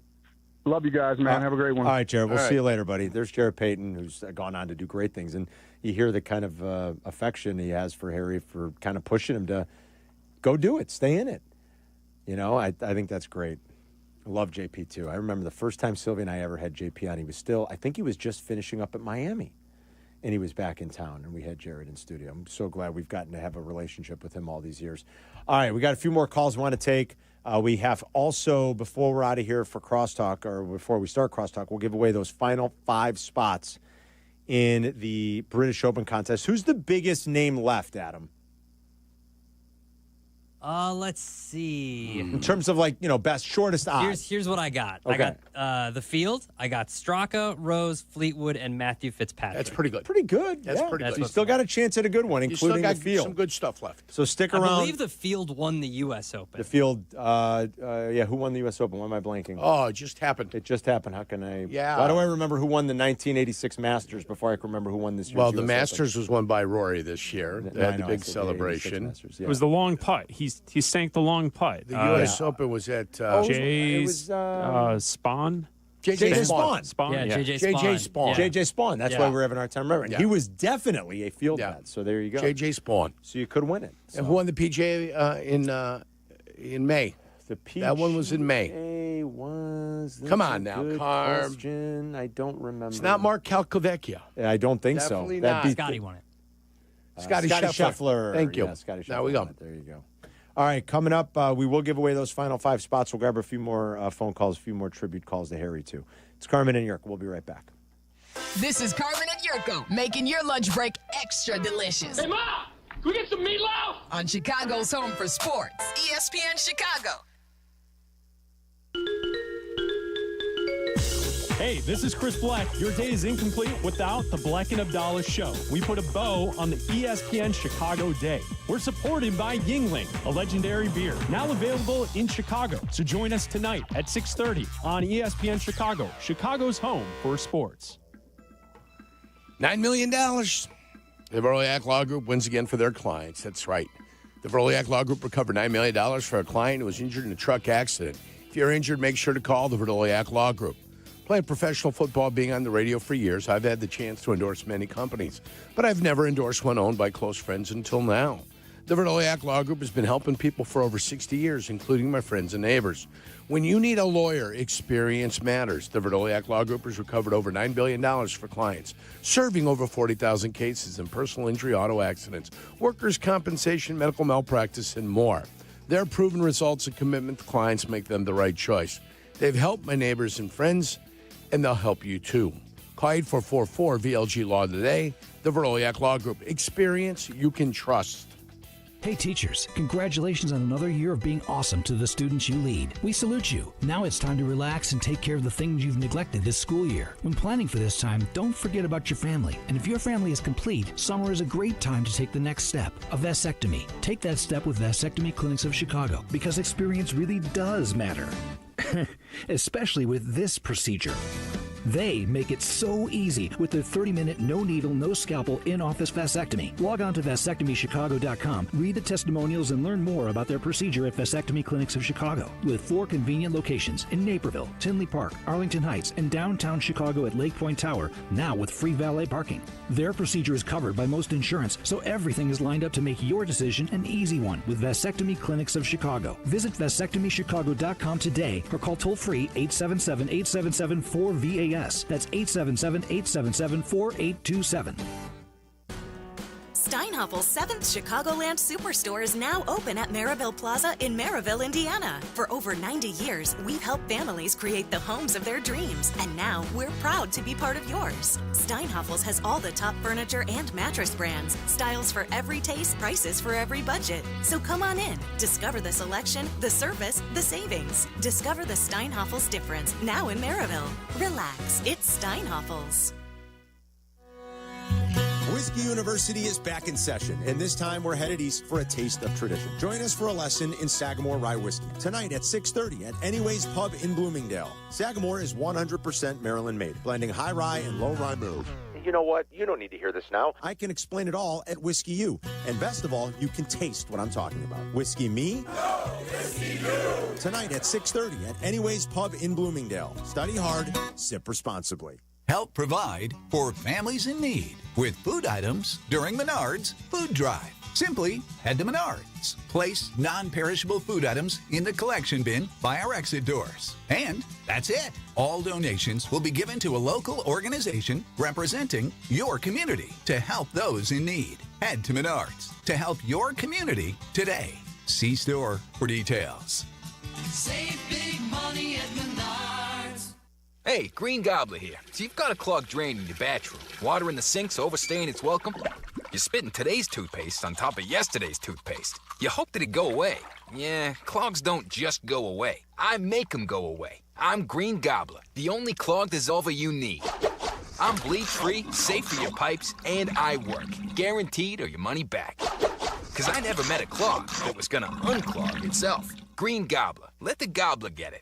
Every great team has its core players, but when the season gets tough, adding the right free agent can make all the difference. The same goes for business. At Robert Half, we found that 67% of companies surveyed plan to increase their use of contract talent to handle workload peaks and backlogged projects. With Robert Half's specialized recruiters' experience, combined with our award-winning AI, you can quickly find the skilled candidates you want. At Robert Half, we know talent. Discover how we can help at roberthalf.com/talent. Summer is the time for making memories, not appointments. It's why you should go to Great Clips. Use online check-in to get in for a cooler, shorter haircut for less whenever you have time. So what are you waiting for? Get in, get out, and get back to summer with time-saving haircuts at Great Clips. It's going to be great. You're listening to Carmen and Jurko. Follow the show on Twitter at Carmen DeFalco and at Jurko64. This is ESPN Chicago, Chicago's home for sports. Rebecca Romaji. Rest in peace, HT. We got a few more stories people want to talk about Harry. We're going to cross-talk with Waddle and Sylvie. Shea's in for Sylvie. Sylvie's back tomorrow. Wonderful. I was talking about Ernie Scatton. Doctor. The doctor. And I said I was trying to do, and I said, you've heard Ernie's voice on every radio station in Chicago doing voiceover work, doing commercials, doing imaging. And I tried to do Ernie's voice, but I mean, nobody can really do it justice. Silky. And Ernie worked with us here a million years ago and was one of our great friends. And Ernie and I shared a fantasy football team. The Blatalians. In Harry's fantasy league for a long time. And Ernie's on the phone. Let everybody hear your voice just to hear how good it is, first of all. ESPN AM 1000. See, it's not even. It's you can't even, and he's not even putting on an act. Like that's just. That's just. But here's the thing: Jurko was blessed with the physical skills. I wasn't. I was blessed with the voice, and I've parlayed that. The minute we heard, I appreciate the very nice saying. I appreciate all of that, guys. Thank you so very much. The minute we heard Ernie's voice, we're like, "Hey, dude, you're in the right place. You got a voice for radio." Yes, we got a voice for radio. How are you guys doing? We're all right, brother. How are you? I'm good. I'm living still in this same world that you're in, just a different little genre of it. I'm in the talk side of it, but I am still living very well in this world. That's good. And I miss you guys immensely. I miss that station immensely. But I still listen, and my friends still listen, and I still feel a part of you guys. So thank you. I love to hear that. And I know you kept in touch with Harry over the years, too. I mean, you played in the – I don't know. When did you bow out of that league? Are you even still in it? You're still in it? Still in it, baby. Oh, my God. I didn't leave. Carmen broke up the battalions about 4 years ago, maybe more. Yeah. I've been so sick. I got sick of fantasy football probably like 10 years ago, and then I hung on in the league with you because I'm like, well, I love Ernie, and I'll keep doing it. But then once I finally dumped, maybe 4 or 5 years ago, Ernie. It was about 4 or 5 years ago. Yeah, it's probably 4 or 5 years. I'm like, I'm done. I don't play any fantasy anymore. I love that you're still in it. That's amazing. Still in it. Stayed. Got a buddy of mine with me. We're still in it, man. And it's gonna be weird. I don't know what we do with Harry's team this year. I suggest that we auto pick it, and it'll probably do better. You need to propose that, all right? I mean, that has got to be something that is taken under consideration. If Meller's around, tell him I'm in. I mean, let's let it auto-pick and see if it does better, you know? That is absolutely amazing if you guys did that. I mean, I think it'd be hilarious. I think we should for 1 year because, I mean, we just can't have someone new. No. For 1 year. Either we pick it or we auto-pick it. But I believe Harry's team has to be picked and played this year, and we should all wear a Harry patch on Sundays and remember him. And I just this is going to be a tough one on Monday. It's going to be tough. Yeah, I know it is. And I mean, I know talk to him frequently, Ernie. I mean, just. I don't know. How do you begin to sum? So I was lucky enough. 2 weeks ago, he called me on the way to work, and we talked for a good 45 minutes while I was in the car. Nice. And it was out of the blue. We talked probably once every other month type. We would text more often. We would talk at least every other month, and so I was lucky enough to talk to him. How do you sum him up? He is by far one of the nicest human beings I heard all the stuff about Harry, never take no for an answer, he always tried, but Harry, on like the base level, would give you anything. He would help anyone. He was just one of the nicest people I knew. And he was, like, as Jared just said, he was genuine. He helped. And I'm going to miss that. I'm going to miss the, hey, Ernie, you know, I just miss it. And you know what? There were two Harrys, like Jared said. There was Heavy Harry. Yeah. Heavy Harry was a ton of fun. I love the story. I remember the story about the restaurant. I remember hearing that when you guys, I remember that. Not that I was there, but I remember hearing all of that stuff. And then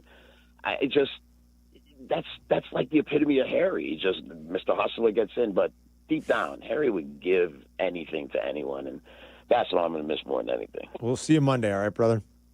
And we will see you Monday, guys. Hey, continue. I got a crew of guys that listen to you guys religiously, and one day I promise to have them meet you guys. I mean, religiously. They love you guys to death. So keep it up. I love you guys, and we will talk soon. Thanks, Ernie. Thank see you, you later, Doctor. buddy. There's Ernie Scatton, our buddy. Yeah, we had the battalions for years in that league. I can't believe he's still in that league. Did he say Meller's still in that league, too? Yep. Is Jeff still in there? Talk to Meller. Yeah, Meller was in the league with us forever. Joe Fisher, one of our old producers. Joe famously had some artwork hanging on the wall here at ESPN 1000 after he short-circuited an entire board because he couldn't find sound effects that Sylvie and I needed. He couldn't find, like, beer bottles clanking. The Warriors sound, come out and no, play. No, not that. We needed beer bottles clanking, and Joe's going through the catalog. He's like, damn it, I can't find the sound effect. He goes, I'll just create my own. What a producer. He's like, I'm going to get this for these guys. He drank 3 beers. So he drank 2 beers and then clanked them together, and the glass shattered. What's going on, Joe? Oh, how are you guys doing? It's good to talk to you. You too, brother. Man, it's hard to follow up with the last couple callers you had, Ernie and JP. Those two guys when I think of Harry, that's who I think of. I think of all the shenanigans back in Studio B. Yeah. And I remember when we was working nights with you guys, that's the one thing that everyone has said, that Harry was super genuine. And when I was working there, I was working full-time during the day. I was doing all the nights and weekend programming. You don't see a lot of you don't see a lot of the guys and people that work during the day. We're kind of off on our own at night. But Harry always made a point to make anyone that worked there feel like they were a part of the station, that they were important. And just a couple of things that I remember. One time he took Sylvie, JD, and myself to a Cubs game. And we ended up in, I want to say, some beer garden. Pat Foley was in the back. Jeff and Sylvie were smart enough to leave when they saw the tray of tequila shots coming. Yeah. There were 21 tequila shots, and Harry and I ended up doing them all. I was supposed to work my day job the next day. I didn't wake up till 2 o'clock. Walking into the studio and getting off the elevator and knowing that I'm going to have to stare on that glass on the 7th floor and just thinking in my head, like, God, I hope I didn't embarrass myself. What did I say last night? I don't remember how I got home. And Harry just lifted up his shirt, and he had a cut all the way from his hip all the way to his armpit, and it was because I was trying to push him over a fence. Oh, my God, you animals. What is the matter with you guys? But then, and you guys will remember this, going to the basement of Johnny O'Hagan's for intern appreciation night and the infamous flying V's. I'll tell you. But he made everybody, whether you were the custodian, whether you were an intern, whoever you were, he made a point to know your name, to ask you how you were doing, and to form a personal connection. And I'll just leave you guys with, there were quite a few people from the station that was at my wedding when I got married. Yep. I remember him showing up, and my old man coming to me before the ceremony, and he's like, I can't believe that Harry showed up, and actually showed up for the ceremony. Now, he brought 2 bottles of tequila with him. Yes, he did. And everyone that was sitting at those tables had a very good evening that night. So he made sure that everyone always had a good time, but everyone was always included. And he was just such a great guy. And we had so much fun, a ton of memories, and just what a great guy. I mean, I think back to Fantasy Football Island. I mean, I'd be getting home at 3, 4 in the morning, and then having to get there at 7 o'clock in the morning to produce, and he was in as bad a shape as I was, but we always made it through, and he was just a genuine guy and a gentle man, and he made everyone feel important. So, it sucks that he's gone. The guy lived a hell of a life. HT was a legend, and we're all going to remember him. Thanks, Joey. Appreciate it, brother. All right. Talk to you guys. Talk to you guys. All right, Talk Joe. to you later, buddy. Joe Fisher. We still see Joe from time to time. Isabel wants to say something real quick. She went on a date with Harry, she said. Is this true? Yes, this is like 30 years ago. I was interning down the dial, but somehow Matt and Harry and Spike, he asked me out, and he took me to a Cubs game. His pitching debut of Amari Telemaco, which he was far more excited for that than the actual date. And the whole time just kept singing, that's Amore, that's Amore. Oh, good Lord. How many dates? Was it one date? Did he try to make It was just one. I was a Sox fan, so the Cubs game killed it from the very get-go. He didn't go for the night moves later on? Yeah, what did he try? I'm trying to remember where we went. I want to say we went to Stanley's after that, but it's all fuzzy at this point. Well, it's 30 years ago, and probably some Yeah, beer but there drinking. was not a second. Amari Telemaco, that's phenomenal. Isabella, thank you very much. Went on a date with Harry 30 years ago. I love it. All right, last one real quick. Mark in Lincoln Park. What's up, Marky? Hey, Carmen. Hey, Jurk. My condolences to both you guys and everybody down there at ESPN. Thank you, brother. It was good to see Harry 2 years ago at House of Blues, as that earlier caller said. But as you know, I lived next door to Stanley's for over 15 years. Mm-hmm. Super good buddies with Donnie Cruz. That was a great shout out. One night we're in there with a couple of very famous Chicago sports figures. Their whole crew, all of us, Donnie, me, the gang, Guy.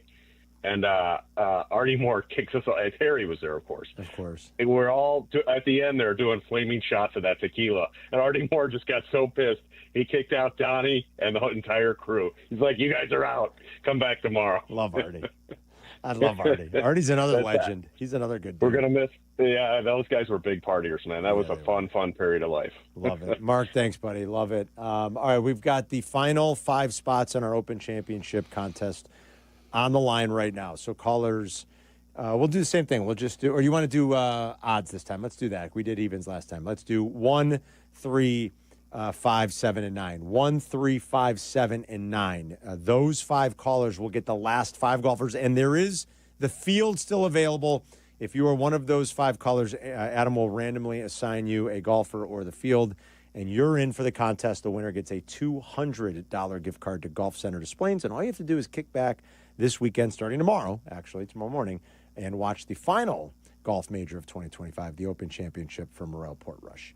We will have Crosstalk coming up next. It is Waddle and Shea today. Sylvie is back tomorrow. Jerry Reinsdorf has the final word.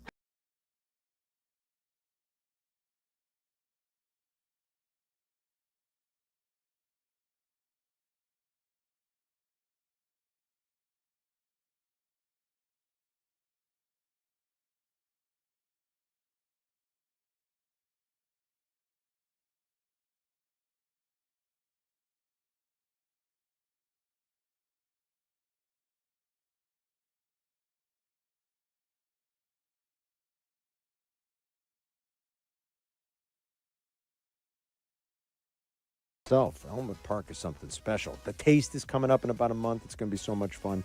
Hope to see you there. It's more than just incredible restaurants, though. It's the people, neighbors who care, families that thrive, and businesses that succeed. And every time I visit, I feel it, and you will too. Mayor Skip always says, we hook you in with a meal. Next thing you know, you're moving in. And he's not wrong. So take it from me and Mayor Skip. Elmwood Park is waiting for you. Still dealing with knee, hip, or shoulder pain? You've tried the shots, and now they're talking surgery, right? Before you go down that road, hit pause. Hey, it's your friend Tom Waddle, and I want to tell you about QC Kinetics, the leaders in regenerative medicine. They use advanced treatments like cellular therapy and platelet-rich plasma to help your body heal itself naturally. No surgery, no meds. This goes beyond masking pain. It targets the root cause and works with your body to repair and restore damaged tissue. 92% of patients report satisfaction with their results. And that's not just a number, people. It's people getting back to moving and feeling better. There's no cost for a consultation. They'll review your x-rays or your MRI, and they'll even offer you a weekend appointment. Before you schedule surgery, call my friends at QC Kinetics at 312-809-5955. 312-809-5955. Again, that's 312-809-5955. QC Kinetics, a better way to treat pain. With 3 locations to serve Chicagoland, Advantage Chevrolet gives you so much more. Visit and see the amazing inventory and savings at Advantage Chevrolet Hodgkins. And Advantage Chevrolet values your time. They'll have you in your new Chevy in less than 60 minutes, or they'll make your first car payment. That's right. Drive off in your new Chevy in less than 60 minutes, or they will make your first car payment. Visit AdvantageChevrolet.com. Together, let's drive. Must mention offer upon arrival before negotiation. Restrictions apply. Ask dealer for details. You ever notice that some people are picky when it comes to their beer? Yeah, and Yuengling gets it. That's why they brew a beer for everyone's taste. You want something light and easy? They've got it. Rich and toasty? That too. Something classic? That's their bread and butter. So whether you're on the golf course, watching the game, or grilling in the backyard, there's a Yuengling for the occasion. Check out the lineup next time you're out. You might end up bringing home more than one. Yuengling, the oldest brewery in America. DG Yuengling & Son, Pottsville, PA. Beat the heat with any size True Oasis fountain drink for 89 cents with True Rewards at True North convenience stores. True Rewards members can pick their favorite Pepsi fountain drink and pay only 89 cents. Find the app in your favorite app store to sign up and save instantly. Sports icon and equality champion Billie Jean King shatters glass ceilings on and off the court in the world premiere play Billie Jean at Chicago Shakespeare Theater. Performances begin July 18. Tickets at chicagoshakes.com. Hey, Joe Fortenbaugh here. Whether you're locking in your home run picks or riding with your favorite golfers this summer, ESPN Bet is your sportsbook for all the action. Go from checking stats on your favorite teams and players to placing bets in just a few taps. Plus, new customers can get $100 in bonus bets when you make your first $10 wager. Download the ESPN Bet app and sign up with the promo code JOEQ to get started today. Must be 21 plus. Gambling problem? Call 1-800-GAMBLER. Terms and conditions apply. See app for details. Offer not available in New York. A Progressive Home and Auto Bundle can protect you round the clock, but we can't protect you from those painful moments in sports. Oh, I can't believe we blew a 5-touchdown lead. Sure, but you got to feel like they were going to win for almost the entire game. But I was about to buy playoff tickets. So you were prepared for a good time. That's pretty nice. It's the worst loss any team has ever had. And you got to witness history. Okay, we're done here. Well, at least your home and auto are protected with a bundle from Progressive. Progressive Casualty Insurance Company, affiliates, and other insurers. Not available in all states or situations. Life isn't always a highlight reel. If an accident has you sidelined, Postman Law is ready to fight for you. Over $3 billion recovered for their clients, delivering speed, ease, and results. Call 844-POSTMAN now. Postman delivers. Let them deliver for you. Working from home? We're back in the office. Don't miss a minute of Carmen and Yurko. Just ask your smart speaker to play ESPN 1000. Oh, yeah, good one here. Maybe we were born to run. Spent a lot of the day remembering HT. Services for Harry will be on Monday. Guys did a great job. Thank you. It was fabulous. Good to listen to you guys. Remember a guy who was a key component to what has transpired here at the station. Yeah, it was really a big part of it, man. Thanks to Bleck and Abdalla. The guys are on tonight. They got a full ride, 6:30 until late after Waddle and Sylvie. Baby. Thanks to, everybody, all the people that called to share stories, former interns of ours, employees, fans, listeners.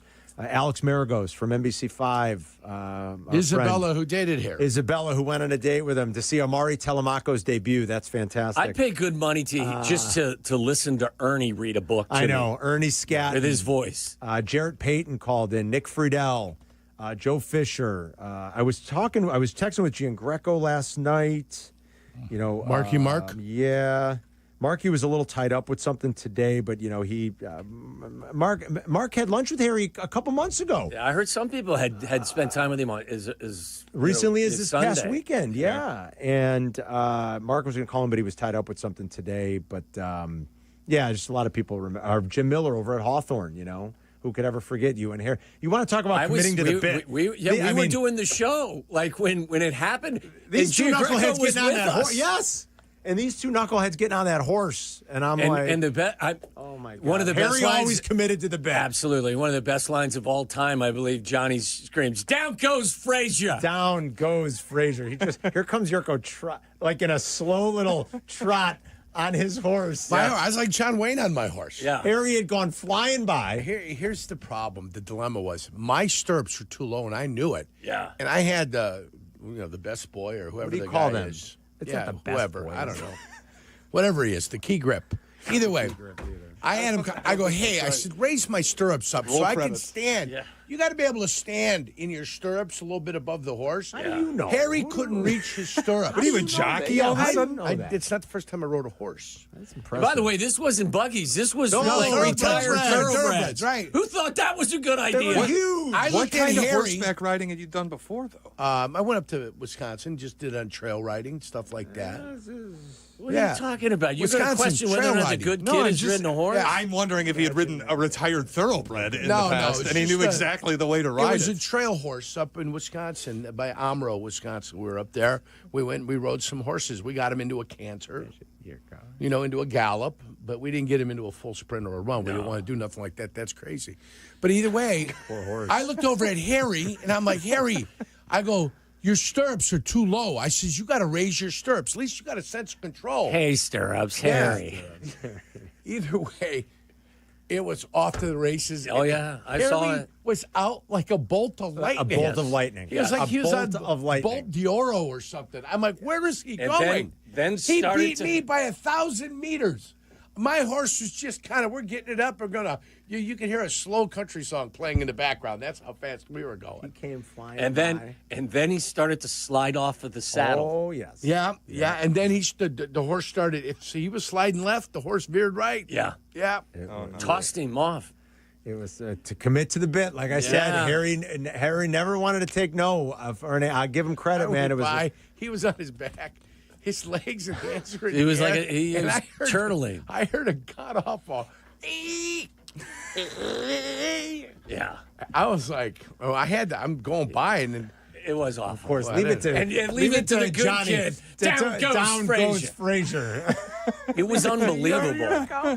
We were inside watching it on the monitors. Yeah, we adjusted on the fly, though. Unreal. Yeah, wow. Well, you guys, I got here. I was an outsider. I got here in 2007. Yeah. And I never got the chance ever to really work with Harry. And, you and Sylvie were single guys going to ball games and stuff with him. I was married with 4 kids. And he would take us around town. Yeah. I mean, Harry kind of, he showed us the ropes when we were young.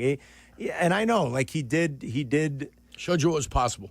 Well, he did. He partied a lot. He partied too hard. He would have told you. And like I said, he spent the last decade plus of his life sober. And I give Harry a lot of credit for that. Yeah. But when we were young he took us around and, oh, my God. Like what Adam said, Adam Abdalla was talking about, he made everybody, even those that were in, like intern type of roles, they made them all feel, like they were a huge part of the program. Everybody got a free shot of Cuervo wherever you went. And that program you guys were part of was legendary. Yeah. Mac, Jurko, and Harry, and then, Carm is, It was painful early, but fun. It was fun listening to you guys kind of describe the growth of it. Yeah, it took time, like anything. That's why when anybody asks me about what do I think about a show, I just give it some time. Yeah. Without your guys' success, I heard you saying it, Carm. Like, I came here and was doing nights, I think, first, and then a couple months later, I was with Sylvie, and we were doing like 9 to 11 and 9 to 1, whatever it was. That slot would have never even been available had you guys not had the success that you guys had. Never would have been open. We would have never had more programming. We would have never been able to branch off away from the network more and more over the years. That's not hyperbole. I mean, that's just a fact. No, early on, it was definitely, we had one local show, and we were trying to do something to get more local shows. And we needed something really successful, though. The first couple iterations of what we were doing in the afternoons here just weren't resonating enough. They weren't successful enough. And the station had been on the air now for a couple of years, and it was like, okay, well, we're going to try this one more thing. And, you got a big name in Danny Mac, who's well-established. You got Jurko, who played in the league, and you got Harry, who people know, and he's funny, and they all had their different quirks, and they all had their different things, and they all brought different things to the table. But I'm telling you, I can tell you for certain, without it firing, I don't think we would have lasted. I honestly, I do not think as a station that it would have lasted. The first thing they did in the mid-mornings was they put Mariotti and Sylvie together, right? It was Mariotti and Friends, kind of like Cap and Friends for a while. It was Mariotti and Friends. Basically Mariotti and Mariotti. Yeah, Mariotti. It was basically Mariotti. It was sit out the first 30 minutes while I read from my column this morning. That is correct. That's what it was. Yes. Then it went to Rosenblum and Salisbury. It was me and Sylvie. It was you two, and then it was Salisbury and Rosenblum. Mm-hmm. And then ultimately it came back, and who was it? When it finally Waddle and solidified. Sylvie. Yeah. Waddle and Sylvie. Yeah. In 2007. Right. Yeah. In 2007. But again, getting it we only started to thrive and get those other day part possibilities because the success that the afternoon show was having. Because Mac, Jurko, and Harry, it took a little while, like Jurk said, it took a few months, but once it was kind of perfect. hit. It was perfectly cast. It may have taken a while, but everyone filled their role perfectly. Yes. It was something else. I mean, it was must listen to radio. Yes, and it was. It was good stuff. Yeah. It was good stuff. Then you got the rhythm, and it was like you weren't even doing anything. It's like you came in, you watched the ball games, you did this, you got no rhythm, and it was just let's go. Yeah. It was just 4 hours, and all of a sudden Semisonic comes on, and it's like, what? Semisonic comes on. Closing time. The music played a big role in what you guys did, too. It was fantastic. Awesome. Those early shows, too, had the 3-packs. They'd come back with soundbite, movie, music. Well, they were big. They were big, like grand opens. Like the old days. Your rejoins were 3-packs. They were like the old days of television when the theme songs were long and drawn out. Now everything's too quick. It's got to be. You got to be right on. As good as it was. Miller still produced a little old school stuff every once. Meller's good because he's from the old school. I said Miller. Yeah, you said Miller. I know. Yeah, but I know you meant Oliver Jeff Miller. And Ben Finford was the best at it. Yeah, back in the old days. Yeah, Ben. And as good as it was, nothing will ever beat Saving the Music, right? Save the Music was good. Sylvie and I did a lot of goofy stuff, too. I think we learned from Harry. Harry was always like, don't be afraid to try things. Just do it. And Sylvia and I tried all kinds of silly. Like a horn. You guys played a horn at some right. point. Why do you No, gotta it's like go- there's Why? you had Definitely Giangracco. wasn't a horn. Didn't you have? I actually know about that Didn't one. you Definitely celebrate? was a horn. Didn't you celebrate What'd you guys call Giangracco's that one? birthday? What'd you call that horn? Stop it. I thought that horn had a Giangracco's It was something birthday. about a parade, I think. Was that a horn of plenty? You guys are unbelievable. Was that a horn of plenty? We grew up. We learned. Of course, we got more Carm, sensitive. like it's- we did have. We did invite exotic dancers up for Giangracco. When Yeah. Giangracco, I want to say it They must have been closed when the he drapes. turned 50. Would be my guess. Yeah. When Giangracco turned 50. So it was like He still looks like Marky. he's. I don't want to say how many years ago this is. but- 73 or 74. Yeah, Mark isn't he? this is probably 23 years ago. Looks like he's 50 still. He's great. We had Giangracco up here. We closed all the. Closed the, or we. I don't know how. I don't think we've ever had curtains, but we taped the windows. I think so that if God forbid anybody got off the Well, it was elevator. flipped, wasn't it? They wasn't the were, studio? yeah, but we had Giangracco in that studio where the guys are now, and we were, even though we were on at night, we're like, well, what if you want to be cautious? Somebody comes upstairs. What if and they Emily see- Barr comes upstairs? Right, like if on the Emily seventh Barr floor, came up for whatever and reason, all of a sudden she sees, woo, and there are look at that. strippers dancing for Giangracco, we're like, that'd be bad. So we taped. Is there a child coming out? With the door or the window. And we had strippers come in for Giangracco. We're very mature. And we had them sing Happy Birthday, Mr. Sportscaster to Giangracco like they were Marilyn Monroe. That's and Giangracco sat in the chair and, and enjoyed. was getting the lap dance and enjoyed. And then went downstairs and did the sports. And then did sports. Yeah. This was like between, Yes. this was at like 8:30 on a Yeah. Thursday. And he would go downstairs a couple hours later and do sports. Our friends from Grin and Barrett, if you guys remember the old Grin and Barrett. I do. They And sent none of that would have been possible without the success None of it. None of that would have Mac, happened. Jurko, and Sylvia and I Harry. probably wouldn't have had the opportunity to be doing local stuff. We wouldn't have had the balls to say, hey, let's just do it. Harry would say, do it. Let's just. What's the worst they can do? Fire us? That's it. Once you Kind of a realize miracle that's all that we that can did it. happen. You want to talk You know about a what? different world? Yeah, it's a good thing. Can you imagine, like, if we did a stunt like that today? And I mean, like, Well, we could probably do it more Specifically the today than we horn? could have done 5 or 6 years ago Carmen- when the mouse was still. Carmen would have party. gone in real estate. Yeah. Hi.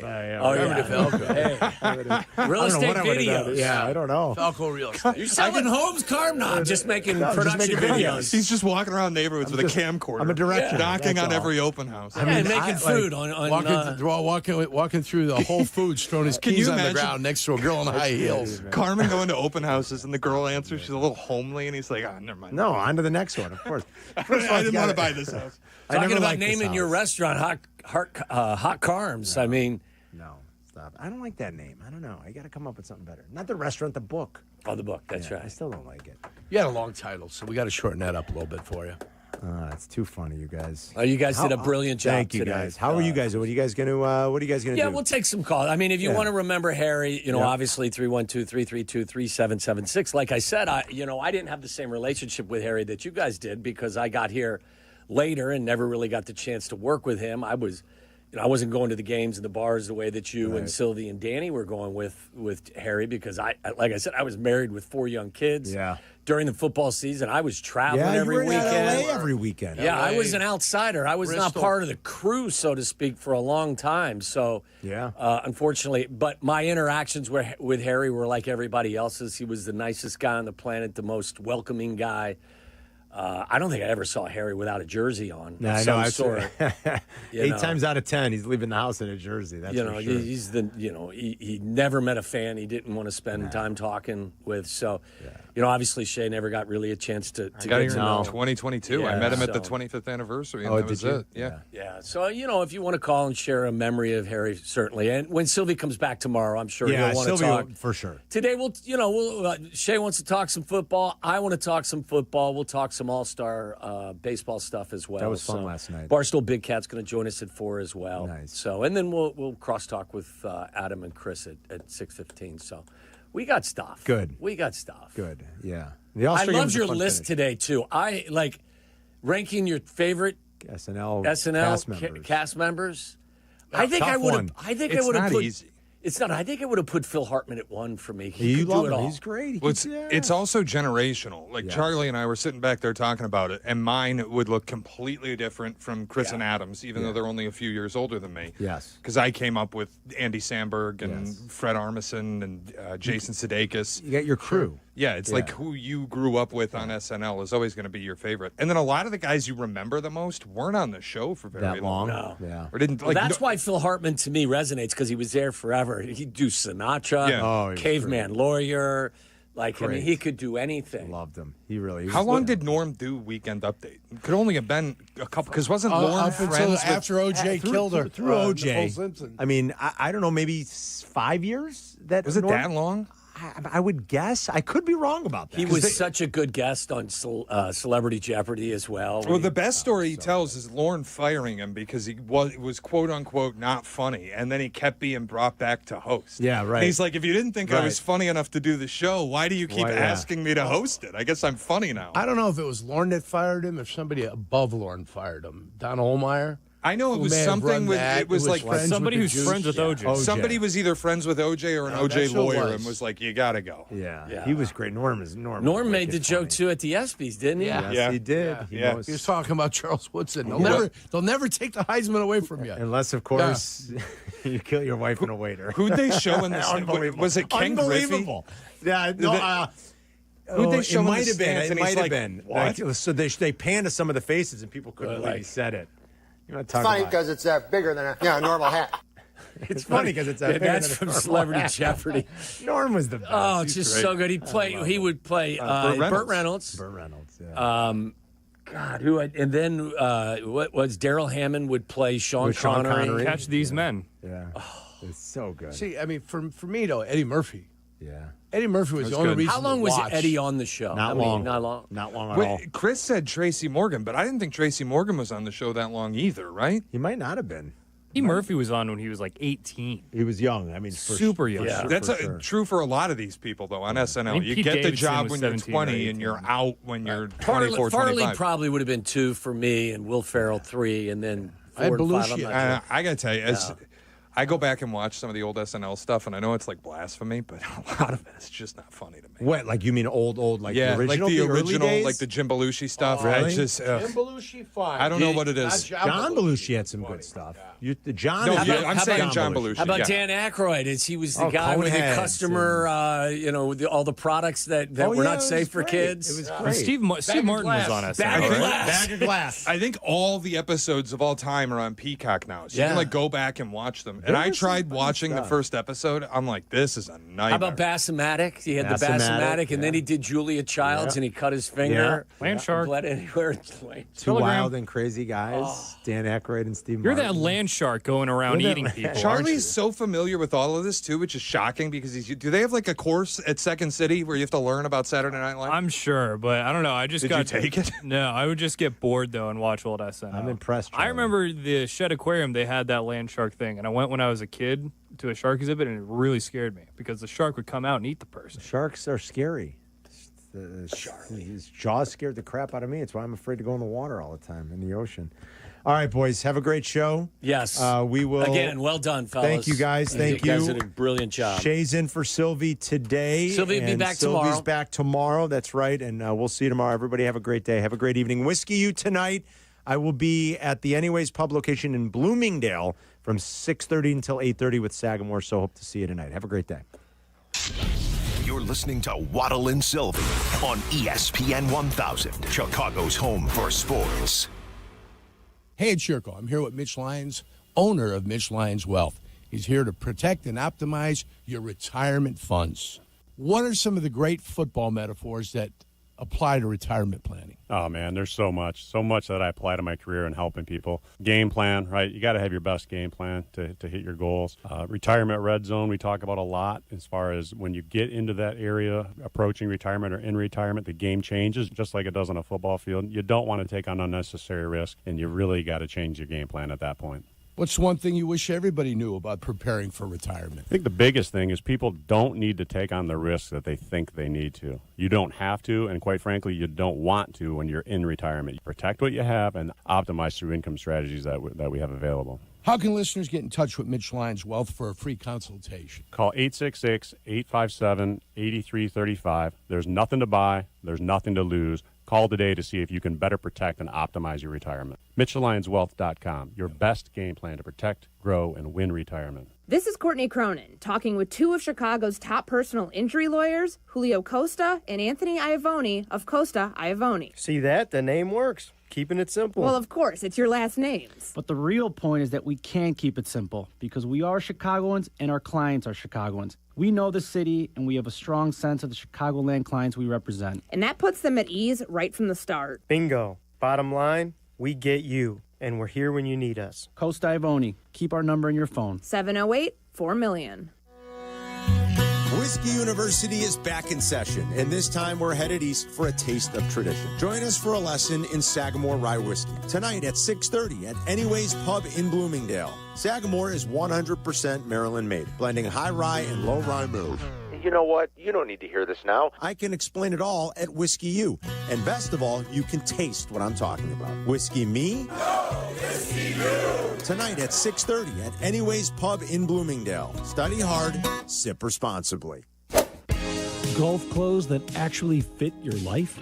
That's Swannies. Swannies is dedicated to suiting you up in the best looking, best feeling, and best made golf gear without breaking the bank. We're talking clean-cut polos, lightweight layers, breathable hats, and gear that works just as well at brunch as it does on the back nine. Swannies focuses on style, comfort, and versatility, so you can feel confident wherever the day takes you. Upgrade your golf wardrobe today at swannies.co.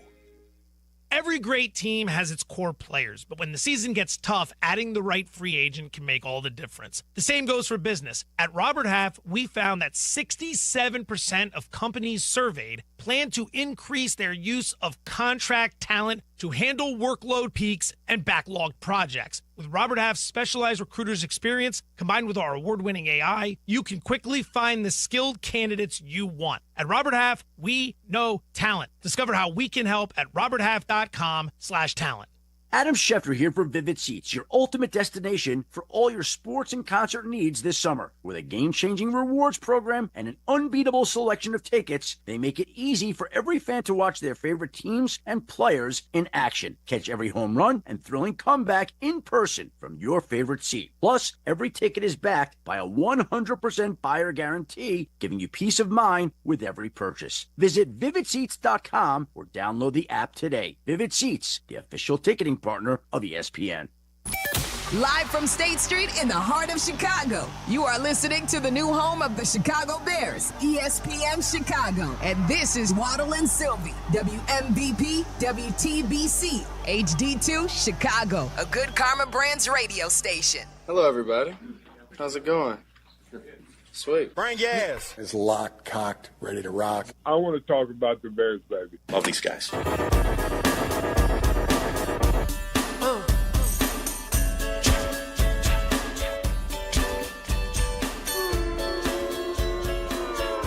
I'm being a pro, Shea. The post. Come on. I know you got it in you. I just wanted to impress you. That was beautiful. Was it done. good? Was it good? Well done. Shay's in for Sylvie today. Sylvie will be back tomorrow. We've got a lot to get to today. Again, the sad news of passing of Harry Tinowitz, who was an enormous part of this radio station, the success of this radio station. Thoughts and prayers go out to his family for sure.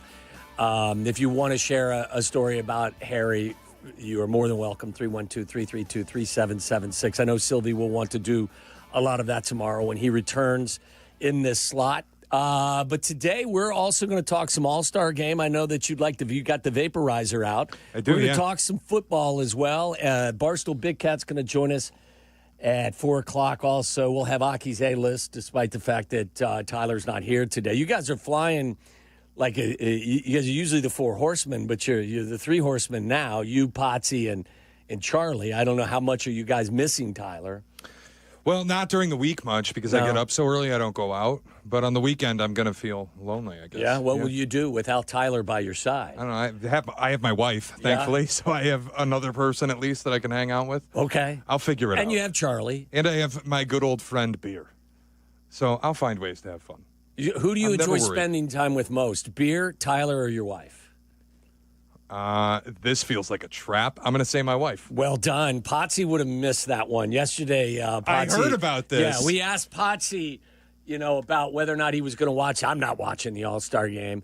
I said, why not? He goes, well, I really won't be able to. Unfortunately, I moved in with my girlfriend. And, the conversation stopped. He didn't mean it that way. He's got an unfortunate habit of, I don't want to say putting his foot in his mouth, but we were grip it and sip it. He came to Tyler and I and said, hey, dude, the cart girl wants me. She wants me. We talked about that as well. And so we were talking about it on the air, and he turned our show on with his girlfriend at the unfortunate moment that we were talking about Potsy believing the cart girl wanted him. Also, just for clarification, because I'm seeing it in the Twitch chat, Tyler Rocky's not leaving the station. He's on vacation. Yeah, who said he was leaving the station? People just misheard you, and I figured more than one. He said he's not here, I think. He's on vacation. Yeah, he's visiting Everything's family fine. is all. Everything's good. I didn't mean how are you going to live without Tyler being part of your everyday life? It was just how are you going to for the next 5 days do with a few days without Tyler. People thought I was going to fly solo on Saturday mornings for the rest of the time. All right, give me your thoughts on what we saw last night. And tell me how much of the All-Star game you actually consumed. The whole thing. And people, the reaction I saw on social media was really positive. And I'm not here to bleep on it. I thought it was. Yeah, you are. Go ahead and bleep away. No, I actually thought overall it was a good All-Star game. I also thought it was the exception to the rule. And a lot of it was nonsense. And people are hyping up nonsense. I can't hype up an event where 15 people decided they didn't want to participate. And so we got treated to, Zach McKinstry is on my favorite team that happens to be the best team in baseball. Didn't need him taking it at bat in the All-Star game. Didn't need Drew Rasmussen on the mound. Didn't need Shane Smith coming in for the White Sox. Doing White Sox stuff. Trying to kill the most tradable asset on the market. Isn't that the most White Sox thing you can think of in the All-Star game? And they introduced Shane Smith now pitching from the White Sox. Bam! It was instantaneous. I had a theory that maybe he was instructed to do that because the Cubs may be in pursuit of Suarez. How diabolical is Jerry Reinsdorf that he sent a message down? Obviously, I'm joking, but it was just so. Suarez is leading off. Can you just hit him? Just hit him. And don't just hit him. Hit him in his hand. Yeah, don't let the Cubs get him. I thought a lot of it was goofy. And I even thought the swing-off was goofy, which the format is great. And it provided drama and a little bit of theater at the end of a meaningless event. Ultimately, it is meaningless. But the reality is, because the players don't care about the event. Jesse actually reported, I think, that several of them were already What is it? Yeah, is it Hatsfield Airport? Yeah, they or were hitting whatever the the flights local to Cancun. Yeah, the private airport. The guys were already boarding flights to get out of there. People are like, how could Aaron Boone leave Aaron Judge on the bench in the swing off? He wasn't because on the bench. Aaron Judge is 35,000 feet in the air flying to his vacation because he doesn't care about this. Yeah, but so it we had is. to watch Jonathan Aranda pop out. If there was something at stake, like back in the day when it was for home field advantage, I can understand that being a gripe. But the fact is, it's just an exhibition. So it probably doesn't chap your saddle region as much as it would if, in fact, there was something on the line. Well, and I thought it was absurd when there was something on the line because I always thought if you're going to do it that way, stop doing the every team gets an all-star. What is this, Little League? No, I'm with you there. If you're going to make it mean home field advantage for the playoffs, then don't put bums that won't be playing for the playoffs into the All-Star. Not always.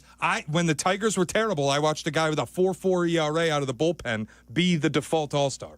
Don't need it. Get rid of it. I think Shane Smith had an ERA that crept up over 4, didn't he, after his last 4 or 5 starts prior to the break? I don't need that. I think the whole thing is a little fugazi, and I'm glad that the product was good, and if you have kids and they liked it, God bless. I'm not here to piss in anybody's Cheerios. I think if you enjoyed it, then you enjoyed it. But I will say for me, I don't need it.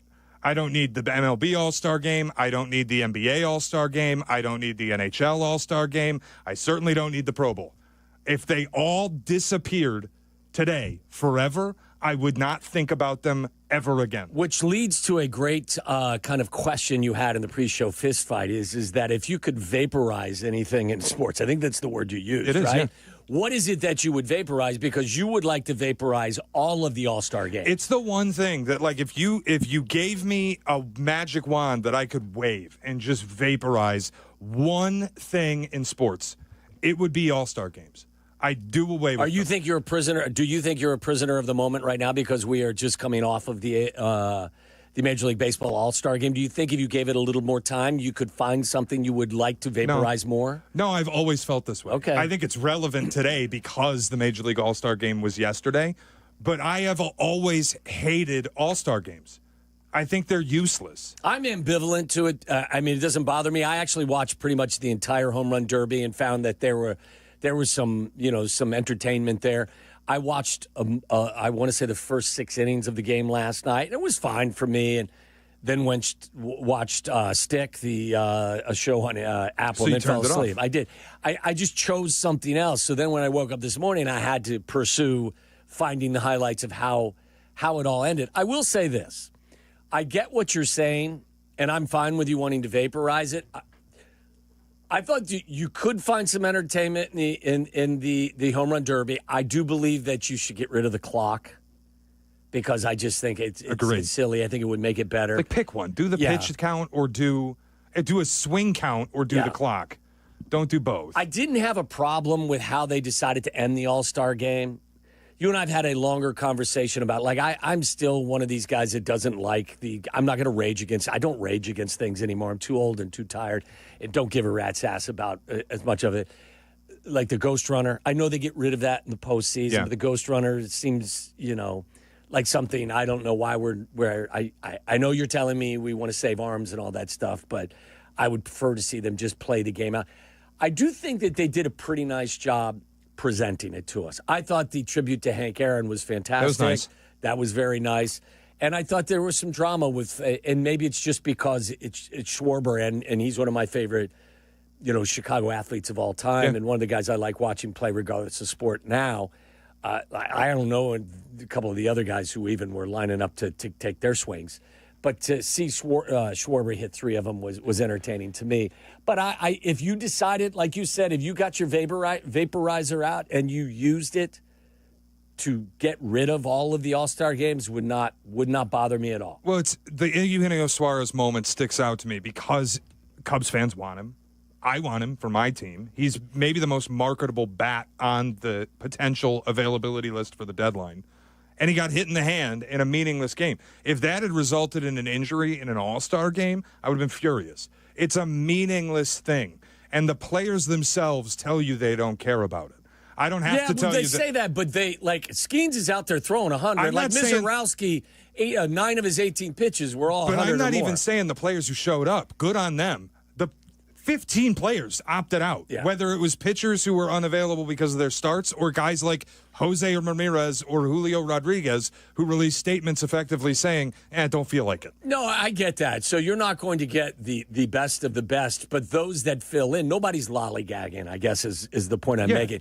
The guys that are out there are actually trying. So I wouldn't vaporize it. I'm not as passionate about that, but I did, as you asked the question, and I think we should ask folks out there as well. If you could vaporize anything in the world of sports. And it's not just baseball and it's not just All-Star games. It's anything. what is your version of what the All-Star game is to me? Right. 312-332-3776. The one thing if you had a wand, you'd eliminate it from sports. You know what? And I don't think deeply about much, but I didn't put a huge amount of time into coming up with what I suggested. But mine was the first month of the MLB season, the NBA season, and the NHL season.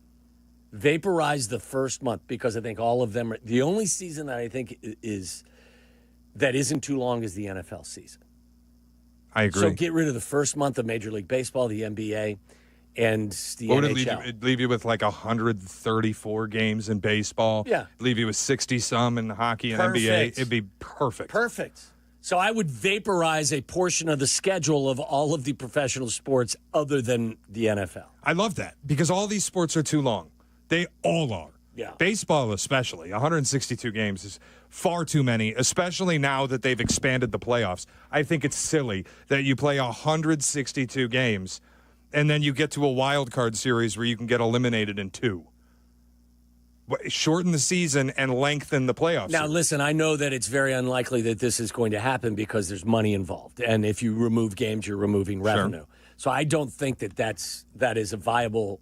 While I would like to vaporize the first month of those seasons, I don't think that will happen. I don't think they're getting rid of all the All-Star games either. No, of course not. No, but I would like them to. And I really don't think, like, as an aside to the question of what you would vaporize, would you miss All-Star games if they just poof gone? I don't buy that anybody would lose sleep over All-Star games disappearing. I don't think so either. I think there is an element of watching it with, like, my kids are all grown and they're not huge baseball fans anyway. But Danny Zetterman sat and watched, I'm sure, with his son.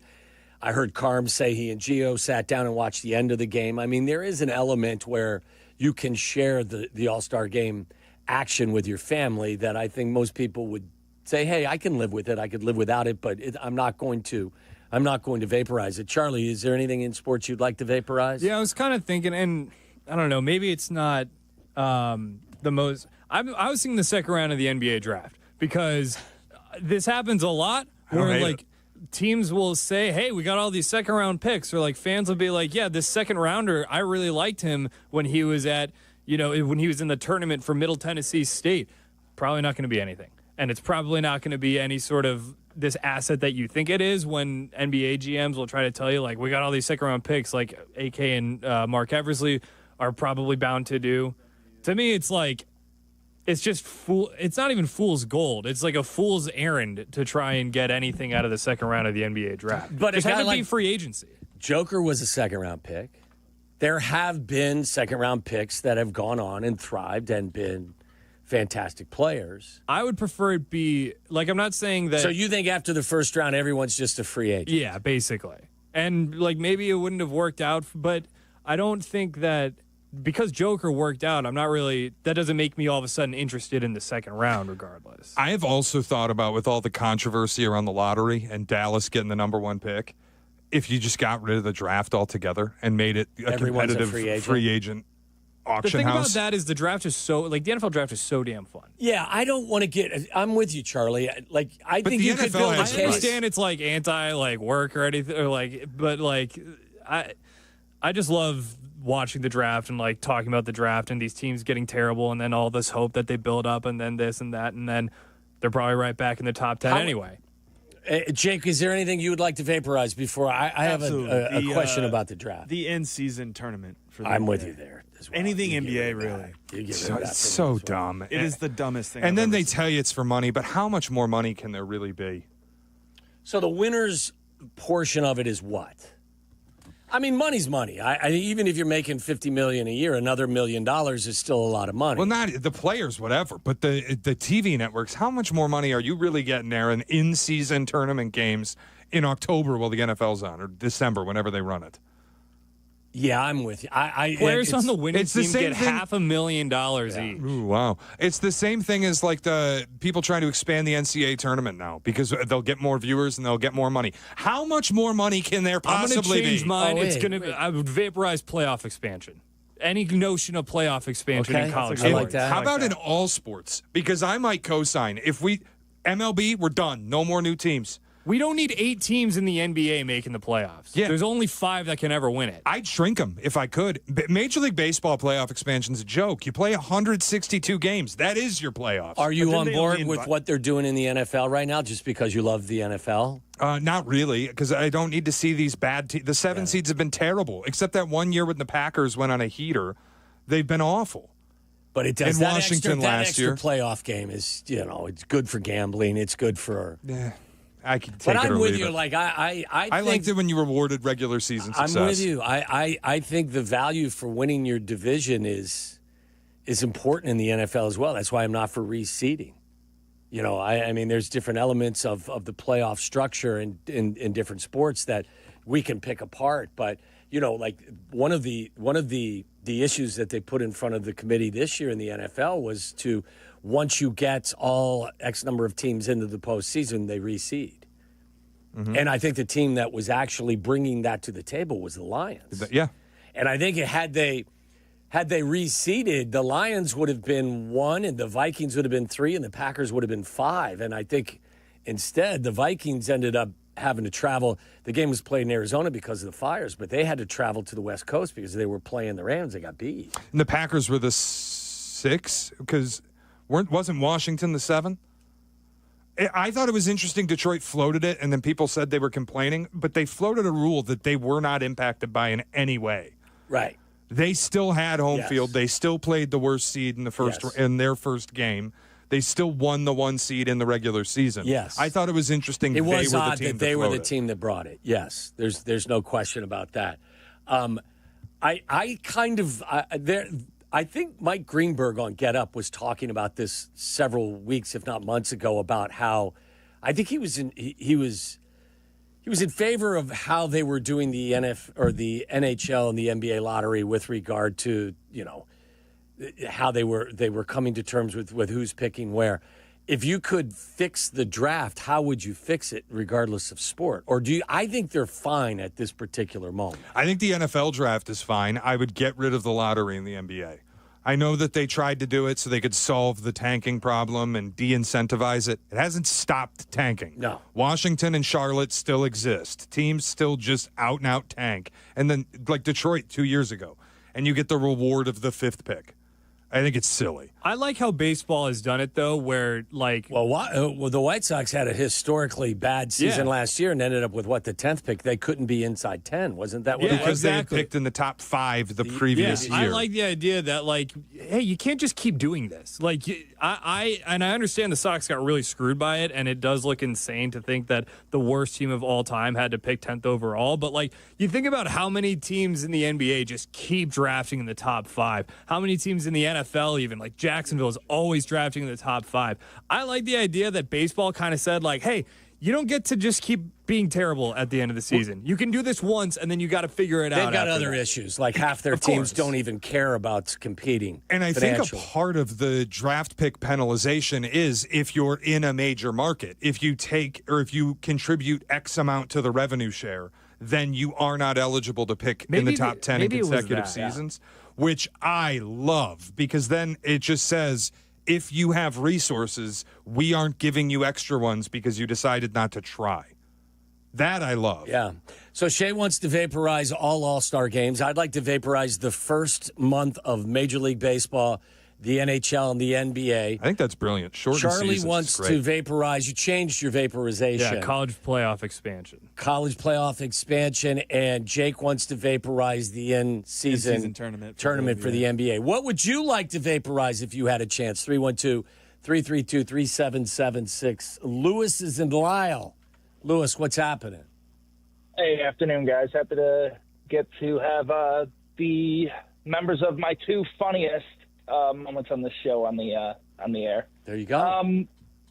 So this is going to sound kind of out of left field, but I would like to erase or just vaporize the history of the last 20 years of Bears-Packers. That's when I started watching. I've only gotten to see Packers domination. I know it's silly, but that's the first thing that came to mind. I don't know if that counts, but first thing that I thought of. It's your thing. But, Lewis, wouldn't you just go further and vaporize the Packers completely? That's a good thought. But that's not as fun. I'd like to see them start to beat the Packers. Without the Packers, there's no NFL. This is where we had this conversation yesterday as well, Lewis, and thanks for the phone call. Lewis wants to vaporize the last 2 decades of the Packers because they've dominated us. Instead of focusing on us and our issues, you're focusing on a team that has kicked our ass. It's like Danny Zetterman was telling us yesterday in the meeting. He's got a buddy who, when the quarterback list came out on ESPN and Jaden Daniels was 5, it inspired him to tell Danny, I hope that he crashes and burns in his career. That nothing horrible happens to him in life, but that he just fails miserably going forward. I'm not trying to get on a soapbox or anything here, but I prefer to focus on my own team and bitch and moan about my guys instead of looking at the other guys. How about our guys play well? How about our quarterback take his game to the next level? How about the Bears find a way to beat the Packers? Instead of trying to vaporize the Packers' dominance, how about getting your own poo together? Yep. Their biggest problem is being worried about what other people are doing and what people are saying instead of being worried about the product they're putting on the field. Do you cheer for other teams guys to fail? Yeah, Aaron Rodgers.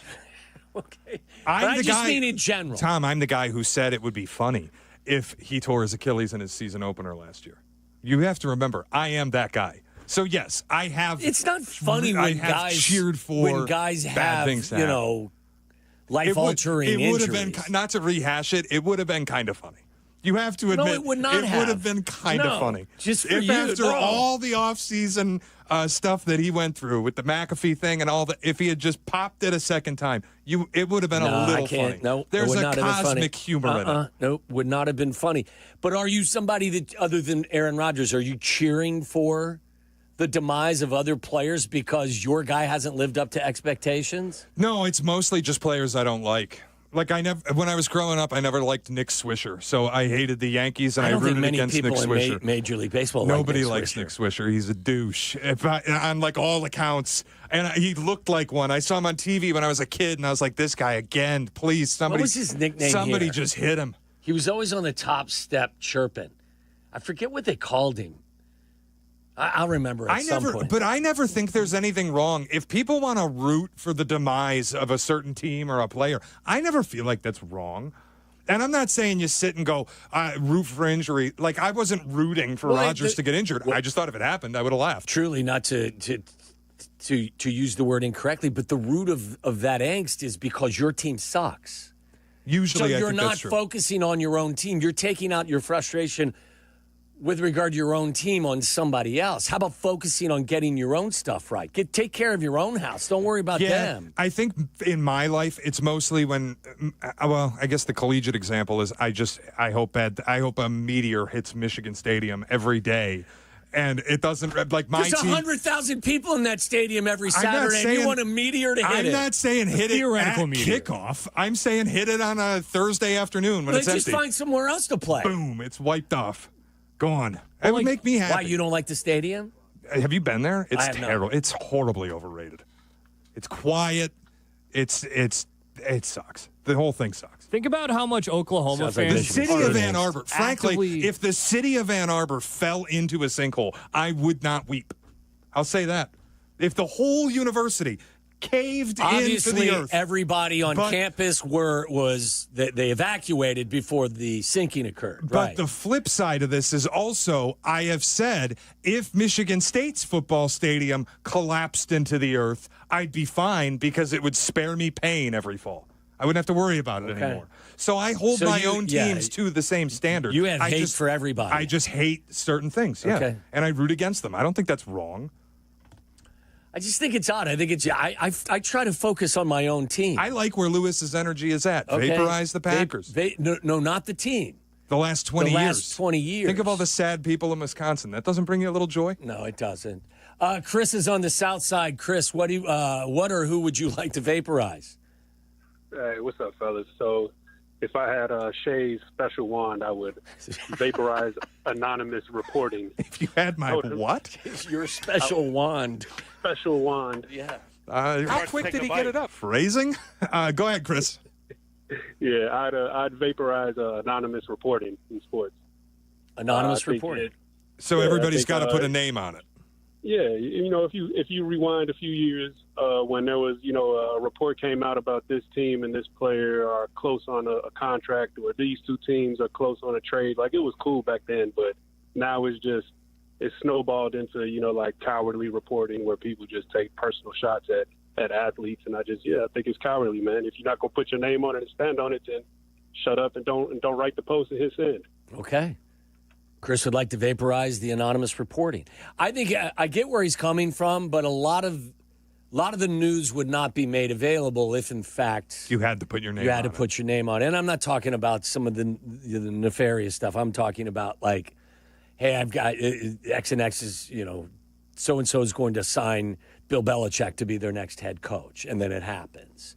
So I don't have a problem with some of it. Some of it gets a little out of control. Yeah, there's a lot. Well, especially now with social media, there's people who just say There's some sources say, and they have no clue. There's irresponsible reporting, and there's aggregating, that happens all the time. So, but it's very interesting. Zach's in Irving Park. Zach, what's up? Hey, guys. I would vaporize the home plate umpire. I'm sick of seeing guys get scores of like 92% strike calls. I'm tired of knowing C.B. Buckner and Angel Hernandez's name.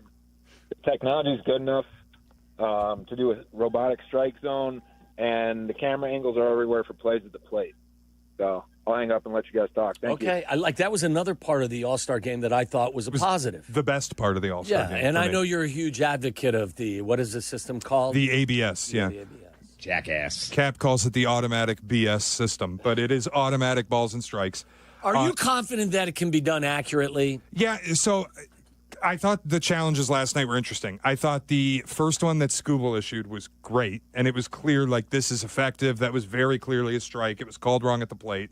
The second one, I want to say Corbin Carroll issued the challenge and got away with getting an extra ball. Then he hit a home run, didn't he? No, I think that was a later at bat. I might be conflating who called it too.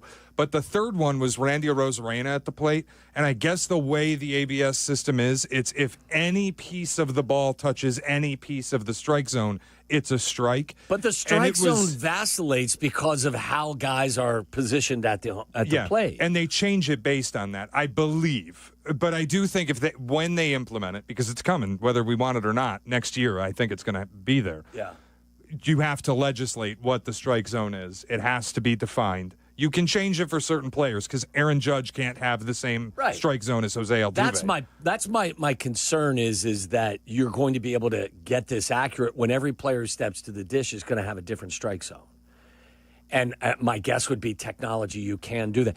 And how in the hell the night before in the home run derby could you tell Big Dumper's home run was what? An inch longer than the other guy, and that's how he advanced? 0.8 of a foot longer. I'm not buying that. I think if it's anything inside of a certain distance, we have a swing off. I thought that was stupid. We could have a swing off to end the All-Star game, but we can't do it in the first round of the home run derby? Especially when it was negligible. That's what they want. Oh, they wanted Big Dumper. Right, and how do I know they aren't messing with the StatCast to move Cal Raleigh through? Right. Let Brent Rooker and Cal Raleigh settle it on the field. How do we know that the ABS is on the up and up? Well, we see it. Who's in control of it? But people will tell you now that that box that they show on your television. Yeah, someone's in the back just adjusting the square. But you know, the ball. We really Tommy checking in here. This is a Bears hat. This isn't a tinfoil hat. I'm just questioning whether or not you can accurately define it. If you've watched baseball long enough, you know the difference between a ball and a strike. You don't need the box on the screen to tell you what the difference is. Yeah, but you at home, I mean, are you talking from the viewer? Yeah. Yeah, but your angle isn't always going to be. That's true. It depends on the broad. But like last night, the pitch Scooble threw was clearly a strike and got called a ball. Anybody ever watching baseball would have said that's strike 3. Okay, how about this? How about I'm a batter, I set up, and then before the pitch is delivered, I kind of crouch down a little bit. That's part of my hitting routine. So my strike zone changes because as I get to here before the windup, before the pitch, I kind of drop a little bit to create a little more power. That's a new issue. Now. Well, I'm just saying now my strike zone's different. No, you're screwing yourself up because your strike zone should be where your stance is, belt to the knees. They just call you for leaning into a pitch, probably, right? Yeah. No, I'm loading up. I'm here, and before the pitch comes, I drop a little bit, and then I step into it. These days, the question is, my point is that are we sure that we have the technology to do this? I'm confident the way that it will be used, it will not impact the game enough to matter. Okay, as long as you can do it in an efficient manner. And by the way, I'm fine with the umpire being back there. I think you still need him there for things. Sure. So I don't want to get rid of the If they ever figure it out where it's 100%, I'm cool if they just put a buzzer in the umpire and like that. There's no decision-making taking place. It's whatever the system says. All right, we're vaporizing stuff in the world of sports. This is on the heels of the All-Star game, which obviously Shea was not thrilled with. I thought it was okay. I thought it was fine. Shea does not want it any longer. He does not want the All-Star game. He does not want the NBA All-Star game. He does not want the Pro Bowl. That's probably the worst of all, is it? Between that and the NBA. Pro Bowl's a joke. All right. We'll take your calls. 312-332-3776. What would you like to vaporize in the world of sports? Shay's in for Sylvie. It's Waddle and Sylvie. This is Waddle and Sylvie. Waddle and Sylvie. On Chicago's Home for Sports, ESPN Chicago. YouTube. For the live stream of ESPN Chicago, subscribe for free today at ESPN 1000 Chicago. Still dealing with knee, hip, or shoulder pain? Tried the cortisone shots, and now surgery's on the table? Before you go down that road, hit pause. Hey, it's your friend Tom Waddle, and as someone who's taken a few hits over the years, I know what it's like to live with pain. but I also know there are better options. QC Kinetics is leading the way in regenerative medicine using advanced treatments like cellular therapy and platelet-rich plasma to help your body heal itself naturally. No pain meds, no surgery. This isn't just about masking symptoms. It goes after the root of the issue, helping repair and restore tissue through your body's own healing power. And here's the stat that stood out to me. 92% of patients report satisfaction with their results. That's real people getting real relief.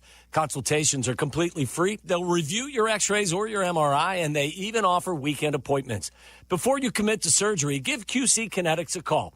312-809-5955. That's 312-809-5955. QC Kinetics. Get back to moving your way. If you don't pay your insurance on time each month, your coverage will be canceled. But did you know that the insurance company doesn't have a time frame in which they have to pay you? In fact, your insurance policy is full of obstacles and deadlines designed to make it harder for you to collect. But those same obstacles and deadlines don't apply to the insurance company. Why? Because they write the rules. Here's one example. You have a short period of time in which you have to file your claim, but there is no set amount of time in which an insurance company must pay you. In the years you're waiting for your claim to be resolved, you could lose your home and your health. People have had to go back to work while they're still injured, been forced to take short money or lowball offers. When you're giving an insurance company money each and every month, you're their good neighbor. But once you file a claim, you become their liability. If you want a law firm to help you overcome all of the obstacles the insurance company puts in your way, call the Verdoliak Law Group. 844-4VLG-LAW. Guys, it's Carmen. You know I love the food scene in Elmwood Park, but we're joined by someone even more biased, the mayor of Elmwood Park himself, Skip Saviano. I've got the best job, Carm. The restaurants are amazing, but there's much more that makes me so happy in our little hidden gem of a community. So what makes it special? The people, no question. Elmwood Park's neighbors care for each other, the families thrive, and businesses succeed. I definitely feel that every time I come through. You know, we hook you in with a meal, and the next thing you know, you're moving in. Tell him, Mayor Skip. Elmwood Park is waiting for you. Hi, it's Chris Hune from Universal Lighting of America. If you own a business or manage a building, now's the time to upgrade to LED lighting and actually save money. We're an official 2025 service provider for ComEd and NIPSCO, and they may cover up to 70% of the project. We make it crazy simple from install to paperwork.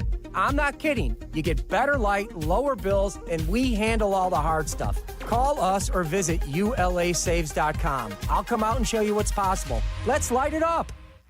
With 3 locations to serve Chicagoland, Advantage Chevrolet gives you so much more. Visit and see the amazing inventory and savings at Advantage Chevrolet Bridgeview. And Advantage Chevrolet values your time. They'll have you in your new Chevy in less than 60 minutes, or they'll make your first car payment. That's right. Drive off in your new Chevy in less than 60 minutes, or they will make your first car payment. Visit AdvantageChevrolet.com. Together, let's drive. Must mention offer upon arrival before negotiation. Restrictions apply. Ask dealer for details.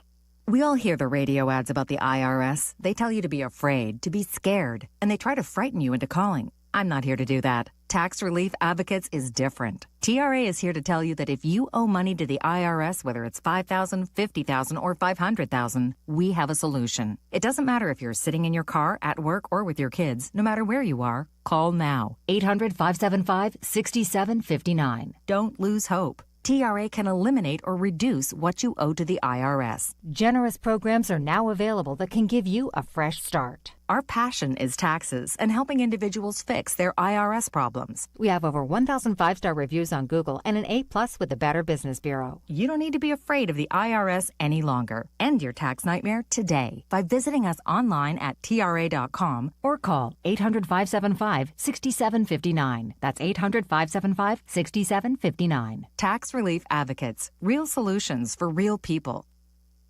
Beat the heat with any size True Oasis fountain drink for 89 cents with True Rewards at True North convenience stores. True Rewards members can pick their favorite Pepsi fountain drink and pay only 89 cents. Find the app in your favorite app store to sign up and save instantly.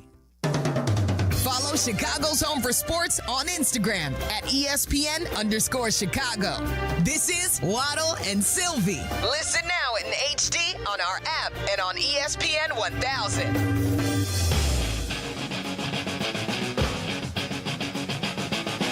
I clarified what Nick Swisher's nickname was, one of his nicknames.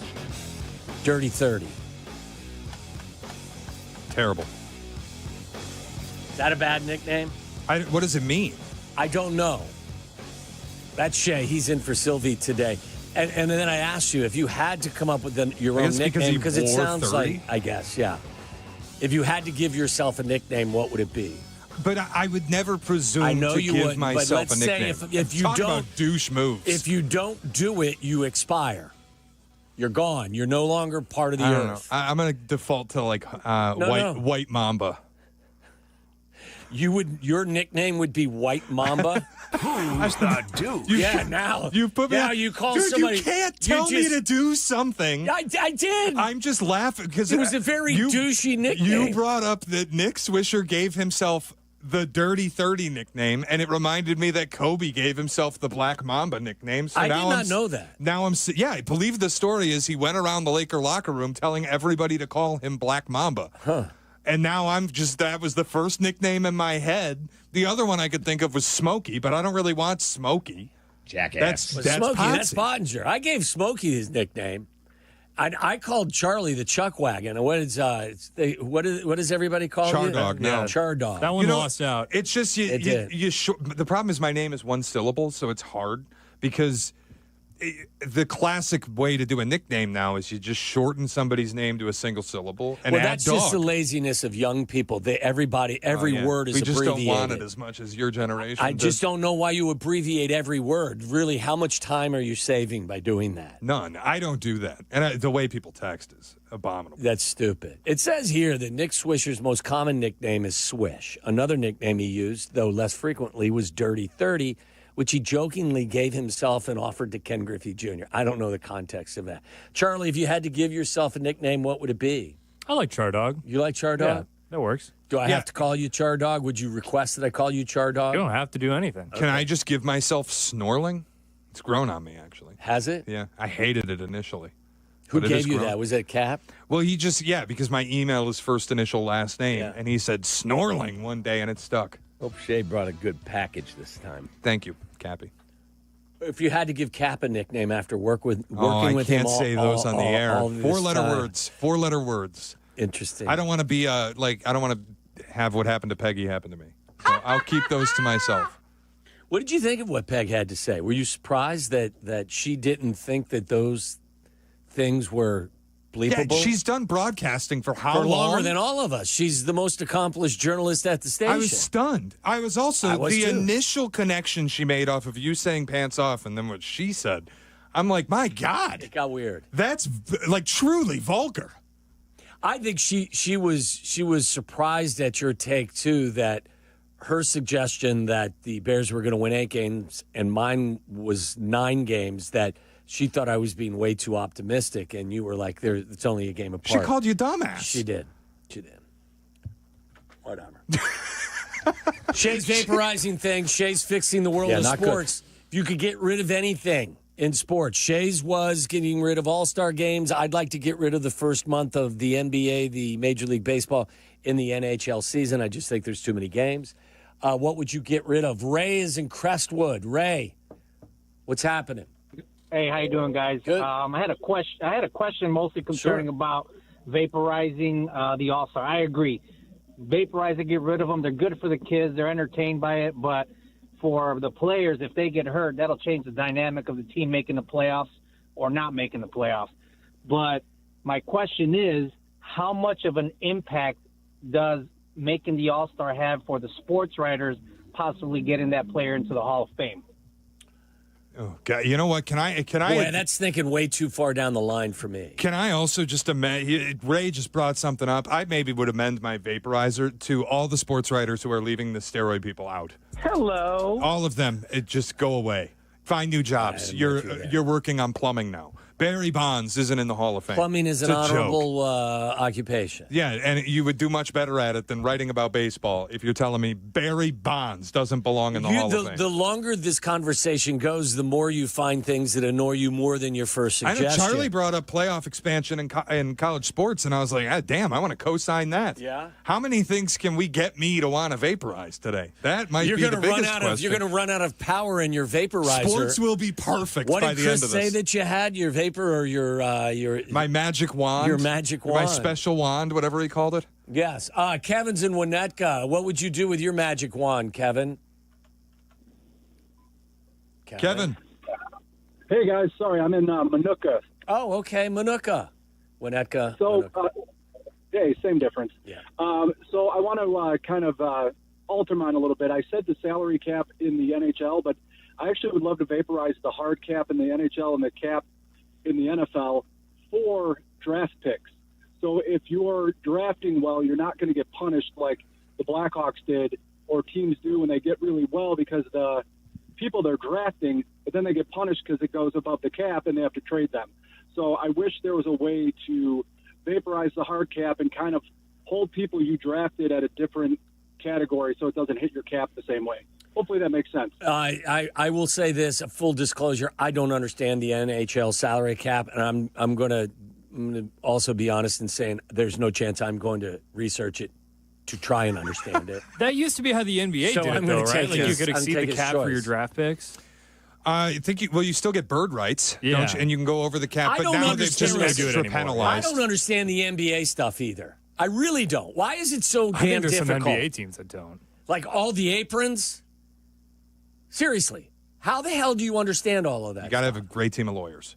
The CBA, it's impossible, this new CBA. And asking fans to understand it. But the part that kills it for me, it has turned the offseason in the NBA into a math problem. I know what everybody can maximally earn. Like, you made an All-NBA team. Okay, I know your next contract is 35% of the salary cap. It's just get the calculator out and figure out what fits and what doesn't. I'm going to ask us to solve the situation that is starting to brew in the NFL a little bit later in the show at 5 o'clock when we start talking football with regard to all these second-round picks that It's are fascinating. Yeah, it is. And we've got to come up with a solution because it doesn't seem like the teams or the Players Association have one, so we're going to help them out. Jimmy's in Elk Grove. Vaporize something in the world of sports for us, Jimmy. Oh, I'm ready to vaporize something, all right. I'm going in the Wayback Machines. I'm grabbing my vaporize gun, and I'm going to vaporize the invention and use of AstroTurf. Okay. Specifically in football. I want it played on natural surface. If they can do it in Arizona, they can pull the whole grass outside the stadium and make it come in before game time, and it's one of the best surfaces in the NFL, then they could do it here. Elon Musk is having rockets fly into outer space and landing back in the same spot they went off from. It can be done. It should be done. Amen to that. I believe like some of it is better than others. I think there is some field turf that has been better than the original AstroTurf. Some of that AstroTurf, like at the Vet in Philadelphia, it's ridiculous. And I don't know why you'd invest almost $300 million a year in players' salaries and then put them on a field that actually compromises them more than natural grass. And I know that, the location of where you play games is part of the equation. But look, even like in Arizona, they wheeled the field in and they wheeled it out. Same in most soccer stadiums, right? Mm-hmm. Overseas. So Vaporizing turf would also, Drew Brees would have a much different career. Dak Prescott would probably be out of the league. So there would be other, whether you want to call those benefits or not, it's up to you. However you feel about that. It's cold. That is cold. Are you fine with AstroTurf? Yeah, I don't care. I would do it a little differently. I would vaporize indoor stadiums in football. Oh, I think so it's an you're not- outdoor sport. Really? Yeah. When we come back, I'm going to have a word with you on that. And we'll continue to take your calls. At 4 o'clock, we're going to switch gears and talk to Barstool Big Cat. But please, keep calling, 312-332-3776. What in the world of sports would you like to vaporize? That's next. Waddle and Sylvie on Chicago's home for sports. ESPN Chicago. He is the best American-born hockey player of all time. A three-time Stanley Cup champion with the Chicago Blackhawks. ESPN Chicago is proud to announce the return of Patrick Kane for a truly special day, Friday, August 8th, a day that matches his coveted number 88. Let's hear from number 88. Kaner will be everywhere, Just as he was on the ice. including a youth hockey clinic at Johnny's Ice House West at 9 a.m. And you can purchase tickets for an exclusive autograph signing at the Chicago Sports Museum at 11:30. Or a very special Q&A event at Morgan MFG at 6:30. All tickets for events can be purchased at Eventbrite. Just search Patrick Kane. What's up, Chicago? Friday, 8/8. Celebrate the legend number 88, Patrick Kane. History had the gold rush, then came the oil boom, then the tech boom. But right now, it's the Wi-Fi boom, and Xfinity Wi-Fi is booming. Xfinity has everything you need to tap into the Wi-Fi boom with seriously powerful and seriously reliable connections. It's got 99.99% network reliability and incredibly low lag, so your streams are smoother than making a decision on what to stream. Did I mention that you can even connect to hundreds of devices? Oh, well. So you, your kids, your parents, your poker group, whoever else is at home can all experience the Wi-Fi boom with Xfinity. And the Wi-Fi isn't the only thing that's booming. Get the most reliable Wi-Fi and their best-in-class equipment for one consistent price for 5 years guaranteed. All in. Plus, get unlimited data included and no annual contract. All with the 5-year price guarantee from Xfinity. Visit Xfinity.com or call them at 1-800-XFINITY. Restrictions apply. Not available in all areas. New residential customers only. Select plans only. Xfinity Gateway with the XFi Complete required for unlimited data except in certain areas. Most reliable Wi-Fi based on Open Signal Awards USA. Fixed broadband experience report August of 2024. Actual speeds vary. When you're on the mound, it's all about commanding the zone and bringing the heat. Now, when it's your turn to perform off the field, are you throwing fire or are you just throwing the soft stuff? That's where Blue Chew comes in. It's a performance enhancement for the bedroom that helps you bring extra confidence when it matters most. Blue Chew delivers the same active ingredients as Viagra and Cialis, but in a chewable tablet, so no swallowing pills. And it's all done online. No awkward doctor visits, no pharmacy lines. Blue Chew ships discreetly right to your door. Licensed medical providers work with you to find the right ingredient and strength for your prescription. Made in the U.S. of A. and shipped direct, so it's cheaper than the pharmacy. Whether you're a North Sider, South Sider, or just trying to be a fan favorite in the bedroom, confidence matters. Blue Chew helps you show up ready every single time. Get your first month free at BlueChew.com with promo code ESPN. Just pay $5 for shipping. Chew it and do it. Blue Chew, your playbook for better performance. 3 games left. Just 3 games to settle the entire Live Golf season, and it begins at Bolingbrook August 8th through the 10th, where 54 of the world's best players will come out swinging for glory. DeChambeau, Rahm, Koepka, and more. Up close, personal, and locked in with special guests Good Charlotte providing the soundtrack. Ready to see things get clutch? Get tickets now at livegolf.com. That's LIVgolf.com. Property managers and GCs use FinishingChicago.com's contractors for finishes and protective coatings in the most iconic venues, interior spaces, and essential infrastructure. Our painters apply industry-leading commercial and industrial finishes inside and out, so your biggest assets always put their best square footage forward. FinishingChicago.com has your free list of painting, wall covering, glass systems, drywall finishing, and signage contractors. For a great finish, start with FinishingChicago.com. Every home team win just got more meaningful. Postman Law is turning game day victories into real opportunities with the Postman Law Home Team Scholarship, adding $100 to the scholarship fund every time Chicago's Southside baseball team wins at home. Postman Law proudly supports students in our community, and now every cheer from the stands brings them closer to a brighter future. See how your city has earned and apply now at postmanlaw.com/scholarship. Postman Law, your hometown personal injury team. This is attorney advertising. Some things can steal your sunshine. Ugh, I just got my hair done. Sorry, the cooler's broken. Anyone see my flip-flops? Anyone? But COVID-19 can steal a lot more. I just took a COVID test. Ugh. Prescription medications for COVID exist. If you test positive this summer, ask your doctor if they're right for you. Visit PfizerForAll.com/COVID-19 to learn more. Sponsored by Pfizer. When you stay in your home, what you love gets to stay too. From the gardens that grow wild to the grandkids that run wilder. From the Friday night baseball games to the Sunday morning brunches. Even the daily crosswords and weekly book clubs. There's room for it all with help from Home Instead, the largest in-home senior care network with over 30 years of trusted experience delivering the peace of mind you deserve. Visit Home Instead online for a better what's next. Adam Schefter here for Vivid Seats, your ultimate destination for all your sports and concert needs this summer. With a game-changing rewards program and an unbeatable selection of tickets, they make it easy for every fan to watch their favorite teams and players in action. Catch every home run and thrilling comeback in person from your favorite seat. Plus, every ticket is backed by a 100% buyer guarantee, giving you peace of mind with every purchase. Visit VividSeats.com or download the app today. Vivid Seats, the official ticketing partner of ESPN. A SoFi personal loan is here to help you achieve something once thought impossible, overcoming high-interest credit card debt. Walk the tightrope of your finances with one low, fixed-rate monthly payment, no fees required, and as soon as the same-day funding. That's right. Pull off your own debt-defying stunt with a SoFi personal loan. Visit SoFi.com/trick to learn more. Loans originated by SoFi Bank, N.A., member FDIC. Terms and conditions apply. NMLS 696891.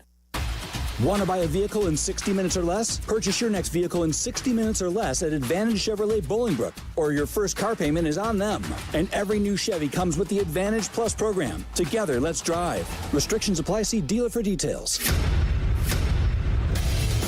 Follow Chicago's Home for Sports on Twitter at ESPN 1000. This is Waddle and Sylvie on Chicago's Home for Sports, ESPN Chicago.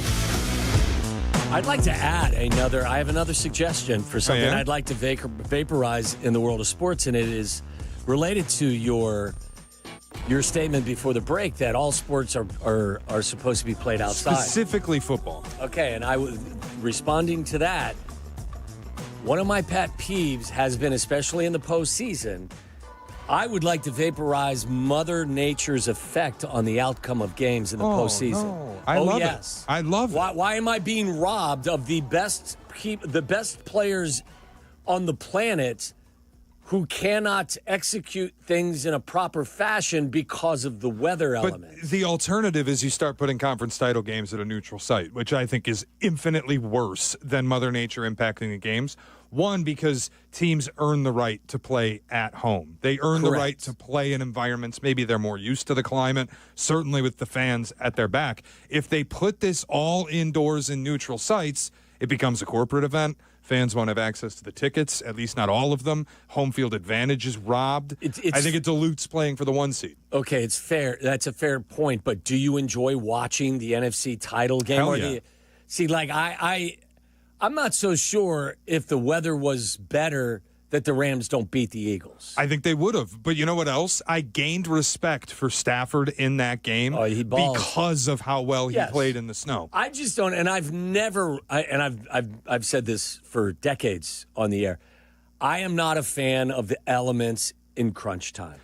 Sure. When it comes down to, I want to see the best in the world do what they do, not affected by slipping and not affected by sleet and all of the other stuff. I liked it. Philly earned the right to play that game in their place. It would have been in SoFi otherwise on the fast track where the Rams would have had a huge advantage. That's the price of doing business. That is, I enjoyed it. I hate it. And I thought it was great visually. I thought it was appealing. I don't think they should go to alternate sites. I just hate the fact when Mother Nature becomes part of the equation. But that's me. All right, we got to take a break. When we come back, we will talk to Barstool Big Cat. We'll get his thoughts on what is the one or two things in the world of sports that he would like to vaporize, and we'll get back to your calls when we get a chance as well. Shades in for Sylvie. It's Waddle and Sylvie. You're listening to Waddle and Sylvie on ESPN 1000, Chicago's home for sports. Guys, for years I've been telling you about Window Nation. I have new energy-efficient windows, and on these hot summer Chicago days, the cool air stays in, the hot air stays out, and that lowers my energy bills. I've saved 30% year over year with my windows from Window Nation. Call them now for their best deal of the year, 866-90-NATION, or go to windownation.com. My guy Alan Favato will come over, give you a free in-home estimate, and now there's even more reason to buy. 50% off all window styles, and how about this? 0 interest until 2030. That's 5 years with no interest. So what are you waiting for? 1-day installation turnaround as well. 866-90-NATION, A+ rated from the Better Business Bureau. 5-star reviews across the board. They're the absolute best. Find out why so many people call 866-90-NATION for Window Nation and let them know that Sylvie sent you. Steinhaffel's 7th Chicagoland Superstore is now open at Maryville Plaza in Maryville, Indiana. For over 90 years, we've helped families create the homes of their dreams, and now we're proud to be part of yours. Steinhaffel's has all the top furniture and mattress brands, styles for every taste, prices for every budget. So come on in, discover the selection, the service, the savings. Discover the Steinhaffel's difference now in Maryville. Relax, it's Steinhaffel's. Has the excitement of betting turned into worry? Feeling overwhelmed every time you roll the dice? Problem gambling doesn't just affect your wallet. It can impact your health, relationships, and peace of mind. But there's hope. Gateway Foundation is here to help you take back control of your life with personalized treatment options. You don't have to face this alone. Call Gateway Foundation today at 844-444-5780. That's 844-444-5780. Who are you talking to? As a business owner putting hard-earned dollars into advertising, that question is everything. So who are you talking to? How about a very loyal fan base of a great Chicago team? Send your message out to White Sox fans all over Chicagoland. The Sox fan is hungry for a new start and ready to support a business that supports their team. So who are you talking to? How about you start with talking to us? Send an email to whitesox@goodkarmabrands.com. That's whitesox@goodkarmabrands.com. Prescriptions require an online consultation with a healthcare provider who will determine if appropriate. Restrictions apply. See website for details and important safety information. Price varies based on product and subscription plan. Hey guys, let's talk ED because millions of men experience it, but not everyone can access or afford treatments like Viagra. Well, Hims can help. Through Hims.com, you can get a full range of treatment options for ED, including daily or as-needed meds through a 100% online process. It all starts with an online intake form. Get started at hims.com/joy, and from there, a medical provider licensed in your state will determine if ED treatment is right for you. If prescribed, your medication is shipped to you for free. Find the ED treatment that fits your needs with options up to 95% less than the brand names. Millions of men experience ED, but Hims can help. To start your free online visit and save up to 95%, go to hims.com/joy. That's hims.com/joy for your free online visit. HIMS.com/JOY. $9 million the Veroliak Law Group wins again for their clients. That's right.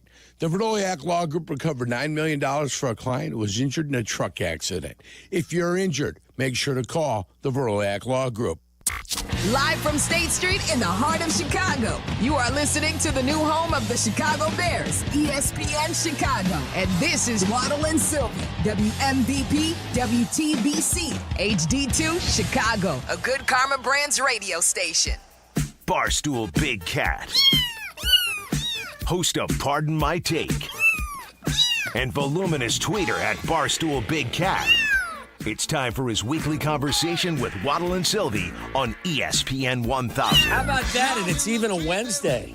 Big Cat's brought to you by Blue Chew. Blue Chew has the first chewables that give you confidence in the bedroom. Go to BlueChew.com today to get your first month free. Just pay $5 shipping. And Potawatomi Casino Hotel Milwaukee. Your win is waiting. Shay's in for Sylvie today, and I will point out that this is the third consecutive visit that we've had with Big Cat with Sylvie on vacation.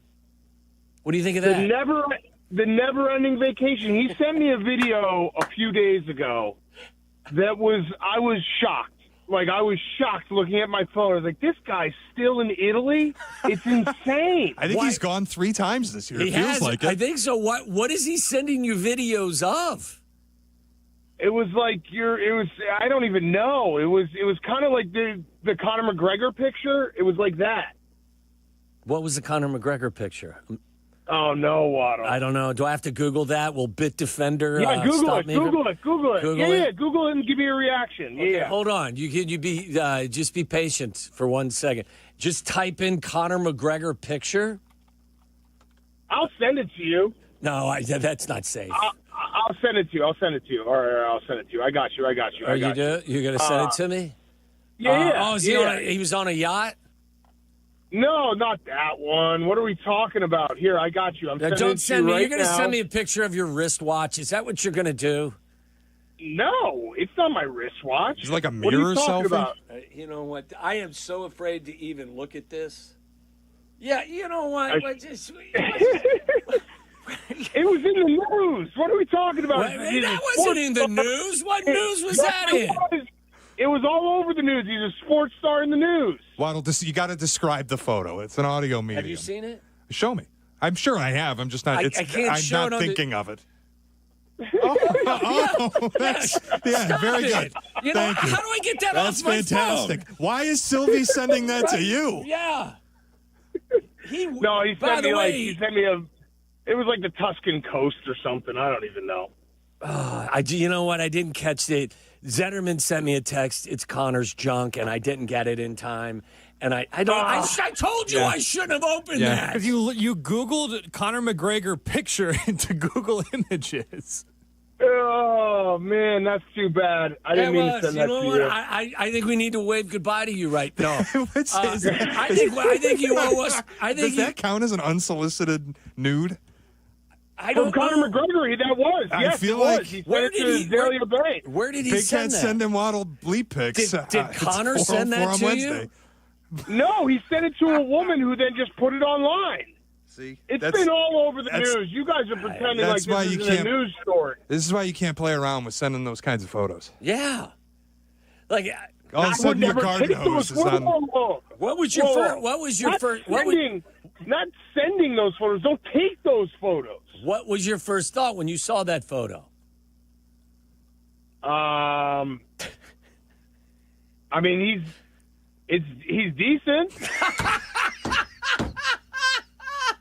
Not in terms of he's dressed accordingly.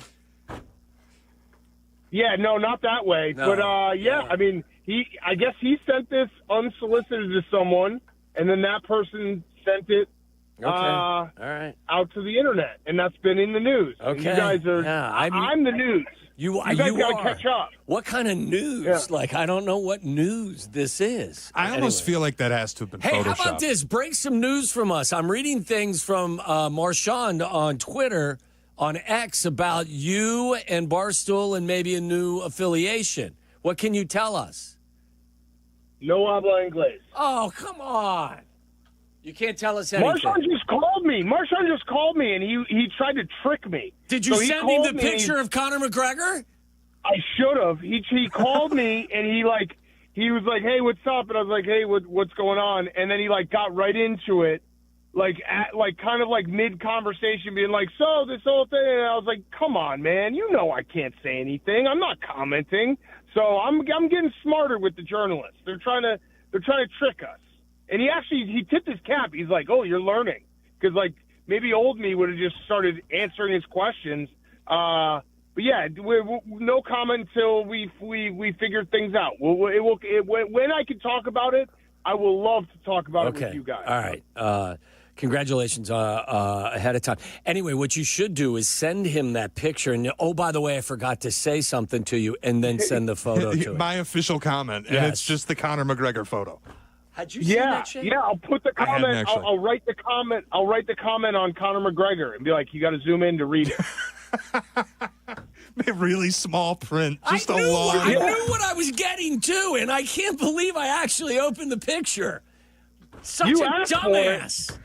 You asked for it. I know I did, and it's just disturbing. It's so disturbing. All right, Shea came up with a good question. Shea hates all-star games, whether they're NBA all-star games, MLB all-star games, the Pro Bowl. First of all, I ask you, did you enjoy the Major League Baseball all-star game last night?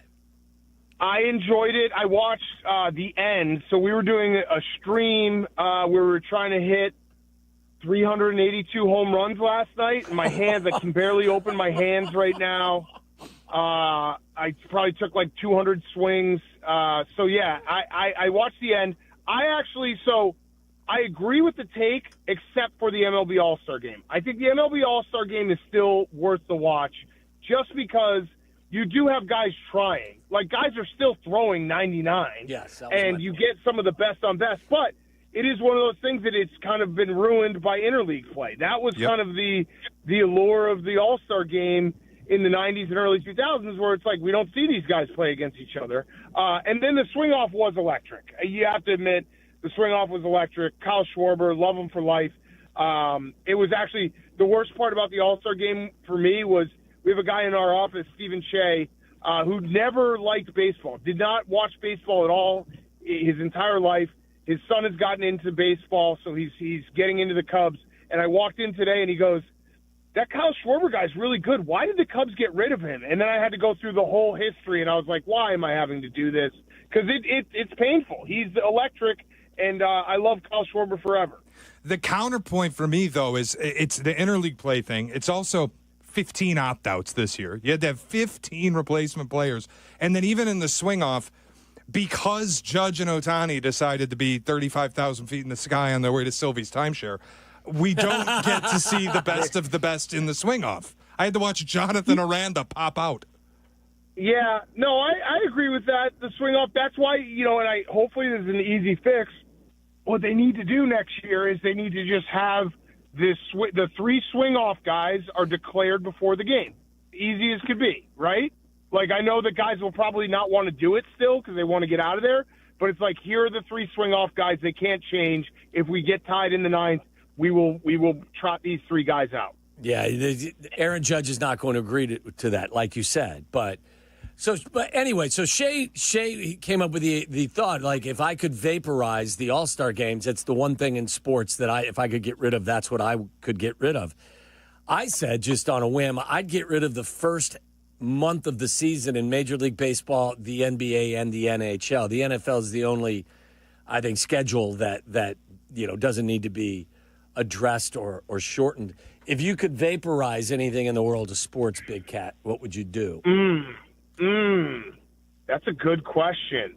My initial knee-jerk, I agree with yours, by the way, getting rid of those first months. Like, the NBA should start on Christmas Day. Yep. In baseball, you're right. Like, start baseball in May. I would love for the NBA to go back to a 5-game series in the first round. I think that'd be great. They will never do it, but at least you had the chance of a team kind of having that upset, and it also makes the NBA playoffs not go on for 100 days or whatever it was this year. We also had a suggestion for getting rid of the in-season tournament in the NBA. Yeah. I don't mind that. I was a skeptic of that, but I think there is something to be said, guys trying a little harder in a time of the NBA where guys aren't really trying. And then my big rule, and I've said this before, that there should be a rule that if you're not over 500 for 5 years, you have to sell the team automatically. That one would be good too. I remember that. Also, a big one that I've been toying with, and I think that we can maybe get someone to do it, a 1 week a year in all major sports, no replays. Just go old school. Have an old school week and just see what it looks like. We taking the score bug down too? No, not the no. I'm sorry. I'm not meaning replays for the audience. I'm saying replay review. Got it. No replay review. So we just play a game, and at the end of an NBA game, when they decide to look at the who touched the ball with their fingertip last, we just eliminate that for an entire week and just see if we like it. I have a feeling we might. What sport do you feel like we would enjoy the most without replay? I think it's basketball. Just off rip, I think basketball becomes a way better viewer experience without replay. Yeah, I would say basketball is definitely up there. NFL might, although they've gotten pretty good with it, and you obviously wouldn't want to. It would be exciting, though, if you got away with like a fumble.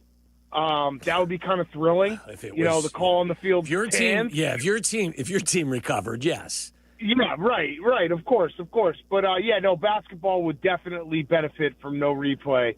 I think it would just be like the game would move smoother, and the end of games wouldn't take. That's my biggest complaint about basketball these days. Is like the last 4 minutes in a playoff basketball game take like 45 minutes. I think all basketball replays take longer than any other sport, don't they? Yeah, they're horrible. What about the ABS that was used last night in the All-Star game? It seemed to work pretty smoothly. Yeah, I liked it. But I'm still. I've said this before. if you get rid of referees, you eliminate like 50% of the conversations guys can have with each other. So I think we got to be careful about that. It might have a mental health crisis when you can't complain about the refs. I'm going to be honest. It did work. That is the best argument I've heard in favor of keeping the home plate umpires. Yeah, it is. It's the truth. Like, if you can't watch your team lose a heartbreaking game and have someone to blame, what are you going to do? You're going to admit that your team was worse? That's hell. You got to be able to go online for the next week and screen grab like a a baby. hold that they didn't call in the first quarter and like where the ball was placed. You got to be able to do that stuff to cope. That leads me to the question about quarterbacks. I'm sure you saw the ESPN quarterback list, top 10 list, and Jaden Daniels was at 5. That's where we had him. We had him on our list at 5. Really? Okay, so don't you think that's a little high for a guy who's only played one season? Yeah, probably. Okay. All right. But he did play phenomenal. He did. Like, if you're just basing it on last year, and then you also have to throw in, if you want to throw in the rookie contract deal, like, in terms of who's the most valuable to their team, they have a window right now with Jaden Daniels on a rookie contract. Okay, and B, Danny Zetterman was telling us a story about a friend of his who is a longtime scarred Bears fan who openly said to him when he saw that list that he was cheering for Jaden Daniels to crash and burn in his career going nowhere. And my response to that was, why can't you just focus on your own team and be angry at them for not getting it right potentially and just stay on your team so that it's your quarterback. Focus on you. Don't put the whammy on somebody else because your team isn't doing what they're doing. Right. And not only that, but is it going to get worse than Mitch Trubisky over Patrick Mahomes? No. Right. Like, if Jaden Daniels wins 3 out of the next 4 Super Bowls, I guess it could, but like still, like that, you can't get worse than what transpired between that. So what are we doing? We got to use our energy for the positive. It's also just flawed because Jaden Daniels, if he crashes and burns, it's not like a scale, and that means Caleb's career goes up. Right. They Correct. are unrelated. Right. Will it Correct. leave a better taste if Jaden Daniels sucks, but Caleb also sucks? No, you'll just be upset.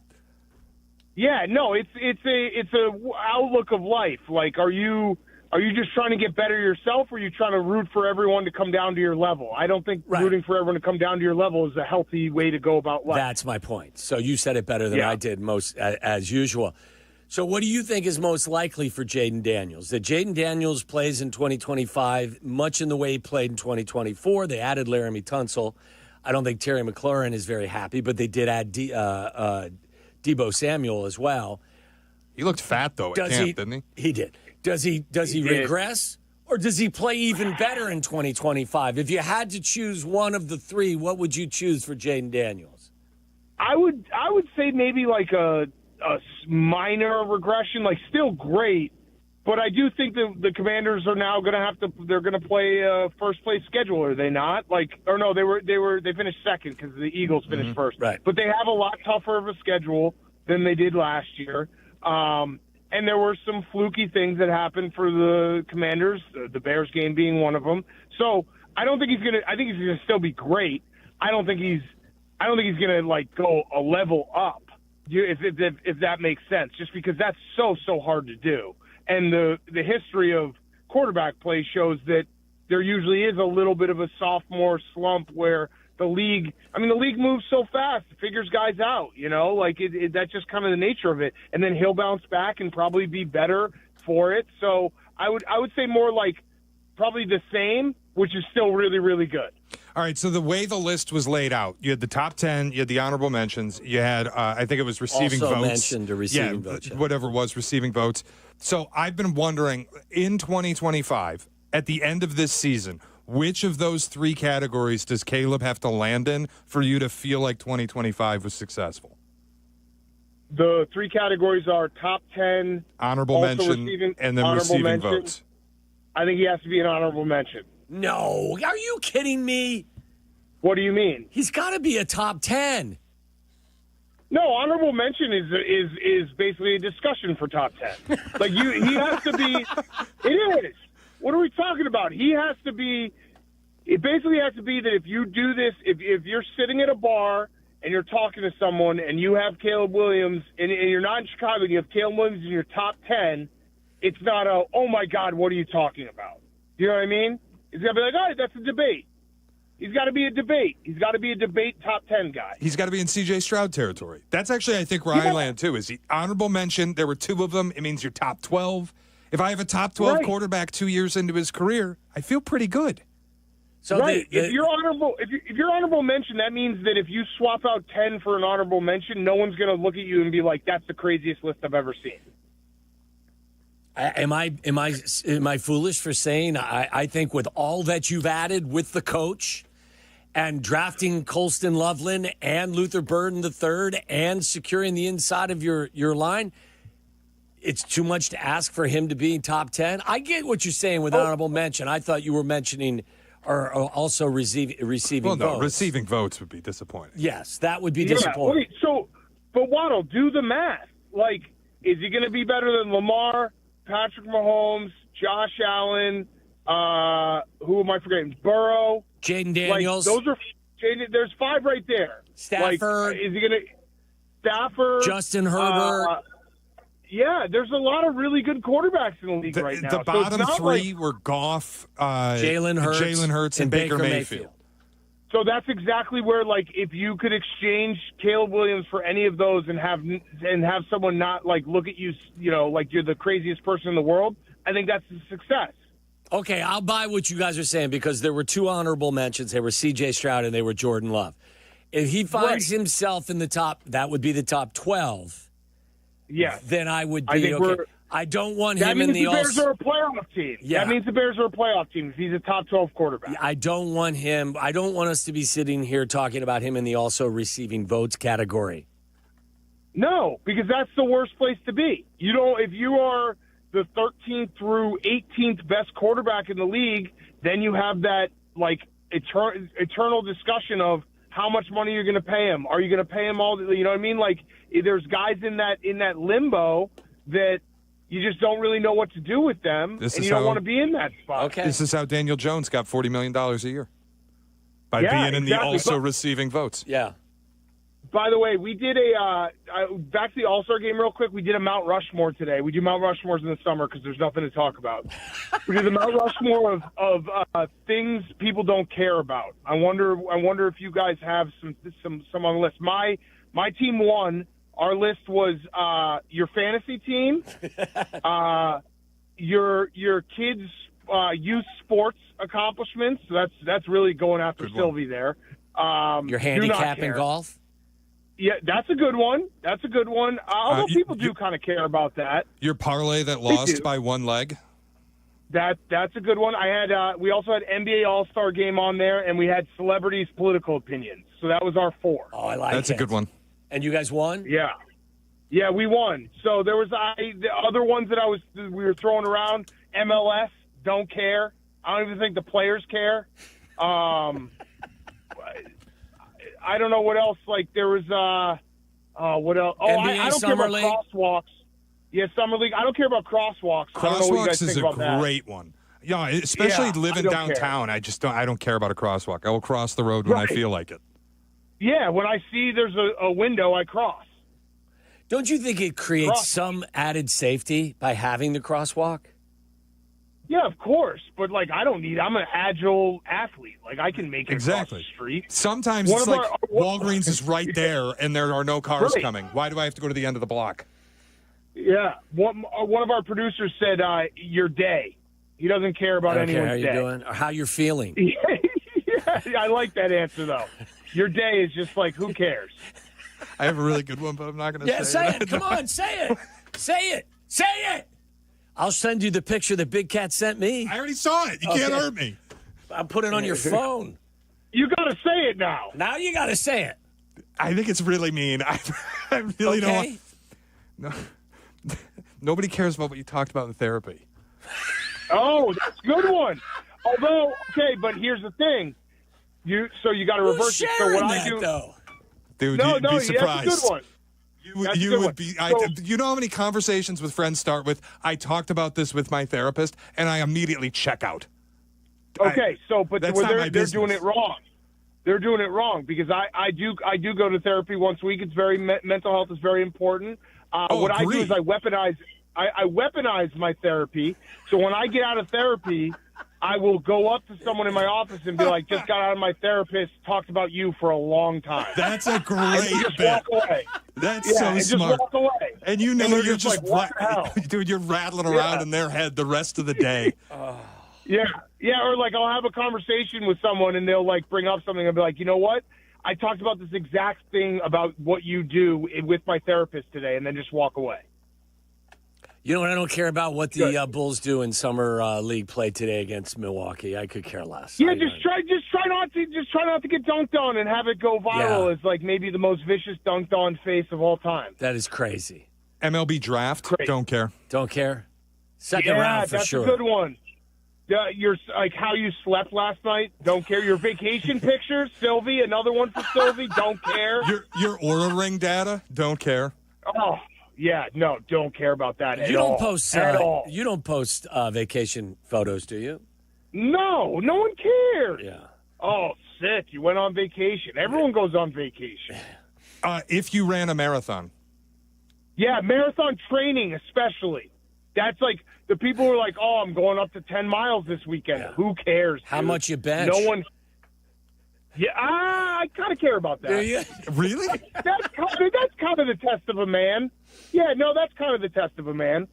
If someone's like, especially if someone can't bench, I care. Like, we got a guy in our office who couldn't even put up 135. I care. Well, like, maybe he's got a shoulder problem. I don't know. Maybe he's got a physical ailment. No, he's just weak. And I have not looked at him the same since. Did he claim he could put up more than that? I think he claimed, like, in practice he did, but it was horrific to watch. And he's not, like, a slight guy. So it was bad. It's a bad thing. Like, if you're a man, you should have a baseline of strength that you can just be like, all right, no matter what, I can do this. And 135 is definitely that.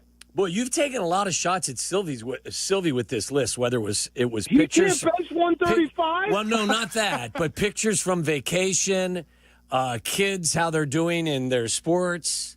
Like, I think this was a Sylvie-themed exercise for you in some ways. It didn't mean to be, but I'm just saying, like, and listen, I'm self-aware enough, like, I'll start a story and be like, oh, yeah, my son had a double in T-ball. And be like, why am I talking about this? No one cares. No one cares. Do you have a message for Sylvie as he returns to the show tomorrow? Yeah, I miss him. He should have to do the whole show in Italian tomorrow. This guy goes to Italy so much, he should have to do the whole show in Italian. Like, dude, you live there half the year. You speak some Italian to us. If we set a total, how many words could he say in Italian tomorrow? I don't know. I think I actually think it is an important gesture if you're going to another country. You don't have to learn the language, but try to figure out some words that will make life easy on you and the person that you're interacting with. My rule is always you have to know how to ask where a bathroom is. If you can do that, I think you're good in most scenarios. I couldn't disagree with you guys more. America's the best for a reason. Everyone should be speaking English when we're on vacation. That's awesome.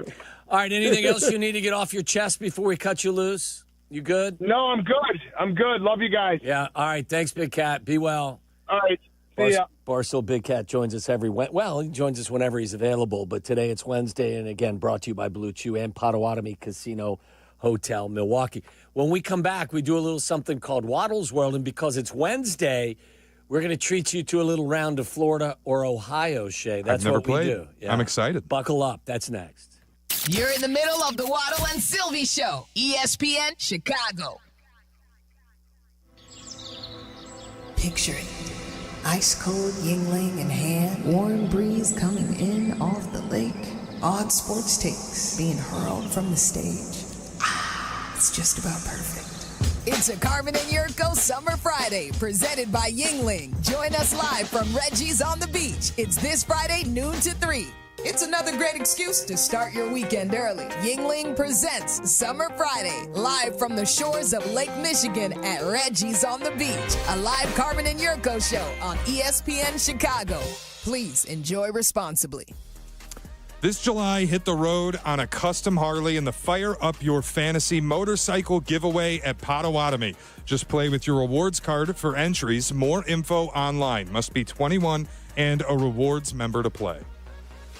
When you're on the mound, it's all about commanding the zone and bringing the heat. Now, when it's your turn to perform off the field, are you throwing fire or are you just throwing the soft stuff? That's where Blue Chew comes in. It's a performance enhancement for the bedroom that helps you bring extra confidence when it matters most. Blue Chew delivers the same active ingredients as Viagra and Cialis, but in a chewable tablet, so no swallowing pills. And it's all done online. No awkward doctor visits, no pharmacy lines. Blue Chew ships discreetly right to your door. Licensed medical providers work with you to find the right ingredient and strength for your prescription. Made in the U.S. of A. and shipped direct, so it's cheaper than the pharmacy. Whether you're a North Sider, South Sider, or just trying to be a fan favorite in the bedroom, confidence matters. Blue Chew helps you show up ready every single time. Get your first month free at BlueChew.com with promo code ESPN. Just pay $5 for shipping. Chew it and do it. Blue Chew, your playbook for better performance. Only at True North stores. New True Rewards members stack your savings at the pump. Sign up and earn 15 cents a gallon on your first fill-up. Second fill, get 30 cents off a gallon. Then earn a massive 40 cents off a gallon on your third fill-up. Join now. This offer won't last. Find the True Rewards app in your favorite app store. Download and click the star to sign up. Must be a new member of both True Rewards and Shell Fuel Rewards to qualify. Limit 20 gallons per fill. Additional terms apply. Offer ends August 3rd. True North Convenience Stores. Fast, friendly, clean. The White Sox play on ESPN Chicago. That means more than 162 games a year, passionate Sox fans are listening to their team right here. Do you want them to hear about your product or service? Of course you do. It's the key to success. Reach people you know will support you. White Sox fans are intensely loyal. Hell, you're probably one yourself if you're listening right now. So let us help you craft the message that speaks loud and proud about you. Email White Sox at goodkarmabrands.com. That's White Sox at goodkarmabrands.com. Save big at Menards and keep cool in the summer heat with a new window air conditioner from Denali Air. Quickly and efficiently cool your spaces with auto and eco modes to maximize performance and save on energy costs. Featuring 3-fan cooling speeds and a remote control, allowing you to cool your space from anywhere in the room. Save big money on Denali Air. Plus, check out our weekly flyer on Menards.com for more great deals happening this week. Save big money at Menards. A Progressive Home and Auto Bundle can protect you round the clock, but we can't protect you from those painful moments in sports. Holding. Defense. The ref totally blew that call. Oh, I'm sure he'll make the right call next time. It's too late. It cost us the game. Well, it's just one game. That loss eliminated us from the playoffs. Oh, the playoffs are on so late. Now you'll be well rested. Okay, I need you to stop talking now. Well, at least your home and auto are protected with a bundle from Progressive. Progressive Casualty Insurance Company affiliates and other insurers. Not available in all states or situations. Need assistance with door and window projects? The Home Depot can help. From inspiration and materials to ordering and installation, our free Millwork virtual apron service can get you moving and doing. Plus, we speak Spanish too. Our associates can help you tackle complex jobs without you leaving the job site, saving you time and money. Call us at 1-833-HD-APRON or visit homedepot.com/MVA. The Home Depot, how doers get more done. Life isn't always a highlight reel. If an accident has you sidelined, Postman Law is ready to fight for you. Over $3 billion recovered for their clients, delivering speed, ease, and results. Call 844-POSTMAN now. Postman delivers. Let them deliver for you. Everyone loves a fresh haircut for summer, but with the weather warming up and the kids out of school, the season is the time for making memories, not appointments, and that's why you should go to Great Clips. You can use convenient online check-in to get in for a cooler, shorter haircut whenever you have the time, and they even send you a ready next text when it's time to come into the salon. The skilled salon stylists at Great Clips will save your haircut details in clip notes so you can get the same great cut the next time you're in, no matter who you see. And the best part, Great Clips haircut prices are so affordable, you can look and feel great while still having money left over for all of those fun summer activities. So what are you waiting for? Stop wasting time and money on appointments at overpriced salons. Get in, get out, and get back to enjoying the season with cool summer haircuts at Great Clips. Download the app today. Great Clips, it's got to be great. It's that time again when we venture deep into the great unknown. And in Chicago, Tom Waddle. He can't run, he's not fast, but he gets open. A trip inside the mind of a multi-concussed former Bears wide receiver. He caught everything that was thrown and took every hit that they could give him, and he had an all-time day in the use of smelling salt. Buckle up, boys and girls. Tom Waddle, every team wants to have a Tom Waddle. If I had a football team, I'd like to have a Tom Waddle on my team because you draw from that. It's time to go inside Waddle's world. Tom Waddle did have to use a lot of smelling salt. Oh, yes, I did. Because we have a round of Florida or Ohio in a little bit, I figured I would start off with something sports related. And here is something from ESPN I'm stealing from Ben Solak. I'm going to give you a quiz here. Okay. Previewing the top storylines for 2025 NFL training camps. Because I can never talk enough football. Me either. I'm happy to do it. 5 unanswered questions that could be answered, according to Ben Solak. What will the second act of Dan Campbell look like, Shea? I think the simplest comp that I can draw is the Eagles when they lost Shane Steichen and Jonathan Gannon. In year one, they had Sean Desai, who had to be fired in, I think, week 11. And then it was Matt Patricia, and the defense was a disaster. They ended up basically losing out the season and got aced out in the playoffs. I think they're going to be good this year. I don't think they're going to be great this year. Losing both coordinators and their center, who is a Hall of Fame level talent, whether he'll make it or not is a different conversation. It's brutal to have it happen in one season. I think a step back this year, and then you kind of restack the deck for 2027 or 2026, and that's probably the final year of their real title chase. Who is their offense coordinator this year? I forget. His name escapes me. Yeah, it's a young guy. It's a really young guy. Maybe that guy is. He's not young. It's John Morton. Oh, is it John Morton? Oh, that's right. Didn't he coordinate? It was the Fitzpatrick Jets when they had that one really fun season. So maybe there's not as much of a drop-off as you would think. I think he's a Sean Payton guy. I mean, I think it's going to be a drop-off from the guy who coordinated the top offense in the NFL over 3 seasons. I agree. To anybody else. And you have to input a new language with a new center who's either going to be the corpse of Graham Glasgow or a rookie in Tate Ratledge. I don't love them this year. I loved them last year. I don't love them. Do you think their this year. defense will be better because they will be healthier? There's no way they could be less healthy than they were at the end of the season last year. Yeah, and there's also no way their defense could be worse than at the end of the season last year. Not, listen, as much as 21 guys on IR. Yeah, and for that reason, I could not understand why Aaron Glenn, who I think was a very good defensive coordinator, kept asking them to play man-to-man with so many backups out there. This is just what we do. Well, that's not what you do when your top, 2 lines of corners are not out or not available. Yeah, it was weird. The other thing, there's a little bit of arrogance coming from their front office. I think Brad Holmes was on their local radio station earlier this summer, and he was asked about fans wanting an edge rusher opposite Aiden Hutchinson, and he's like, well, no team in the league has 2. Really? I don't have to look that far. Houston has 2. Yeah. They have 2 in the top 10, I believe, of the latest edge rusher rankings. It's not a crazy thing for people to ask for. So, no, I'm a little low on them this year, but I'm not low on Dan Campbell necessarily long term. Ben didn't ask this question, but he did ask this. What is J.J. McCarthy ready for?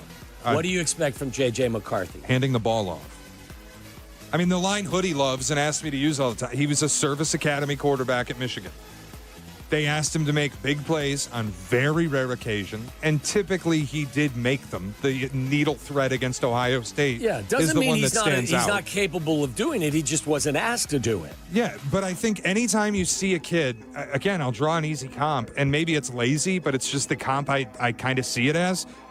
Trey Lance had limited passing opportunities in high school, in college. It was all upside. It's kind of the same thing as Zach Wilson. Limited opportunity, all upside. We love his athleticism. He's a freak. But what happened to Trey Lance? couple injuries, and suddenly he's the third string in Dallas. Well, and Trey Lance's first experience was with Kyle Shanahan, which means he was getting the tutelage that is necessary to develop you. So similar, J.J. McCarthy with Kevin O'Connell. Correct. But anytime you stunt a young quarterback's development with an injury, and it's obviously an uncontrollable issue, and you compound it with he just hasn't thrown very many passes, I have a hard time seeing that develop into an elite NFL quarterback. It could. Does he need to be an elite NFL quarterback based on this team to actually take them, maybe not to 14-3 the way that Sam Darnold did, but what if he is adequate? If he ends the season with like 3,000 yards, 25 touchdowns, and 10 picks, I think they'll win the division. Yeah, so I think Sylvie picked the Vikings to win the division as well. I don't think the Vikings are falling off a cliff. Their roster's fantastic. They bolstered the interior of their offensive line the way the Bears did, and they also bolstered the interior of their defensive line. And you can't argue with the weapons they have inside that huddle, which will make life. Think about how much easier life is for J.J. McCarthy with, Addison. And Jefferson. And Hawkinson. And even Aaron Jones in the backfield. And with Kevin O'Connell calling the plays. They don't have flashy running backs, and they didn't run the ball a ton, but when they did run it, they ran it well because they have a good line, and they have a good system in place. Ben Solak also asks, what does Justin Fields do with he calls it his last chance as a starting quarterback for the Jets? If he develops into a long-term starter, it would be as stunning as when it happened to Geno Smith. It just doesn't happen. I don't think it'll go well. I don't think he can play the position as well as Geno has. He hasn't shown that. I mean, he will. I think what you'll get is some jaw-dropping plays, but the overall consistency of playing from the pocket and processing things just hasn't been there. So he was paid like a starter. I mean, not top-line starter, but he was given. What's he making, $20 million a year? I think so. Well, they're going to start him. Look, it's low stakes for the Jets. They're going to be bad. I don't think anybody's expecting the Jets to have some really successful season where they make the playoffs and contend. It's low risk. Let's see what we get out of him. And the best upside is you got Geno Smith, and it's a mid-career veteran resurrection.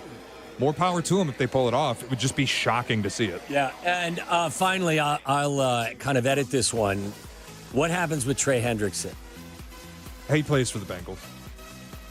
I don't know if he's going to get extended, but I always have a hard time. Like, I've thought, could he really hold out all season? I think it's easy to feel that way in July and August and maybe a week into September. But what happened with Chris Jones? Once the game checks stop hitting and you got to watch week one from a suite, you hit the field. Yeah, I don't know why the Bengals continue to do business the way that the Bengals do business. All they do is they cost themselves money. Jamar Chase, you could have signed him for a lesser price if you just would have paid him early as opposed to late. I don't know why they've treated Trey Hendrickson the way that they have. I'm still an advocate of trading for him. If he's available, yeah. I just don't buy he's available. I think it would have been done by now. Well, I think he was available for an enormous price before the draft, and I don't think anybody was willing to meet that price. Well, now what is an adequate price or an acceptable price for you? Their first-round pick is getting on a plane back to College Station. Well, that's what I was going to say. That's what kills the availability of Trey Hendrickson is they drafted an edge rusher with their first-round pick, and he's trying to litigate his way back to college potentially. I think that's. I don't believe that's sincere in the slightest. That's where I don't know what to do with the Bengals. I don't know if he's available or not. Hendrickson, I'm saying. I don't know what it would cost. At his age, I'd be hesitant to give up 2 first-round picks, but I also think the Bears are in a win-now spot. I'm with you. I would. I don't know what the ultimate cost would be as well, but I'm still, until he signs his contract extension with the Bengals, I'm going to hold out hope that somehow, some way, the Bears find a way to trade for him. We have to have a conversation, too. When we get to the top of the hour, we'll dive deeper into football about how the NFL is going to handle this situation at hand. Now that teams have reported and teams are going to continue to report, and second-round picks aren't in camp. Because you can't, if you don't have a contract, you can't practice at this level as a rookie, and the teams can't fine you because you don't have a contract. Yep. So we're at an impasse right here, and somebody needs to figure this out before this gets too far along, especially in Lake Forest, because there's 3 second-round picks that they have. It's fascinating. It feels like a big game of chicken. It does.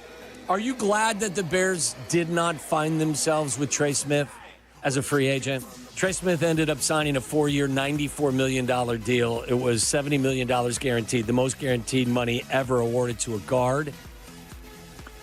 I mean, are you happy with what they did, trading for Tooney, signing Drew Dahlman, and trading for Jonah Jackson? Yeah, I would say, like, Trey Smith's a good player. I'd love to have him. It's not my money, so I don't really care. Right. But I'm happy enough with what they did on the offensive line that I don't feel like I'm missing out because we didn't get Trey Smith. I agree. All right, no nonsense in Waddle's world to this point. That's what we use Florida, Ohio for, so I'm hoping the fellows behind the glass actually have something really rotten for us. As I think they need to treat you right, Shea, as a guest here on the show. I agree. This is your first spin in Florida or Ohio. There better be something horrible to discuss when we come back. In the words of David Kaplan, bring a good package, Charlie. Yes. Hope Shea brought a good package this time.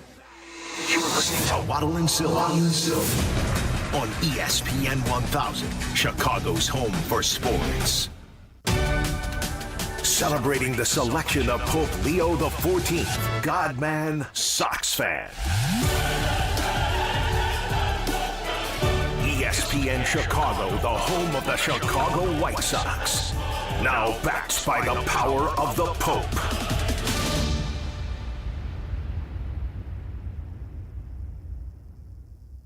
Guys, you know Connie's Frozen Pizza is the official frozen pizza of the Waddle and Sylvie Show, and we always talk about what is true Chicago-style pizza. It's not what out-of-towners and tourists think it is. Chicago-style pizza is thin, it's crispy, it's cut into squares, and thanks to Connie's Frozen Pizza, you can enjoy a true slice of the city anytime, anywhere. Connie's frozen pizzas are classic thin pies made with the same cornmeal crust Connie's has been serving for over 60 years. It's a tradition. They're perfectly cheesy and saucy. They're exactly what you want on hand when you feel like having pizza. Get to know the true Chicago style with Connie's Frozen Pizza. Born in Chicago, enjoyed everywhere. Available at your local grocer's freezer. Hey teachers, congratulations on another year of being awesome to the students you lead. We salute you. Now it's time to relax and take care of the things you've neglected this school year. When planning for this time, don't forget about your family. And if your family is complete, summer is a great time to take the next step, a vasectomy. Take that step with Vasectomy Clinics of Chicago, because experience really does matter. Especially with this procedure. They make it so easy with their 30-minute, no-needle, no-scalpel, in-office vasectomy. Log on to vasectomychicago.com, read the testimonials, and learn more about their procedure at Vasectomy Clinics of Chicago. With 4 convenient locations in Naperville, Tinley Park, Arlington Heights, and downtown Chicago at Lake Point Tower, now with free valet parking. Their procedure is covered by most insurance, so everything is lined up to make your decision an easy one with Vasectomy Clinics of Chicago. Visit vasectomychicago.com today or call toll-free 877-877-4VAS. That's 877-877-4827. News just in. Bet365 is now live in Illinois. That's right. Join Bet365 today and get $150 in bonus bets when you bet $5, win or lose. That's amazing. That's for sure. With Bet365, you can bet on the spread, totals, and money line. Well, there you have it, Illinois. Download the Bet365 app and get your $150 in bonus bets today.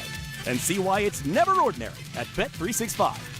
Gambling problem? Call 1-800-GAMBLER. 21 plus only. Must be physically located in Illinois. TVs apply in app only. Hey, it's Carmen, and I've got the golf course for you, a championship-style course, quiet atmosphere, unrivaled course conditions. I'm talking about Stonewall Orchard Golf Club. Stonewall Orchard's been one of my favorite courses in Chicagoland for years. Check them out up north in central Lake County. Their pristine country club course conditions are a huge draw. They have been the host site for the Illinois PGA, several U.S. Open qualifiers, and currently the Korn Ferry Tour qualifier. Treat yourself to one of the finest must-play courses in the Midwest. Go to stonewallorchard.com and book a tee time today. 3 games left. Just 3 games to settle the entire LIV Golf season, and it begins at Bolingbrook, August 8th through the 10th, where 54 of the world's best players will come out swinging for glory. DeChambeau, Rahm, Koepka, and more. Up close, personal, and locked in. With special guests, Good Charlotte, providing the soundtrack. Ready to see things get clutch? Get tickets now at livegolf.com. That's LIV golf.com. That's the ease at which you get information. You want it, you get it. Like that. Ask your phone. Group chat. Smartphone. You're always connected and informed in real time. No waiting. So if you're diabetic and still using finger sticks to read your blood sugar, what are you waiting for? Knowing your blood sugar levels instantly is important for managing diabetes. Call US Med at 888-665-0696. To learn more about continuous glucose monitors, a real-time instant method to track your blood glucose, US Med is an approved provider for Medicare and over 1,000 private insurers. And the best part? Call 888-665-0696 and we'll give you a free insurance benefits check today. So call 888-665-0696 today. That's 888-665-0696 and manage your diabetes as easy as... Want to buy a vehicle in 60 minutes or less? Purchase your next vehicle in 60 minutes or less at Advantage Chevrolet Hodgkins, or your first car payment is on them. And every new Chevy comes with the Advantage Plus program. Together, let's drive. Restrictions apply. See dealer for details. ESPN 1000, Chicago's home for sports.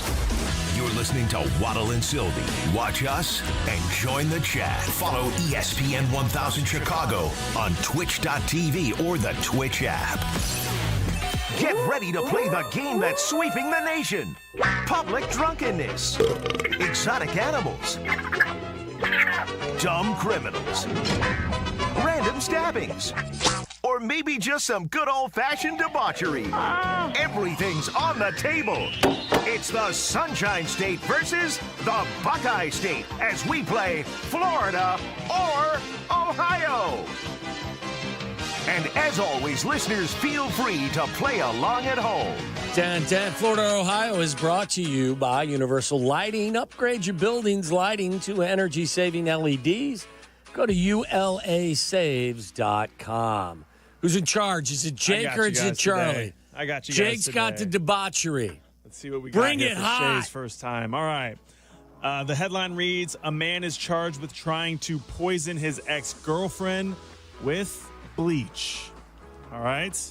So here's what happened. I've heard about people doing this with antifreeze. Oh, okay. Not bleach. I watch a lot of cop shows and a lot of like mysteries and a lot of murder stuff.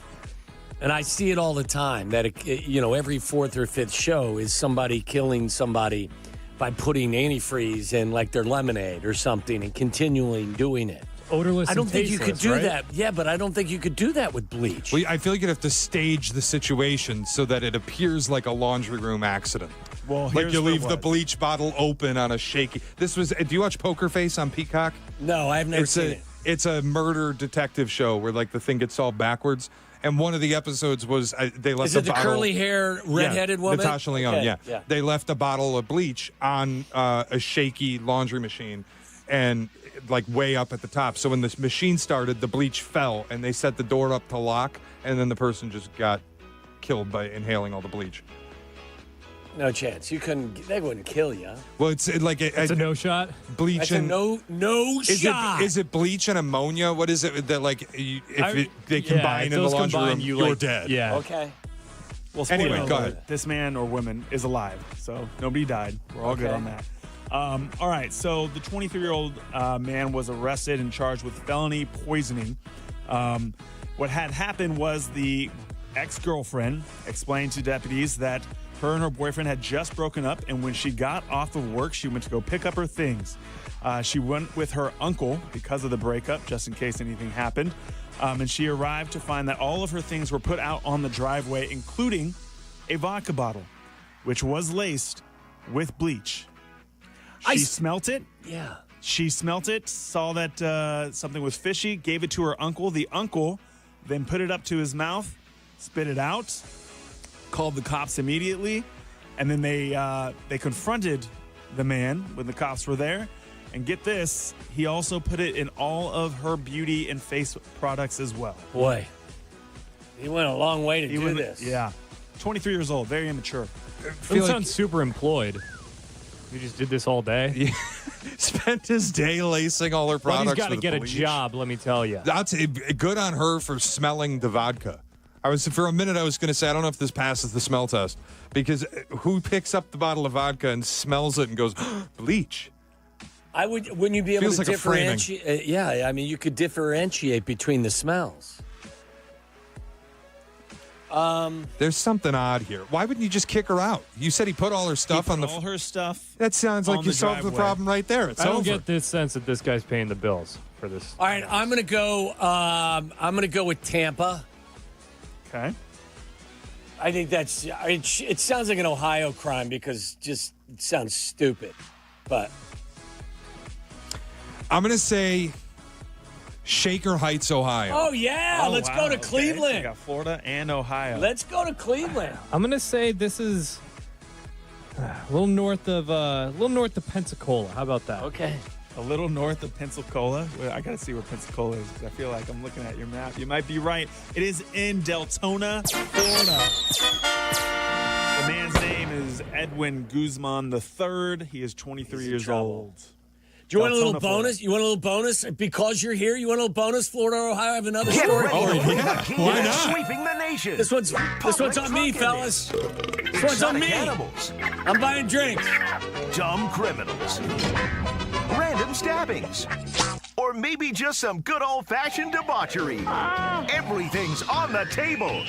It's the Sunshine State versus the Buckeye State as we play Florida or Ohio.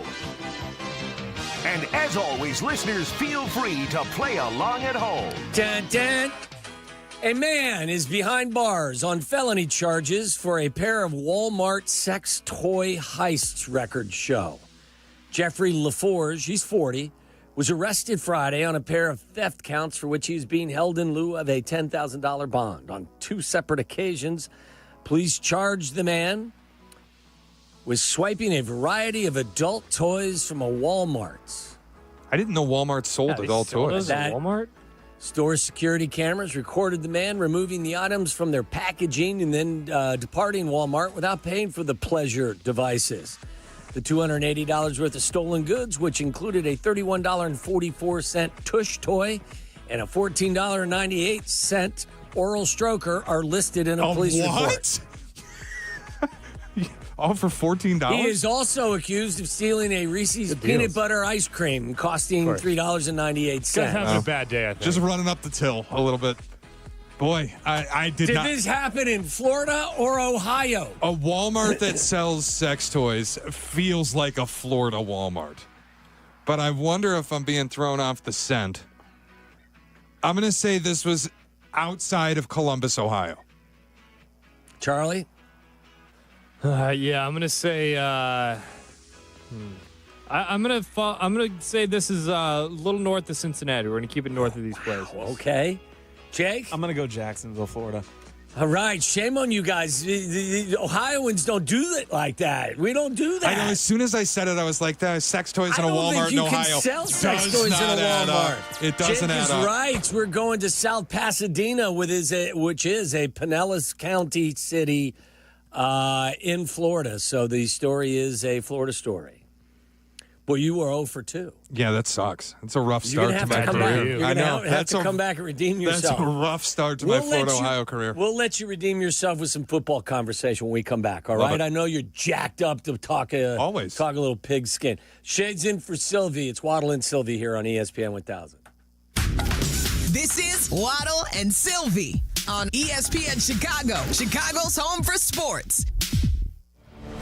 Saturdays on ESPN Chicago. Join me, Peggy Kaczynski. And me, Dionne Miller, for the cleverly named Peggy and Dionne. Of course, we are always talking about the saga of Chicago sports. And occasionally, we may dive into other areas of interest. So join us Saturday morning at 11. Peggy and Dionne on ESPN Chicago. Brought to you by Advantage Acura of Naperville. Hey, I have a question for you. Why are you still paying full price to light up your building? It's Chris Hune from Universal Lighting of America.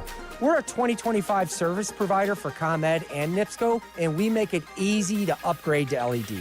We handle everything, install, paperwork, and best of all, your utility company may cover up to 70% of the cost. You get brighter light, lower bills, and no more changing bulbs. Call us or visit ulasaves.com, and I'll come out personally to show you how to shrink your energy bill. Everyone loves a fresh haircut for summer, but with the weather warming up and the kids out of school, this season is a time for making memories, not appointments. And that's why you should go to Great Clips. You can use convenient online check-in to get in for a cooler, shorter haircut for less whenever you have the time. Plus, their skilled salon stylists save your haircut details in clip notes so you can get the same great cut next time no matter who you see. So what are you waiting for? Get in, get out, and get back to enjoying summer with time-saving haircuts at Great Clips. It's gonna be great. White Sox fans, a day at the ballpark is a classic summer activity, so grab your crew and take advantage of savings all summer long with our summer savings section presented by Wintrust. Now through the end of the season, enjoy select lower-level tickets for $20 on all weekday games and $25 on all weekend games while supplies last. Includes fees, some exclusions apply. To purchase tickets, visit whitesox.com/section. Illinois born, nation strong. That's Blue Cross and Blue Shield of Illinois, sharing the same communities with their members for nearly 90 years. And while they'll always be your one local and trusted healthcare partner, their national network of products and innovations continues to ensure access to the highest quality, affordable care. Because wherever your journey leads, Blue Cross will make sure you always feel right at home.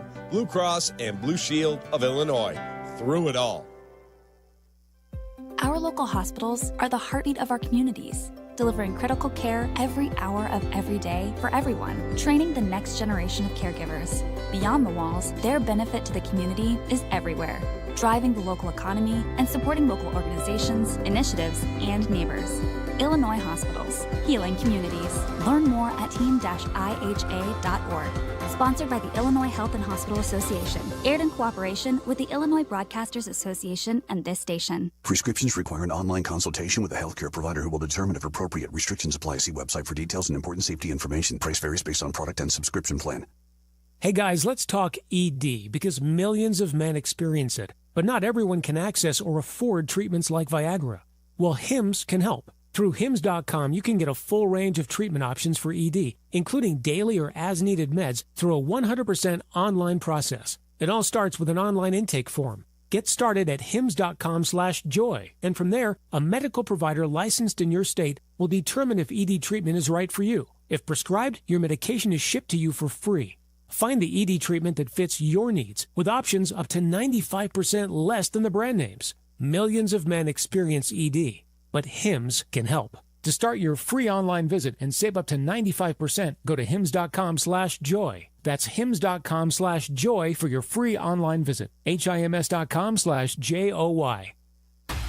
Want to buy a vehicle in 60 minutes or less? Purchase your next vehicle in 60 minutes or less at Advantage Chevrolet Bridgeview, or your first car payment is on them. And every new Chevy comes with the Advantage Plus program. Together, let's drive. Restrictions apply. See dealer for details. Live from State Street in the heart of Chicago, you are listening to the new home of the Chicago Bears, ESPN Chicago. And this is Waddle and Sylvie, WMVP, WTBC, HD2, Chicago, a good Carmen Brands radio station. By the way, a quick reminder that Waddle's World is brought to you by our great friends and partners at Wintrust Community Banks. They are Chicago's banks. Find your nearest Wintrust Community Bank. Visit wintrust.com/find us, member FDIC. I have actually, Shay's in for Sylvie today. Sylvie will be back tomorrow after a lengthy vacation, which that is not a negative. It's just we haven't talked to him in quite some time. He's been in Italy for a long time, but he will be here tomorrow. I've loved the ESPN. Like, this is list season, obviously, yeah, Shay. I love it. I do, too, because, you know, look, it's the All-Star break. Gives you something to talk about. Not that we couldn't talk ball anyway, but they've gone through on a daily basis the top 10 in all the different positions. It's 70 different voters. They're in front offices. They're scouts. They're general managers, or whoever they are. They're all voting.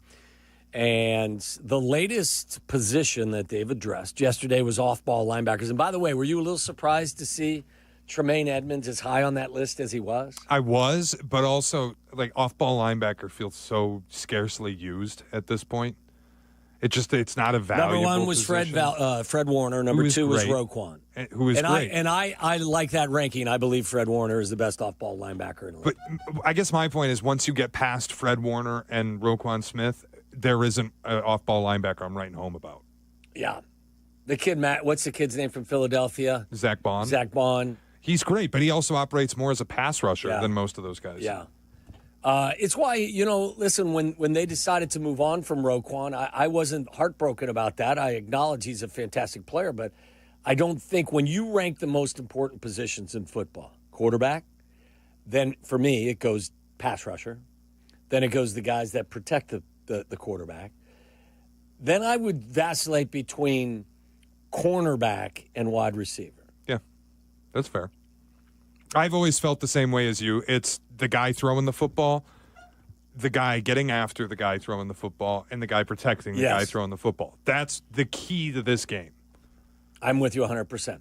All right, the wide receivers. You've seen the list.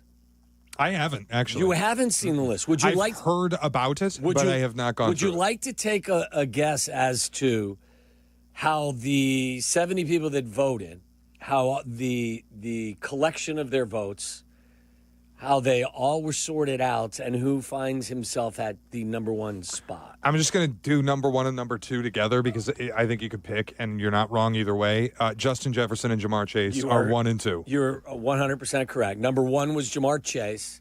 Number two was Justin Jefferson. I would actually switch them, in my opinion. I would put Jefferson 1 and Chase 2, but I'm not going to argue with you.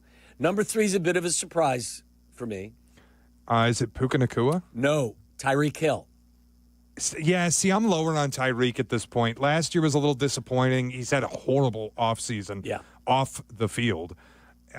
He was ranked number 2 last year, which was fine. He's 31 years old. He finds himself at 3. To me, that's too high. He's an all-time talent. It doesn't look like he's lost a step when you watch him, but it just last year was a little underwhelming, and I know there were some injuries. I don't know. I don't know what to think of Tyreek Hill at this point. I wouldn't have him 3rd. No. CeeDee Lamb is 4. That's good. Good call. I like CeeDee Lamb. He's a target machine. Yes, he is. He probably will produce a little less with George Pickens playing opposite. He's a better player than I thought he was going to be early on, but I have no qualms with what he does. You're right. He tremendous production. He had like 160 catches a couple seasons ago. Crazy. Number 5, take a guess. I got Justin Jefferson, Jamar Chase, Tyreek Hill, CeeDee Lamb, and I feel like I'm missing a World name. Championship. Oh, A.J. Brown? A.J. Brown is really? 5. At 5? Seemed a little high for me as well, but I'd take Puka over A.J. Brown. Really? Yeah. Okay. I love Puka Nacua. I do too. Number 6? Boy, now you got his first name just with that. Puka Nacua? No, you went, Amon-Ra St. Brown. Oh, duh. Number 6. I'm like blanking on all the receivers. Well, there's so many of them. Yeah. Amon-Ra's fine. I feel like Puka Nacua should be higher on this list. Number 7. Puka Nacua? I'm just going to keep guessing it. Malik Neighbors. Number 8. That's a little lofty for me. Brian Thomas Jr.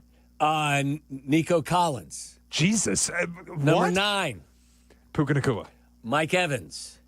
Really? Who, by the way, is... Charlie, am I out of bounds? Mike Evans I feel like Puka Nacua is better than this part of the list. I think part of the problem is Puka Nacua didn't play a whole lot last year. So, I think there's a lot of people Nico Collins did? I'm not saying that. I'm not saying that's wrong. I'm saying that, they probably saw a lot. Nico Collins led the NFL in receiving for a while last year. Nico Collins missed 5 games last year. He still posted 68 catches for over 1,000 yards and 7 touchdowns. He was on pace to produce 1,425 yards through 17 games, which would have been good enough for 3rd in the league at the time. Mike Evans is 9. I've also just tunnel visioned my way into Puka on this, so I'm struggling the rest of the way. You know who number 10 is? Do I just say Puka Nacua again? Yeah. Got it. Garrett Wilson. Highest paid wide receiver, or one of the highest paid wide receivers in the league now. What is he, 4th highest? Yes. The honorable mentions, I've got 1, 2, 3, 4, 5, 6 guys honorable mention. Okay.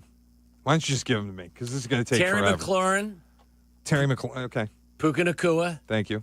Thank you, finally. Brian Thomas Jr., DK Metcalf, T. Higgins, and Devontae Adams, who I think is going to be really good in the Rams offense. This is according to like GMs, right? Yeah. This is like a 70 survey. guys, scouts, front office people.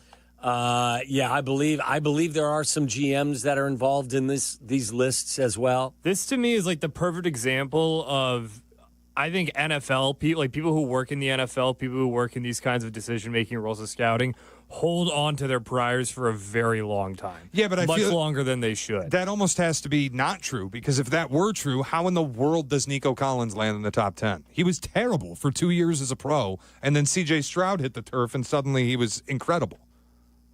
I don't know if he was terrible. I just don't think they had And anybody. maybe terrible's a little harsh, but he was like a 400-yard player. By the way, Charlie, it's combined 70 voters who are coaches, scouts, league executives. I think it's a lot of people who probably had that 5th, 6th, 7th round grade on Puka Nacua and probably can't get off of it. I'm not justifying it. I'm just saying that's probably how they're thinking. That's fair. But then Amon-Ra St. Brown finds himself in the top 5. So that's another one, a 4th or 5th round pick. What was 16 receivers taken before him?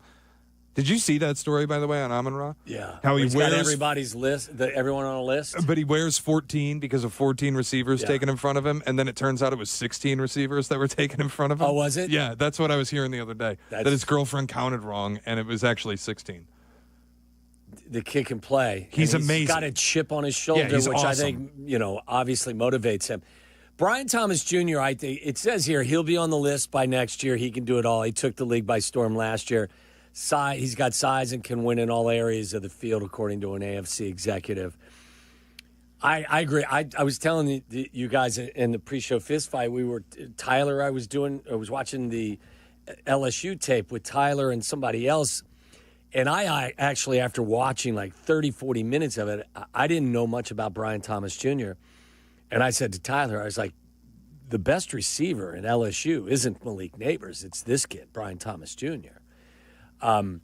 I still believe, despite, I think Malik Neighbors, I know you guys love him not only because he's good, but because he helped you win money in your fantasy leagues. And I think that probably clouds your opinion just a touch.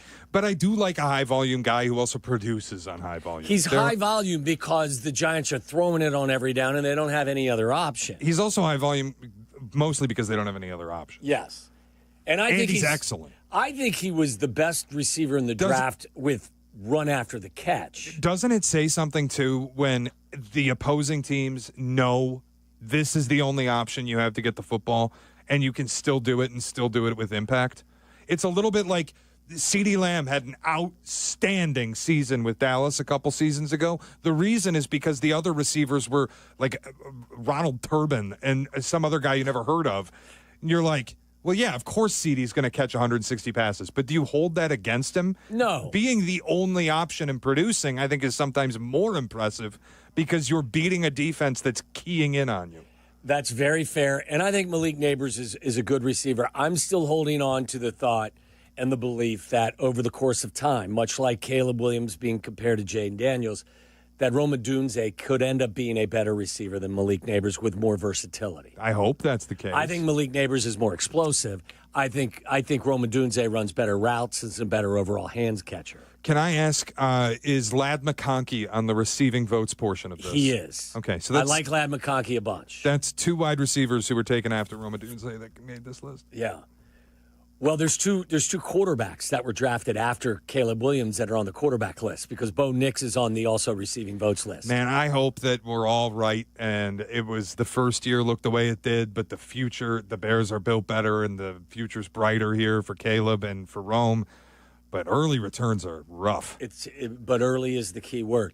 The Bears do have somebody on this list. DJ Moore. DJ Moore is in the also receiving votes category. I don't know where he fell on this exercise last year. My guess is it was significantly higher because he was coming off of a 2023 season that was pretty impressive. Again, albeit on a team that did struggle a bit. I think DJ Moore can push himself, vault himself back into a top 20, top 15 receiver. That's the hope. But in Ben Johnson's offense, I think it's possible. Am I guaranteeing it? No. The way I feel about it's different because I'll ask you this.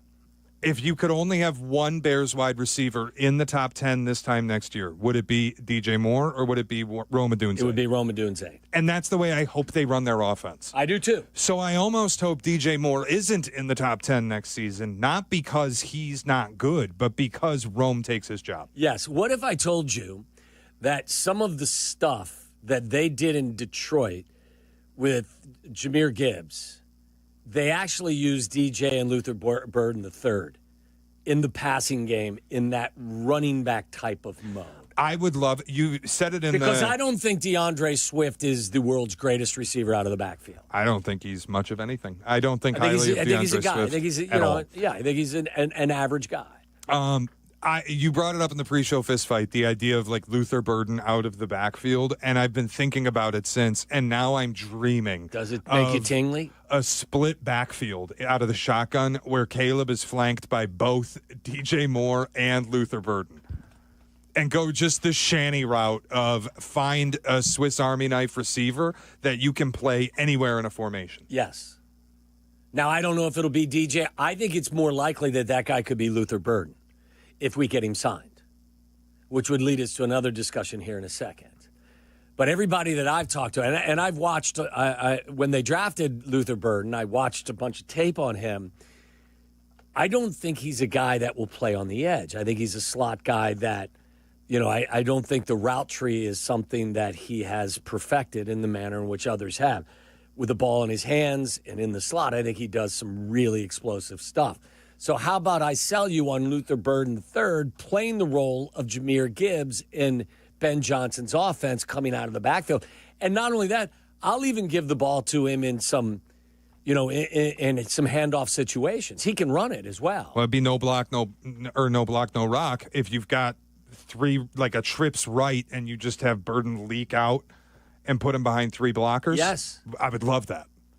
That's how you get creative in using all of these weapons, because you look at the offense and go, this is a lot of mouths to feed. Yeah. How do you have all these guys on the field at the same time, talking about DJ and Rome and Colston Loveland and Cole Kmet and Luther Burden, and then also the running backs? Well, you just get creative. Yes. DeAndre Swift doesn't need to be on the field. Yeah, I'm not one that buys, too many mouths to feed is a big problem. No. A lot of people would love to have that problem. And if you can't handle what they're asking you to do, or you want a larger role and you're going to pout, then I don't need you. Well, it's the thing last year where I got a lot of flack for saying I thought the Bears had too many mouths to feed, but their problem wasn't an overabundance of talent. It was no idea how to use all of it. Yes. It was a rookie quarterback who had bit off way more than he could chew because Shane Waldron gave him everything instead of a limited amount. And then his only trust was in Keenan Allen, who just wasn't Keenan Allen productive. Yes. So you're force-feeding him. I think your point was valid with that situation. Too many mouths to feed for an inept offensive coordinator is a problem. Too many mouths to feed with someone like Ben Johnson, I think, is a misnomer. For a coordinator of his ilk, more toys is a good thing. Yes. And just give him the freedom to use them however he wants. Yes. Like, I wouldn't be surprised if you see a lot of situations where in the slot it's going to be Colston Loveland. He's going to be your slot receiver, depending on. And the other thing you said in the pre-show fist fight, which I thought was gosh, I'll drool over this, is pre-snap motion. Yeah, nothing helps a quarterback better or more than pre-snap motion, where you help Caleb Williams identify what coverages he's facing. It also confuses defenses. It changes the looks. It's something we never saw last year. How many screens was it? The formation set, you hike the ball, somebody turns sideways, and then they're ready to get blown up because nobody's moving around. Yes. And the look is the same every time. And Ben Johnson just does things differently, where if you go back and watch the Detroit film, it's almost every snap. Somebody is in motion before the ball gets snapped. Somebody's moving around the formation. They're doing something to change the way the defense is seeing it, and they might run an identical play out of a completely different look, and then everybody's off balance. Great offensive coordinators or great play callers actually do stuff early in a game to set things up later in a game. Yep. Shanahan is famous for it, as is McVay, and I think you'll see a lot of that with Ben Johnson as well. I think the fact that we don't see a lot of the Bears guys in these lists, with Ben Johnson here, I think that next year, the likelihood that some of these guys rise in these rankings, I think it's very good. Like you asked a question earlier to Big Cat, next year, where do you have to see Caleb Williams on this list to actually feel good about what he has accomplished in his second year? I said honorable mention, and I feel like if I can come out of the season feeling like you're a top 12 quarterback, then I feel better. I wouldn't feel great because you picked him number 1 overall on the want him to be billing top 10. that he was generational, that he would touch the grass at Soldier Field and you'd be a playoff team and everything would be great. We haven't seen that yet. And because we haven't seen that yet, I don't think it's unfair to now adjust the expectation and say now we have to just see him get a little better. We got to see him be a firm top 12, top 10 quarterback. Then we can start to dream of, can he reach the top 5? Can he join the Josh Allen territory? I actually bristled a little bit when you and Big Cat both said in the honorable mention category because my expectation is higher. But I agree because there were only two names in the honorable mention. So if you're top 12 or we're talking about you in top 12 territory with the guys that were on that list, I think I could be okay with it, but I still would prefer to find him top 10. I also think look at Jared Goff. Nobody looks at Jared Goff like a firm top 5 quarterback. He came in at the list at 8. If Caleb's at 8 next year, I'd feel really fantastic. good about it. And I think if you are one of these top 10 guys, I mean, Jalen Hurts came in at 9. He won the Super Bowl. You're not a Jalen Hurts guy. I think his placement's fine. I don't think anybody's being disrespected by being in the top 10. Having him in the top 10? Yeah, and this isn't like idiot media narrative people who will sell you whatever they think about someone. It's people who work in the NFL. If they get this part of the job wrong, they don't work in the NFL anymore. Yeah. So I don't think there's inherent bias that they're leaning into against Jalen Hurts. I just think, the way I would play it out, and I thought it was so funny this week, listening to Unsportsmanlike and Evan Cohen's raging against Jalen Hurts' placement on this list by the executives, and you turn on the ESPN programming, and the network's doing their car wash of hosts throughout the summer and doing all these lists, and everybody's got to have an opinion on where Jalen Hurts is. Let's talk about it honestly. I'm going to make it simple. Take contracts and age out of it. If you were the Chiefs, would you trade Mahomes for Jalen Hurts? No. If you're the Bills, would you trade Josh Allen for Jalen Hurts? No. Would you trade Joe Burrow for Jalen Hurts? No. Would you trade Lamar Jackson for Jalen Hurts? No. Would you trade Jaden Daniels for Jalen Hurts? Now it starts getting dicey, but probably not because of the youth, his age. But take age out of it. 1 year, one for one deal. Are you moving off of Jaden Daniels for Jalen Hurts? I don't know. On the biggest stage, I've seen Jalen Hurts do his best work. That get back to me. He just won 2 playoff games, though. In one of them in Detroit against the 1 seed. That's a pretty big stage. It is, but it's not the Super Bowl. And Jalen Hurts' best game came in a Super Bowl that they lost. If you go beyond Jaden Daniels, Matthew Stafford, you trading him for Jalen Hurts? Are we talking about age here? Nope. I would rather have age and contracts are out of it. Okay, I would take Stafford. Would you trade Justin Herbert for Jalen Hurts? No. Would you trade Jared Goff for Jalen Hurts? Probably not. So Jalen Hurts sits right about where he should be. I wouldn't trade C.J. Stroud for him. I think C.J. Stroud's got the, I would rank. I would probably rank Jordan Love where he is at this point because I just haven't seen enough of him. The Jalen Hurts story it's hard at times because his regular season, there have been moments where he looked not just average, but bad. Yeah, really bad. The Jets game a couple years ago where he threw that horrid interception, I still can't get it out of my head. And I'm not even saying he's a bad player. I agree that he's a top 10 quarterback. I just think the indignation that people have taken at this list because of it is a bit much. You're claiming he should be better than guys who, if you use your eyes, they are clearly Do you know better. what I think about Jalen Hurts? I think he's continuing to improve. I think he's one of these guys who is getting better as time goes on. He's perfect for the situation that he's in. He was horrible in the year that they lost to Tampa in the postseason. Yeah, he was awful. Awful. And I still don't think he is an elite thrower. I don't either. But he is the perfect quarterback for the situation that he is in. Yeah. And that's a compliment. It is. But I think it's like the way I mean, look if you at get it, offended by somebody saying, I think he's in the bottom half of the top 10, then you're just too sensitive. Yeah, it's absurd. How could you be outraged by that? But I look, if you're going to be in the top 5, the elite of the elite, I need to believe that you are better than the sum of your team's parts. That if I replaced you with anyone else, what you accomplished could not be replicated. Yeah. I think that's true for Jaden Daniels. I think that's true for Joe Burrow. I think that's true for Lamar Jackson. I think it's true for Josh Allen. I think it's true for Patrick Mahomes. Did the guys that were fawning all over Jalen Hurts, and there's reason to, did they do the exercise that you just went through? No. They just raged and were like, Justin Herbert stinks in the playoffs. How could he possibly be better? Well, Justin Herbert doesn't have the same team with him. Exactly. That's my point. He's in the least passer-friendly offense in the NFL. Have you seen Matthew Stafford play lately? Pretty good. Yeah, he's awesome. Yeah, pretty good. Like you said earlier, if it doesn't snow in Philadelphia, the Rams probably win that game. Yes. So I think it's an interesting cover. I actually believe Jared Goff's a better quarterback than a lot of people think. I do too. I think people have had to hold their nose and admit that Jared Goff's a good player because they just didn't believe it.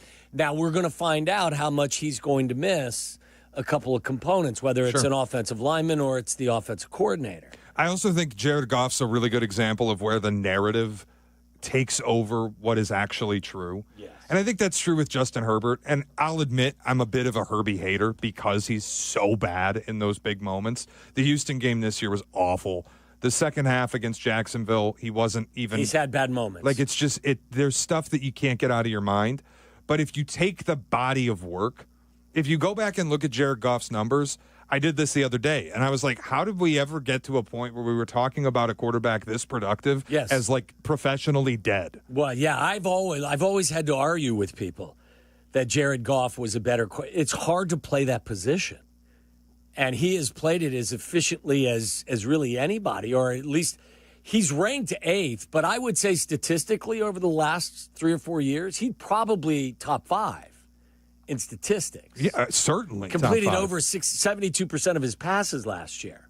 So it's all subjective, obviously. And again, to circle back to the one thing that is most important to us here in Chicago, we need to have our quarterback talked about in the top 12 next year, I believe. Yeah, I think that's more than fair.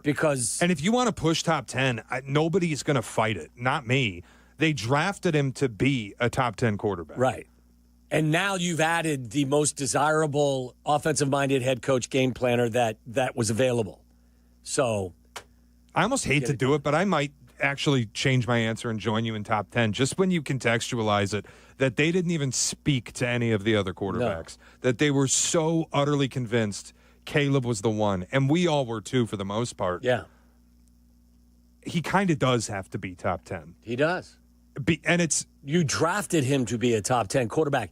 You have given him a more secure line. You have given him weapons, and you've given him a quote-unquote offensive genius to game plan and call plays for you. And it's not his fault, nor is it even related. But the fact that 2 guys who were taken behind him made the playoffs as rookies does hurt the way people will look at it. Yes. And this is the reason why, for all the things that we've said, why I think that they will and they should win 9 games this year. You have made enough upgrades and positive decisions that the outcome should be reflected in you being an above 500 team. I get it. Your schedule is hard. You got to beat good teams. Yes. I think you said it best the other day. This is not a rebuild. This is, what is this, year 4? They tore this down 4 years ago. Like, you should be in the midst of you're a rising team in the NFC.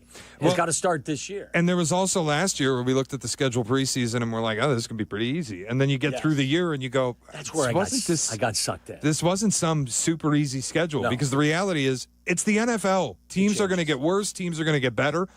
And every team you play is going to be reasonably close to where you are. And and with that in mind, the schedule that looks like a meat grinder this year may not end up being as difficult as it looks today. Teams could get injured. They could have disappointing situations, whatever the case may be. We all know the NFL schedule, just what it looks like before the ball's in the air in week 1 can be completely different by the time you get to the halfway point. 100%. All right, when we've got to solve another problem. We've got to solve the second-round pick issue because the Bears have 3 of them, but we'll talk about that. But up next, we have Aki's A-List. That's coming up. Waddle and Sylvie on Chicago's home for sports, ESPN Chicago. ESPN Chicago mourns the loss of Harry Tinowitz. Harry was part of the legendary Mac, Yurko, and Harry show. My favorite thing that we did, Mac said we should touch the people, and later he showed me he didn't mean it in the way that I was doing it. He was a part of the ESPN Chicago family for more than a decade. Harry was a beloved teammate and fan favorite. We went out every Friday to all parts, and we got a chance to visit with you, and it was so appreciated. On behalf of all of us at ESPN Chicago, rest in peace. Harry Tinowitz was 64.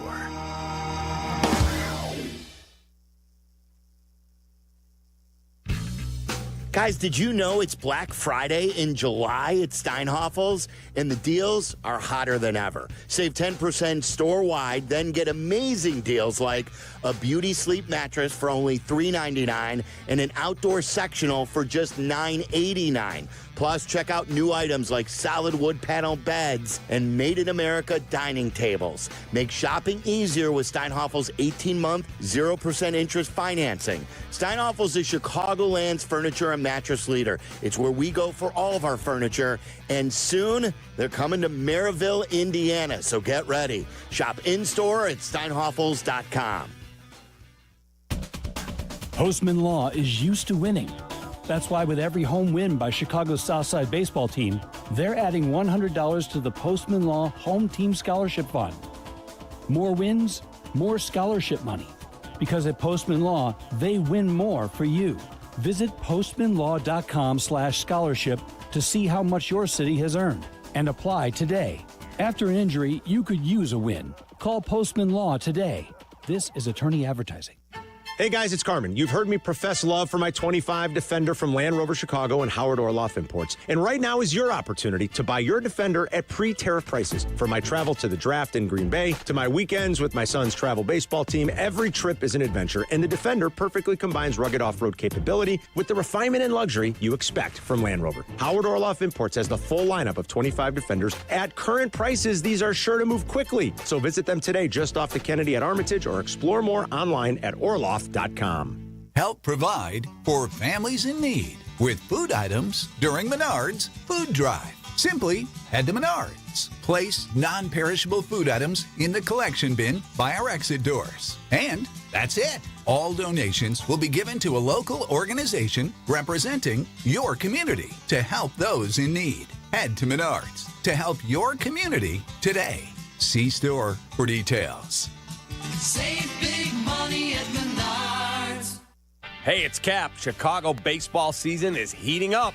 But if your sinuses, allergies, or snoring are throwing you off your game, do what I did. Call in the pros at Sinus and Snoring MD. These folks aren't part of some giant hospital system. They're a local, family-run clinic with over 25 years of ENT expertise. They'll treat you like family, and they'll help you breathe and sleep like a champ. Call 847-545-0147 or visit sinusandsnoringmd.com.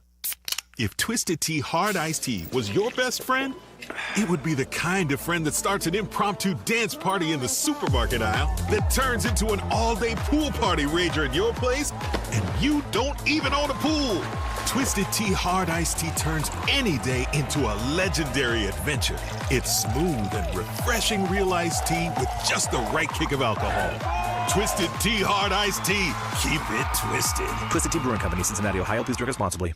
For over 20 years, Purple Wave Auction has been the trusted leader in online auctions, offering the easiest way to buy and sell equipment. From bulldozers to backhoes and combines to cranes, we host multiple weekly auctions in construction, ag, and fleet equipment. With our no reserve format and sell where it sits approach, you can bid on local equipment without waiting for far-off auction dates. Get registered for free and start bidding today at purplewave.com.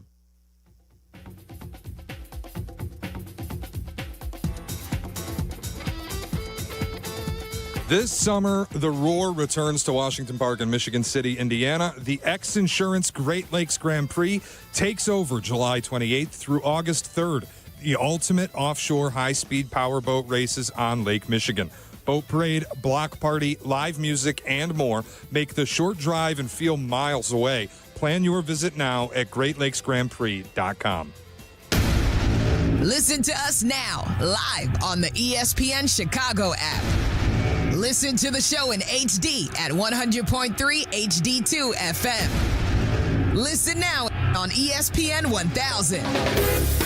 This is Waddle and Sylvie, ESPN Chicago, Chicago's home for sports. It's time for Aki's A-List.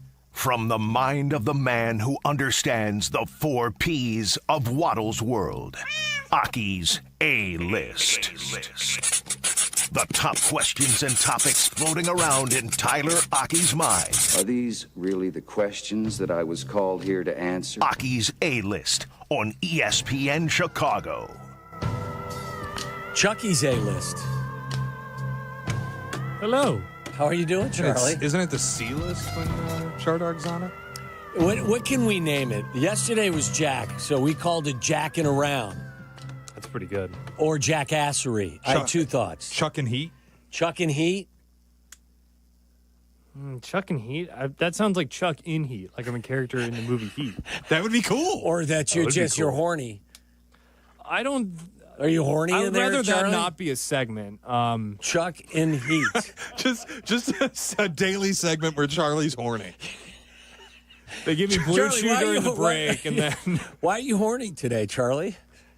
We're horny for ball back There here. you go. Yeah. See? He's horny for football. You're horny for ball? Is that what you just said? I'm wet. I'm dirty.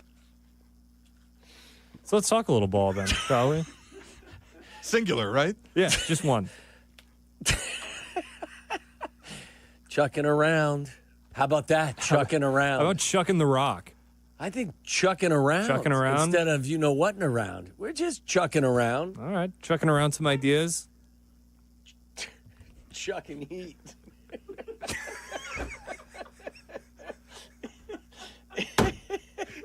Now I'm thinking of like a Say kitten. way of a dog. Now I'm thinking of like a pregnant Humping kitten. legs or something. Charlie is in heat. Charlie's in there humping legs. Charlie's got kittens coming. I'm not You know why? opposed, Because guy. prior to that, he was chucking around. You go to Charlie's house, and you're like, oh, I thought he'd be out here. Where is he? His girlfriend's like, oh, he's in heat. He's resting. I'm walking around the house hanging dong. What are you doing? I'm walking around the house hanging dong. That's a mainstay. That's an oldie but a goodie. What is that? What is that in reference to? It was a time. It was like you staying hanging a No, dong. there was like a half serious conversation of one of my wife's friends temporarily moving in to live with us, and Hoodie was like, "Well, that's not going to work for you because I know you walk around the house naked," which is not true.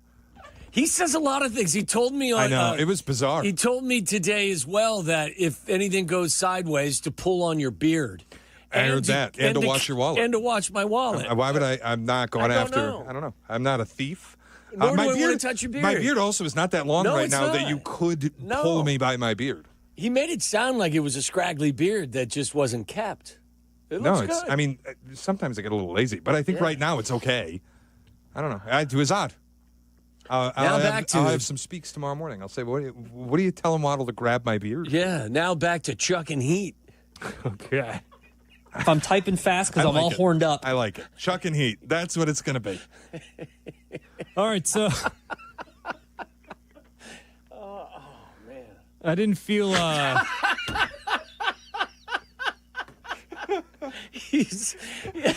I feel like we've lost our friendship right now.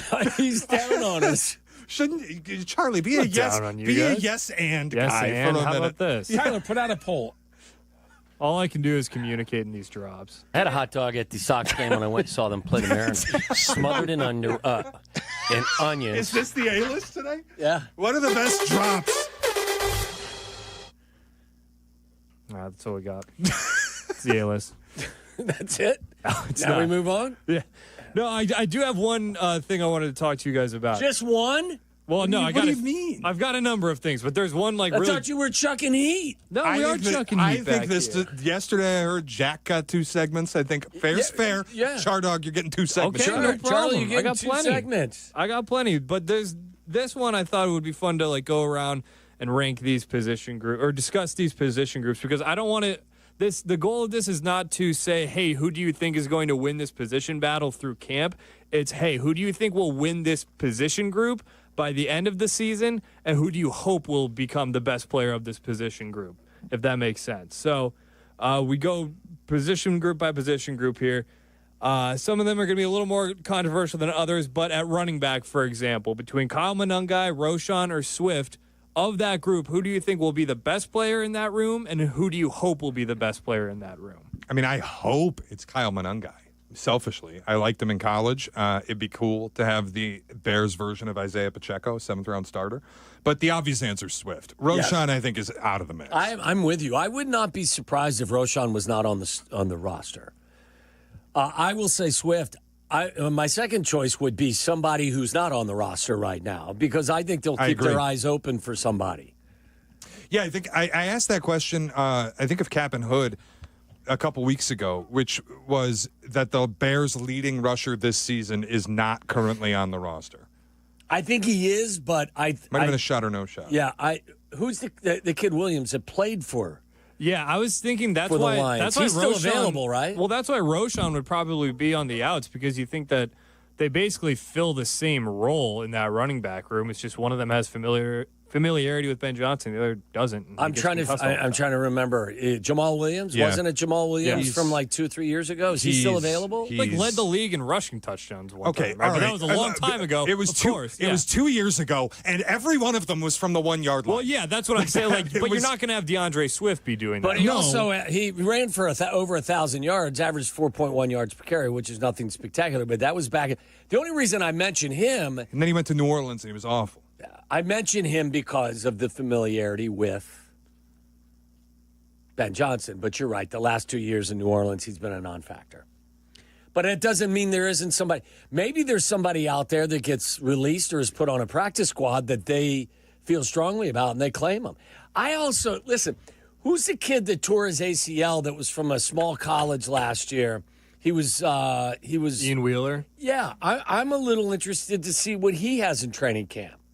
I'm not banking on anything, but he's a guy I keep an eye on because I know he was fast and really elusive. Yeah, I mean, we know Swift is going to start the year running back 1, and unless there's a stunner at camp and Monangai takes the job, we know Swift will start. How good is Monangai? I have not seen him play at all in college. I really liked him at Rutgers. Yeah, I liked him a lot. How it translates to the NFL, who knows? But running back just feels like a bit of a lottery. Was he like Pacheco, same style, like running hard and good size? He doesn't run like he bites people's knees. No. Right. Which is what Pacheco does. I think Pacheco's one of those guys that runs in a manner in which exposes him to injury, which I think he has suffered through the last year or so. All right.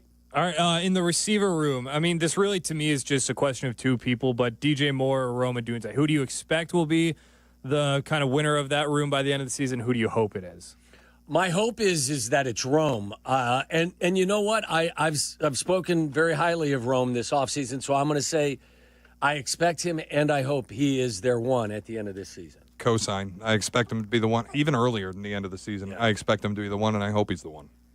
Yeah, I think some of these are a little more divisive than others, so we can just skip over the tight end because I think we're all in hope the and expect Colston Loveland. The offensive line. Now I'm opening this up to like not just the projected starting 5, but between Trapillo, Braxton Jones, Joe Tooney, Drew Dahlman, Jonah Jackson, and Darnell Wright. I think you can go a couple different directions with this, but who do you hope and who do you expect to be the best in this group? I think I'm going to say hope is Darnell Wright because you used a top 10 pick on him. My hope would be that Ozzie Trapillo steps in and becomes an all-pro at left tackle. I think the second most important, I actually would argue that the most important position for this group right now is Drew Dahlman because of your quarterback. And he's going to be under center much more frequently, as we've been told. I think shorter quarterbacks struggle with pressure that comes from the interior of the line, more so from the edge of the line, in my opinion. And I think that the center position, I think from guard to guard, it's really important that they secure this thing for Caleb Williams. My hope would be that Ozzie Trapillo will step in and be a better player than Braxton Jones, who's been, if you ask Pro Football Focus, they have him as, a top 15 player. My eyes don't tell me that. Yeah, I always think it's tough with offensive line, though. Not like I'm an expert in evaluating them, but when your interior is terrible, it's really hard to look good as a tackle on tape.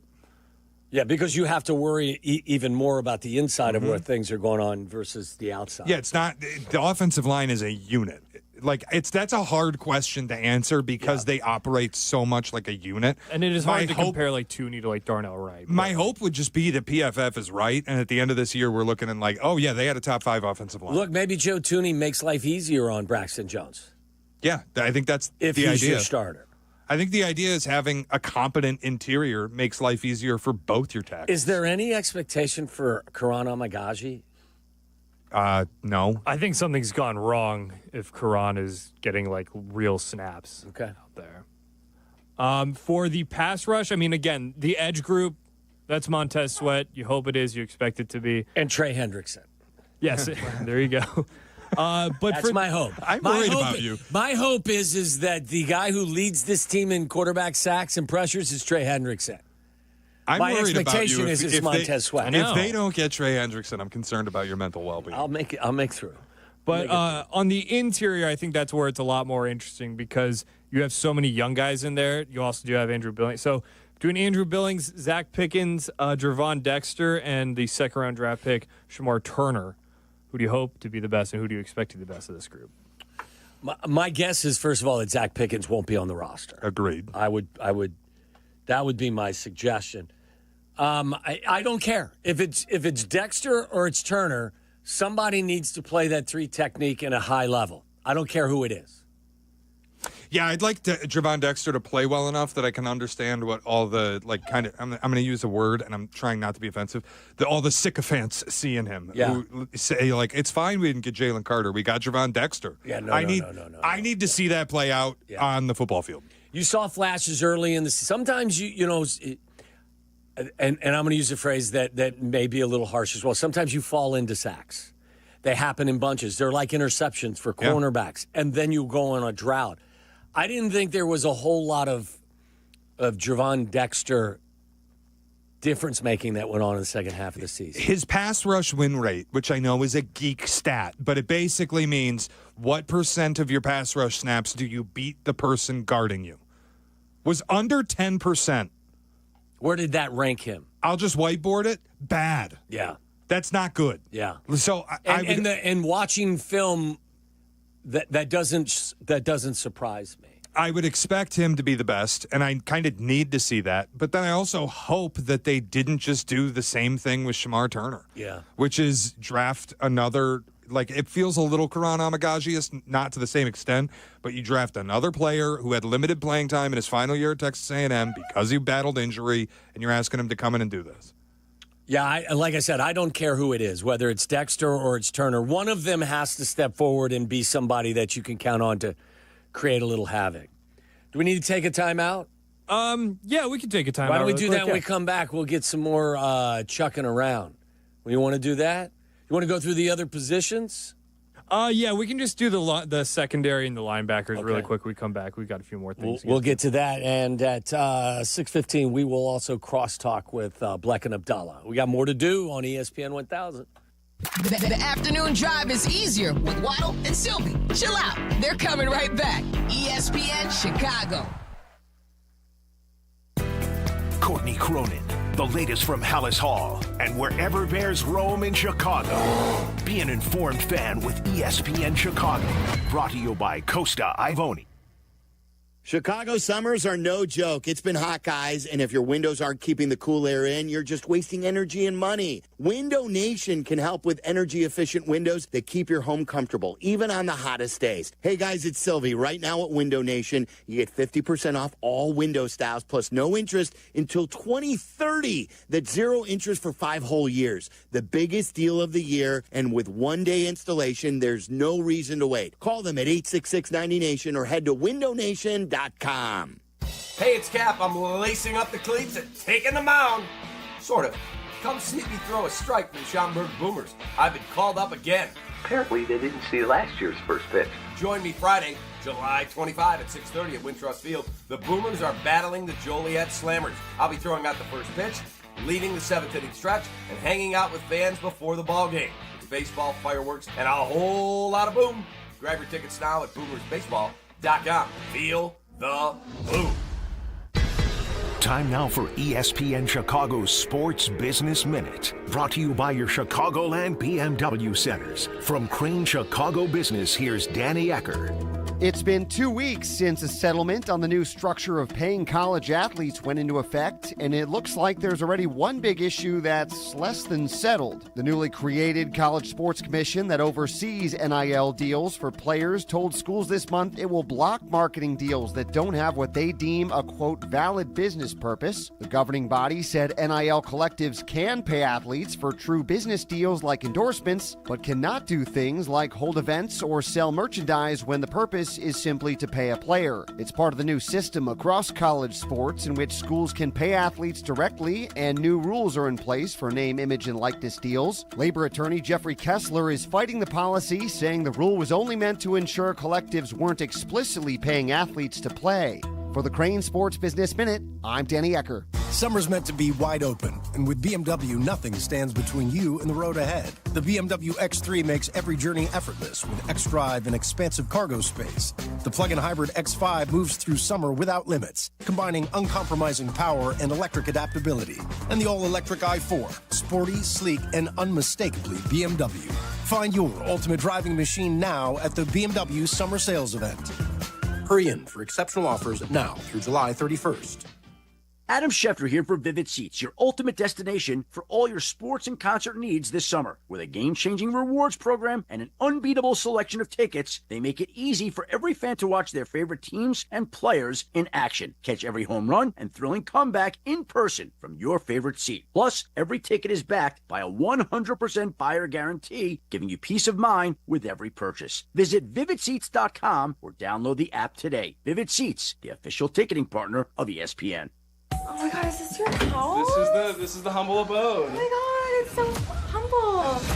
FX presents Adults. You don't know your social security number? No, I do. It's just my mom, knows the whole thing. A new comedy about 20-somethings achieving zero anythings. What is the worst that happens? I go broke. I can't pay my loans. I start an OnlyFans, but only you guys subscribe. You can't do OnlyFans. Yeah, you wouldn't make it on there, so sorry. FX's Adults. Wednesdays on FX. All episodes streaming on Hulu. Need assistance with door and window projects? The Home Depot can help. From inspiration and materials to ordering and installation, our free Millwork virtual apron service can get you moving and doing. Plus, we speak Spanish too. Our associates can help you tackle complex jobs without you leaving the job site, saving you time and money. Call us at 1-833-HD-APRON or visit homedepot.com/MVA. The Home Depot, how doers get more done.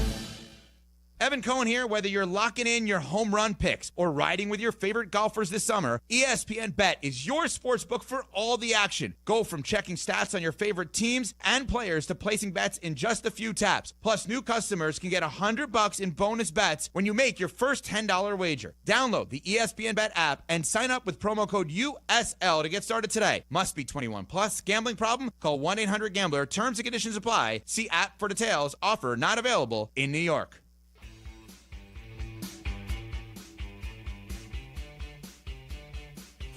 Country Thunder, Wisconsin kicks off this week. Country music with some of the biggest names in the game. Jelly Roll Hardy, Dierks Bentley, Zach Top, Cole Swindell, and so many more. All in Twin Lakes, July 17th through the 20th. Grab your tickets now at countrythunder.com. Waddle and Sylvie, from our State Street studio to your hellish commute home. We're there with you, making it bearable. Never mind.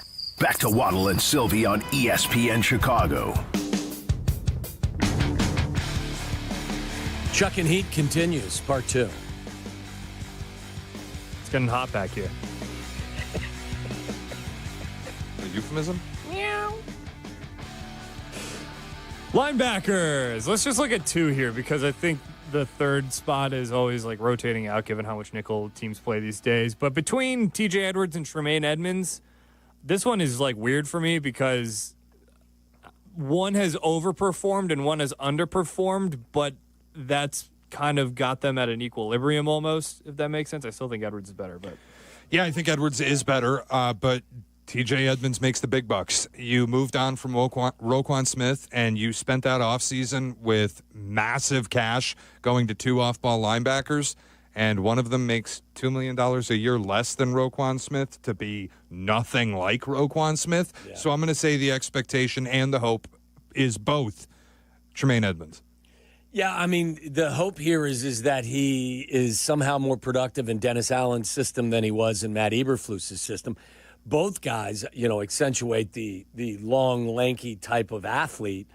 My expectation is that TJ Edwards will continue to be the more productive player, but my hope is, like Shea, that Tremaine Edmonds finally lives up to the financial expectation. And then the last one is the secondary. I'm actually going to remove Jalen Johnson from this unless, like, you'd think it wouldn't be him, but I do think that the expectation, the hope is that he's the best guy. He's the highest paid corner of that room. He's all pro. He's the most talented guy. Yeah, exactly. So let's set him aside. So between Kyler Gordon, Kevin Byard, Tyreek Stevenson, and Jaquan Brisker. Did I mention Kyler Gordon in there? Yeah. Of those guys, who's your hope? Who's your expectation? Kyler Gordon, I actually kind of forgot. I think Kyler Gordon's one of the best nickel corners in the league. I think he plays the position. It is a really hard position to play, because obviously you don't have the boundary to serve as your helper. So he's got to play across the middle of the field. He's also very good in rushing the passer. Yep. He's good in run support. I think he's a fantastic player. My hope is that Tyreek Stevenson becomes the player that we saw in the second half of his rookie season, where he got adjusted to the NFL game. He's big, he's strong, he's athletic, he plays physical, but he's been undisciplined. And my hope is that in the Dennis Allen offense, with Al Harris as his coach, Al Harris can reach him and unlock all the potential that I think exists in Tyreek Stevenson. My hope and expectation is also Tyreek Stevenson. It just more because they all kind of do different things. Like Jaquan Brisker's a box safety in that Landon Collins kind of vein, where he'll be in run support a lot. He'll be more of a pressure tool for Dennis Allen and more exotic sets. It's funny, because I think the previous defense under Eberflus, they were kind of interchangeable, right? Like you didn't have like a strong and a free. What you had was guys that were interchangeable. Yep. And I don't know how Dennis Allen will use his safeties, whether he will do the same or he'll change it. Well, he runs so much man coverage, but now, like the way the NFL has evolved, you almost need the too high thing to negate opposing passing attacks. It'll be fascinating to see what he tries to do. I have a feeling it's going to be asking Byard to be a center fielder with everybody else playing man-to-man and Brisker down low, but we'll see. Regardless, he's a totally different style of secondary player than a Tyreek Stevenson. Yeah. And Kyler Gordon's such a pure nickel that I know what I'm going to get. I know where he's going to be used. I don't need him to be elite in coverage. Tyreek, I need to be able to lock somebody down with. Yes. Yeah, I'm with you. Okay, so that about does it for that. My one question, too, about like the Bears in the big picture sense. It's January, and we're talking about how we're not feeling good about Caleb. The season wasn't a disaster, but we're not feeling good about what his future is here. You're saying if we get to January and that's how we feel. Yeah. Okay. What happened? Like, what did that season look like for Caleb Williams? Not eyes for numbers, like anything you've got. He took too many sacks. Again, that's the key. I think it's the single most important stat for quarterback development. Can you get out of the way of sacks? I'm with you. It's quarterback sacks and completion percentage for me because they're intertwined. Because if he's taking his layups and the ball's coming out quick, you're less likely to take that extra sack. Yeah, he's got to find a way to get away from those. I will agree with that, and I will kind of add to the mix that he has not taken to what Ben Johnson is asking him to do, and he's not playing on time. I think that's true. If he's still getting sacked behind a much improved offensive line, it will be because he can't operate the offense that Ben Johnson wants him to. Yes. That's the ultimate concern, because then you're at the end of the season and you're like, if he can't do this, then you do need to start thinking about other options. Do you know how many sacks Jared Goff took? Now, again, he was behind one of the best lines in football, but he's also one of the most immobile guys. The way the Bears spend on their offensive line, it should be still one of the better offensive lines in football, too, yes, which I think is worth mentioning. Jared Goff was sacked 31 times. That's less than you probably expected, right? And much less than half of what wasn't Caleb sacked 68 times? 68, yeah. So if we get to January and we're still unsettled about the quarterback, I think because I think he's in good hands. I think if he does what Ben Johnson asks him to do, and I think in some ways Ben's got to be careful. He needs to make him play on time, but at the same time, he also can't neuter him to the point where he takes away that improvisation type of skill that Caleb has. You got to marry those two things, which is really difficult. I would like him to take fewer than 40 sacks. I'm with you. I think the improvisation is great, but it has to result in escaping. Design. It has to have a purpose behind it. There was too often last year where he's doing the improv stuff, and it's not college. You're not going against college edge rushers anymore. These guys will get home if you're just screwing around. Yeah. So you have to have some escapability. Like, those are the two things he's got to take less sacks. Yeah. All right, we have to take a break. When we come back, a couple of things. First of all, I want to know if you want to redo on your vaporization conversation. We all defined, if we could vaporize one thing in the world of sports, what we would do. 4 hours later, 3 hours later, have you changed your mind and you would like to change what you said? And I have two other football questions related to the Bears that I would like for you to answer. We'll do that before we talk with Bleck and Abdalla, all coming up next on ESPN 1000. This is Waddle and Sylvie on ESPN Chicago, Chicago's home for sports. Picture it. Ice cold Yuengling in hand, warm breeze coming in off the lake, odd sports takes being hurled from the stage. It's just about perfect. It's a Carmen and Jurko Summer Friday, presented by Yuengling. Join us live from Reggie's on the Beach. It's this Friday, noon to 3. It's another great excuse to start your weekend early. Yuengling presents Summer Friday, live from the shores of Lake Michigan at Reggie's on the Beach. A live Carmen and Jurko show on ESPN Chicago. Please enjoy responsibly. It's your buddy Tom Waddle here, and I drive a Hawk. Find your next car at hawkauto.com. Choose from 12 Hawk Auto locations in Forest Park, St. Charles, Plainfield, Joliet, Carroll Stream, and now LaSalle, Peru. Shop thousands of vehicles from 13 big brands. Save with 0% financing or make no payments for 90 days. Plus, save even more with their complimentary maintenance plan. Find your next car at hawkauto.com and drive what I drive. Drive a Hawk. Financing and plan on select models with approved credit. The United States has the worst rate of mothers dying in childbirth than any country in the developed world. While countries like the UK and France have seen a 20 to 30% decrease in deaths over the past decades, the number of mothers dying in the U.S. has almost tripled since 1987. That means in our country, more mothers die during childbirth than in places like Kazakhstan and Libya. To make matters worse, the CDC reports that 60% of these deaths were preventable. Considering the advancements in medicine, you'd think that deaths would have decreased. But NPR reports that hodgepodge protocols continually turn treatable complications into lethal killers. In addition, many doctors specializing in maternal fetal medicine are able to complete their training without ever stepping foot in a baby delivery unit. And finally, because you're relying on statements and records from doctors, nurses, and staff, many times the truth is camouflaged in complicated medical terminology. You need a law firm who has been uncovering the truth in medical negligence cases for almost 60 years. Call the Verdoliak Law Group at 844-4VLG-LAW. The open road is calling, and the ride begins at Potawatomi Casino Hotel, Milwaukee. This July, you could burn rubber on a custom Harley-Davidson in the Fire Up Your Fantasy motorcycle giveaway. Play with your rewards card all July for entries. Thursday drawings for extra cash and reward play. Fire Up Your Fantasy, only at Potawatomi. More info online. Must be 21 and a rewards member to play.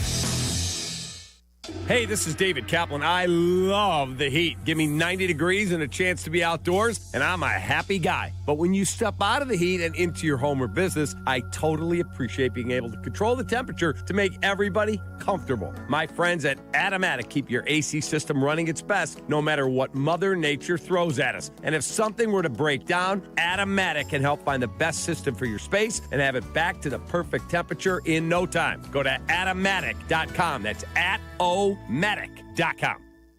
Evan Cohen here. Whether you're locking in your home run picks or riding with your favorite golfers this summer, ESPN Bet is your sports book for all the action. Go from checking stats on your favorite teams and players to placing bets in just a few taps. Plus, new customers can get $100 in bonus bets when you make your first $10 wager. Download the ESPN Bet app and sign up with promo code USL to get started today. Must be 21 plus. Gambling problem? Call 1-800-GAMBLER. Terms and conditions apply. See app for details. Offer not available in New York.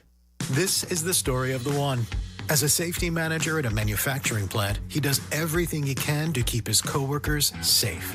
From finding ways to reduce risks to keeping safety supplies in stock. And for that, he relies on Grainger.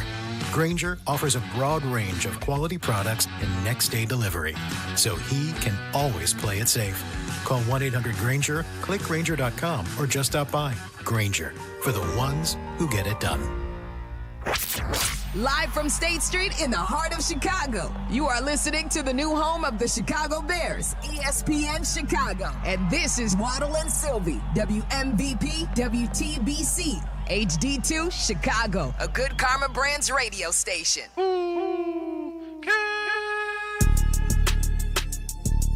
We started today's show with a very interesting thought from Shea Norling, who's in for Sylvie. And that was after watching the Major League Baseball All-Star game, which I think you could have lived with or lived without. Wouldn't have missed it if it were gone. Your statement was? Well, it's all All-Star games. And last night was a rare exception to the rule where the ending was entertaining. But it was still, to me, underwhelming. I know the swing-off was fun, but the biggest stars being gone by the time it happens, and you have to watch Jonathan Aranda at the end of it. Like, it left me... The 15 replacements, I'm underwhelmed by it. I don't need any of it. The NBA All-Star Game's a joke. It's a three-point shootout and a dunk contest. The NHL stuff, it was a better thing when they didn't do the All-Star Game and they did the Four Nations face-off than when they do the, 3v3 All-Stars. Which I thought the Four Nations face-off was great, but it left out some of the best players in all of the National Hockey Namely, League. All the Russians. Right. And Leon Draisaitl, who doesn't have another large group of German players to fill up a roster. And then you've got the Pro Bowl, which do I really need to explain how the Pro Bowl is a joke? And I just said if I could vaporize one thing in sports, All-Star games, poof, they're gone. And everybody just gets a little break in baseball. Yeah. And we take a week off, and then we come back for the second half of the season. And you stand by that if you had your magic wand, that would be the one thing you would vaporize? Charlie lit a fire under my ass a little bit with the college playoff expansion for both college football and the NCAA tournament. That one is attractive as an option. Like, if I could just vaporize everybody who would lobby for further expansion of both of those things, I would. Think about how, Michigan beat Ohio State this year in dramatic fashion and, should have derailed their entire season. But instead, Ohio State still just went on and won the national championship. And I know that, it does mean a little bit more. It does mean a lot that Michigan beat Ohio State. I do understand Ohio State fans. Was it the only loss Ohio State had? I think so, right? Mm-hmm. Yeah, they had Michigan spoiling. They also played no one. Michigan spoiling Ohio State's record should destroy their season and eliminate them from college football contention. No, it should. I'm with him because as somebody who should be a so you don't give block. a group of 19 and 20 to 21 year olds any grace for not having a perfect record all season long. It's a tightrope walk. I mean, you got to. That's the you deal. Got to do it, and especially I like 1 and 2 in college football. As somebody who grew up loving the sport, it's a have and have not deal. When you are the best team, you are literally the best, or I shouldn't say literally. You are generally the best team by a considerable margin. you should be punished for losing these games. And that's where I thought everybody that's looking at the playoff expansion thing, my argument was always, you have the playoff games you're clamoring for already. They're in your regular season. They're in your conference title games. You clamoring for more is just diluting the importance of these games. Like that, you should have to win your conference title. You shouldn't be able to phone it in because you're in the playoff anyway. Think how much more it would have destroyed Ohio State fans and felt great, made Michigan fans felt great. And like this, you could flip it and have it still be the case. If that kept them out of the national championship, there is like no recovering from that if you're an Ohio State fan. And I think that's beautiful. Ryan Day probably would have been fired. That too. Like it just, but instead they won the national championship. Right, because of expansion. Which, whatever. Like, it's where it is. I can't fight City Hall on it anymore. It's done. I don't want it to go further. I don't need 16 teams. I don't think it will result. Don't you think we're asking college football to be more perfect than any other sport? Or are you saying that's the beauty of it? That was always the beauty of it. The imperfections, yes, are the beauty. That's the beauty. The beauty of it was that it was the last sport we had where the regular season really meant everything, where the stakes were high every single game that you played. But didn't that loss knock them out of going to the Big Ten championship game? Yeah, and they still went to the playoffs. Exactly. So why isn't that enough a spoiler? Like, they made if you're playing spoiler, you can knock them out of getting to the Big Ten championship game. They lose one game, which is a rivalry game at the very end of the season. They deserve to make the 12-team playoff. They're the best team. I'm not disagreeing. They went on and they won every game. I'm not disagreeing that they deserve to make the 12-team playoff. They deserve to make the 12-team playoff. You just don't want to see it expanded? Yeah, I just don't need to see it expanded further. And I never wanted it expanded to 12 because in the previous iterations of college football, that regular season game was your playoff game. Agreed. Okay. Now it's they should have kept it to 2. You can lose and not even play for your conference title and still be in the 12-team playoff. Yeah, I don't like the 12. I agree. I don't like the 12, but I don't want to punish the team for one. How about loss. 16? That ain't happening. I mean, it will probably happen, but it shouldn't happen. Well, I think the days of one team being decidedly or two teams being decidedly better than everyone else, those days are going away, aren't they? Because of how quickly kids transfer from school to school to school to school. We'll see. And teams can't develop the depth that is necessary to be dominant. So if you're Alabama or you're Georgia and you have the best team, but you don't have a lot of depth because kids are going to leave Georgia because they're not getting a chance to play. They're going to go somewhere where they're going to play. You don't have the depth that you once did. Maybe. But so it creates more. If the 13-0 is a new 12-1, then it still stands to reason that like it's just a different kind of tightrope walk you have to do. But it's still, to me, a tightrope walk. I just appreciated the beauty of the regular season being as important as it was because everywhere else that's gone away. It's still important. It is still important, but it's not that critical anymore. It's not like that big game at the end of the season. The other thing that rubs me wrong that will happen one day is imagine Ohio State and Michigan meet in the game at the end of the year and they're both undefeated. Well, then they've both clinched their berth in the Big Ten title game in all likelihood. But you know so that it's a rivalry game that you know they're going to play to win for. Right, but they'll play that game and then And they'll not play only that, but you'll play that game for seeding, which may open the door for you to have an easier path to win it all. Shay's saying they play each other back to back. Yeah, basically. and then you play again in the Big Ten title, and then you might play again in the playoff. I don't need to see them play 3 times. Would you like to see them get rid of conference titles or conference championship games? They might as well with this. I actually would prefer that with the way this is set up. Okay. The other question I needed solved is how in the world is the NFL going to get from here to the vast majority of teams opening training camp with their second-round picks actually participating? I have no idea. I mean, this is a quandary. I believe the Houston Texans second-round pick and the Cleveland Browns second-round pick, picks 33 and 34, were given fully guaranteed contracts, something that has never happened in the National Football League. Every other second-round pick is unsigned because every one of them now wants a fully guaranteed contract. Sadly, the Bears have 3 of those guys. They've got Luther Burden III, they've got Shamar Turner, and they've got Ozzie Trapillo. So they've got 3 guys that I think everyone up there is hoping that they're going to be huge contributors that they want in camp from day one. How is this problem get solved? I truly don't know. If this feels like an ultimate game of chicken where either the players and the agents are going to have to just accept reality that they can't get the fully guaranteed deals, or teams will have to pony up fully guaranteed deals. Right, so think about it. So I believe the contract that the kid from Houston signed was 4 years, $11.7 million. The amount of money they're getting paid is slotted because that's what the rookie scale has done over the course of time. You still can negotiate the amount of guaranteed money. That's where the issue is here. It's basically $3 million a year for the number one pick of the second round. Mm-hmm. So that money's going to go down, gradually, but it's basically $3 million a year guaranteed. And they're probably prior to this year, at least half, if not 3/4 of it was already guaranteed. So basically the difference between this year and last year is about $3 million guaranteed.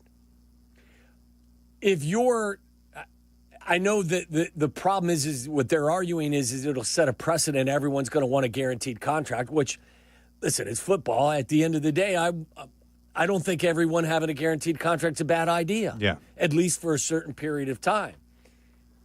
If I'm the Chicago Bears, and this means there's going to be a holdout, or I'm just going to guarantee him and pay him. Like, I mean, at this particular time, I don't think it's much of a given. It's more of kind of, it's symbolic that, hey, we just gave everyone in the second round fully guaranteed contracts. What will that lead to next year? Third round guys doing it? Yeah. There will be a line that teams will draw. If you're the Pittsburgh Steelers and you don't want to give that guy a fully guaranteed contract in the second round, then that guy may sit out. If I'm the Chicago Bears, because of the amount of money, as I described, it's not that much money. It's worth it for me to kind of succumb to whatever pressure there is and make sure all three of my second-round picks are in camp. It's where NFL teams, we would like them to operate in the best interest of the football product. Yes. And most of them, I think, would like to operate in the best interest of the business.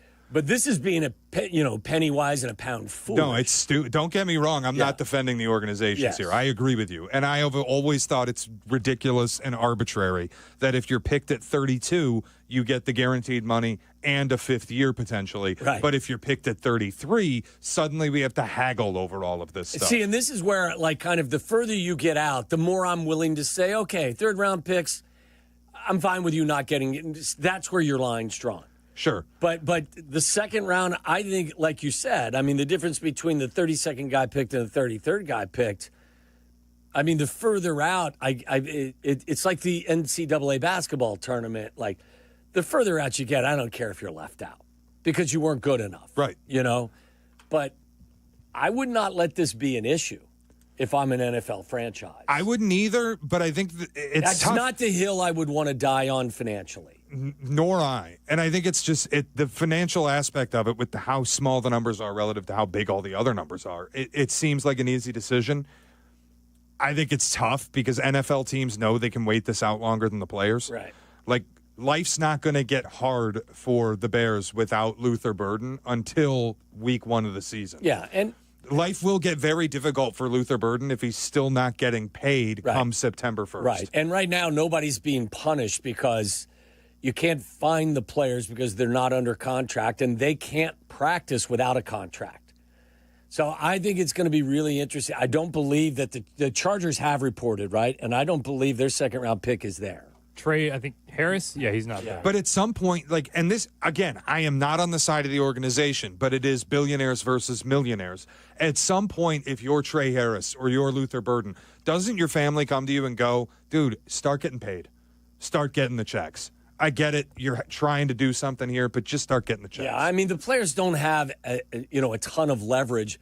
But again, by the same token, the amount of money is nominal, and it's not as much as what I think some people probably that haven't looked at this closely think it is. To your point, Shay, I mean, a lot of these guys come in with a lot of money, so now, they may not the NIL side of it does make it interesting. And that's the reason why I think that some of these guys are like, okay, I could sit out. I made $1.2 million last year playing for Texas. It's probably why Shamar Stewart's going to try to litigate his way back to college football if that's the route he chooses. He could make more money at Texas A&M than he would make in his first 3 years with the Bengals. It's so funny you say that. Like, I was clamoring. If I'm Quinn Ewers, I don't come out and I don't participate in the NFL draft because I would have made more money, whether it was at Texas or somewhere else. More money than he's going to, what was he, a 6th or 7th round pick? I think 7th. And, he would have absolutely made more money in college. It's interesting. It wouldn't have even been close. Well, I don't think we have the answer yet, but teams are going to have to figure this all out because some are already in camp, and the Bears rookies, I believe, report on Saturday. So, all right, we'll wrap this thing up when we come back, and we'll also cross-talk with Bleck and Abdalla. You're listening to Waddle and Sylvie on ESPN 1000, Chicago's home for sports. He's Chris Bleck. And he's Adam Abdalla. Together, we're the Bleck and Abdalla Show. Weeknights, 6:30 to 8 on ESPN Chicago. Or get the podcast on the ESPN Chicago app. Brought to you by Yuengling. Everyone loves a fresh haircut for summer, but with the weather warming up and the kids out of school, this season is the time for making memories, not appointments. That's why I go to Great Clips. I can use convenient online check-in to get in for a cooler, shorter haircut whenever I have time. They even send me a ready next text when it's time to come into the salon. The skilled salon stylists at Great Clips save my haircut details in clip notes so I can get the same cut next time, no matter who I see. And the best part, Great Clips haircut prices are so affordable, I can look and feel great while still having money left over for all of those fun summer adventures. So what are you waiting for? Stop wasting time and money on appointments at overpriced salons. Get in, get out, and get back to enjoying the season with cool summer haircuts at Great Clips. Download the app today. Great Clips, it's gonna be great.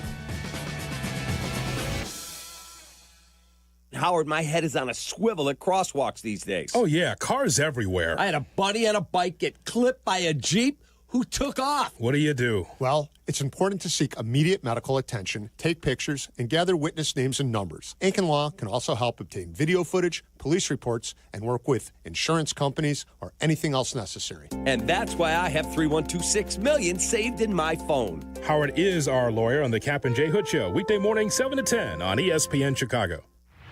With 3 locations to serve Chicagoland, Advantage Chevrolet gives you so much more. Visit and see the amazing inventory and savings at Advantage Chevrolet Bolingbrook.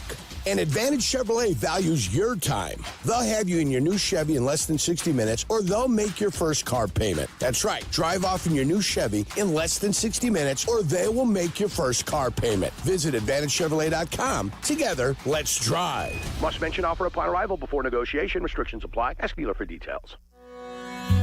Whiskey University is back in session, and this time we're headed east for a taste of tradition. Join us for a lesson in Sagamore Rye Whiskey tonight at 6:30 at Anyways Pub in Bloomingdale. Sagamore is 100% Maryland-made, blending high rye and low rye malt. You know what? You don't need to hear this now. I can explain it all at Whiskey U. And best of all, you can taste what I'm talking about. Whiskey me? No, Whiskey you! Tonight at 6:30 at Anyways Pub in Bloomingdale. Study hard, sip responsibly. Get in the zone, AutoZone. Brad's day is off to a slow start. So he heads to AutoZone, where batteries are as low as $89.99. Sammy, a local AutoZoner, tests his battery for free. Looks like he just needs a charge. And Sammy does that for free too. In no time at all, Brad is back on the road, ready to finish the day strong. Free battery testing and charging at every store. No hassles, just help. Get in the zone, AutoZone. Restrictions apply. Career changers, including veterans and active duty service members. Your transition starts here. Go from GI to IT in a matter of months. Become a certified cyber warrior with training at My Computer Career. Cybersecurity specialists are in high demand, offering IT pros great opportunities and a rewarding lifestyle while protecting our people, liberty, and treasured institutions from cyber threats. Deploy your career in IT today. Learn more at mycomputercareer.edu/CWP. SkillBridge and other VA benefits are available to those who qualify. Hey guys, it's Sylvie. Don't wait any longer to upgrade your windows. Right now at Window Nation, get 50% off all styles and no interest until 2030. It's their biggest deal of the year. I did it. Now it's your turn. 866-90Nation or windownation.com. Waddle and Sylvie are back. Follow the show on Twitter at Waddle and Sylvie and at TWaddle87. This is ESPN Chicago, Chicago's home for sports.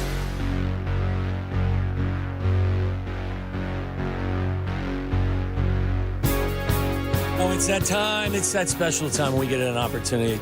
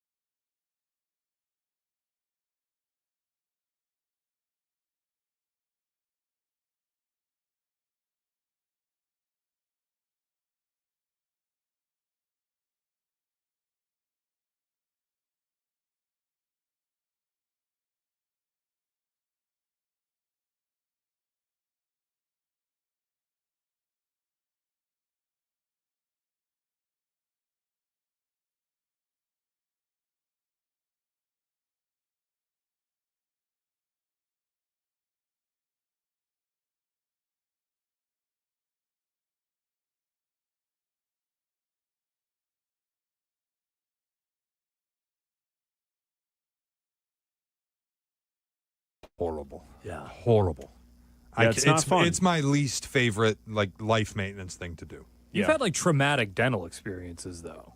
I wouldn't say traumatic. I'd just say I don't like going to the But dentist. didn't they mess up your root canal? I never had a root canal. I had my wisdom teeth out. Oh. Well, but no, that's not fun. They did mess something up. I can't remember what it was. I had to go back like a couple weeks. That was horrible. It's just the cleaning. It takes way too long. I don't like doing it. Yeah, it's terrible. By the way, Crosstalk with Chris and Adam is brought to you by Steinhoffels. It is. Get a couch. Guys, again, a tip of the cap to the both of you and to Carmen and Jurko today. And I thought your show was fantastic, remembering Harry Tinowitz and the importance that he had to this station and just what a guy he was and the ultimate fan and, so many great calls that came in. You guys did a fantastic job remembering him. Carmen and Jurko did a great job today. They handled it.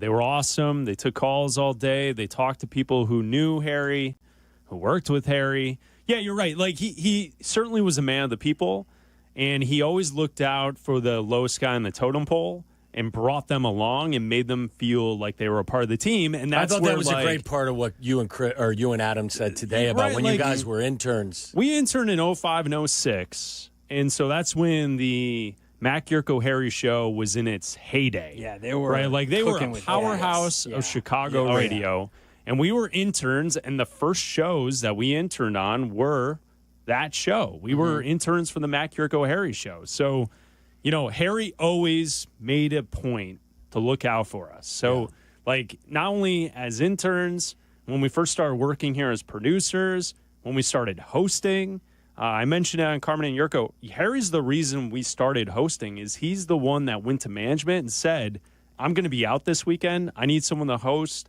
Fantasy Football Island." Yeah. Bleck Abdalla are doing it. It wasn't can they do it? Is those two are doing it because they've produced my show and they're good.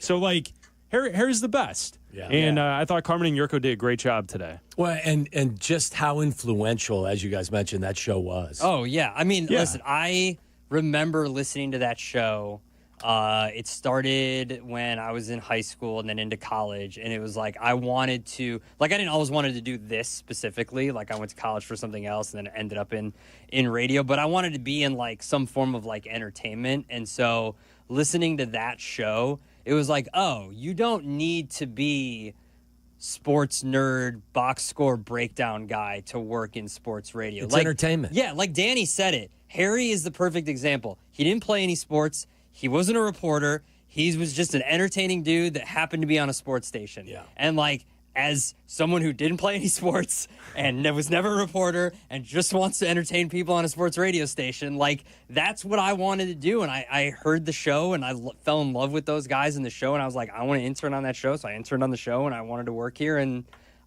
Chris and I have been coming through these doors ever since. Yeah. Yeah, and like, no offense to anyone else in the city, but being around that show when it was at its height of popularity, there was an aura of bigness. Like that show felt big. Mm-hmm. And what Mac and Harry brought to the table with Jurko, it just felt like it was sports talk radio at its highest level. I said I'm not it saying earlier. that people are not accomplishing that now, but like, it was just different. It was impressionable as someone who was 21 years old in college, being around that. It was really cool to see the inner workings, the conflict behind the scenes, the way that those guys were treated. I mean, I know that John Greenberg has written about this in multiple different pieces, the Afternoon Saloon oral history, and then he mentioned it again today in the obit for Harry.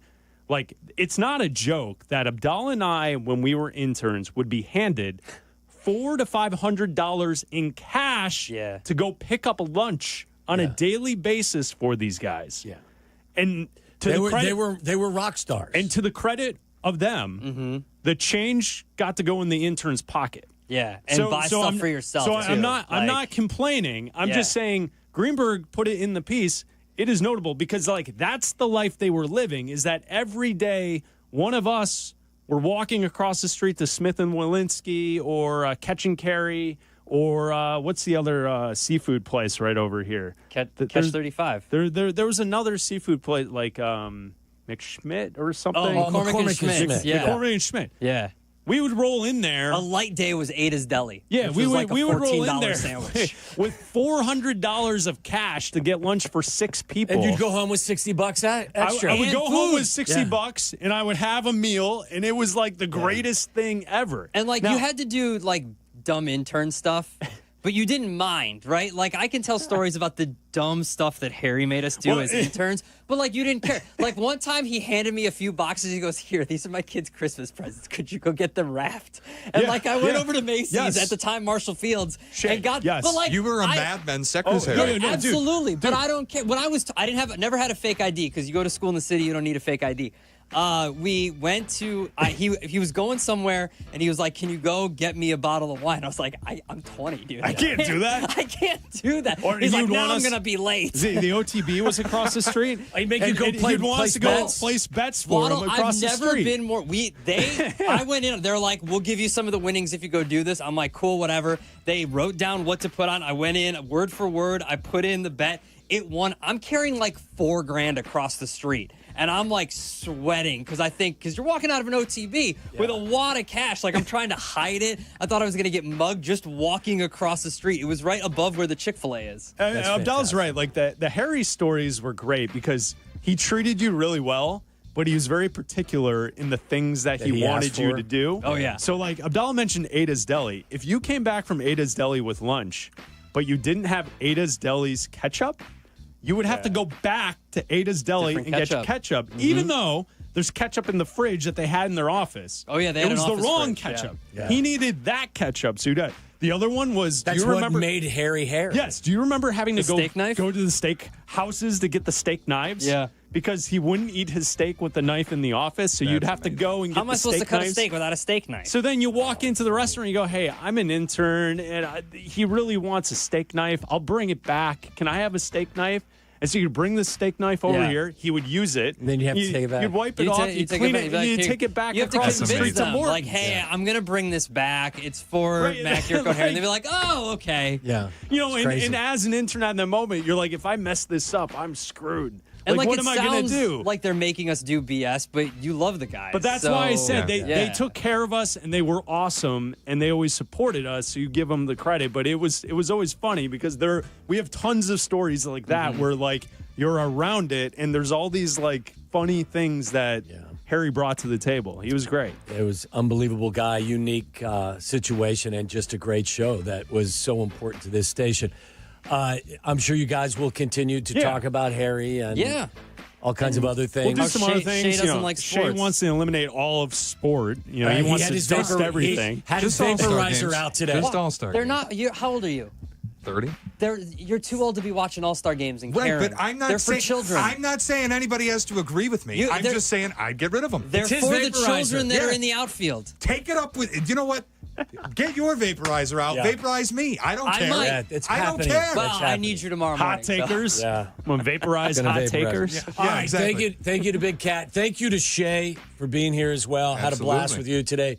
Thanks to Charlie and Jake as well. You guys continue to have a great time walking down memory lane. We will. You guys did a great job today. Thanks, Waddle. More Bleck and Abdalla coming up. This is ESPN 1000. Everyone have a great night. Waddle, he's gone. Really excited. That was a big thrill. Hi, it's Andre Dawson, including myself, Ed Belfour. There's a very low percentage of this that is smiles and glory holes. Who's getting wild tonight? That's what I'm talking about, baby. No high from you? What? No high from you? I'll give him more buys than highs. Waddle, waddle, waddle.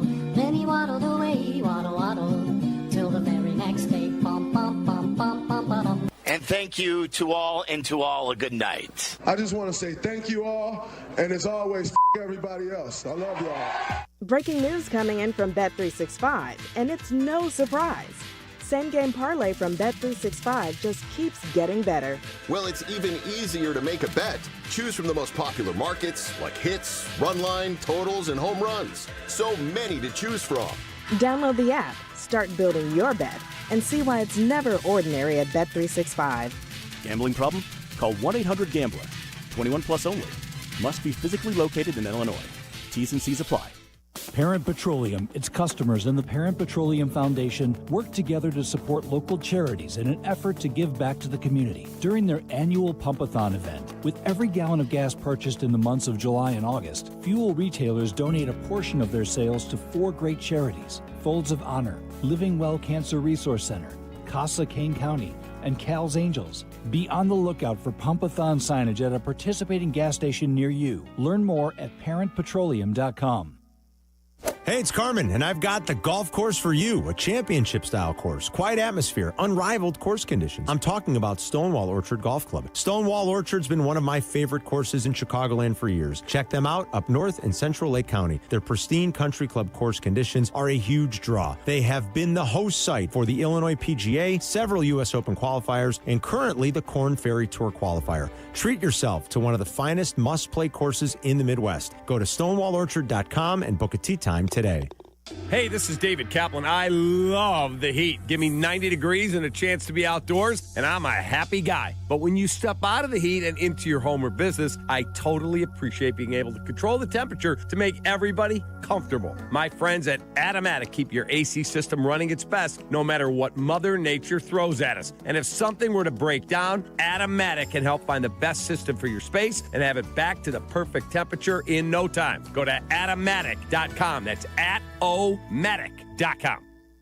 Hey friends, I'm Tom Waddle, and I drive a Hawk. Find your next car at hawkauto.com. Choose from 12 Hawk Auto locations in Forest Park, St. Charles, Plainfield, Joliet, Carroll Stream, and now LaSalle, Peru. Shop thousands of vehicles from 13 big brands. Save with 0% financing or make no payments for 90 days. Plus save even more with our complimentary maintenance plan. Find your next car at hawkauto.com and drive what I drive. Drive a Hawk. HawkAuto.com. Financing and plan on select models with approved credit. We all hear the radio ads about the IRS. They tell you to be afraid, to be scared, and they try to frighten you into calling. I'm not here to do that. Tax Relief Advocates is different. TRA is here to tell you that if you owe money to the IRS, whether it's $5,000, $50,000, or $500,000, we have a solution. It doesn't matter if you're sitting in your car, at work, or with your kids. No matter where you are, call now. 800-575-6759. Don't lose hope. TRA can eliminate or reduce what you owe to the IRS. Generous programs are now available that can give you a fresh start. Our passion is taxes and helping individuals fix their IRS problems. We have over 1,000 5-star reviews on Google and an A+ with the Better Business Bureau. You don't need to be afraid of the IRS any longer. End your tax nightmare today by visiting us online at TRA.com or call 800-575-6759. That's 800-575-6759. Tax Relief Advocates. Real solutions for real people. $9 million the Veroliak Law Group wins again for their clients. That's right. The Veroliak Law Group recovered $9 million for a client who was injured in a truck accident. If you're injured, make sure to call the Veroliak Law Group. Follow Chicago's Home for Sports on Instagram at ESPN_Chicago. You're listening to Bleck and Abdalla on Chicago's Home for Sports, ESPN Chicago.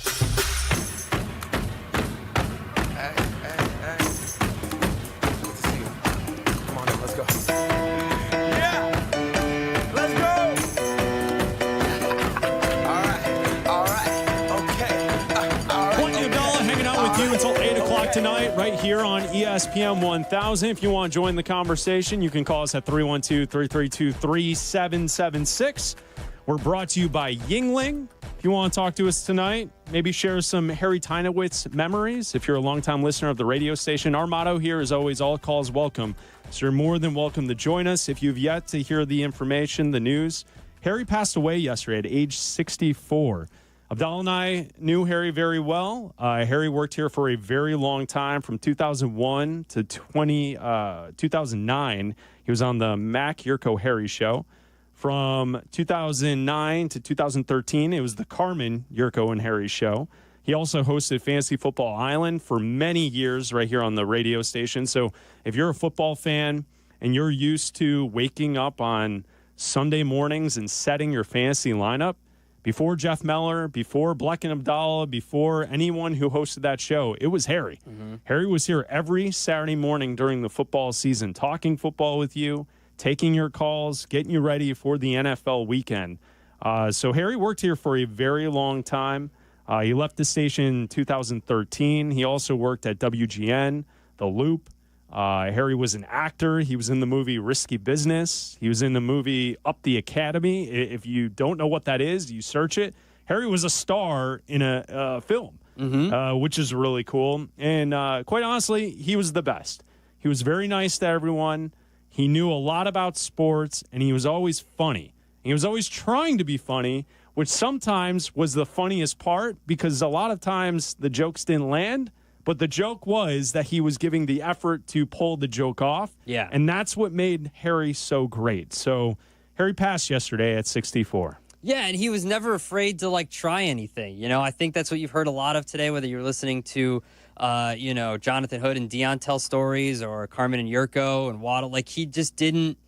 Everything was on the table. There were no bad ideas, whether you brought him an idea, whether he had an idea. He was always willing to try anything, throw something at the wall. If it stuck, it stuck. If not, whatever, you move on. Sometimes that's even funnier. He understood self-deprecation and how that was funny. And like you said, he was the best. A lot of people a lot of guys in this business aren't great. You know what I mean? And when we came in, we were just talking to Shea and Waddle, that show was the number one show, and then there was a gap, and then there was everyone else. We're not just talking like a ratings bat. They were the show, and they were the standard, and that was it.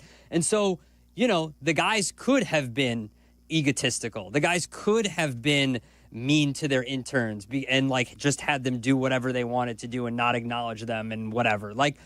And, I did hear stories about, people down the dial that didn't treat their interns as well as we do here, and as, former shows have here.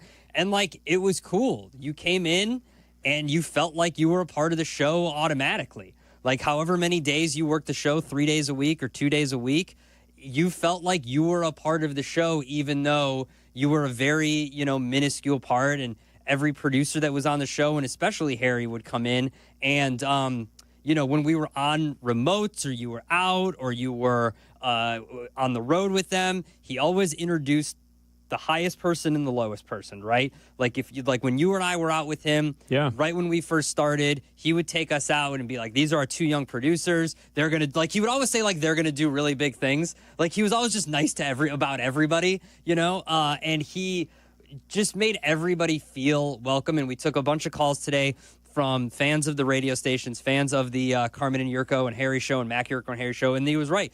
He would hang out afterwards, after remotes, and not just, dip out right away and not just work the show. He would stay after and, talk to people and, celebrate and drink with people. And, even celebrating when the White Sox won the World Series, even though it wasn't his team, he still kind of had a love for the White Sox, and he got made fun of a lot for it by Mac and Jurko because he called himself bisexual. Yeah, because, but also there are people in this city that are like that. I feel like I'm like that to an extent. I'm a White Sox fan, but the Cubs don't bother care. me. Yeah. And when the Cubs are good, I'm cool with it. Sure. I have no issue. I'll celebrate a Chicago team. I know Wilbon has talked about that before as well. You mentioned the Mac Jurko Harry show in the heyday of Chicago sports radio. If you're listening to this show, I'm assuming that you enjoy sports talk radio. So you probably enjoy the history of Chicago sports talk radio. To me, there are 4 shows. If you had to put together like the Mount Rushmore of Chicago sports talk radio shows, you're talking about North and Jiggets. You're talking about Bors and Bernstein on the Score. You're talking about Mac Jurko Harry here at ESPN 1000 and Waddle and Sylvie. Yeah. Those are, I think if you looked at the amount of time that those shows have been on the air, the impact, like those are the 4 biggest shows that have been in this market. And so to describe something that took place from 2001 to 2009, it's not the longest run, but it was an impactful run with Mac, with Jurko. Jurko is still here. He's here each and every day from noon to 3 with Carmen. And Harry was a big part of all of that because his personality, the jokes, the bits, the tension sometimes between Mac and Harry was must listen to radio. And you and I were there with a front row seat as fresh interns in the heyday of all of this going down. And sometimes when we talk with Charlie or Jack and Potsy and Luca and Jake and Tyler and even Shea, sometimes I feel like you and I are the connecting fiber to those who are not here for any of this. Yeah. And then the generation that's been here the longest, those who have worked here with those guys, Carm, Sylvie, Danny, they were here for that. They were a part of that. You and I were there at the very end. We got to see it. We kind of got to witness it, but we were also like 22, 23-year-old producers when we were finally hired after our internships. And so, I feel like you and I do a lot of storytelling behind the scenes to the young guys to be like, you won't believe what used to take place around this place. Good and bad. I enjoy the ability to relay some of those stories because it was a lot of fun to be around. It really was. It was. And it was a vibe here. And listen, 8 years is a long time for a radio show. And Jurko talked about it today. They were not good when they first started. I always think of it as Conan when he first started. He'll be the first one to admit it. The show was crap. And Jurko said it today. The show was not good. It's hard to find a vibe together when you're just taking 3 guys and putting them in a room together and say, hey, talk for 4 hours a day, 5 days a week to each other, don't kill each other, and be entertaining, right? And have differing opinions and all this kind of stuff. And be funny together and create bits and all this and staple segments and all this kind of stuff. Like all the great staple segments that show had, like Critics at Extra Large. I love that segment. Map It. All the good ones. That wasn't a good one. No, Map It was awesome. Shut up. Map It was great. That was a terrible one. What's in the vending machine? All right, Charlie. All that stuff. Map It is a segment where I've heard Map It. I love this idea. They had a map on the studio wall, and they would throw a dart at the map, and wherever it would land, whatever city it was, they would pull it up on the internet, and they would find out what the top story that day in that city was. That was the segment. I love that. Like, think about it. He came to me one day during my internship, and I told the story when we did the Almanac instead of the Lunch Rush today on Carmen and Jurko, and he was saying that he wanted to, I just want to celebrate people's birthdays, and I want to, I want to go through, and I want to know when the Twinkie was created and the Slinky was created. I'm like, Harry, I get, because this is like also, not everything was readily available the way that it is now. Like, you couldn't just type in what happened on this day in sports and like a bunch of stuff would show up. Yeah, you had to do a little research. You had to dig. You and had to cross-reference. You had to check, making sure things were right. Yeah, and a lot of the time they weren't, and I'd just hold my hands and be like, sorry, man, I don't know what to tell you. He would get so mad when the Almanac was wrong. And then that was a segment that ran for like 7 years or something like it was forever. And it was a prime segment at like the 5 o'clock hour. And he would it was his baby. And he would have his papers and he'd be like, happy birthday to this person. And it was dumb, but it was so funny at the same time. And like whether the other host liked it or not, it was great. And they went with it. No matter how much time passed, you usually heard from Harry on your birthday. Oh, yeah. And then usually when you would respond asking about Harry, he would respond with something, enough about me, tell me about you. Mm-hmm. Really just an outstanding guy. He looked out for us. Yeah. He did. Many have here at the radio station. Shout out to all of them. I know when we did this for JD, we mentioned this. Yeah. But like we first hosted on this radio station because of Harry. Mm-hmm. He wanted us to fill in for him on Fantasy Football Island.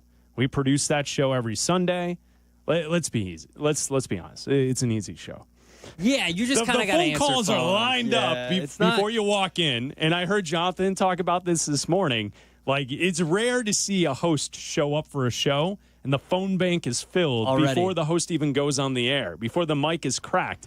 But Harry had the listeners trained that at 7 a.m., right? Mm-hmm, yeah. 7 a.m. on Sunday morning, boom, we're taking fantasy calls. Harry would roll in, full phone bank, 12 calls on the board, ready to go. So he won a highlight from like a random running back that scored a touchdown last week. Allowing Bleck Abdalla to fill in is like an easy ask. Yeah. But he was the one that went to management and said, these guys are going to fill in for me when I go away for the next week. Well, he also had he could do, when you and I did it, we had copious notes of depth charts and all this. He did all off the top of his head. He remembered everything.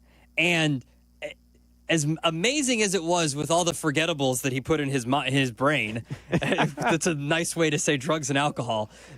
I forget what I had for lunch yesterday, and he's remembering stuff that happened in a game, 25 years ago, a minutia play that meant nothing, and he's like, well, this happened in this game, and he's remembering depth charts, and people are calling and asking on Fantasy Football, and everybody's heard it if you're listening to our Bears pre-game programming. People call in, they've got 4 wide receivers, they need 3 of them, and you're like, well, I think you should start this guy, this guy, this guy. He would just do it with no prep whatsoever. And you and I have like 10 papers. Yeah.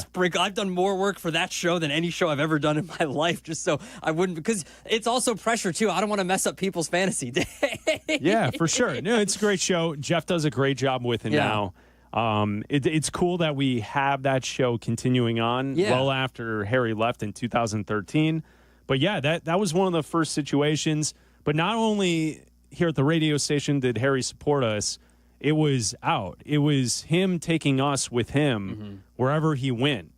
And that was really cool in our early 20s to be able to hang out with someone who was the Pied Piper. Everyone knew him at every bar. Anywhere we walked into, they placed the Cuervo on the bar, and we would all sit down, and Harry would be the one that poured the drinks. Like, how many times do you go to a bar, and the bartender hands the bottle to someone and says, here you go. and he just That's does what it people himself. wish for. Yeah, like that's it was, people's be like, I would love to have a bartender know me that well. It was pretty cool, Like- and he always brought the two of us with him. And I'll say we did that. The first time I was ever in a cigar bar was because Harry took us to a cigar bar. I don't smoke cigars. I was looking at that picture yesterday. You look so out of place. I smoked that cigar. That's did. right. I puffed on it. Yeah, and like, and which he would still text me every once in a while. Lightweight. He'd be like, I know you don't like cigars. It would be like, all right, just randomly. sure. Yeah. And And absolutely. I think that, Jared Payton called in today.